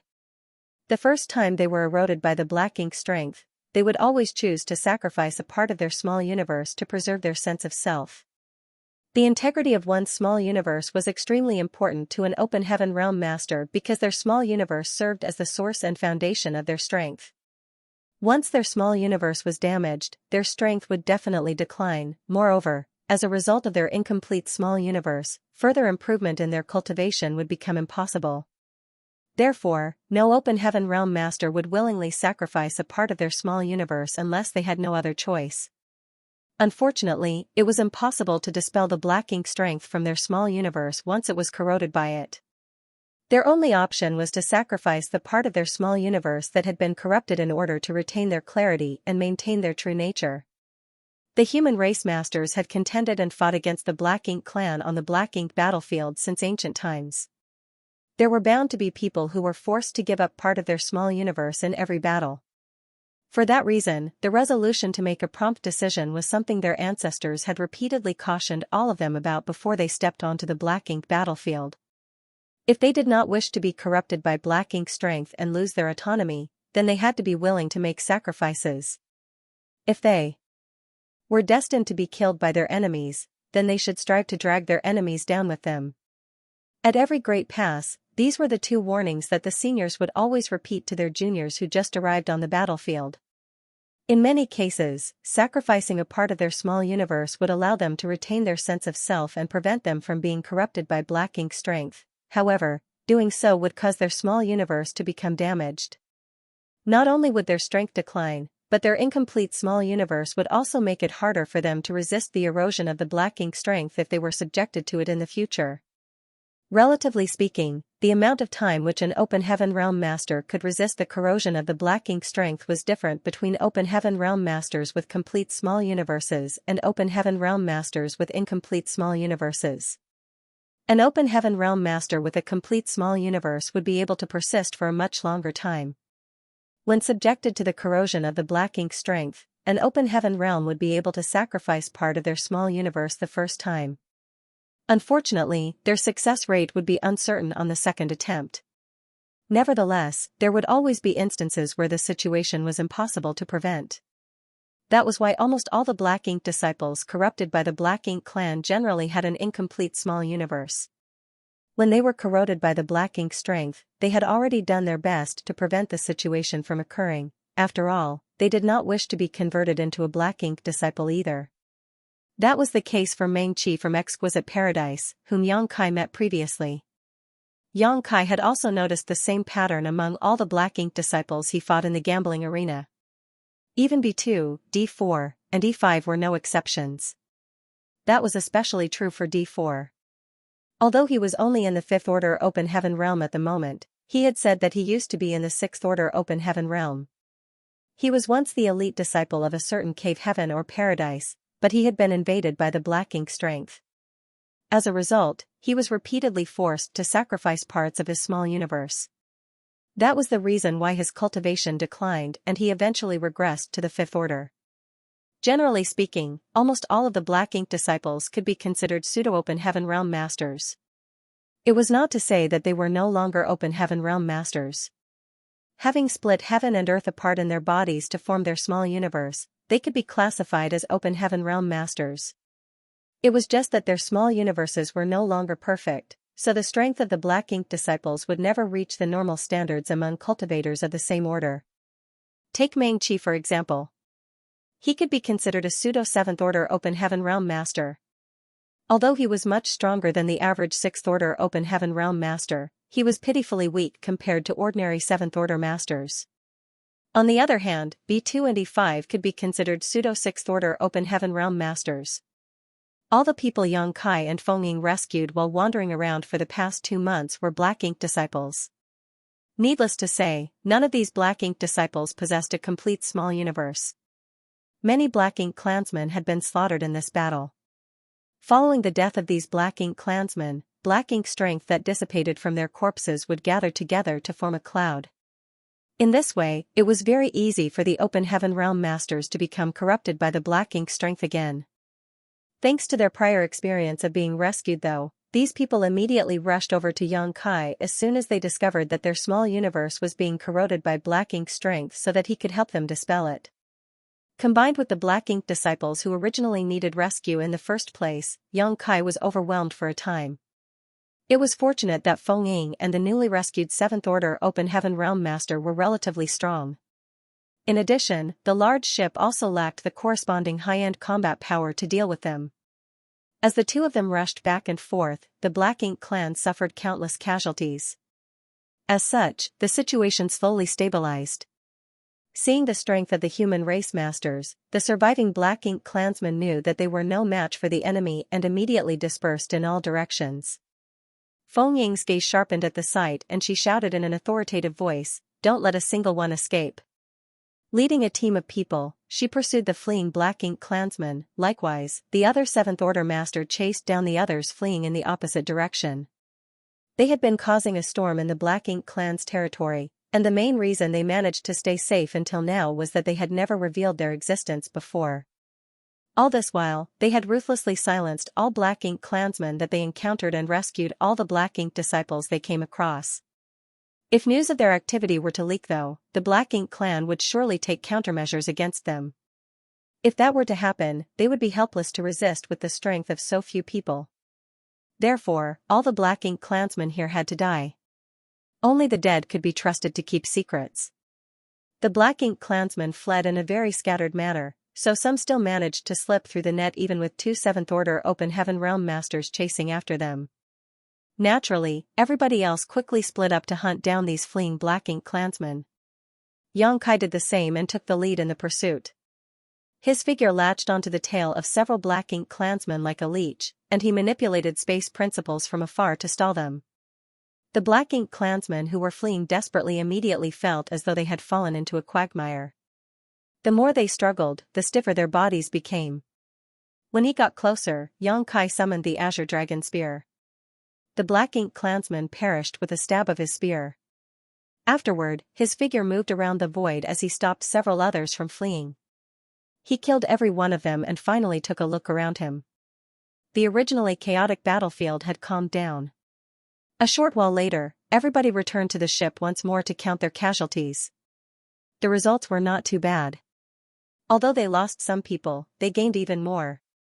Their lineup had increased to around 80 people, and they even gained an additional pseudo-Seventh Order master.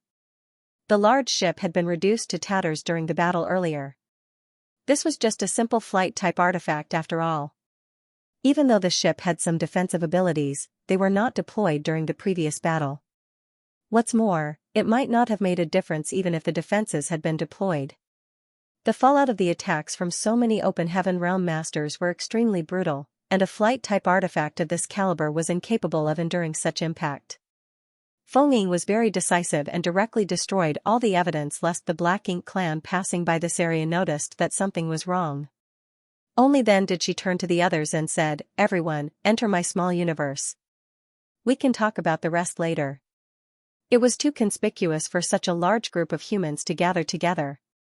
Besides, it was inconvenient for them to move swiftly with their varying strengths. It would be more convenient and safer for them to hide in Feng Ying's small universe. Everybody knew that this was not the place for discussion, so despite the questions in their hearts, they entered her small universe in successive order. It didn't take long before only Xianxia, Feng Ying, and the pseudo-Seventh Order Open Heaven Realm Master remained. "Let's go." Feng Ying ordered and took the lead to head in a certain direction. Xianxia and the pseudo-Seventh Order Master followed behind her. A quarter hour later, a dense patch of Black Ink clouds came into view. Feng Ying turned to look at Xianxia with an inquiring gaze and Xianxia nodded lightly in response. Then, the three figures headed straight towards the thickest Black Ink cloud.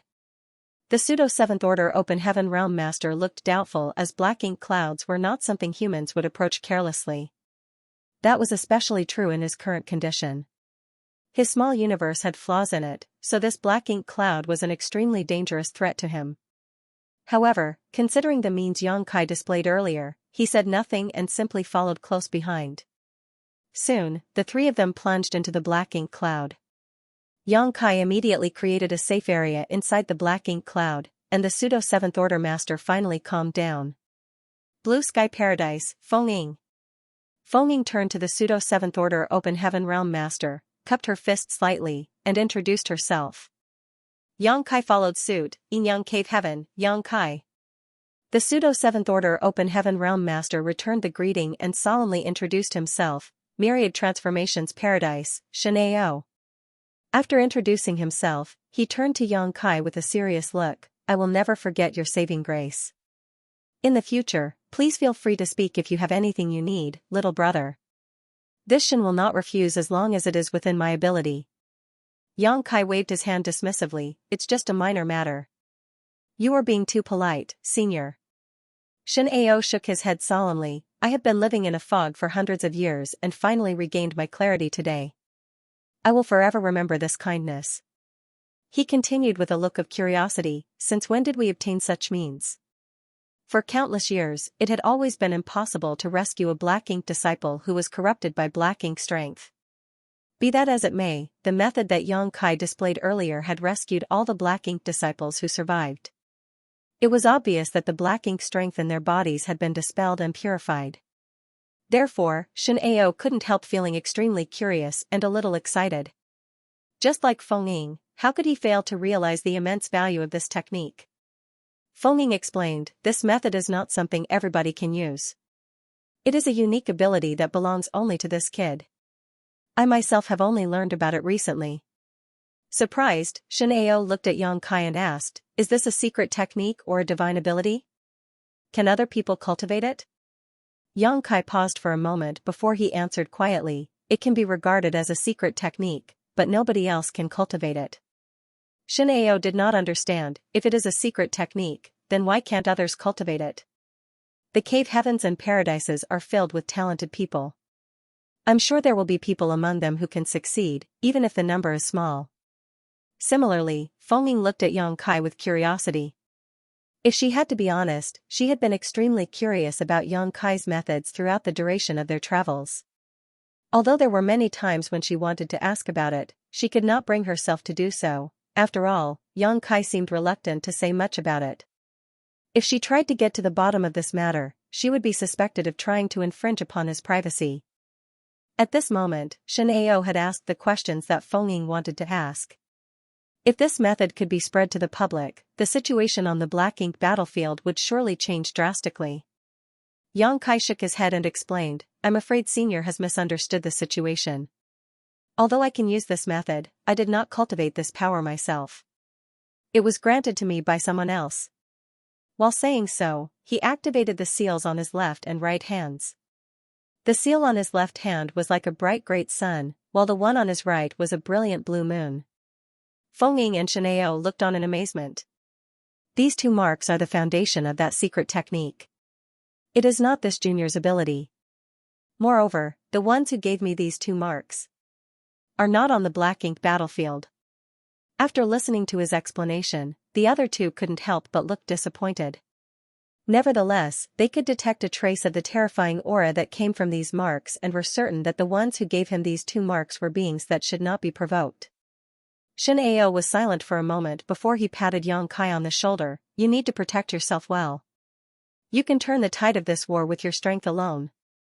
That statement was so exaggerated that Xianxia couldn't help feeling embarrassed. Xianxia then turned to look at Feng, senior sister, what are your plans? The two of them were in the same order, in addition, they had never encountered each other before. Since he did not know who was older or younger, addressing her as senior sister was simply a sign of respect. There was no special meaning behind his words. Feng replied, the Black Ink clan army is probably gathering on the front lines to attack the Great Pass. I plan to gather more people and launch a surprise attack from the rear. That way, even if we are unable to break the siege on the Great Pass, we can still create some confusion among the Black Ink clan. What do you think, junior brother? Xianxia nodded in agreement. I heard some information regarding the front lines while traveling beside Xiaoyu.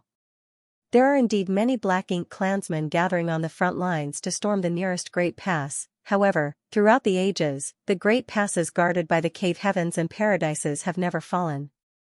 There is no need to be too worried. On the contrary, we will need to gather enough strength if we wish to return. He turned to look at Xianxia and continued, with little brother's means though, gathering more people will not be too difficult. Let us proceed as you planned, senior sister. I have no objections. Nodding, she said, good. Let's recover our strength for now. If we want to gather more people, we will need to search for more Black Ink clansmen. Xianxia added, I'm sure you know about my current condition, senior sister.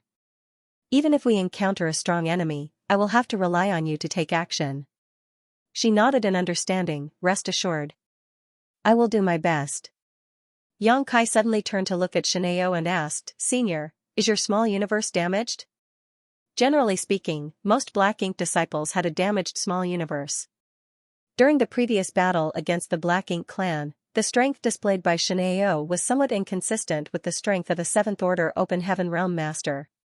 Xianxia looked slightly depressed, that's right. This was a lingering regret of his.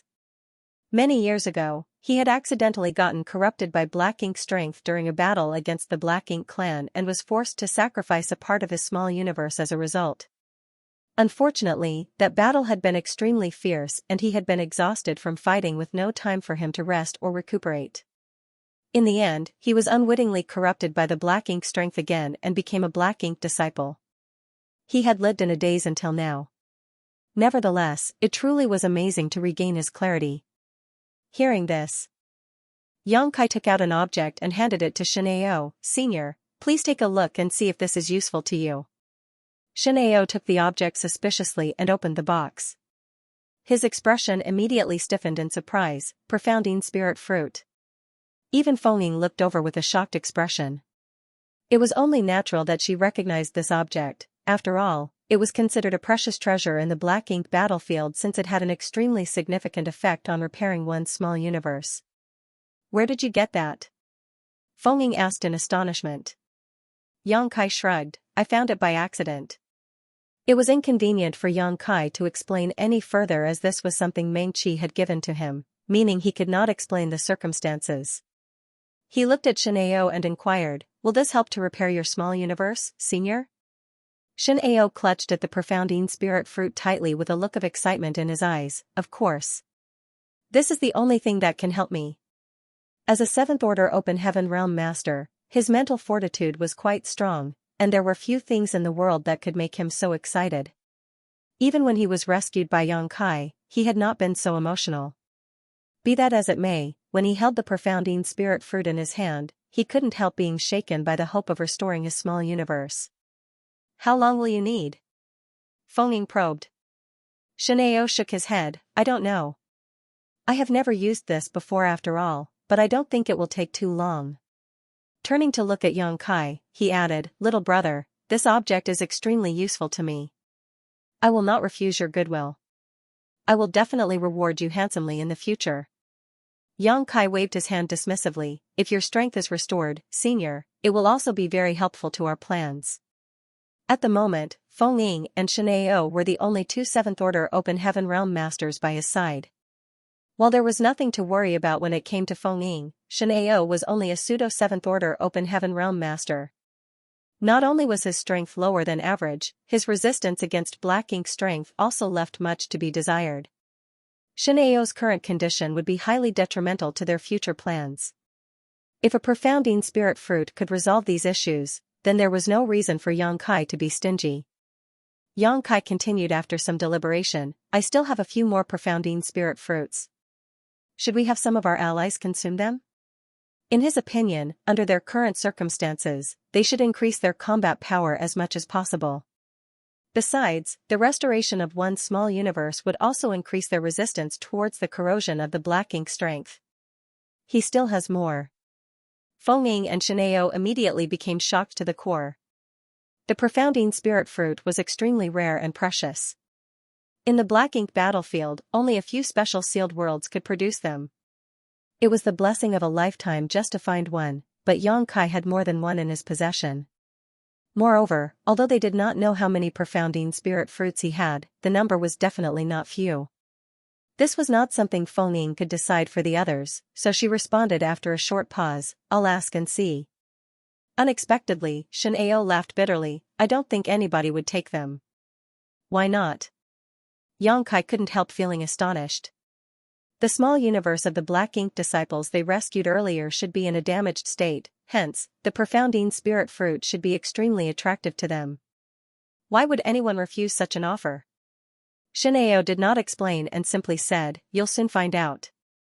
Meanwhile, Feng closed her eyes and said nothing, probably communicating with the Open Heaven Realm Masters inside her small universe. A short while later, she opened her eyes and looked at Xianxia, you should hold on to those profounding spirit fruits for now. As predicted, nobody wanted the profounding spirit fruits. Seeming to understand Xianxia's confusion, Xianxia explained, when they come across such opportunities, they will always choose to leave them for the high-rank Open Heaven Masters. Forget the spirit fruits in your possession, even if they obtained one themselves, they would not consume it easily. On the contrary, they would choose to turn it over to the higher-ups. After saying that, he patted Xianxia on the shoulder and walked over to the side. Sitting down cross-legged, he swallowed the profounding spirit fruit. Xianxia stood in silence for a long while, but in the end, he just sighed softly. He never expected the people they rescued to resist the temptation and refuse the profounding spirit fruits. Nevertheless, this incident allowed him to experience the difference in culture on the black ink battlefield. In the 3,000 worlds, such a precious treasure would have attracted the greed of countless people. On the contrary, the hearts and minds of the people were united as one on the black ink battlefield. Everybody would choose the option that was most beneficial to the overall situation. They would never disregard the bigger picture just to satisfy their own selfish desires. The black ink cloud was filled with silence as the trio focused on their respective recovery and meditation. From time to time, subtle fluctuations in the world force would radiate from Xianxia, most likely the result of the profounding spirit fruit at work to mend his small universe. It took more than 20 days for the intermittent fluctuations coming from him to finally subside. Another half-day later, he slowly opened his eyes. Xianxia had been paying close attention to the changes in Xianxia. Looking at Xianxia at this moment, he could sense that Xianxia's aura seemed to be different from before and he had become much more confident. When their gazes met, Xianxia nodded lightly at Xianxia to express his gratitude. Fengying spoke up from the side, "Are you prepared?" "Yes." Xianxia nodded. "In that case, let us depart," she said as she climbed to her feet.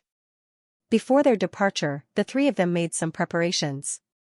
All the Open Heaven Realm Masters they previously rescued were currently hiding inside Fengying's small universe.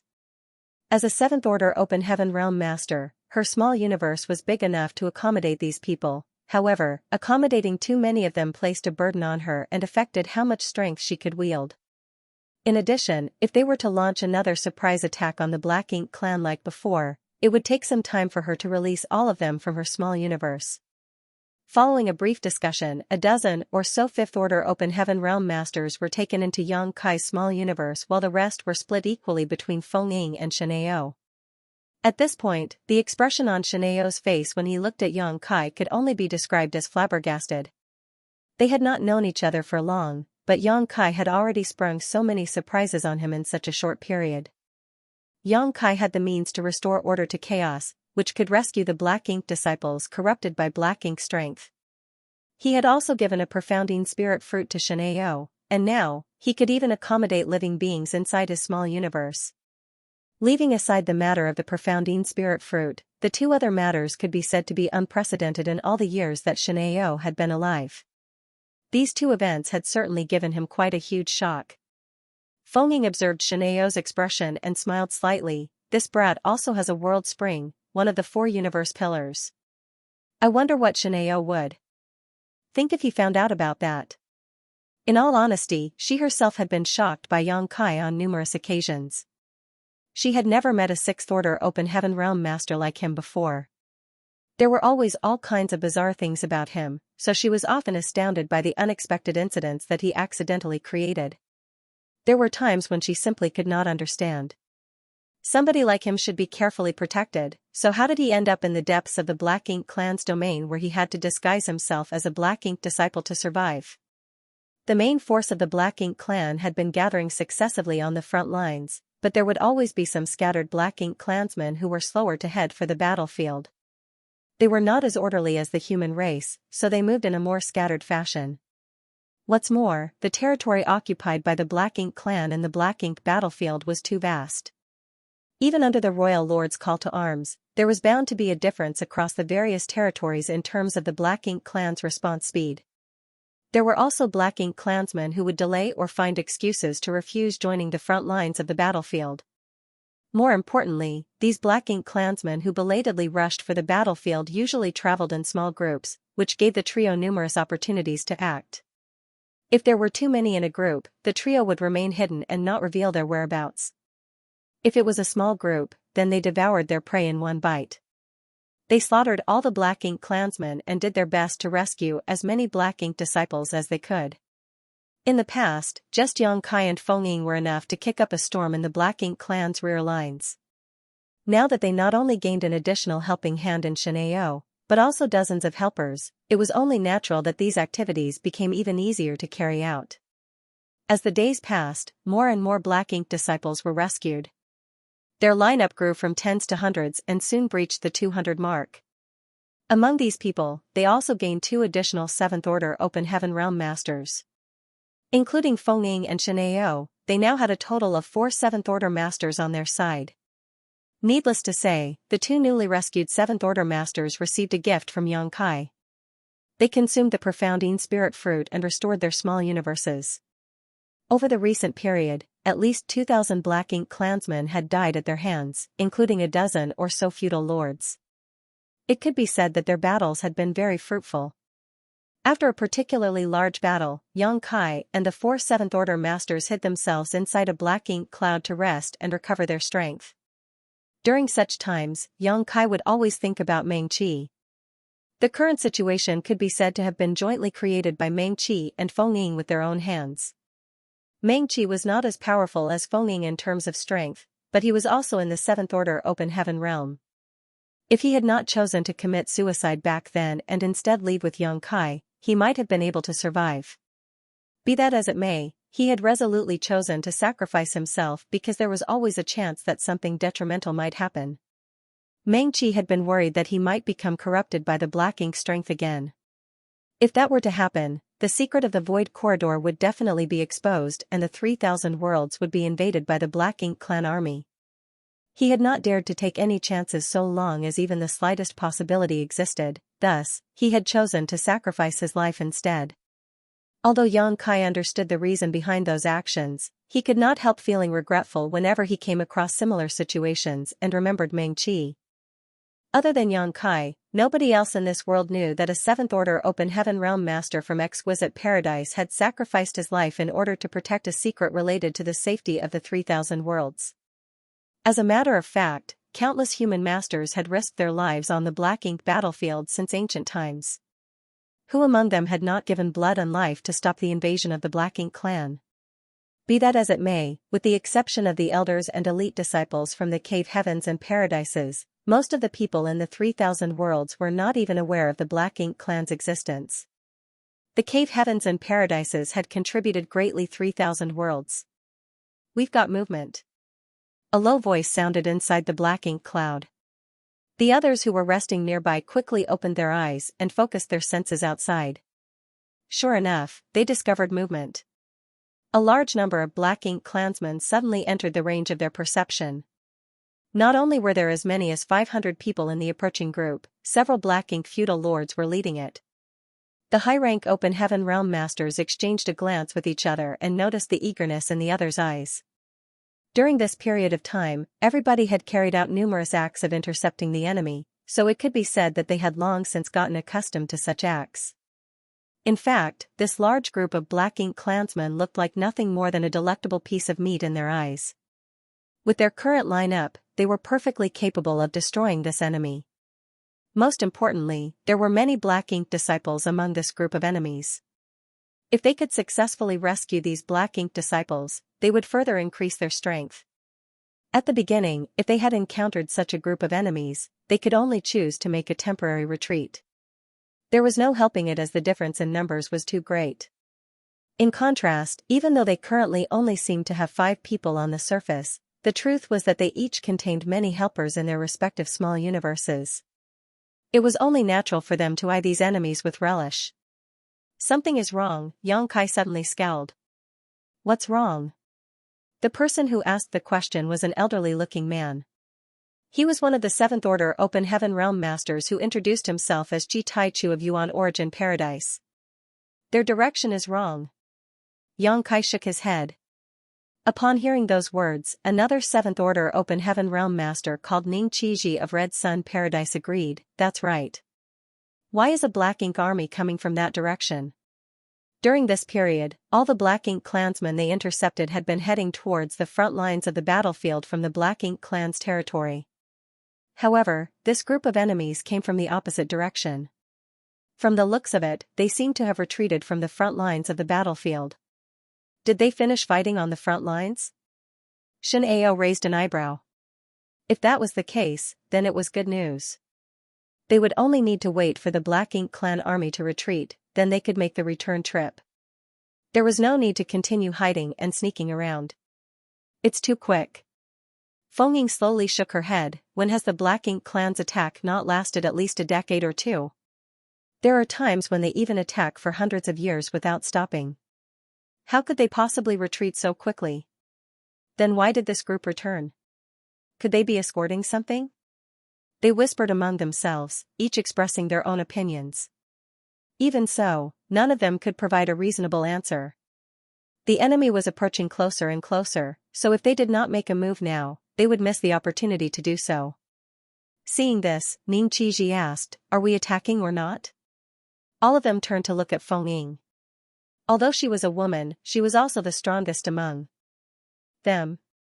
Moreover, all of them were jointly rescued by her and Yang Kai, so it was only natural for her to take command. Feng Ying turned towards Yang Kai with an inquiring glance. Yang Kai pondered for a moment. It's probably okay to attack, but we should be extra careful. If you think that something is wrong, retreat immediately.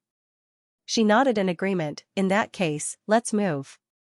The moment the words left her mouth, she took the lead and rushed out of the Black Ink cloud. Yang Kai and the others quickly followed suit.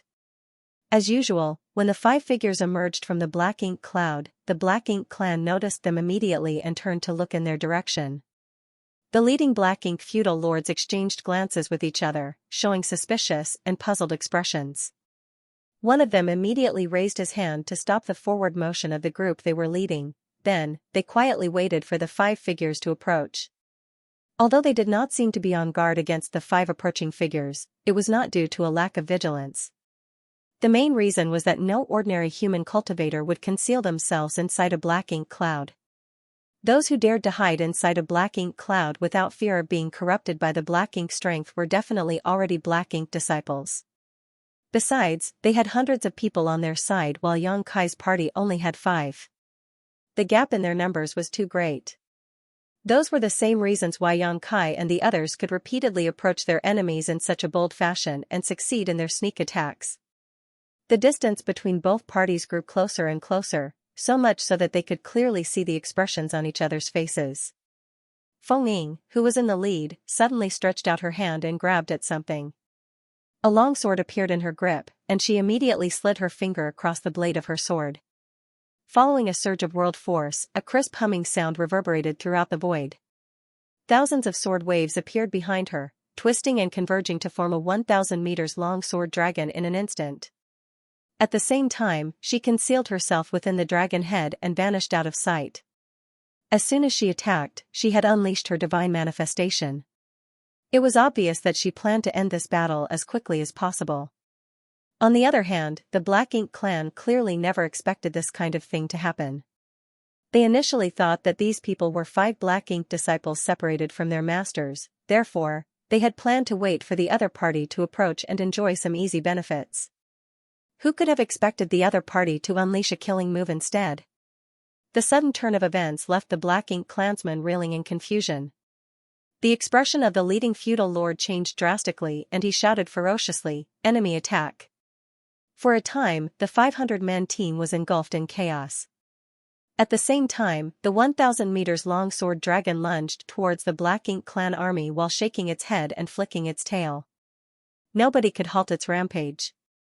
The sword waves that formed the body of the sword dragon vibrated with a humming sound, turning into unstoppable weapons. All the Black Ink clansmen who came into contact with the sword waves were either heavily injured or killed on the spot. In that way, the enormous sword dragon swept open an empty path through the Black Ink clan army. When Feng Ying made her move, Yang Kai and the others immediately opened the portals to their small universe. Numerous figures that had been prepared for a long time emerged from within. In the blink of an eye, the seemingly lonesome 5-man party expanded into a small army of over 200 people that charged towards the Black Ink clan with a ferocious roar. The Black Ink clan was stunned by the attack. Targeted by Xianxia and the others, the feudal lords were unable to issue effective orders. Consequently, the battlefield was soon split apart. The Black Ink clan were separated into small groups that stuck together on the defensive. Xianxia ignored the feudal lords as his figure moved through the crowd as nimbly as a fish in water. Whenever he came across an opportunity to attack, he would not miss it. The azure dragon spear in his hand swept out left and right. Everywhere he passed, Black Ink clansmen erupted into blood mist in his wake. With his current strength, as long as he did not encounter a feudal lord, nobody beneath them could defend against his spear. Be that as it may, his main task was not to slaughter the Black Ink clansmen but to rescue the Black Ink disciples. Purifying light flickered here and there, following Xianxia's figure as he roamed the battlefield. The Black Ink strength was dispelled from the bodies of the Black Ink disciples, and they regained their clarity one after another. Although there were hundreds of people on both sides, the battle was an extremely one-sided slaughter. Not to mention, it was the human race with fewer numbers who held the upper hand. It was very strange indeed, however, this result came from catching the Black Ink clan by surprise.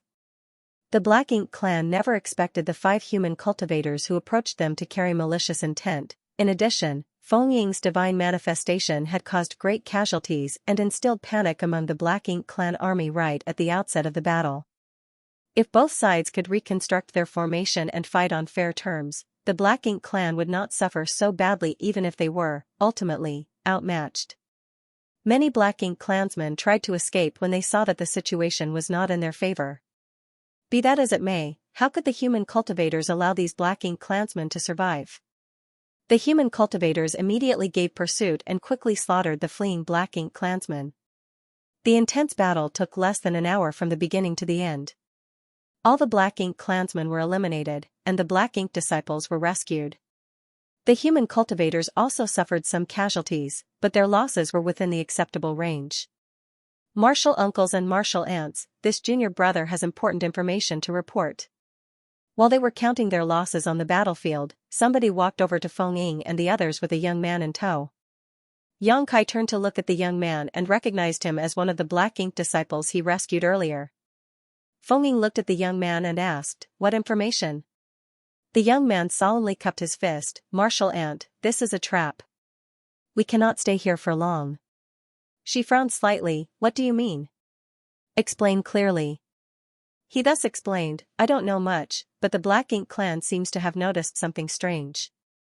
They believe that a small team of human cultivators are causing havoc in the rear, so they dispatched some people to launch a search. They intend to locate and eliminate the hidden team. We were merely one of the search teams. There are another 7 or 8 teams in the vicinity. As soon as they discover something, they will immediately communicate with each other to provide support. Although you moved very quickly just now, Martial Aunt, the reinforcements from the Black Ink clan are probably on the way.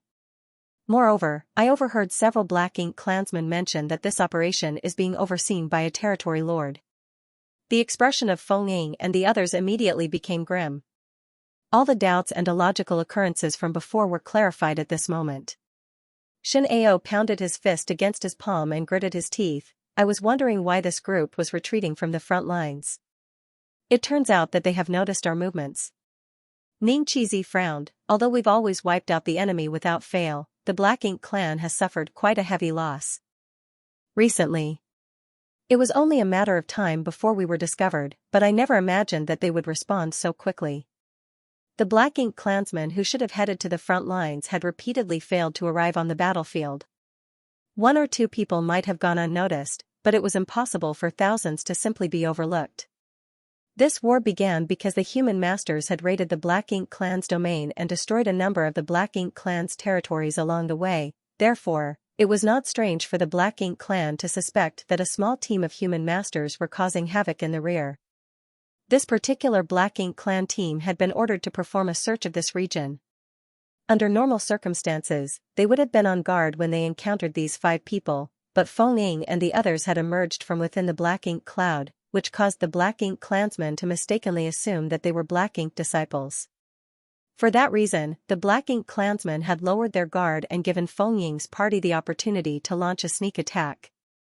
Everybody began moving swiftly. Although they slaughtered all the Black Ink clansmen, the information would have leaked out by now. The other Black Ink clan search teams in the vicinity would surely be on their way to provide support. What's more, the one presiding over this matter was a Black Ink territory lord. That was an existence on par with an 8th Order Open Heaven Realm master. If they ran into a master of that caliber, nobody could be his opponent. Upon learning the seriousness of the issue, they did not dare to delay any longer.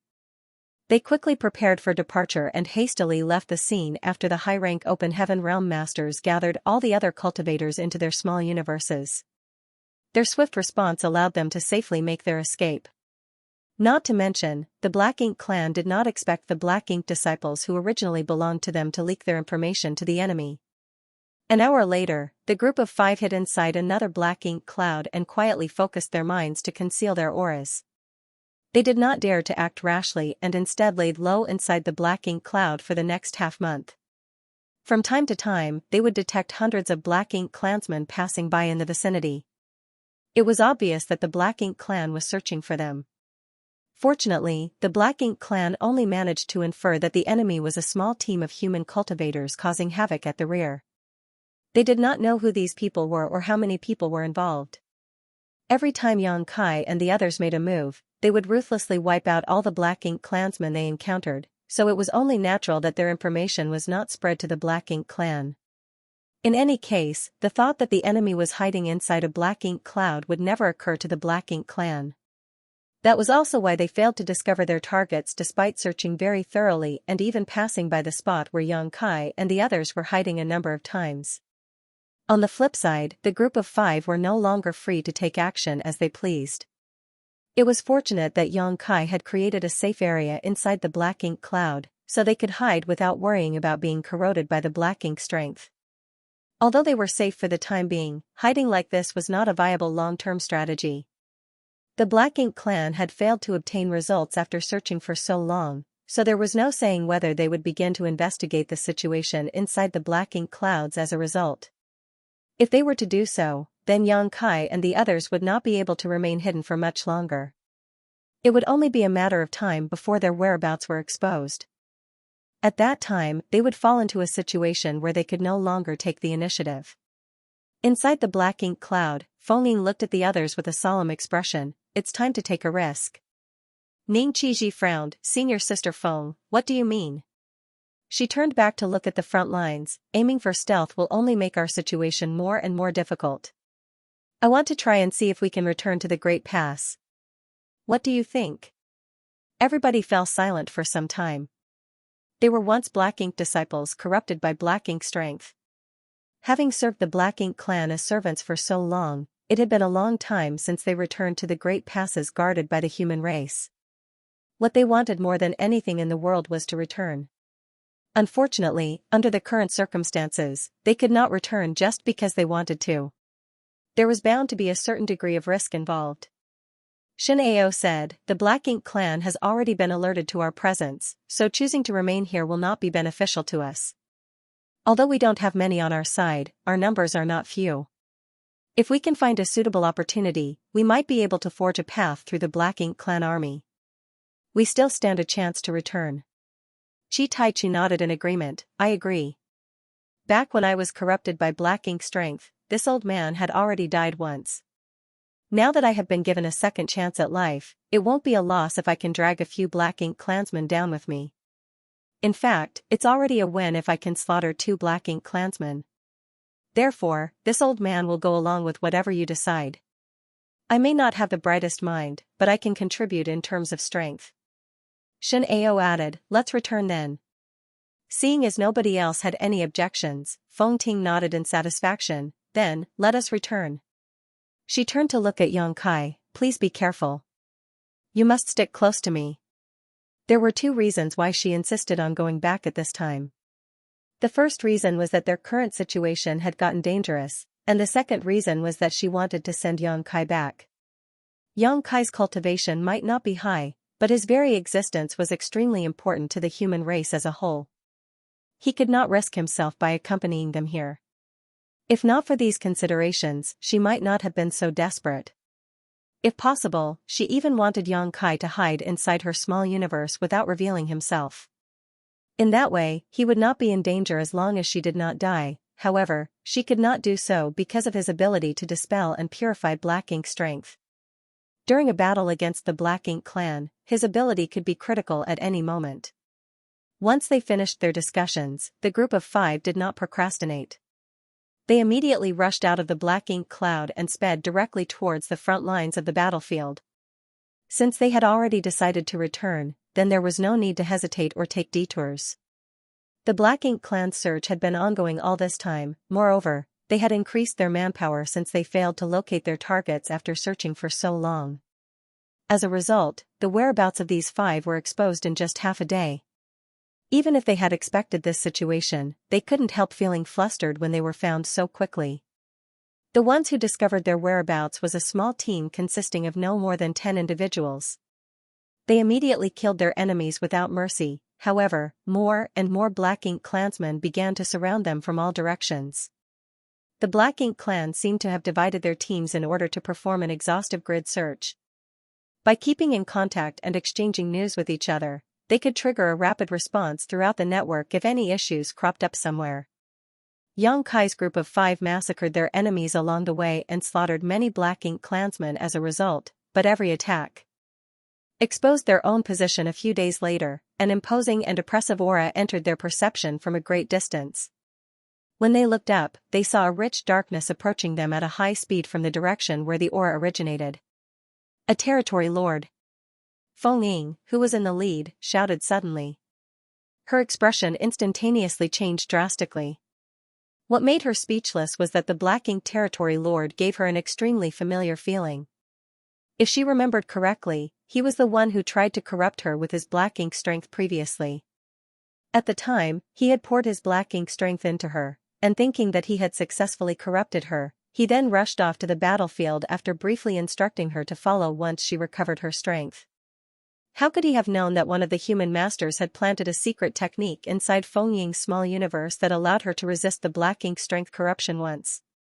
In the end, Feng Ying killed Nu Yan as soon as she recovered.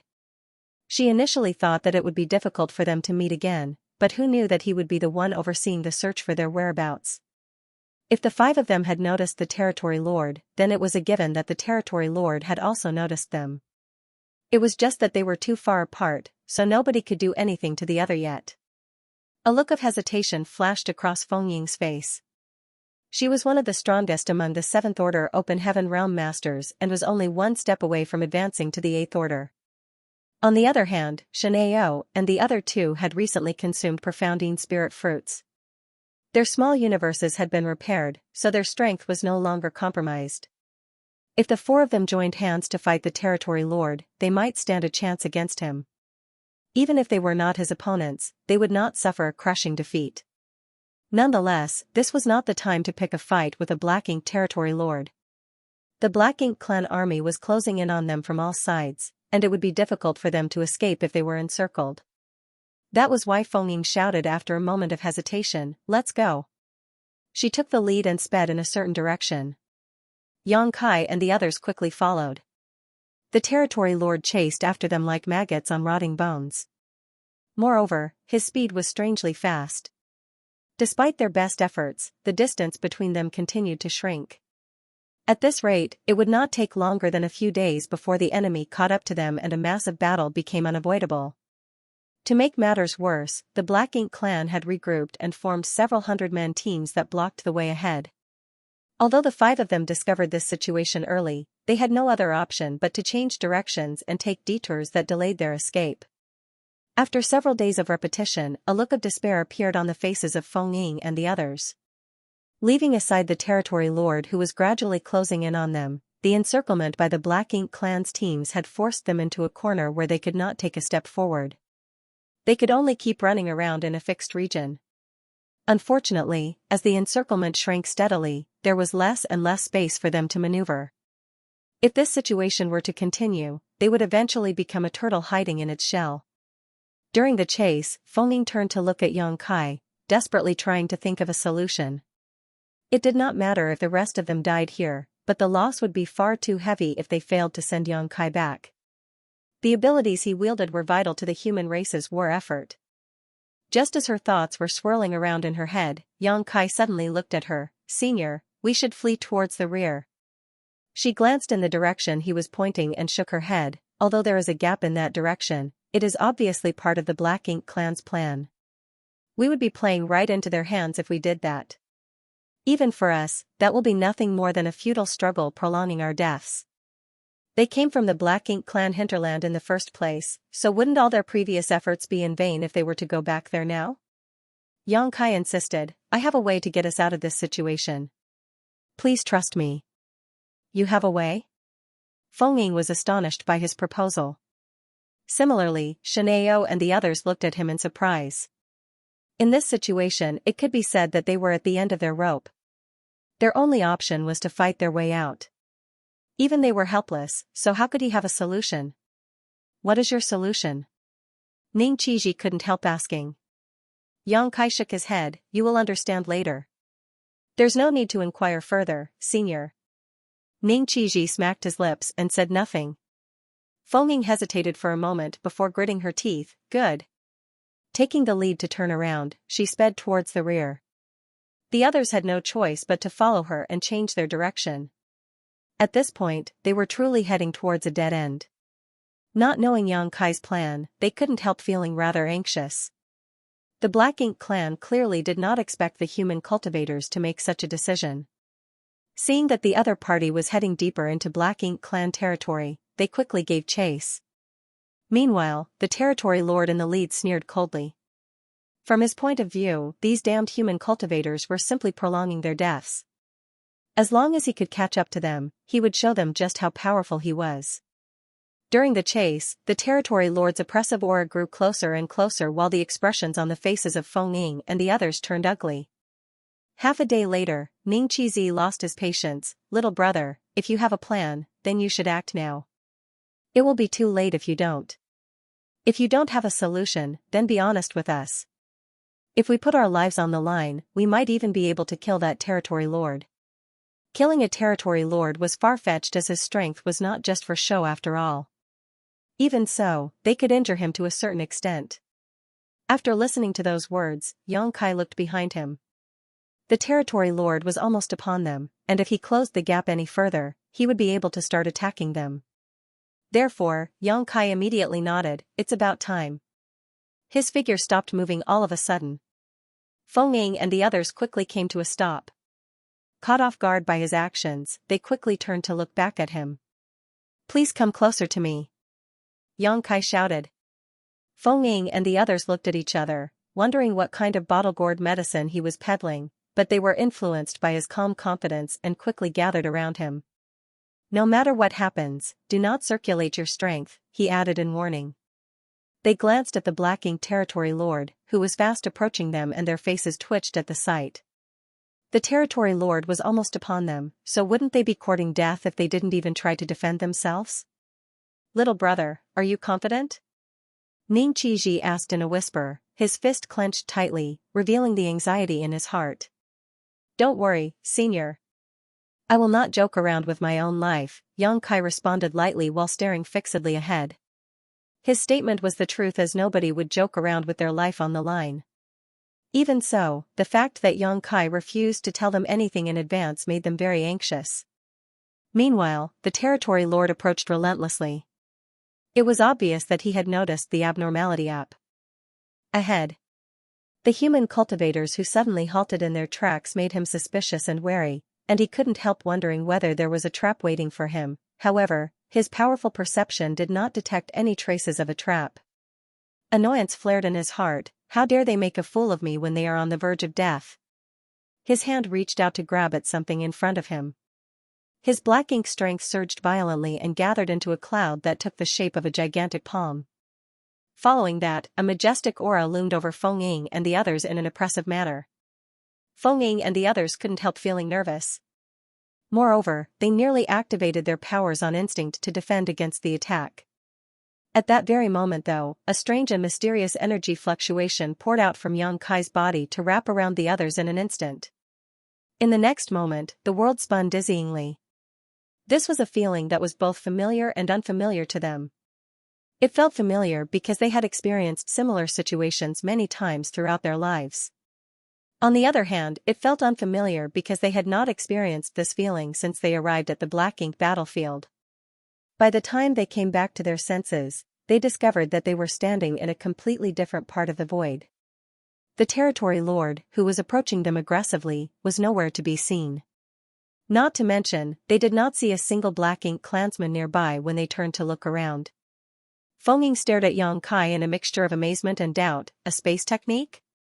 The feeling just now was very similar to her experience when she activated the universe transference law with the help of the universe temples in the 3000 worlds a long time ago. If not for that, she would not have made such a guess. What's more, a strange energy fluctuation had come out of Yang Kai's body right before that phenomenon. Looking back at it now, that was clearly the fluctuation of space principles. On the other hand, Ning Qizhi hurriedly took out his universe chart and checked their current position. After he confirmed their location, he looked absolutely stunned. In an instant, they had traveled several tens of millions of kilometers. Their current location was clearly somewhere they passed some time ago, the very spot where Yang Kai first suggested to Feng Ying that they flee to the rear. In fact, in other words, they had traveled from deep within the Black Ink clan hinterland to this spot in the blink of an eye. In addition, the Black Ink clan chasing them relentlessly had been left far behind. How did he do it? This junior is proficient in the Tao of space. Faced with the suspicious looks from the other four, Yang Kai was forced to provide a brief explanation.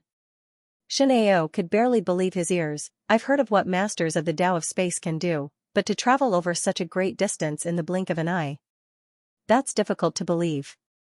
The corners of Chi Tai Chu's brow twitched. That's right. If you had such means, then why were we fleeing all this time? You should have just brought us back directly. Yang Kai smiled bitterly and elaborated, that's impossible. What I did just now required the help of an artifact. That is why I was able to bring you back here directly. I don't have an artifact at the Great Pass to act as a beacon, so I am unable to return there directly. The others did not fully understand his explanation or what artifact he was referring to either, but they understood one thing. If he had the ability to bring them back directly, he would not have taken such risks in the first place. At the same time, they also understood why he had warned them not to use their strength earlier. It was because he planned to cast the space technique and transport them across the void. If an external power had interfered with his technique, then there was a high chance that it would have failed. It was fortunate that they had forcibly held back under the threat of the Black Ink territory lord, otherwise, the consequences would have been dire. Now that we have shaken the enemy off our tail, we should not be in danger for the time being. But, we should hurry up and leave as soon as possible, Yang Kai said with a glance at Feng Ying. Feng Ying suppressed the astonishment in her eyes and nodded, you're right. Without taking the time to recover their strength, they sped towards the front lines at a high speed. Along the way, the high-rank Open Heaven Realm Masters would turn to look at Yang Kai from time to time as though trying to spot something on his face. He had given them many unexpected surprises during this short period. They never imagined that he would pull out another surprise at that moment. The Tao of space was extremely profound. What's more, it was very difficult for ordinary people to cultivate. Although they did not know how deep Yang Kai's attainments were in the Tao of space, judging from the phenomenon just now, they could ascertain that his accomplishments were not low. It would have been impossible for him to do such things otherwise. Ning Qizhi leaned towards Yang Kai and whispered, little brother, what other abilities are you hiding? Why don't you tell us now so that we can mentally prepare ourselves and prevent your actions from catching us off guard again? Yang Kai burst into laughter, that's too much, senior. This junior is only in the 6th order Open Heaven realm. How can I have any hidden abilities? Ning Qizhi spat disdainfully, dishonest brat. There were many 6th order Open Heaven realm masters on the Black Ink battlefield, but they had never met such a unique 6th order master before. It was just as Feng Ying had wondered in the past. How did somebody like Yang Kai end up in the depths of the Black Ink clan's territory? Logically speaking, it was impossible for him to become corrupted by the Black Ink or be captured by them. Whilst traveling, they quietly recovered their strength. Everybody knew that a deadly and desperate battle was waiting for them up ahead. At this time, the slightest extra bit of power could affect the entire battle situation. That was why they made haste to recuperate. After repeating this cycle for more than 10 days, a majestic structure entered Yang Kai's field of vision. Even though he was only looking at the structure from a distance, he could clearly sense its enormity. Like a huge city that stood in the middle of the void, the structure was completely made of metal that gleamed with a cold light. At a rough estimate, it was at least 1,000 kilometers in length and breadth. When he set eyes upon this majestic structure, Xianxia couldn't help feeling a slight sense of awe.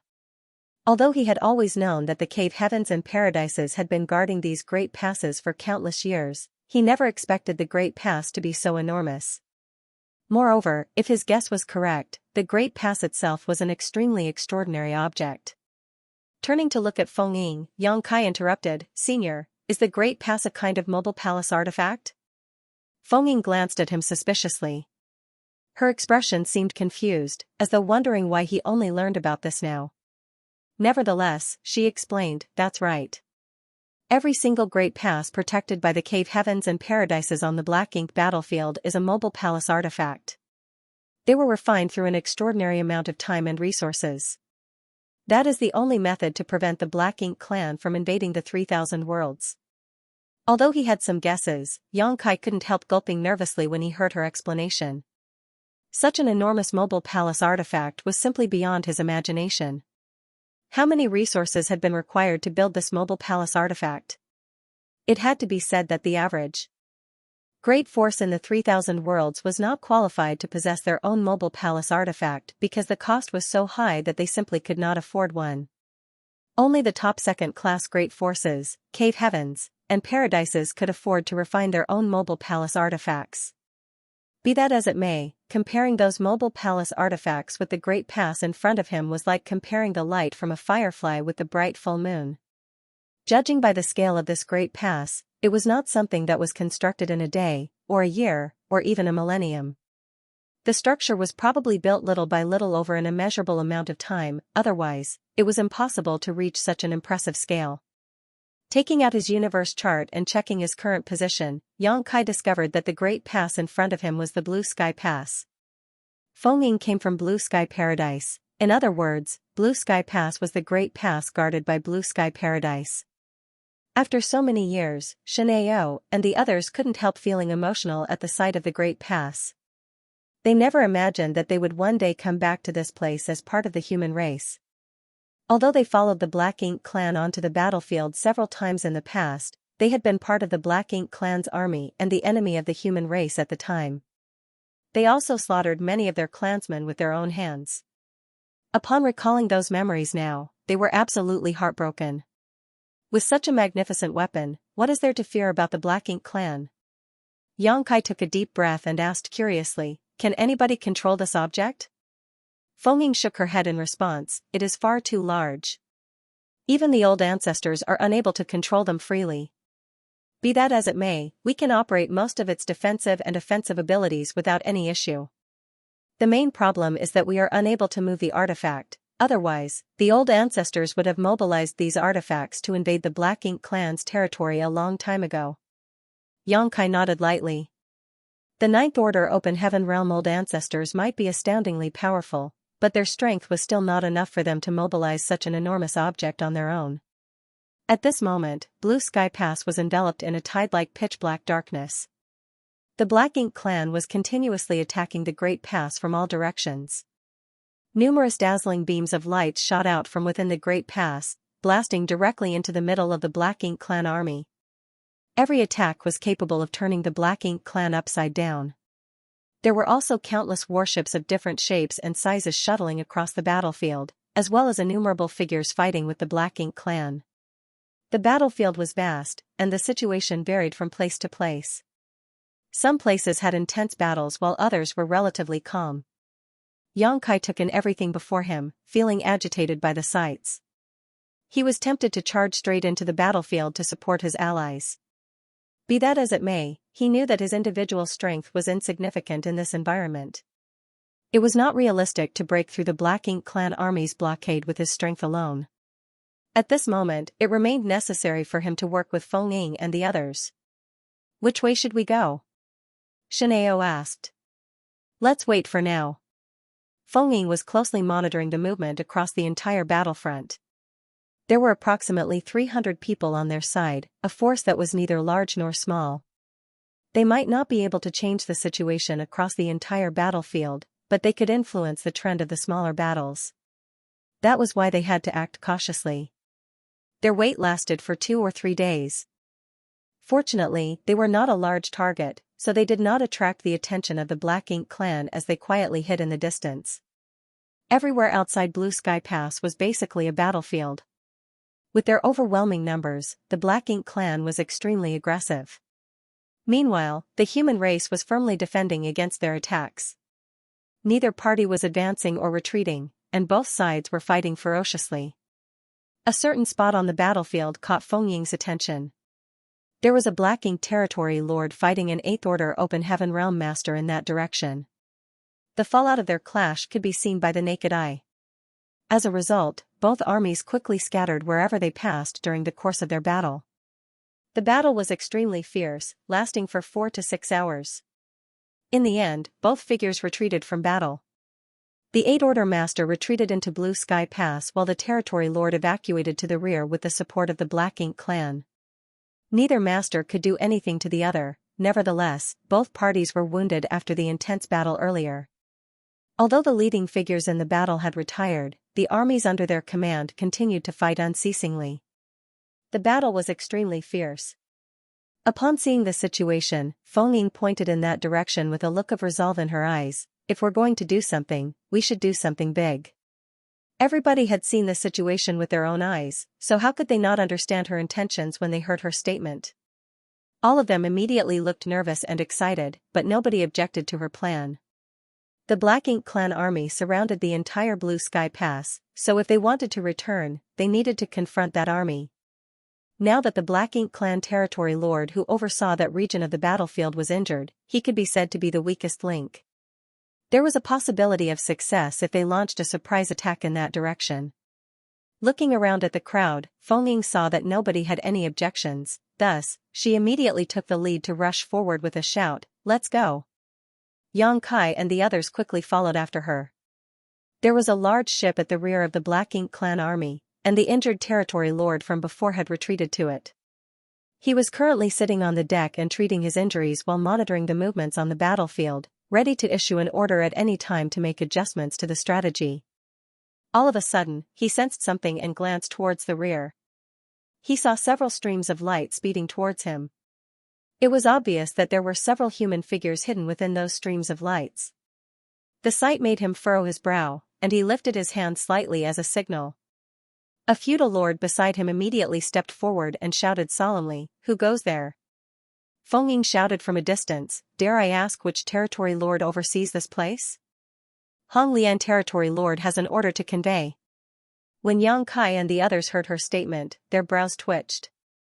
They had heard this statement countless times recently. Feng Ying had repeatedly used the name Hong Lian territory lord as an excuse, but she always succeeded at obtaining the Black Ink clan's trust every single time. It was not that the Black Ink clan's defenses were weak, they were simply too bold and reckless.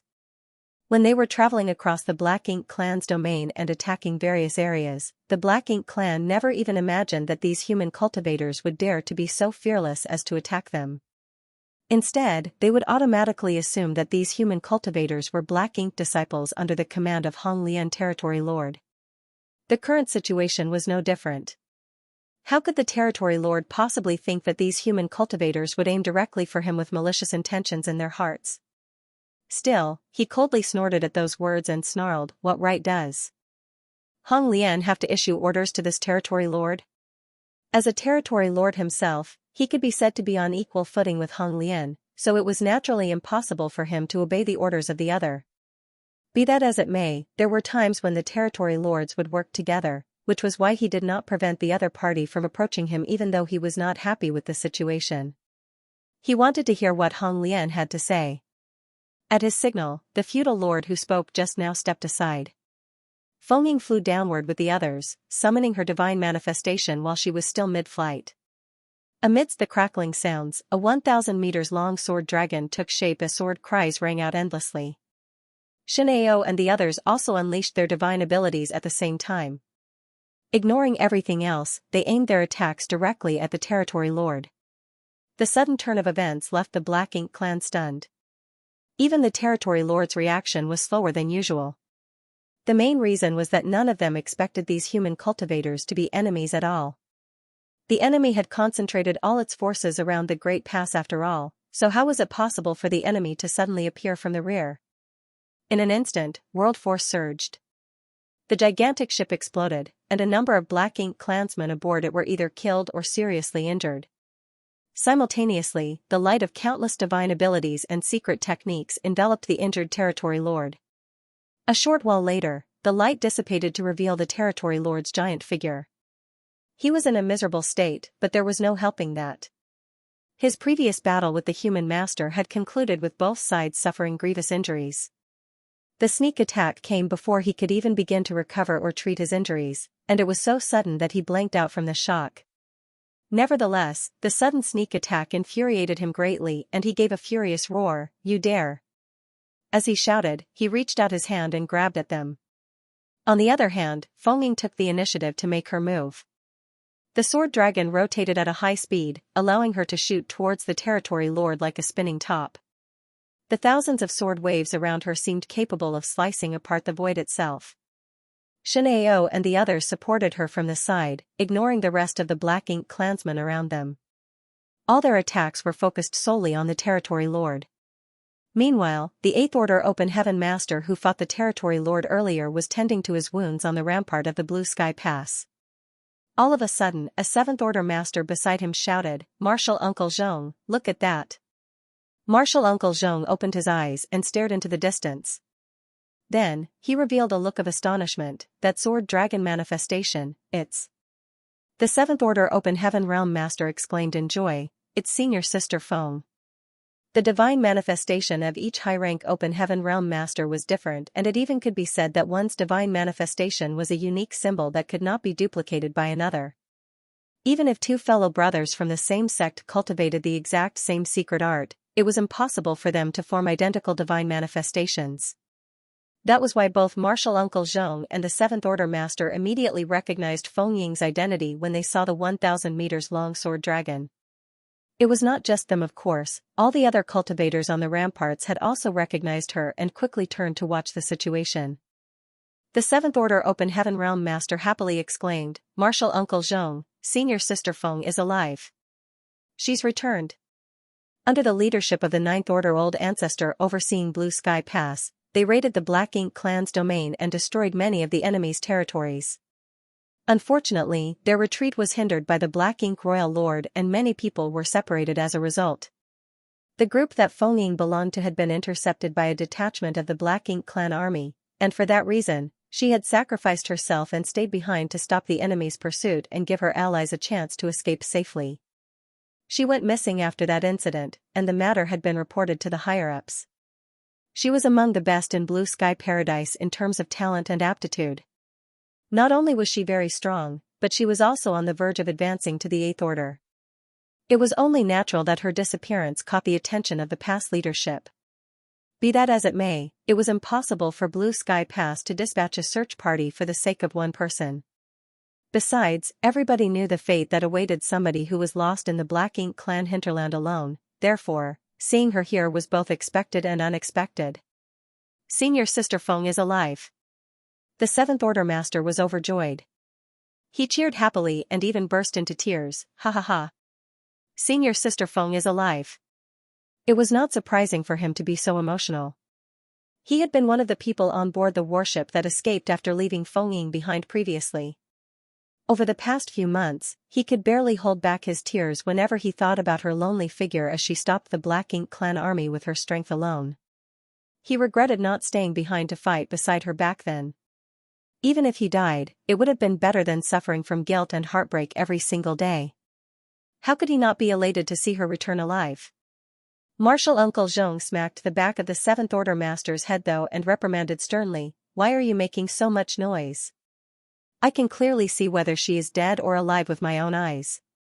In the 3,000 worlds, Seventh Order Masters were basically regarded as inner elders of the major cave heavens and paradises. Every one of them held an important position and a respected status.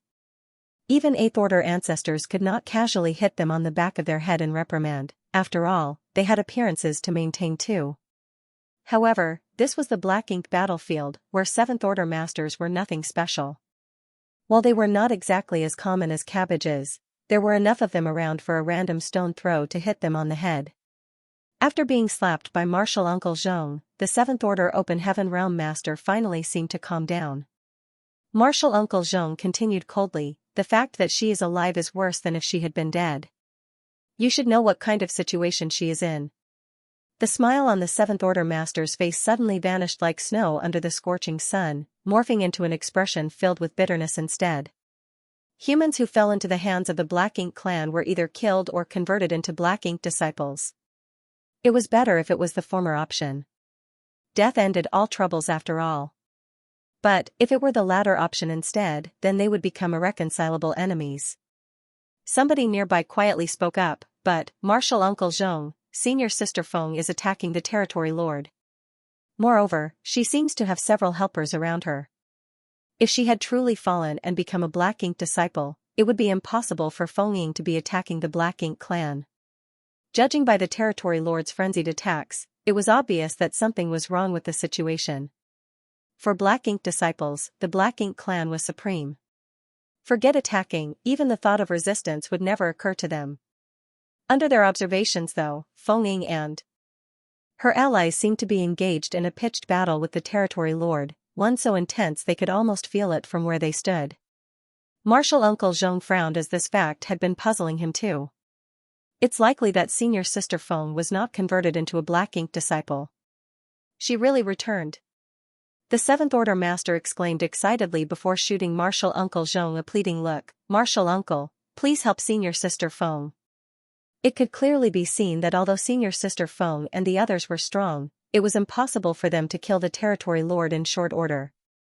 Even if the Territory Lord had been heavily injured to begin with, a skinny camel was still bigger than a horse. How could he be so easy to kill? What's more, upon realizing that the Territory Lord was being attacked, many Black Ink clansmen rushed over to provide support. Feng Ying and the others would suffer a disastrous fate once they were surrounded by the enemy. A look of hesitation and struggle flashed through Martial Uncle Zhong's eyes before he shook his head. "We must be wary of deception." Just as how the Black Ink clan did not expect human cultivators to be so reckless, the human race's side could not imagine such a situation either. Martial Uncle Zhong had a vague speculation that this was all part of the Black Ink clan's plan to lure their side into making a move so that they could take the opportunity to break through their defenses. If he was deceived for that reason, then he would forever be a sinner to Blue Sky Pass. However, the words had just left his mouth when a sudden change occurred on the battlefield. An extremely blinding pure white light bloomed as though a small sun had risen in the distance. Despite the great distance between them, the light was so bright that they could barely look at it. Both sides had been fighting on the Black Ink battlefield for countless years, but such a brilliant white light had never before appeared. The light was without the slightest impurity and even seemed to be able to cleanse one's mind and soul. Martial Uncle Zhong couldn't help narrowing his eyes slightly and staring intently in that direction. With the help of his discerning eye, the situation over there came into clear view. An unfamiliar young man who he had never seen before was holding up something that resembled a small sun at that moment. It was not surprising to see an unfamiliar face as tens of thousands of human masters were stationed at Blue Sky Pass. As some died, reinforcements would be sent to replace them in an endless cycle, so it was impossible for Martial Uncle Zhong to know every one of them. The young man was probably one of the newly arrived disciples from the 3,000 worlds. In the next moment, Martial Uncle Zhong watched as the small sun in the young man's hand slammed hard into the giant figure of the Territory Lord. The white light exploded without a sound and enveloped the Territory Lord. Following that, large patches of pitch-black darkness quickly seeped out of the Territory Lord's body and he seemed to instantly suffer heavy injuries, his face twisting hideously in agony. Even his originally vigorous figure stiffened for a short moment. Nevertheless, the Territory Lord instinctively struck a backhanded blow that sent the young man flying out, coughing up blood as he tumbled. In that momentary delay though, the sword dragon spun rapidly and swallowed the Territory Lord with a fierce roar. Thousands of sword waves whirled about inside the sword dragon, causing pitch-black blood to splatter across the void. At the same time, dense black ink strength erupted outward only to vanish into nothing when it came into contact with the remaining aftermath of the white light. The powerful aura of the Territory Lord vanished in the wake of the sword dragon's charge. On top of the rampart, Martial Uncle Zhong felt as though his eyes were going to pop out of their sockets. He had been stroking his beard at the time, and in his shock, his hand jerked slightly and actually yanked out a fistful of his hairs. He died. The same territory lord who fought on even terms with me for 6 hours died just like that. Our battle ended with both sides suffering heavy injuries, but I still can't believe that he died. Not to mention, he was killed by Feng Ying. If he had not witnessed the battle for himself, he would not have believed it. Feng Ying was certainly very strong, but it was impossible for her to slay a territory lord with her strength, not even if she had help and the territory lord was already severely wounded. In that instant, Martial Uncle Zhong realized the crux of the problem. That white light must be the key. He had clearly seen the pain and horror reflected on the territory lord's expression when that white light enveloped him, and that was exactly what gave Feng Ying the chance to land a fatal attack. What the hell was that light? Regardless of what the truth was, this was not the time to consider such questions. A Black Ink territory lord had been slain by several human cultivators in a matter of breaths. As a result, many Black Ink clansmen immediately flew into a rage. They surged over from all directions in overwhelming numbers, quickly surrounding Feng Ying and the others tightly. On top of the rampart, the Seventh Order Master asked hesitantly, "Martial Uncle Zhong, was this some kind of trickery?" He felt as though his brain was not working very well. He had just witnessed the death of the territory lord, but if that was a trick of the Black Ink clan, wasn't the price a little too high? Who would use the life of a territory lord to lure out humans? Moreover, Feng Ying and the others were still fighting desperately against the Black Ink clan at this moment. Following the death of the territory lord, numerous figures abruptly appeared around Feng Ying's team. The original lineup formed from just a handful of people instantly turned into a large group of several hundred people.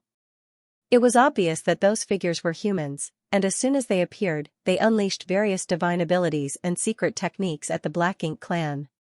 The Black Ink clan was caught completely off guard and instantly suffered great casualties. That was no deception. Martial Uncle Zhong stopped tending to his wounds and stood up. With a wave of his hand, he opened a hole in the shields and shouted, "Quickly come with me to provide support." He fully believed that Feng Ying was not corrupted by Black Ink strength after witnessing the death of the territory lord. Besides, if the territory lord overseeing that region was dead, then the human race could gain a huge advantage on the battlefield. This was an extraordinary achievement. Martial Uncle Zhong could no longer sit back and do nothing with such an opportunity lying right before him. After saying that, Martial Uncle Zhong took the lead and charged forward. Countless streams of lights quickly followed behind him. Once they left, the hole in the shield quickly sealed shut again to prevent the Black Ink clan from sneaking inside. At the rear of the battlefield, Xianxia grabbed Yang Kai by the arm and asked in concern, "Are you all right?" Yang Kai turned his head to the side and spat out a mouthful of blood, grimacing as he shouted, "I'll live." When he unleashed the purifying light on the territory lord just now, he had been sent flying by the enemy's backhand. He would have been severely injured if he had not retreated quickly and lessened the impact. Even so, the vitality in his body was churning violently. It was inevitable that he sustained some injuries. In any case, he was also lucky that Xianxia had caught him in a timely manner, otherwise, he would have been sent flying directly into the middle of the Black Ink clan army. It would have been difficult for him to get away safely if that were to happen. "Martial Aunt Feng is amazing," Yang Kai couldn't help but praise. Although the territory lord had been shaken by the purifying light, it was the might of Feng Ying's sword dragon that really sealed the deal. The power of her divine manifestation was so terrifying that even the territory lord died instantly after being caught up in her attack. Nevertheless, it was only possible because the territory lord was severely wounded in the first place. If he had been in his peak condition, Feng Ying would not have succeeded. "You are amazing too." Xianxia's expression was full of approval. He never realized that the purifying light would cause such a destructive amount of damage to the Black Ink clan. It was not until after Yang Kai's attack succeeded and he was sent flying that Xianxia came back to his senses. It was actually not that strange once Xianxia thought about it.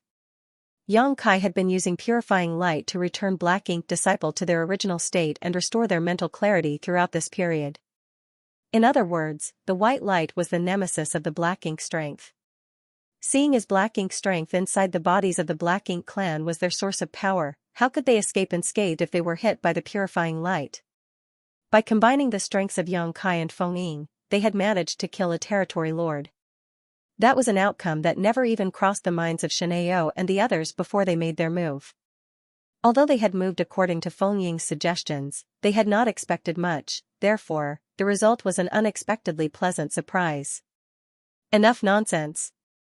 Hurry up and defend yourselves. Ning Qizhi roared from the side. Following the movements of his hands, he blasted out a divine ability at the Black Ink clan.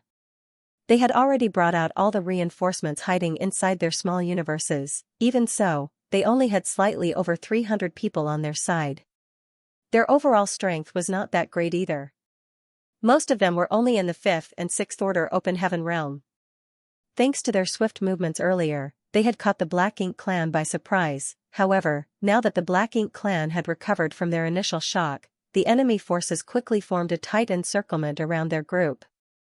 Feng Ying's sword dragon took the lead, charging towards the enemy lines. Without a leader to coordinate their movements, many Black Ink clansmen died on the spot in the wake of her rampage. Likewise, Xianxia and the others split up to protect the flanks as they followed Feng Ying to charge forward. Be that as it may, there was an overwhelming difference in their numbers. The group of several hundred human cultivators could neither progress forward nor retreat backward. Somebody was bound to be left behind with every step they took, and it was evident what kind of fate would befall them if they were left behind in this situation. If the situation were to continue at this rate, they would be wiped out before they could reach Blue Sky Pass. All of a sudden, a dragon roar resounded across the void. The sudden roar startled both parties in the war and nobody knew what was happening. In the midst of the chaos, Xianxia and the others turned to look in the direction of the sound and their pupils immediately contracted at the sight. Xianxia was standing there while taking deep breaths. An enormous golden dragon had emerged from behind him only to plunge into his body and disappear from view. Immediately after that, a horrifying pressure radiated outward with him in the center. As this pressure spread outward, his figure abruptly began to swell. No matter how many years passed after, the surviving cultivators of that battle would never forget what they saw at that moment. In less than 3 breaths of time, the small human figure transformed into an enormous behemoth. His golden dragon body was 20,000 meters long, covered in a dense layer of dragon scales, his limbs adorned with sharp dragon claws, dragon horns protruded from his forehead, and a dragon beard fluttering magnificently beneath his chin. Moreover, his golden dragon eyes resembled 2 small suns that illuminated the universe and penetrated the darkness on the battlefield. A grand dragon. A 20,000 meters long grand dragon had suddenly appeared in the middle of the battlefield. It was difficult not to attract any attention with such a spectacle. Both the humans and the Black Ink clan couldn't help feeling amazed by the sight. Dragon pressure exploded in a majestic and imposing manner. The grand dragon opened his mouth and spat out a blast of dragon breath. The Black Ink clansmen standing in a large area of the void before him were instantly swept away as a result. Then, the 20,000 meters long dragon body stretched out and formed a half circle to wrap around the group of several hundred human cultivators. Move! A deep dragon roar shook the skies. Only then did the human cultivators return to their senses. Earlier, they had not known whether the grand dragon that suddenly appeared was an enemy or a friend, but how could they not realize that he was one of their own after seeing his actions? The anxiety in their hearts immediately calmed down. Feng Ying, who was in the lead, had blanked out for a moment, but quickly composed herself again. Her sword dragon took point once more, leading them on another forward charge. The Black Ink clan army indiscriminately blasted attacks at them from all directions, but most of the barrage was blocked by the massive dragon. As long as the dragon endured, their defenses stood strong. It was impossible to harm them without destroying the dragon first. The attack sent dragon scales flying in all directions and Xianxia's flesh writhed in response, his golden dragon blood splattering out across the void. It didn't take long before there was not a spot left that was unscathed on his 20,000 meter long dragon body. Even so, the grand dragon did not flinch. No matter how severe the wounds he sustained, Xianxia continued to provide the strongest defense to protect the forward charge of the human cultivators. At the same time, Xianxia held the azure dragon spear in his dragon claw.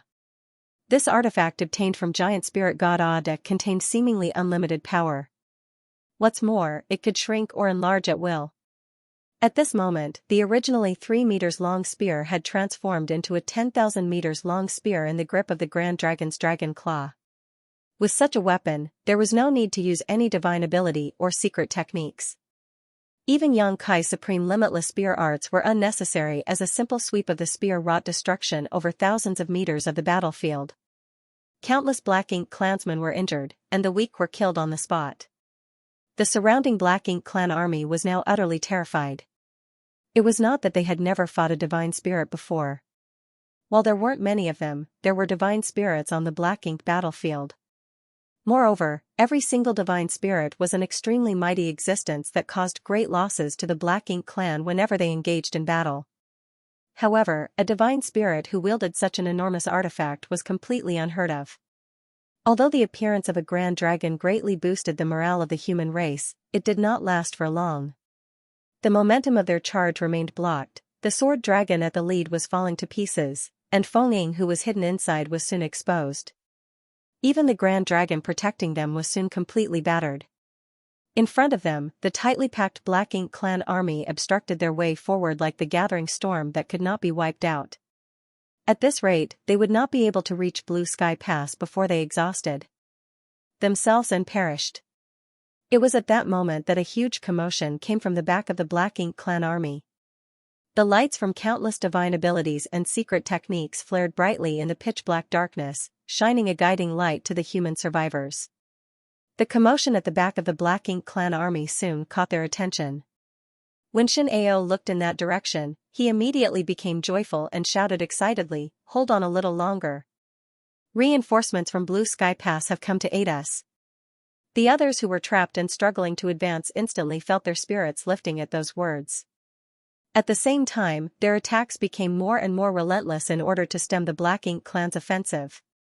Many people glanced at the wounded Grand Dragon beside them with solemn and thankful expressions. They would have suffered great losses if the Grand Dragon had not used his tough body as a protective shield.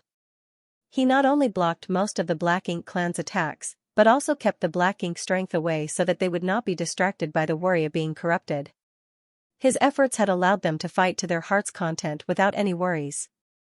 The masters who rushed out of Blue Sky Pass caused great chaos for the Black Ink clan. As a result, the Black Ink clan had to divide their forces to confront the incoming enemy.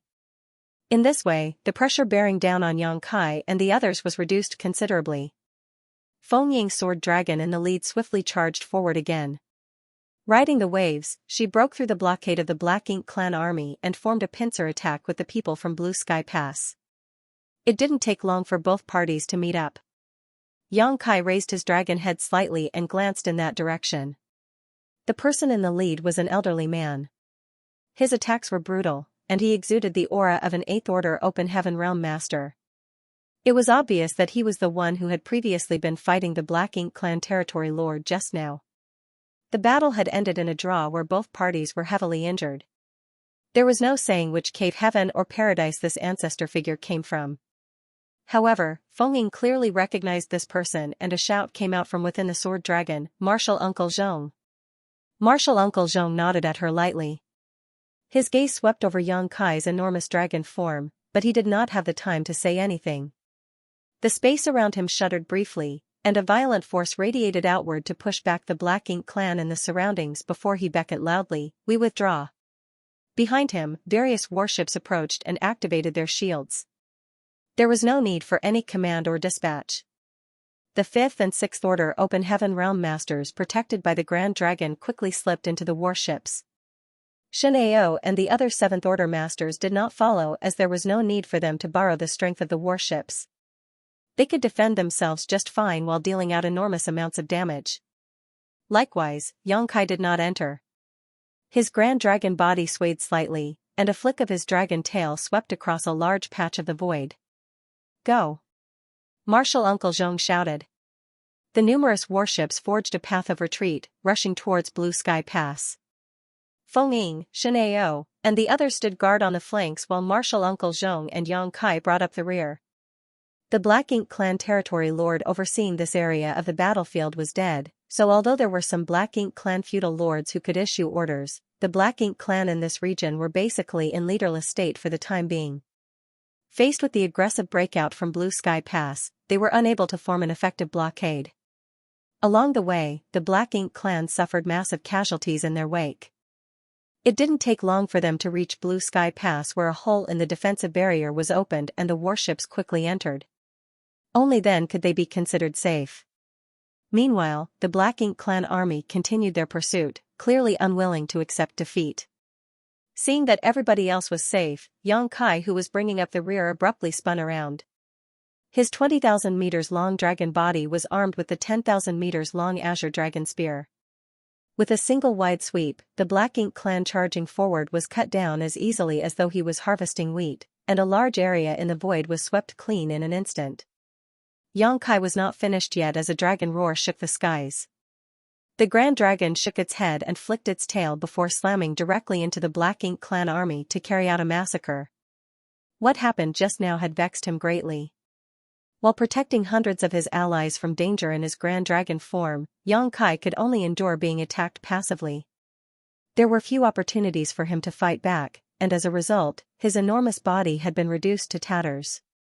Now that he no longer had to worry about others, it was only natural for him to go on a rampage. After transforming into his Grand Dragon form, his strength was on par with the 7th Order Open Heaven Realm Master. In addition, he was not afraid of being corrupted by the Black Ink strength. In this environment, as long as he didn't face a territory lord, he could be said to be invincible. The dragon and his spear roamed the ink-colored void freely, fighting from one end to the other. Looking at him from Blue Sky Pass, they could only see a 20,000 meters long strip of gold navigating through the pitch-black darkness like a fish in water. The contrast between the colors was striking. Xianxia's dragon form was enormous, his dragon pressure was imposing, and he even wielded a 10,000 meters long spear in his dragon claws. The sight of him was truly a little excessive. With just the strength of a single dragon, the Black Ink clan army that had already been disrupted suddenly lost ground and sustained heavy losses within a short span of time. Marshal Uncle Zhong had originally planned to return to Blue Sky Pass. Unfortunately, he could not walk away just like that after what Xianxia did. He turned to look back, his brow twitching violently at the sight. Then, he questioned Feng Ying, "Where did this dragon come from?" Feng Ying did not know how to explain. If she had to be honest, she herself only just learned that Xianxia was part of the dragon clan. Throughout their journey together, Xianxia had shocked her so many times that she was practically numb to surprises regarding him, but just now he had revealed himself to be part of the dragon clan. She had been shocked once more. In response to Marshal Uncle Zhong's question, she could only answer, "I don't know where he comes from either. I met him deep inside the Black Ink clan's domain." "It's a long story." Marshal Uncle Zhong grimaced slightly. Logically speaking, it was impossible for the Dragon clan to appear on the Black Ink battlefield even though there were many other divine spirits scattered about. The Dragon and Phoenix clans guarded the No-Return Pass, an extremely heavy responsibility. Even though the Dragon and Phoenix clans were tyrannically powerful, they would never come to the Black Ink battlefield so easily. That was because the No-Return Pass was the human race's actual last line of defense. Nothing could be allowed to happen to it. "I can't believe a Dragon clan member appeared at Blue Sky Pass." Marshal Uncle Zhong could not be certain whether or not Xianxia had come from the No-Return Pass. Be that as it may, it seemed unreasonable for them to simply watch without doing anything in this situation. The Dragon clan member was fighting hard on the front lines, so how could they hide in the shadows and watch without doing anything? The gears in his head spun quickly, and Marshal Uncle Zhong swiftly came to a decision. With a sharp look in his eyes, he shouted, "All forces, attack!" Inside Blue Sky Pass, the human cultivators had long since gotten hot-blooded and impatient after observing the battlefield from the ramparts. As soon as Marshal Uncle Zhong's order rang out, they hurriedly leapt into action. Their efficiency was very high, and in less than 10 breaths of time, the shields were released and numerous warship artifacts charged out of Blue Sky Pass like a school of fish. There were so many that they seemed to block out the sky. Following behind the warships were countless 7th Order Open Heaven Masters. The battle environment on the Black Ink battlefield was special. Not only did the human masters have to guard against enemy attacks, they also had to defend themselves against the corrosion of the Black Ink strength. That was why only those in the 7th Order Open Heaven realm could rush into the battlefield without relying on the warships for protection. Those below the 7th Order Open Heaven realm, be they in the 5th or 6th Order, had to borrow the help of warships for defense. That was the only way for them to effectively defend against the corrosion of the Black Ink strength. Otherwise, they might be corrupted by the Black Ink clan as soon as they stepped onto the battlefield. There were several benefits to using warships. The first being that those in the 5th and 6th Order Open Heaven realm would be protected from the corrosion of the Black Ink strength. As long as the warship was not damaged, the Black Ink strength would not be able to harm them. The second reason was the power of the warships themselves, which was generally higher than what a 5th Order or 6th Order master could wield. Many warships had offensive and defensive arrays that could compare with what a 7th Order master could produce. In that way, they also enhanced the strength of the human race. The human race had been fighting the Black Ink clan for countless years since ancient times, therefore, they had their own strategies on how to deal with the Black Ink clan. Marshal Uncle Zhong had not allowed many warships to accompany him just now on the rescue mission to help Feng Ying and the others. On the contrary, under the orders of a full frontal assault, all the soldiers who could be mobilized had been dispatched into battle. Only those necessary to protect and maintain the operations of the Great Pass remained behind. The figures of the 7th Order Open Heaven realm masters in the lead formed countless streams of lights while behind them, the innumerable warships sailed forward in a mighty procession. The Black Ink clan, who was currently besieging the Grand Dragon, quickly discovered the movement coming from Blue Sky Pass. Under the orders of the feudal lords, the Black Ink clan army in the rear turned around to meet the enemy. Before the armies collided with each other, the lights from various divine abilities and artifacts flashed through and illuminated the void. The colorful lights seemed to fall into the pitch-black darkness like a stone falling into a lake, creating layers and layers of ripples that spread out across the void and sending the Black Ink clan tumbling. Faced with the humans' attack, the Black Ink clan naturally did not just sit around waiting for death, instead, they returned the gesture. Divine abilities gathered and Black Ink strength rained down on the human army.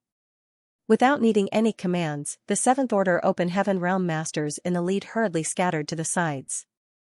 Their actions exposed the numerous warships behind them. The warships quickly moved around and adjusted their positions so that they formed small groups of 3 to 5. It didn't take long for them to assume a profound formation. Then, mysterious energy fluctuations spread out from the warships as large rune patterns illuminated the void. These patterns formed a solid and impenetrable protection in front of them like a powerful shield that blocked the attacks of the Black Ink clan. This layer of protection would be broken from time to time, forcing the warships in the rear to scatter and avoid the attacks. At the same time, their defensive barriers would light up to mitigate the damage they received. The collision of divine abilities and secret techniques only lasted for several breaths of time before the armies on both sides entered close quarters. Various screams and roars rang out as the two races fought each other. During this time, the aura of many lives withered and vanished.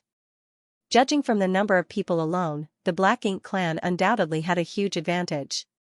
They had almost 10 times more people than the human race, however, the human side had the advantage in terms of average strength. That couldn't be helped. Since ancient times, the only ones who were qualified to enter the Black Ink battlefield were the elite disciples of the major cave heavens and paradises. Even the weakest among them were in the 6th Order Open Heaven realm when they first arrived. The reason why there were 5th Order masters on the Black Ink battlefield was that they had originally fallen from the 6th Order Open Heaven realm. The major cave heavens and paradises had always maintained the rule of dispatching their most elite fighters to the Black Ink battlefield. That was because entering the Black Ink battlefield with low strength was pointless. On the contrary, they would easily be converted into Black Ink disciples and enhance the strength of the enemy instead. In comparison, the Black Ink clan was different. The Black Ink clan army not only consisted of powerful masters like the territory and feudal lords, high-rank Black Ink clansmen, and low-rank Black Ink clansmen were also common. The high-rank Black Ink clansmen were not too bad as they were on par with mid-rank Open Heaven realm masters in terms of strength, however, the low-rank Black Ink clansmen were only equivalent to low-rank Open Heaven realm masters. How could such weaklings possibly be a match for the human race army? That was why they immediately suffered horrible casualties at first encounter. On top of that, each human warship was stronger than an average 7th Order Open Heaven Realm Master in terms of pure battle strength. How could the human race be at a disadvantage simply because there were fewer of them? It could be said that the warships played a huge role in the reason why the humans managed to persevere for so long on the Black Ink battlefield. They were the most effective means to resist the corrosion of Black Ink strength after all. It was not as though the Black Ink clan had never thought of getting their hands on a warship before.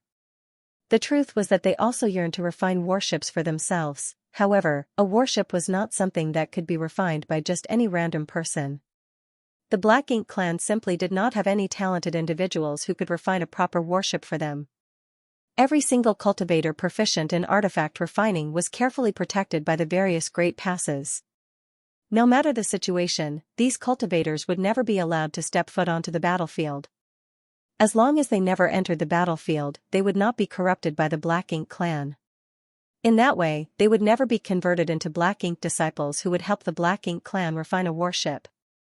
Both the humans and the Black Ink clan fought each other ferociously on the battlefield. At the beginning, the Black Ink clan army managed to fight back against the human race to a certain extent. Be that as it may, the balance of the battle slowly tilted with the passing of time. The clash of the warships and the agile movements of the 7th Order Open Heaven Realm Masters eventually brought a crushing defeat to the Black Ink clan army. As a result, many Black Ink clansmen lost their lives with every passing moment. In such an environment, the strength of an individual no longer influenced the circumstances of the overall situation. It was only by uniting together that the outcome of the war could be determined. On that point, the Black Ink clan in this particular sector of the battlefield was currently leaderless and lacked coordination. In contrast, the human race advanced in an orderly manner and supported each other in battle. Less than an hour later, the Black Ink clan army had lost more than half of their forces. There had been many feudal lords who could direct and command the Black Ink clan in battle, but Martial Uncle Zhong viciously targeted and eliminated them. The Black Ink clan army eventually fell into utter chaos after Martial Uncle Zhong killed more than a dozen feudal lords in succession. Under the brutal onslaught of the humans, they were steadily forced to retreat while leaving behind a trail of corpses in their wake. Meanwhile, Xianxia had gone on a wild rampage after transforming into his Grand Dragon form. He made his way through the ranks of the Black Ink clan army with his spear in hand, charging forward wherever there were enemies. Countless Black Ink clansmen died to his Azure Dragon spear, and the murderous intent around him had intensified over time until it was almost tangible. Everywhere he passed, the Black Ink clansmen quickly scrambled to get out of his way. All of a sudden, Xianxia heard the deep sound of a horn entering his ears. It was immediately followed by a gentle but firm voice beside him, "Xianxia, let's go." He looked up only to see the pale-faced Feng calling out to him from within her battered sword dragon. Using her divine manifestation against the Black Ink clan for such a long period had truly exhausted her. He shook his enormous head slightly to clear his mind, then he turned around and rushed towards her. Casually swinging the Azure Dragon spear in front of him, he helped to eliminate the group of Black Ink clansmen around her. "Go where?" he asked in a thunderous voice. Feng looked at the enormous Grand Dragon head with a complicated gaze. She could clearly sense the terrifying murderous intent radiating from his body. She did not know how many Black Ink clansmen he had killed to amass such horrifying momentum, but the murderous intent prickled her skin with a sense of cold as though it was something tangible. "It's time to go back," she explained. Xianxia looked around him and abruptly realized that the human army had begun to retreat after the horn sounded. It would seem that the horn was the signal to retreat. Since the army was withdrawing, he could not stay behind alone even though he had not killed enough to satisfy him, thus, he immediately nodded lightly in response. One big and one small, the two dragons chased after the human race army and sped towards Blue Sky Pass. It was just that Xianxia's transformation into a Grand Dragon stemmed from his dragon vein while Feng Ying's transformation came from casting her sword dragon divine manifestation. Along the way, they did not run into any notable obstacles and the occasional Black Ink clansman in their path was swiftly dispatched by them. The defensive barrier around Blue Sky Pass had already been opened and the warships rushed inside, one after another. Meanwhile, Martial Uncle Zhong waited outside until he met up with Xianxia and Feng Ying. Then, he entered together with them. Afterward, the barrier sealed shut to isolate the inside from the outside. Xianxia dismissed his dragon form and turned to look back with a regretful expression. We could have wiped them out. The Black Ink clan army had been unable to put up an effective defense just now, and the human army was enjoying great momentum. In his opinion, it was perfectly possible for them to clean up all the remaining Black Ink clansmen on that battlefield. Therefore, he did not understand why they signaled the retreat and allowed this opportunity slip out of their fingers for no reason. Fengying stood beside him and slowly shook her head. The Black Ink clan reinforcements from the other battlefields are coming. Besides, the longer the battle drags on, the more disadvantageous it becomes for us. Not to mention, the current environment is not suitable for our allies to fight. As if to confirm her statements, Xianxia saw that the Black Ink clan reinforcements were approaching from multiple directions and their numbers were not few. Hence, he immediately realized something. If the human army had not retreated in time and was surrounded by the Black Ink clan reinforcements, their advantageous position would have been immediately reversed. Furthermore, there was the situation on the battlefield at this moment. Due to the deaths of countless Black Ink clansmen, Black Ink strength released from their corpses had formed Black Ink clouds of varying sizes throughout the void. While he was not afraid of these Black Ink clouds, even Seventh-Order Masters could not fight in such an environment for long periods of time despite having a certain degree of resistance to the corrosion. This environment was certainly very disadvantageous to the human race. After understanding this point, he couldn't help grimacing slightly. The overall environment in the Black Ink battlefield was too unfavorable towards humans. It was amazing how they had persistently defended the Great Passes for so many years and prevented the Black Ink clan from invading the 3,000 worlds. Are you all right? Fengying asked in concern. Xianxia and the others were observing Xianxia with still slightly stunned expressions, as though they had seen a ghost during the day. The main reason was that Xianxia's previous performance had stood out too much. Since they first became acquainted with him, it was not until today that they learned he was a grand dragon. The sight of the 20,000 meters long golden dragon form carrying out a brutal massacre in the pitch-black darkness had left a great visual impact on them. More importantly, Xianxia had used his body to protect hundreds of their allies when he transformed into a grand dragon earlier. As a result, he had suffered innumerable attacks from the Black Ink clan army. Now that he returned to his human form, it could be said that he was covered in wounds.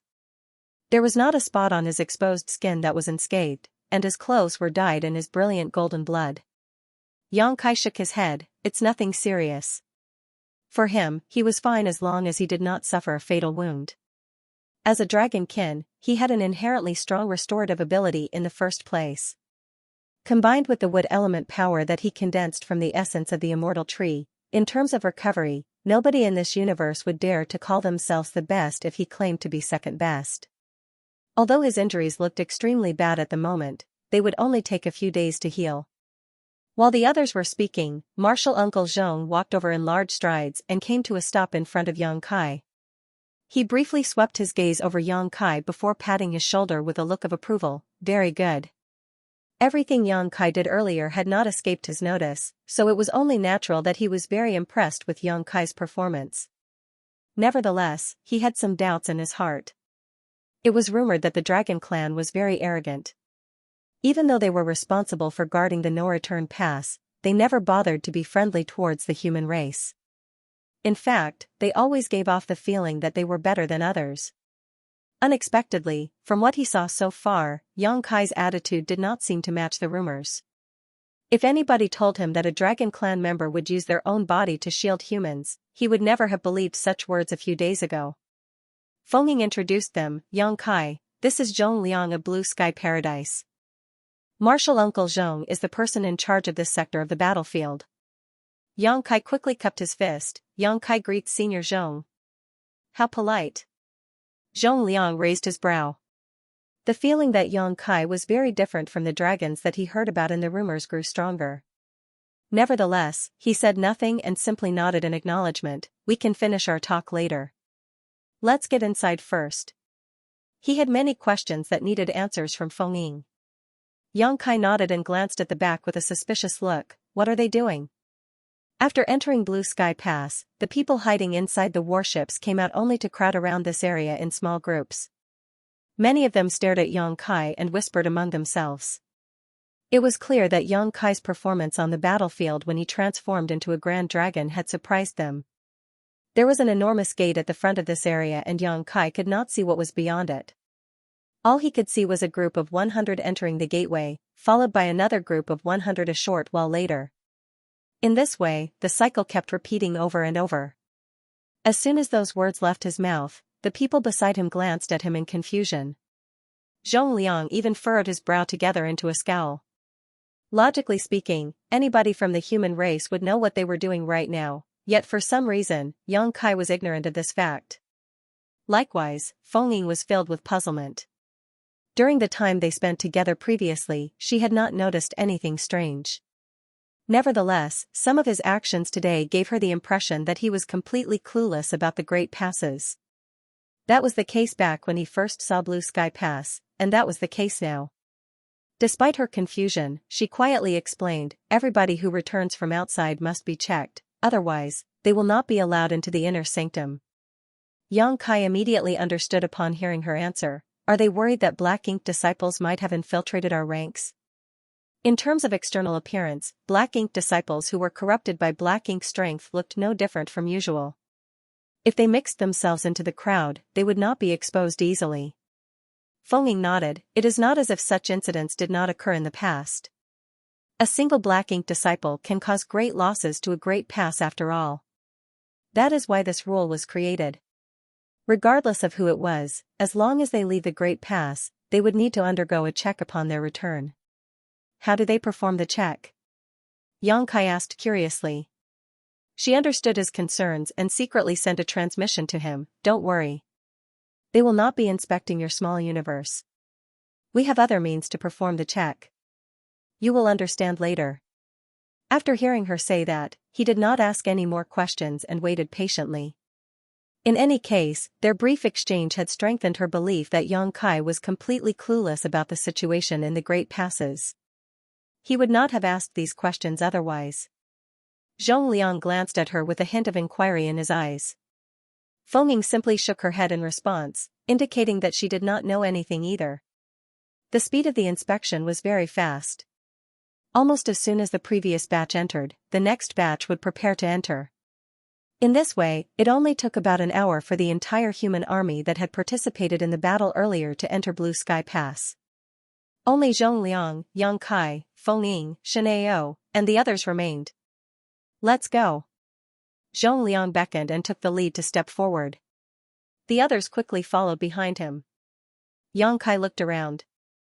Although 2 to 3 years had passed since he first came to the Black Ink battlefield, he had spent most of his time serving under Nguyen. It was not until today that he finally arrived at a great pass guarded by the human race, therefore, it was only natural for him to be curious about the situation here. After entering the gateway, they appeared inside a grand hall. The floor of the grand hall immediately glowed with mysterious and complicated patterns that released faint spirit array fluctuations. Looking around, there was indeed a spirit array engraved into the ground of the grand hall. Various orange and red rays of light wandered and moved about in the spirit array. Not only were they numerous, but they also moved as though they were alive. Yang Kai raised his brow slightly at the sight. He could tell that this spirit array was the key to the inspection process. Moreover, he also detected the auras of several seventh-order open heaven realm masters hiding in the shadows outside the spirit array and silently observing the people inside. He could clearly sense the wariness radiating from the people who were gathered around the spirit array. They were secretly urging their world force as though they were ready to attack at any time should any abnormalities occur. These people were probably the human masters responsible for guarding and monitoring this place. Everybody stood quietly inside the spirit array. During that time, the orange and red rays of light wandered over towards them. It didn't take long before every one of them was enveloped by the orange and red rays of light. Under the illumination of these lights, their expressions seemed a little strange. Nevertheless, nothing unusual happened to the others. Only the light enveloping Yang Kai suddenly flickered several times and turned from orange to pitch black in an instant. Everything happened in the blink of an eye. At that moment, all eyes turned towards Yang Kai. The look in Zhong Liang's eyes sharpened, and his murderous intent blazed strongly. Meanwhile, the hidden figures who had been guarding and monitoring the area surrounding the spirit array came forward in unison. They instantly surrounded Yang Kai so tightly that not even a breath of air could pass through them unnoticed. In the midst of their haste, they also formed seals with their hands, and the person in the lead shouted, "Seal." Immediately after that, he summoned many delicate and tiny artifacts specially created for this situation. These artifacts hovered around Yang Kai in all directions and seemed to be connected to each other. With a surge of energy, they turned the space around Yang Kai into a cage and trapped him inside. Everyone secretly breathed out a sigh of relief once everything was done. Even so, the cultivators in charge of guarding the spirit array remained vigilant. It had been a long time since a similar incident took place. The last incident happened several hundred years ago. A black ink disciple had snuck into this place and activated a secret technique that caused him to self-destruct. Although his death did not cause great losses to the humans, the black ink strength that remained after his death had been very troublesome. It had taken Blue Sky past painstaking effort just to remove the remaining black ink strength. The same thing had occurred today. It was fortunate that every single Great Pass had since taken precautions against such incidents, so they responded in a timely manner. The atmosphere in the Grand Hall immediately became solemn. "Stop!" Feng shouted anxiously, "This is a misunderstanding." The people guarding the spirit array ignored her and vigilantly kept a watch on Yang Kai. On the other hand, Yang Kai stood there with his head lowered, studying the pitch-black light covering his body. He had some guesses about what was happening, therefore, he immediately raised his hands and stood there quietly to indicate that he would not act rashly. Zhongliang calmly stared at Yang Kai for a moment before he turned to look at Feng Ying. "What do you mean?" Feng Ying shot a look at Yang Kai.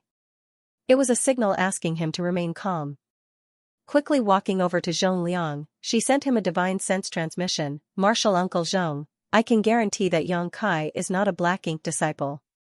"How can you guarantee that?" "The revealing black ink array has reacted to him." "That can only mean that he has black ink strength in his body." "If he has black ink strength inside him, how can he not be a black ink disciple?" She sent another divine sense transmission. "It's true that Yang Kai has black ink strength in his body, but he has not been corrupted by it. He has a world spring inside his small universe." Zhong Liang's eyes narrowed at those words, and he turned to look at her. "One of the 4 universe pillars, the world spring? Are you sure?" "I've inspected him myself. I can guarantee it." She nodded sincerely. "Martial Uncle, if you don't believe me, you can always inspect him yourself."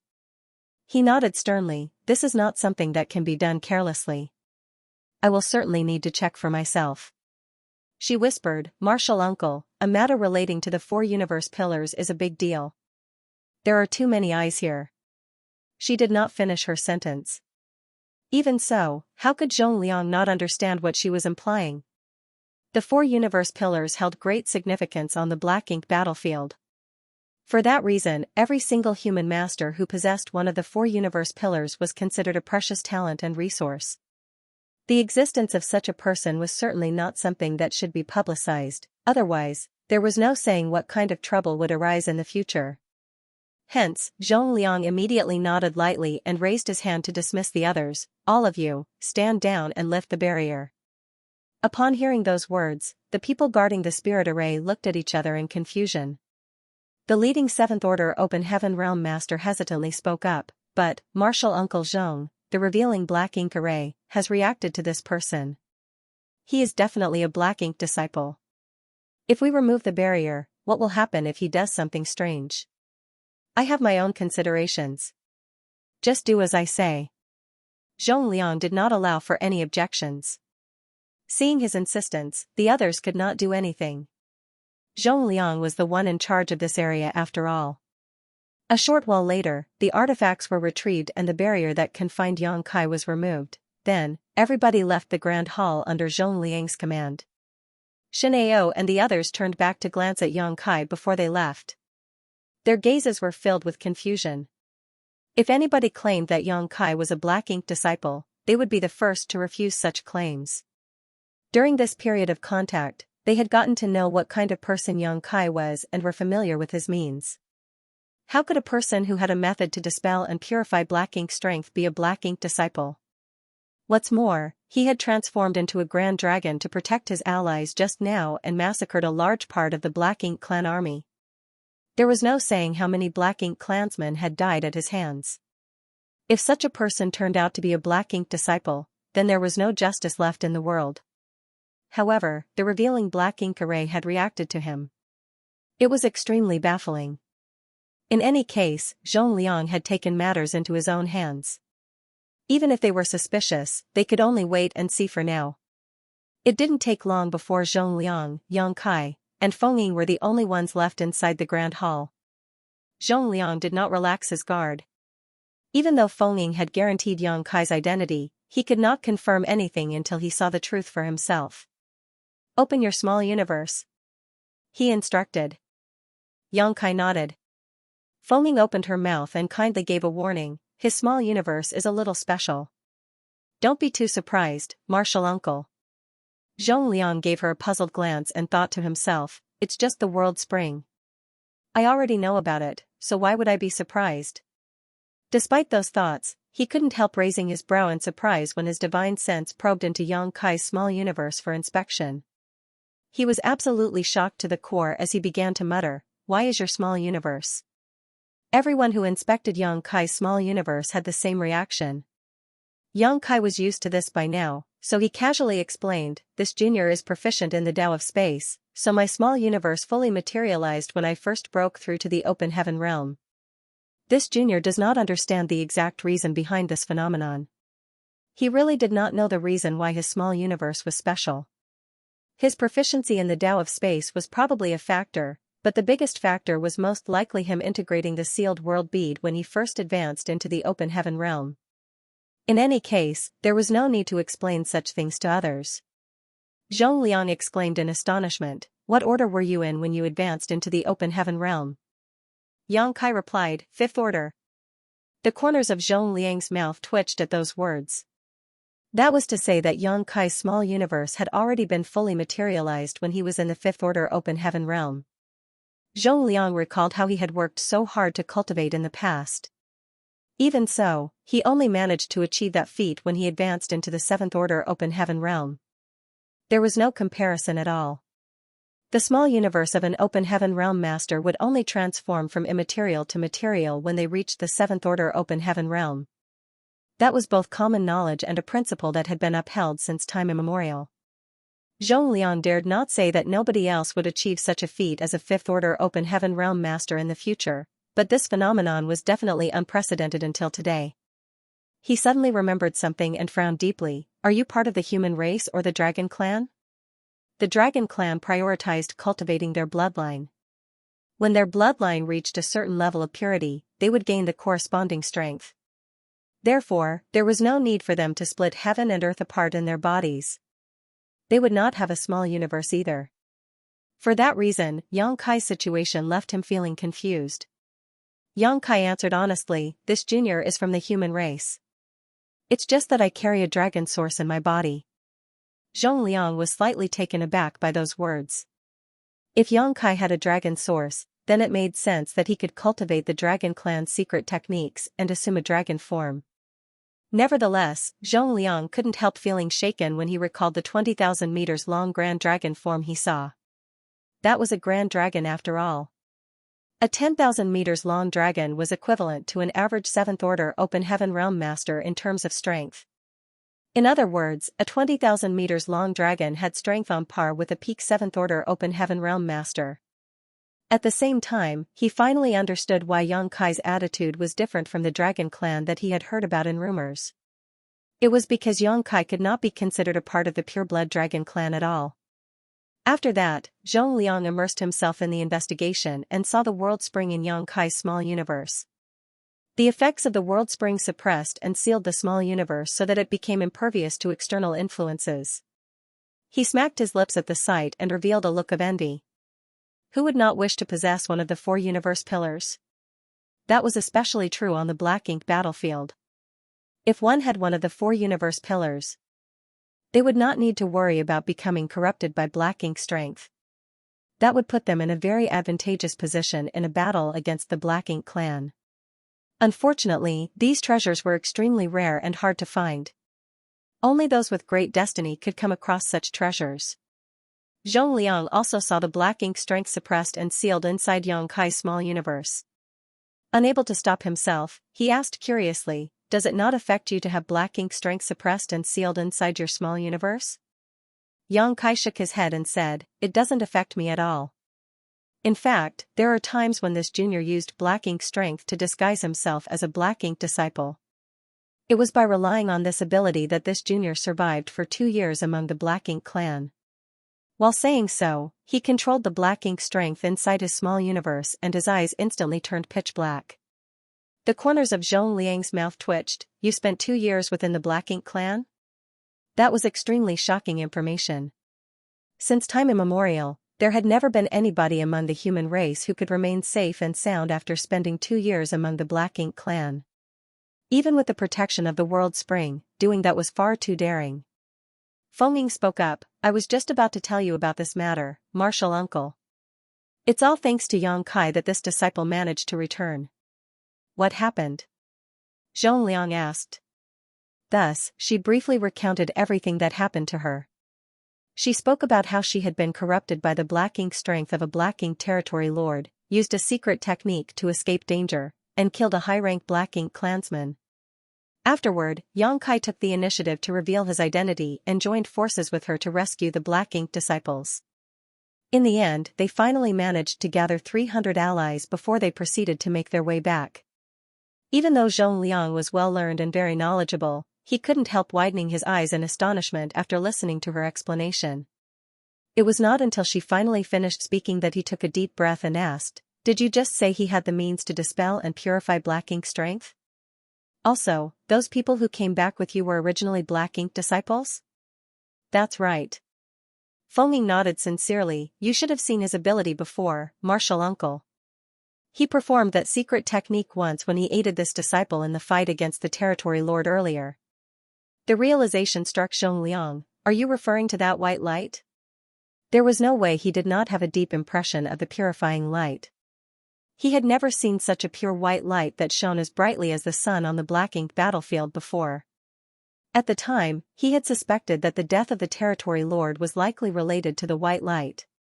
From what he could tell at the moment, his guess seemed to be correct. It turned out to be the black ink strength's nemesis. End of chapter 49-47. Don't forget to subscribe, like, and share the video to support the channel.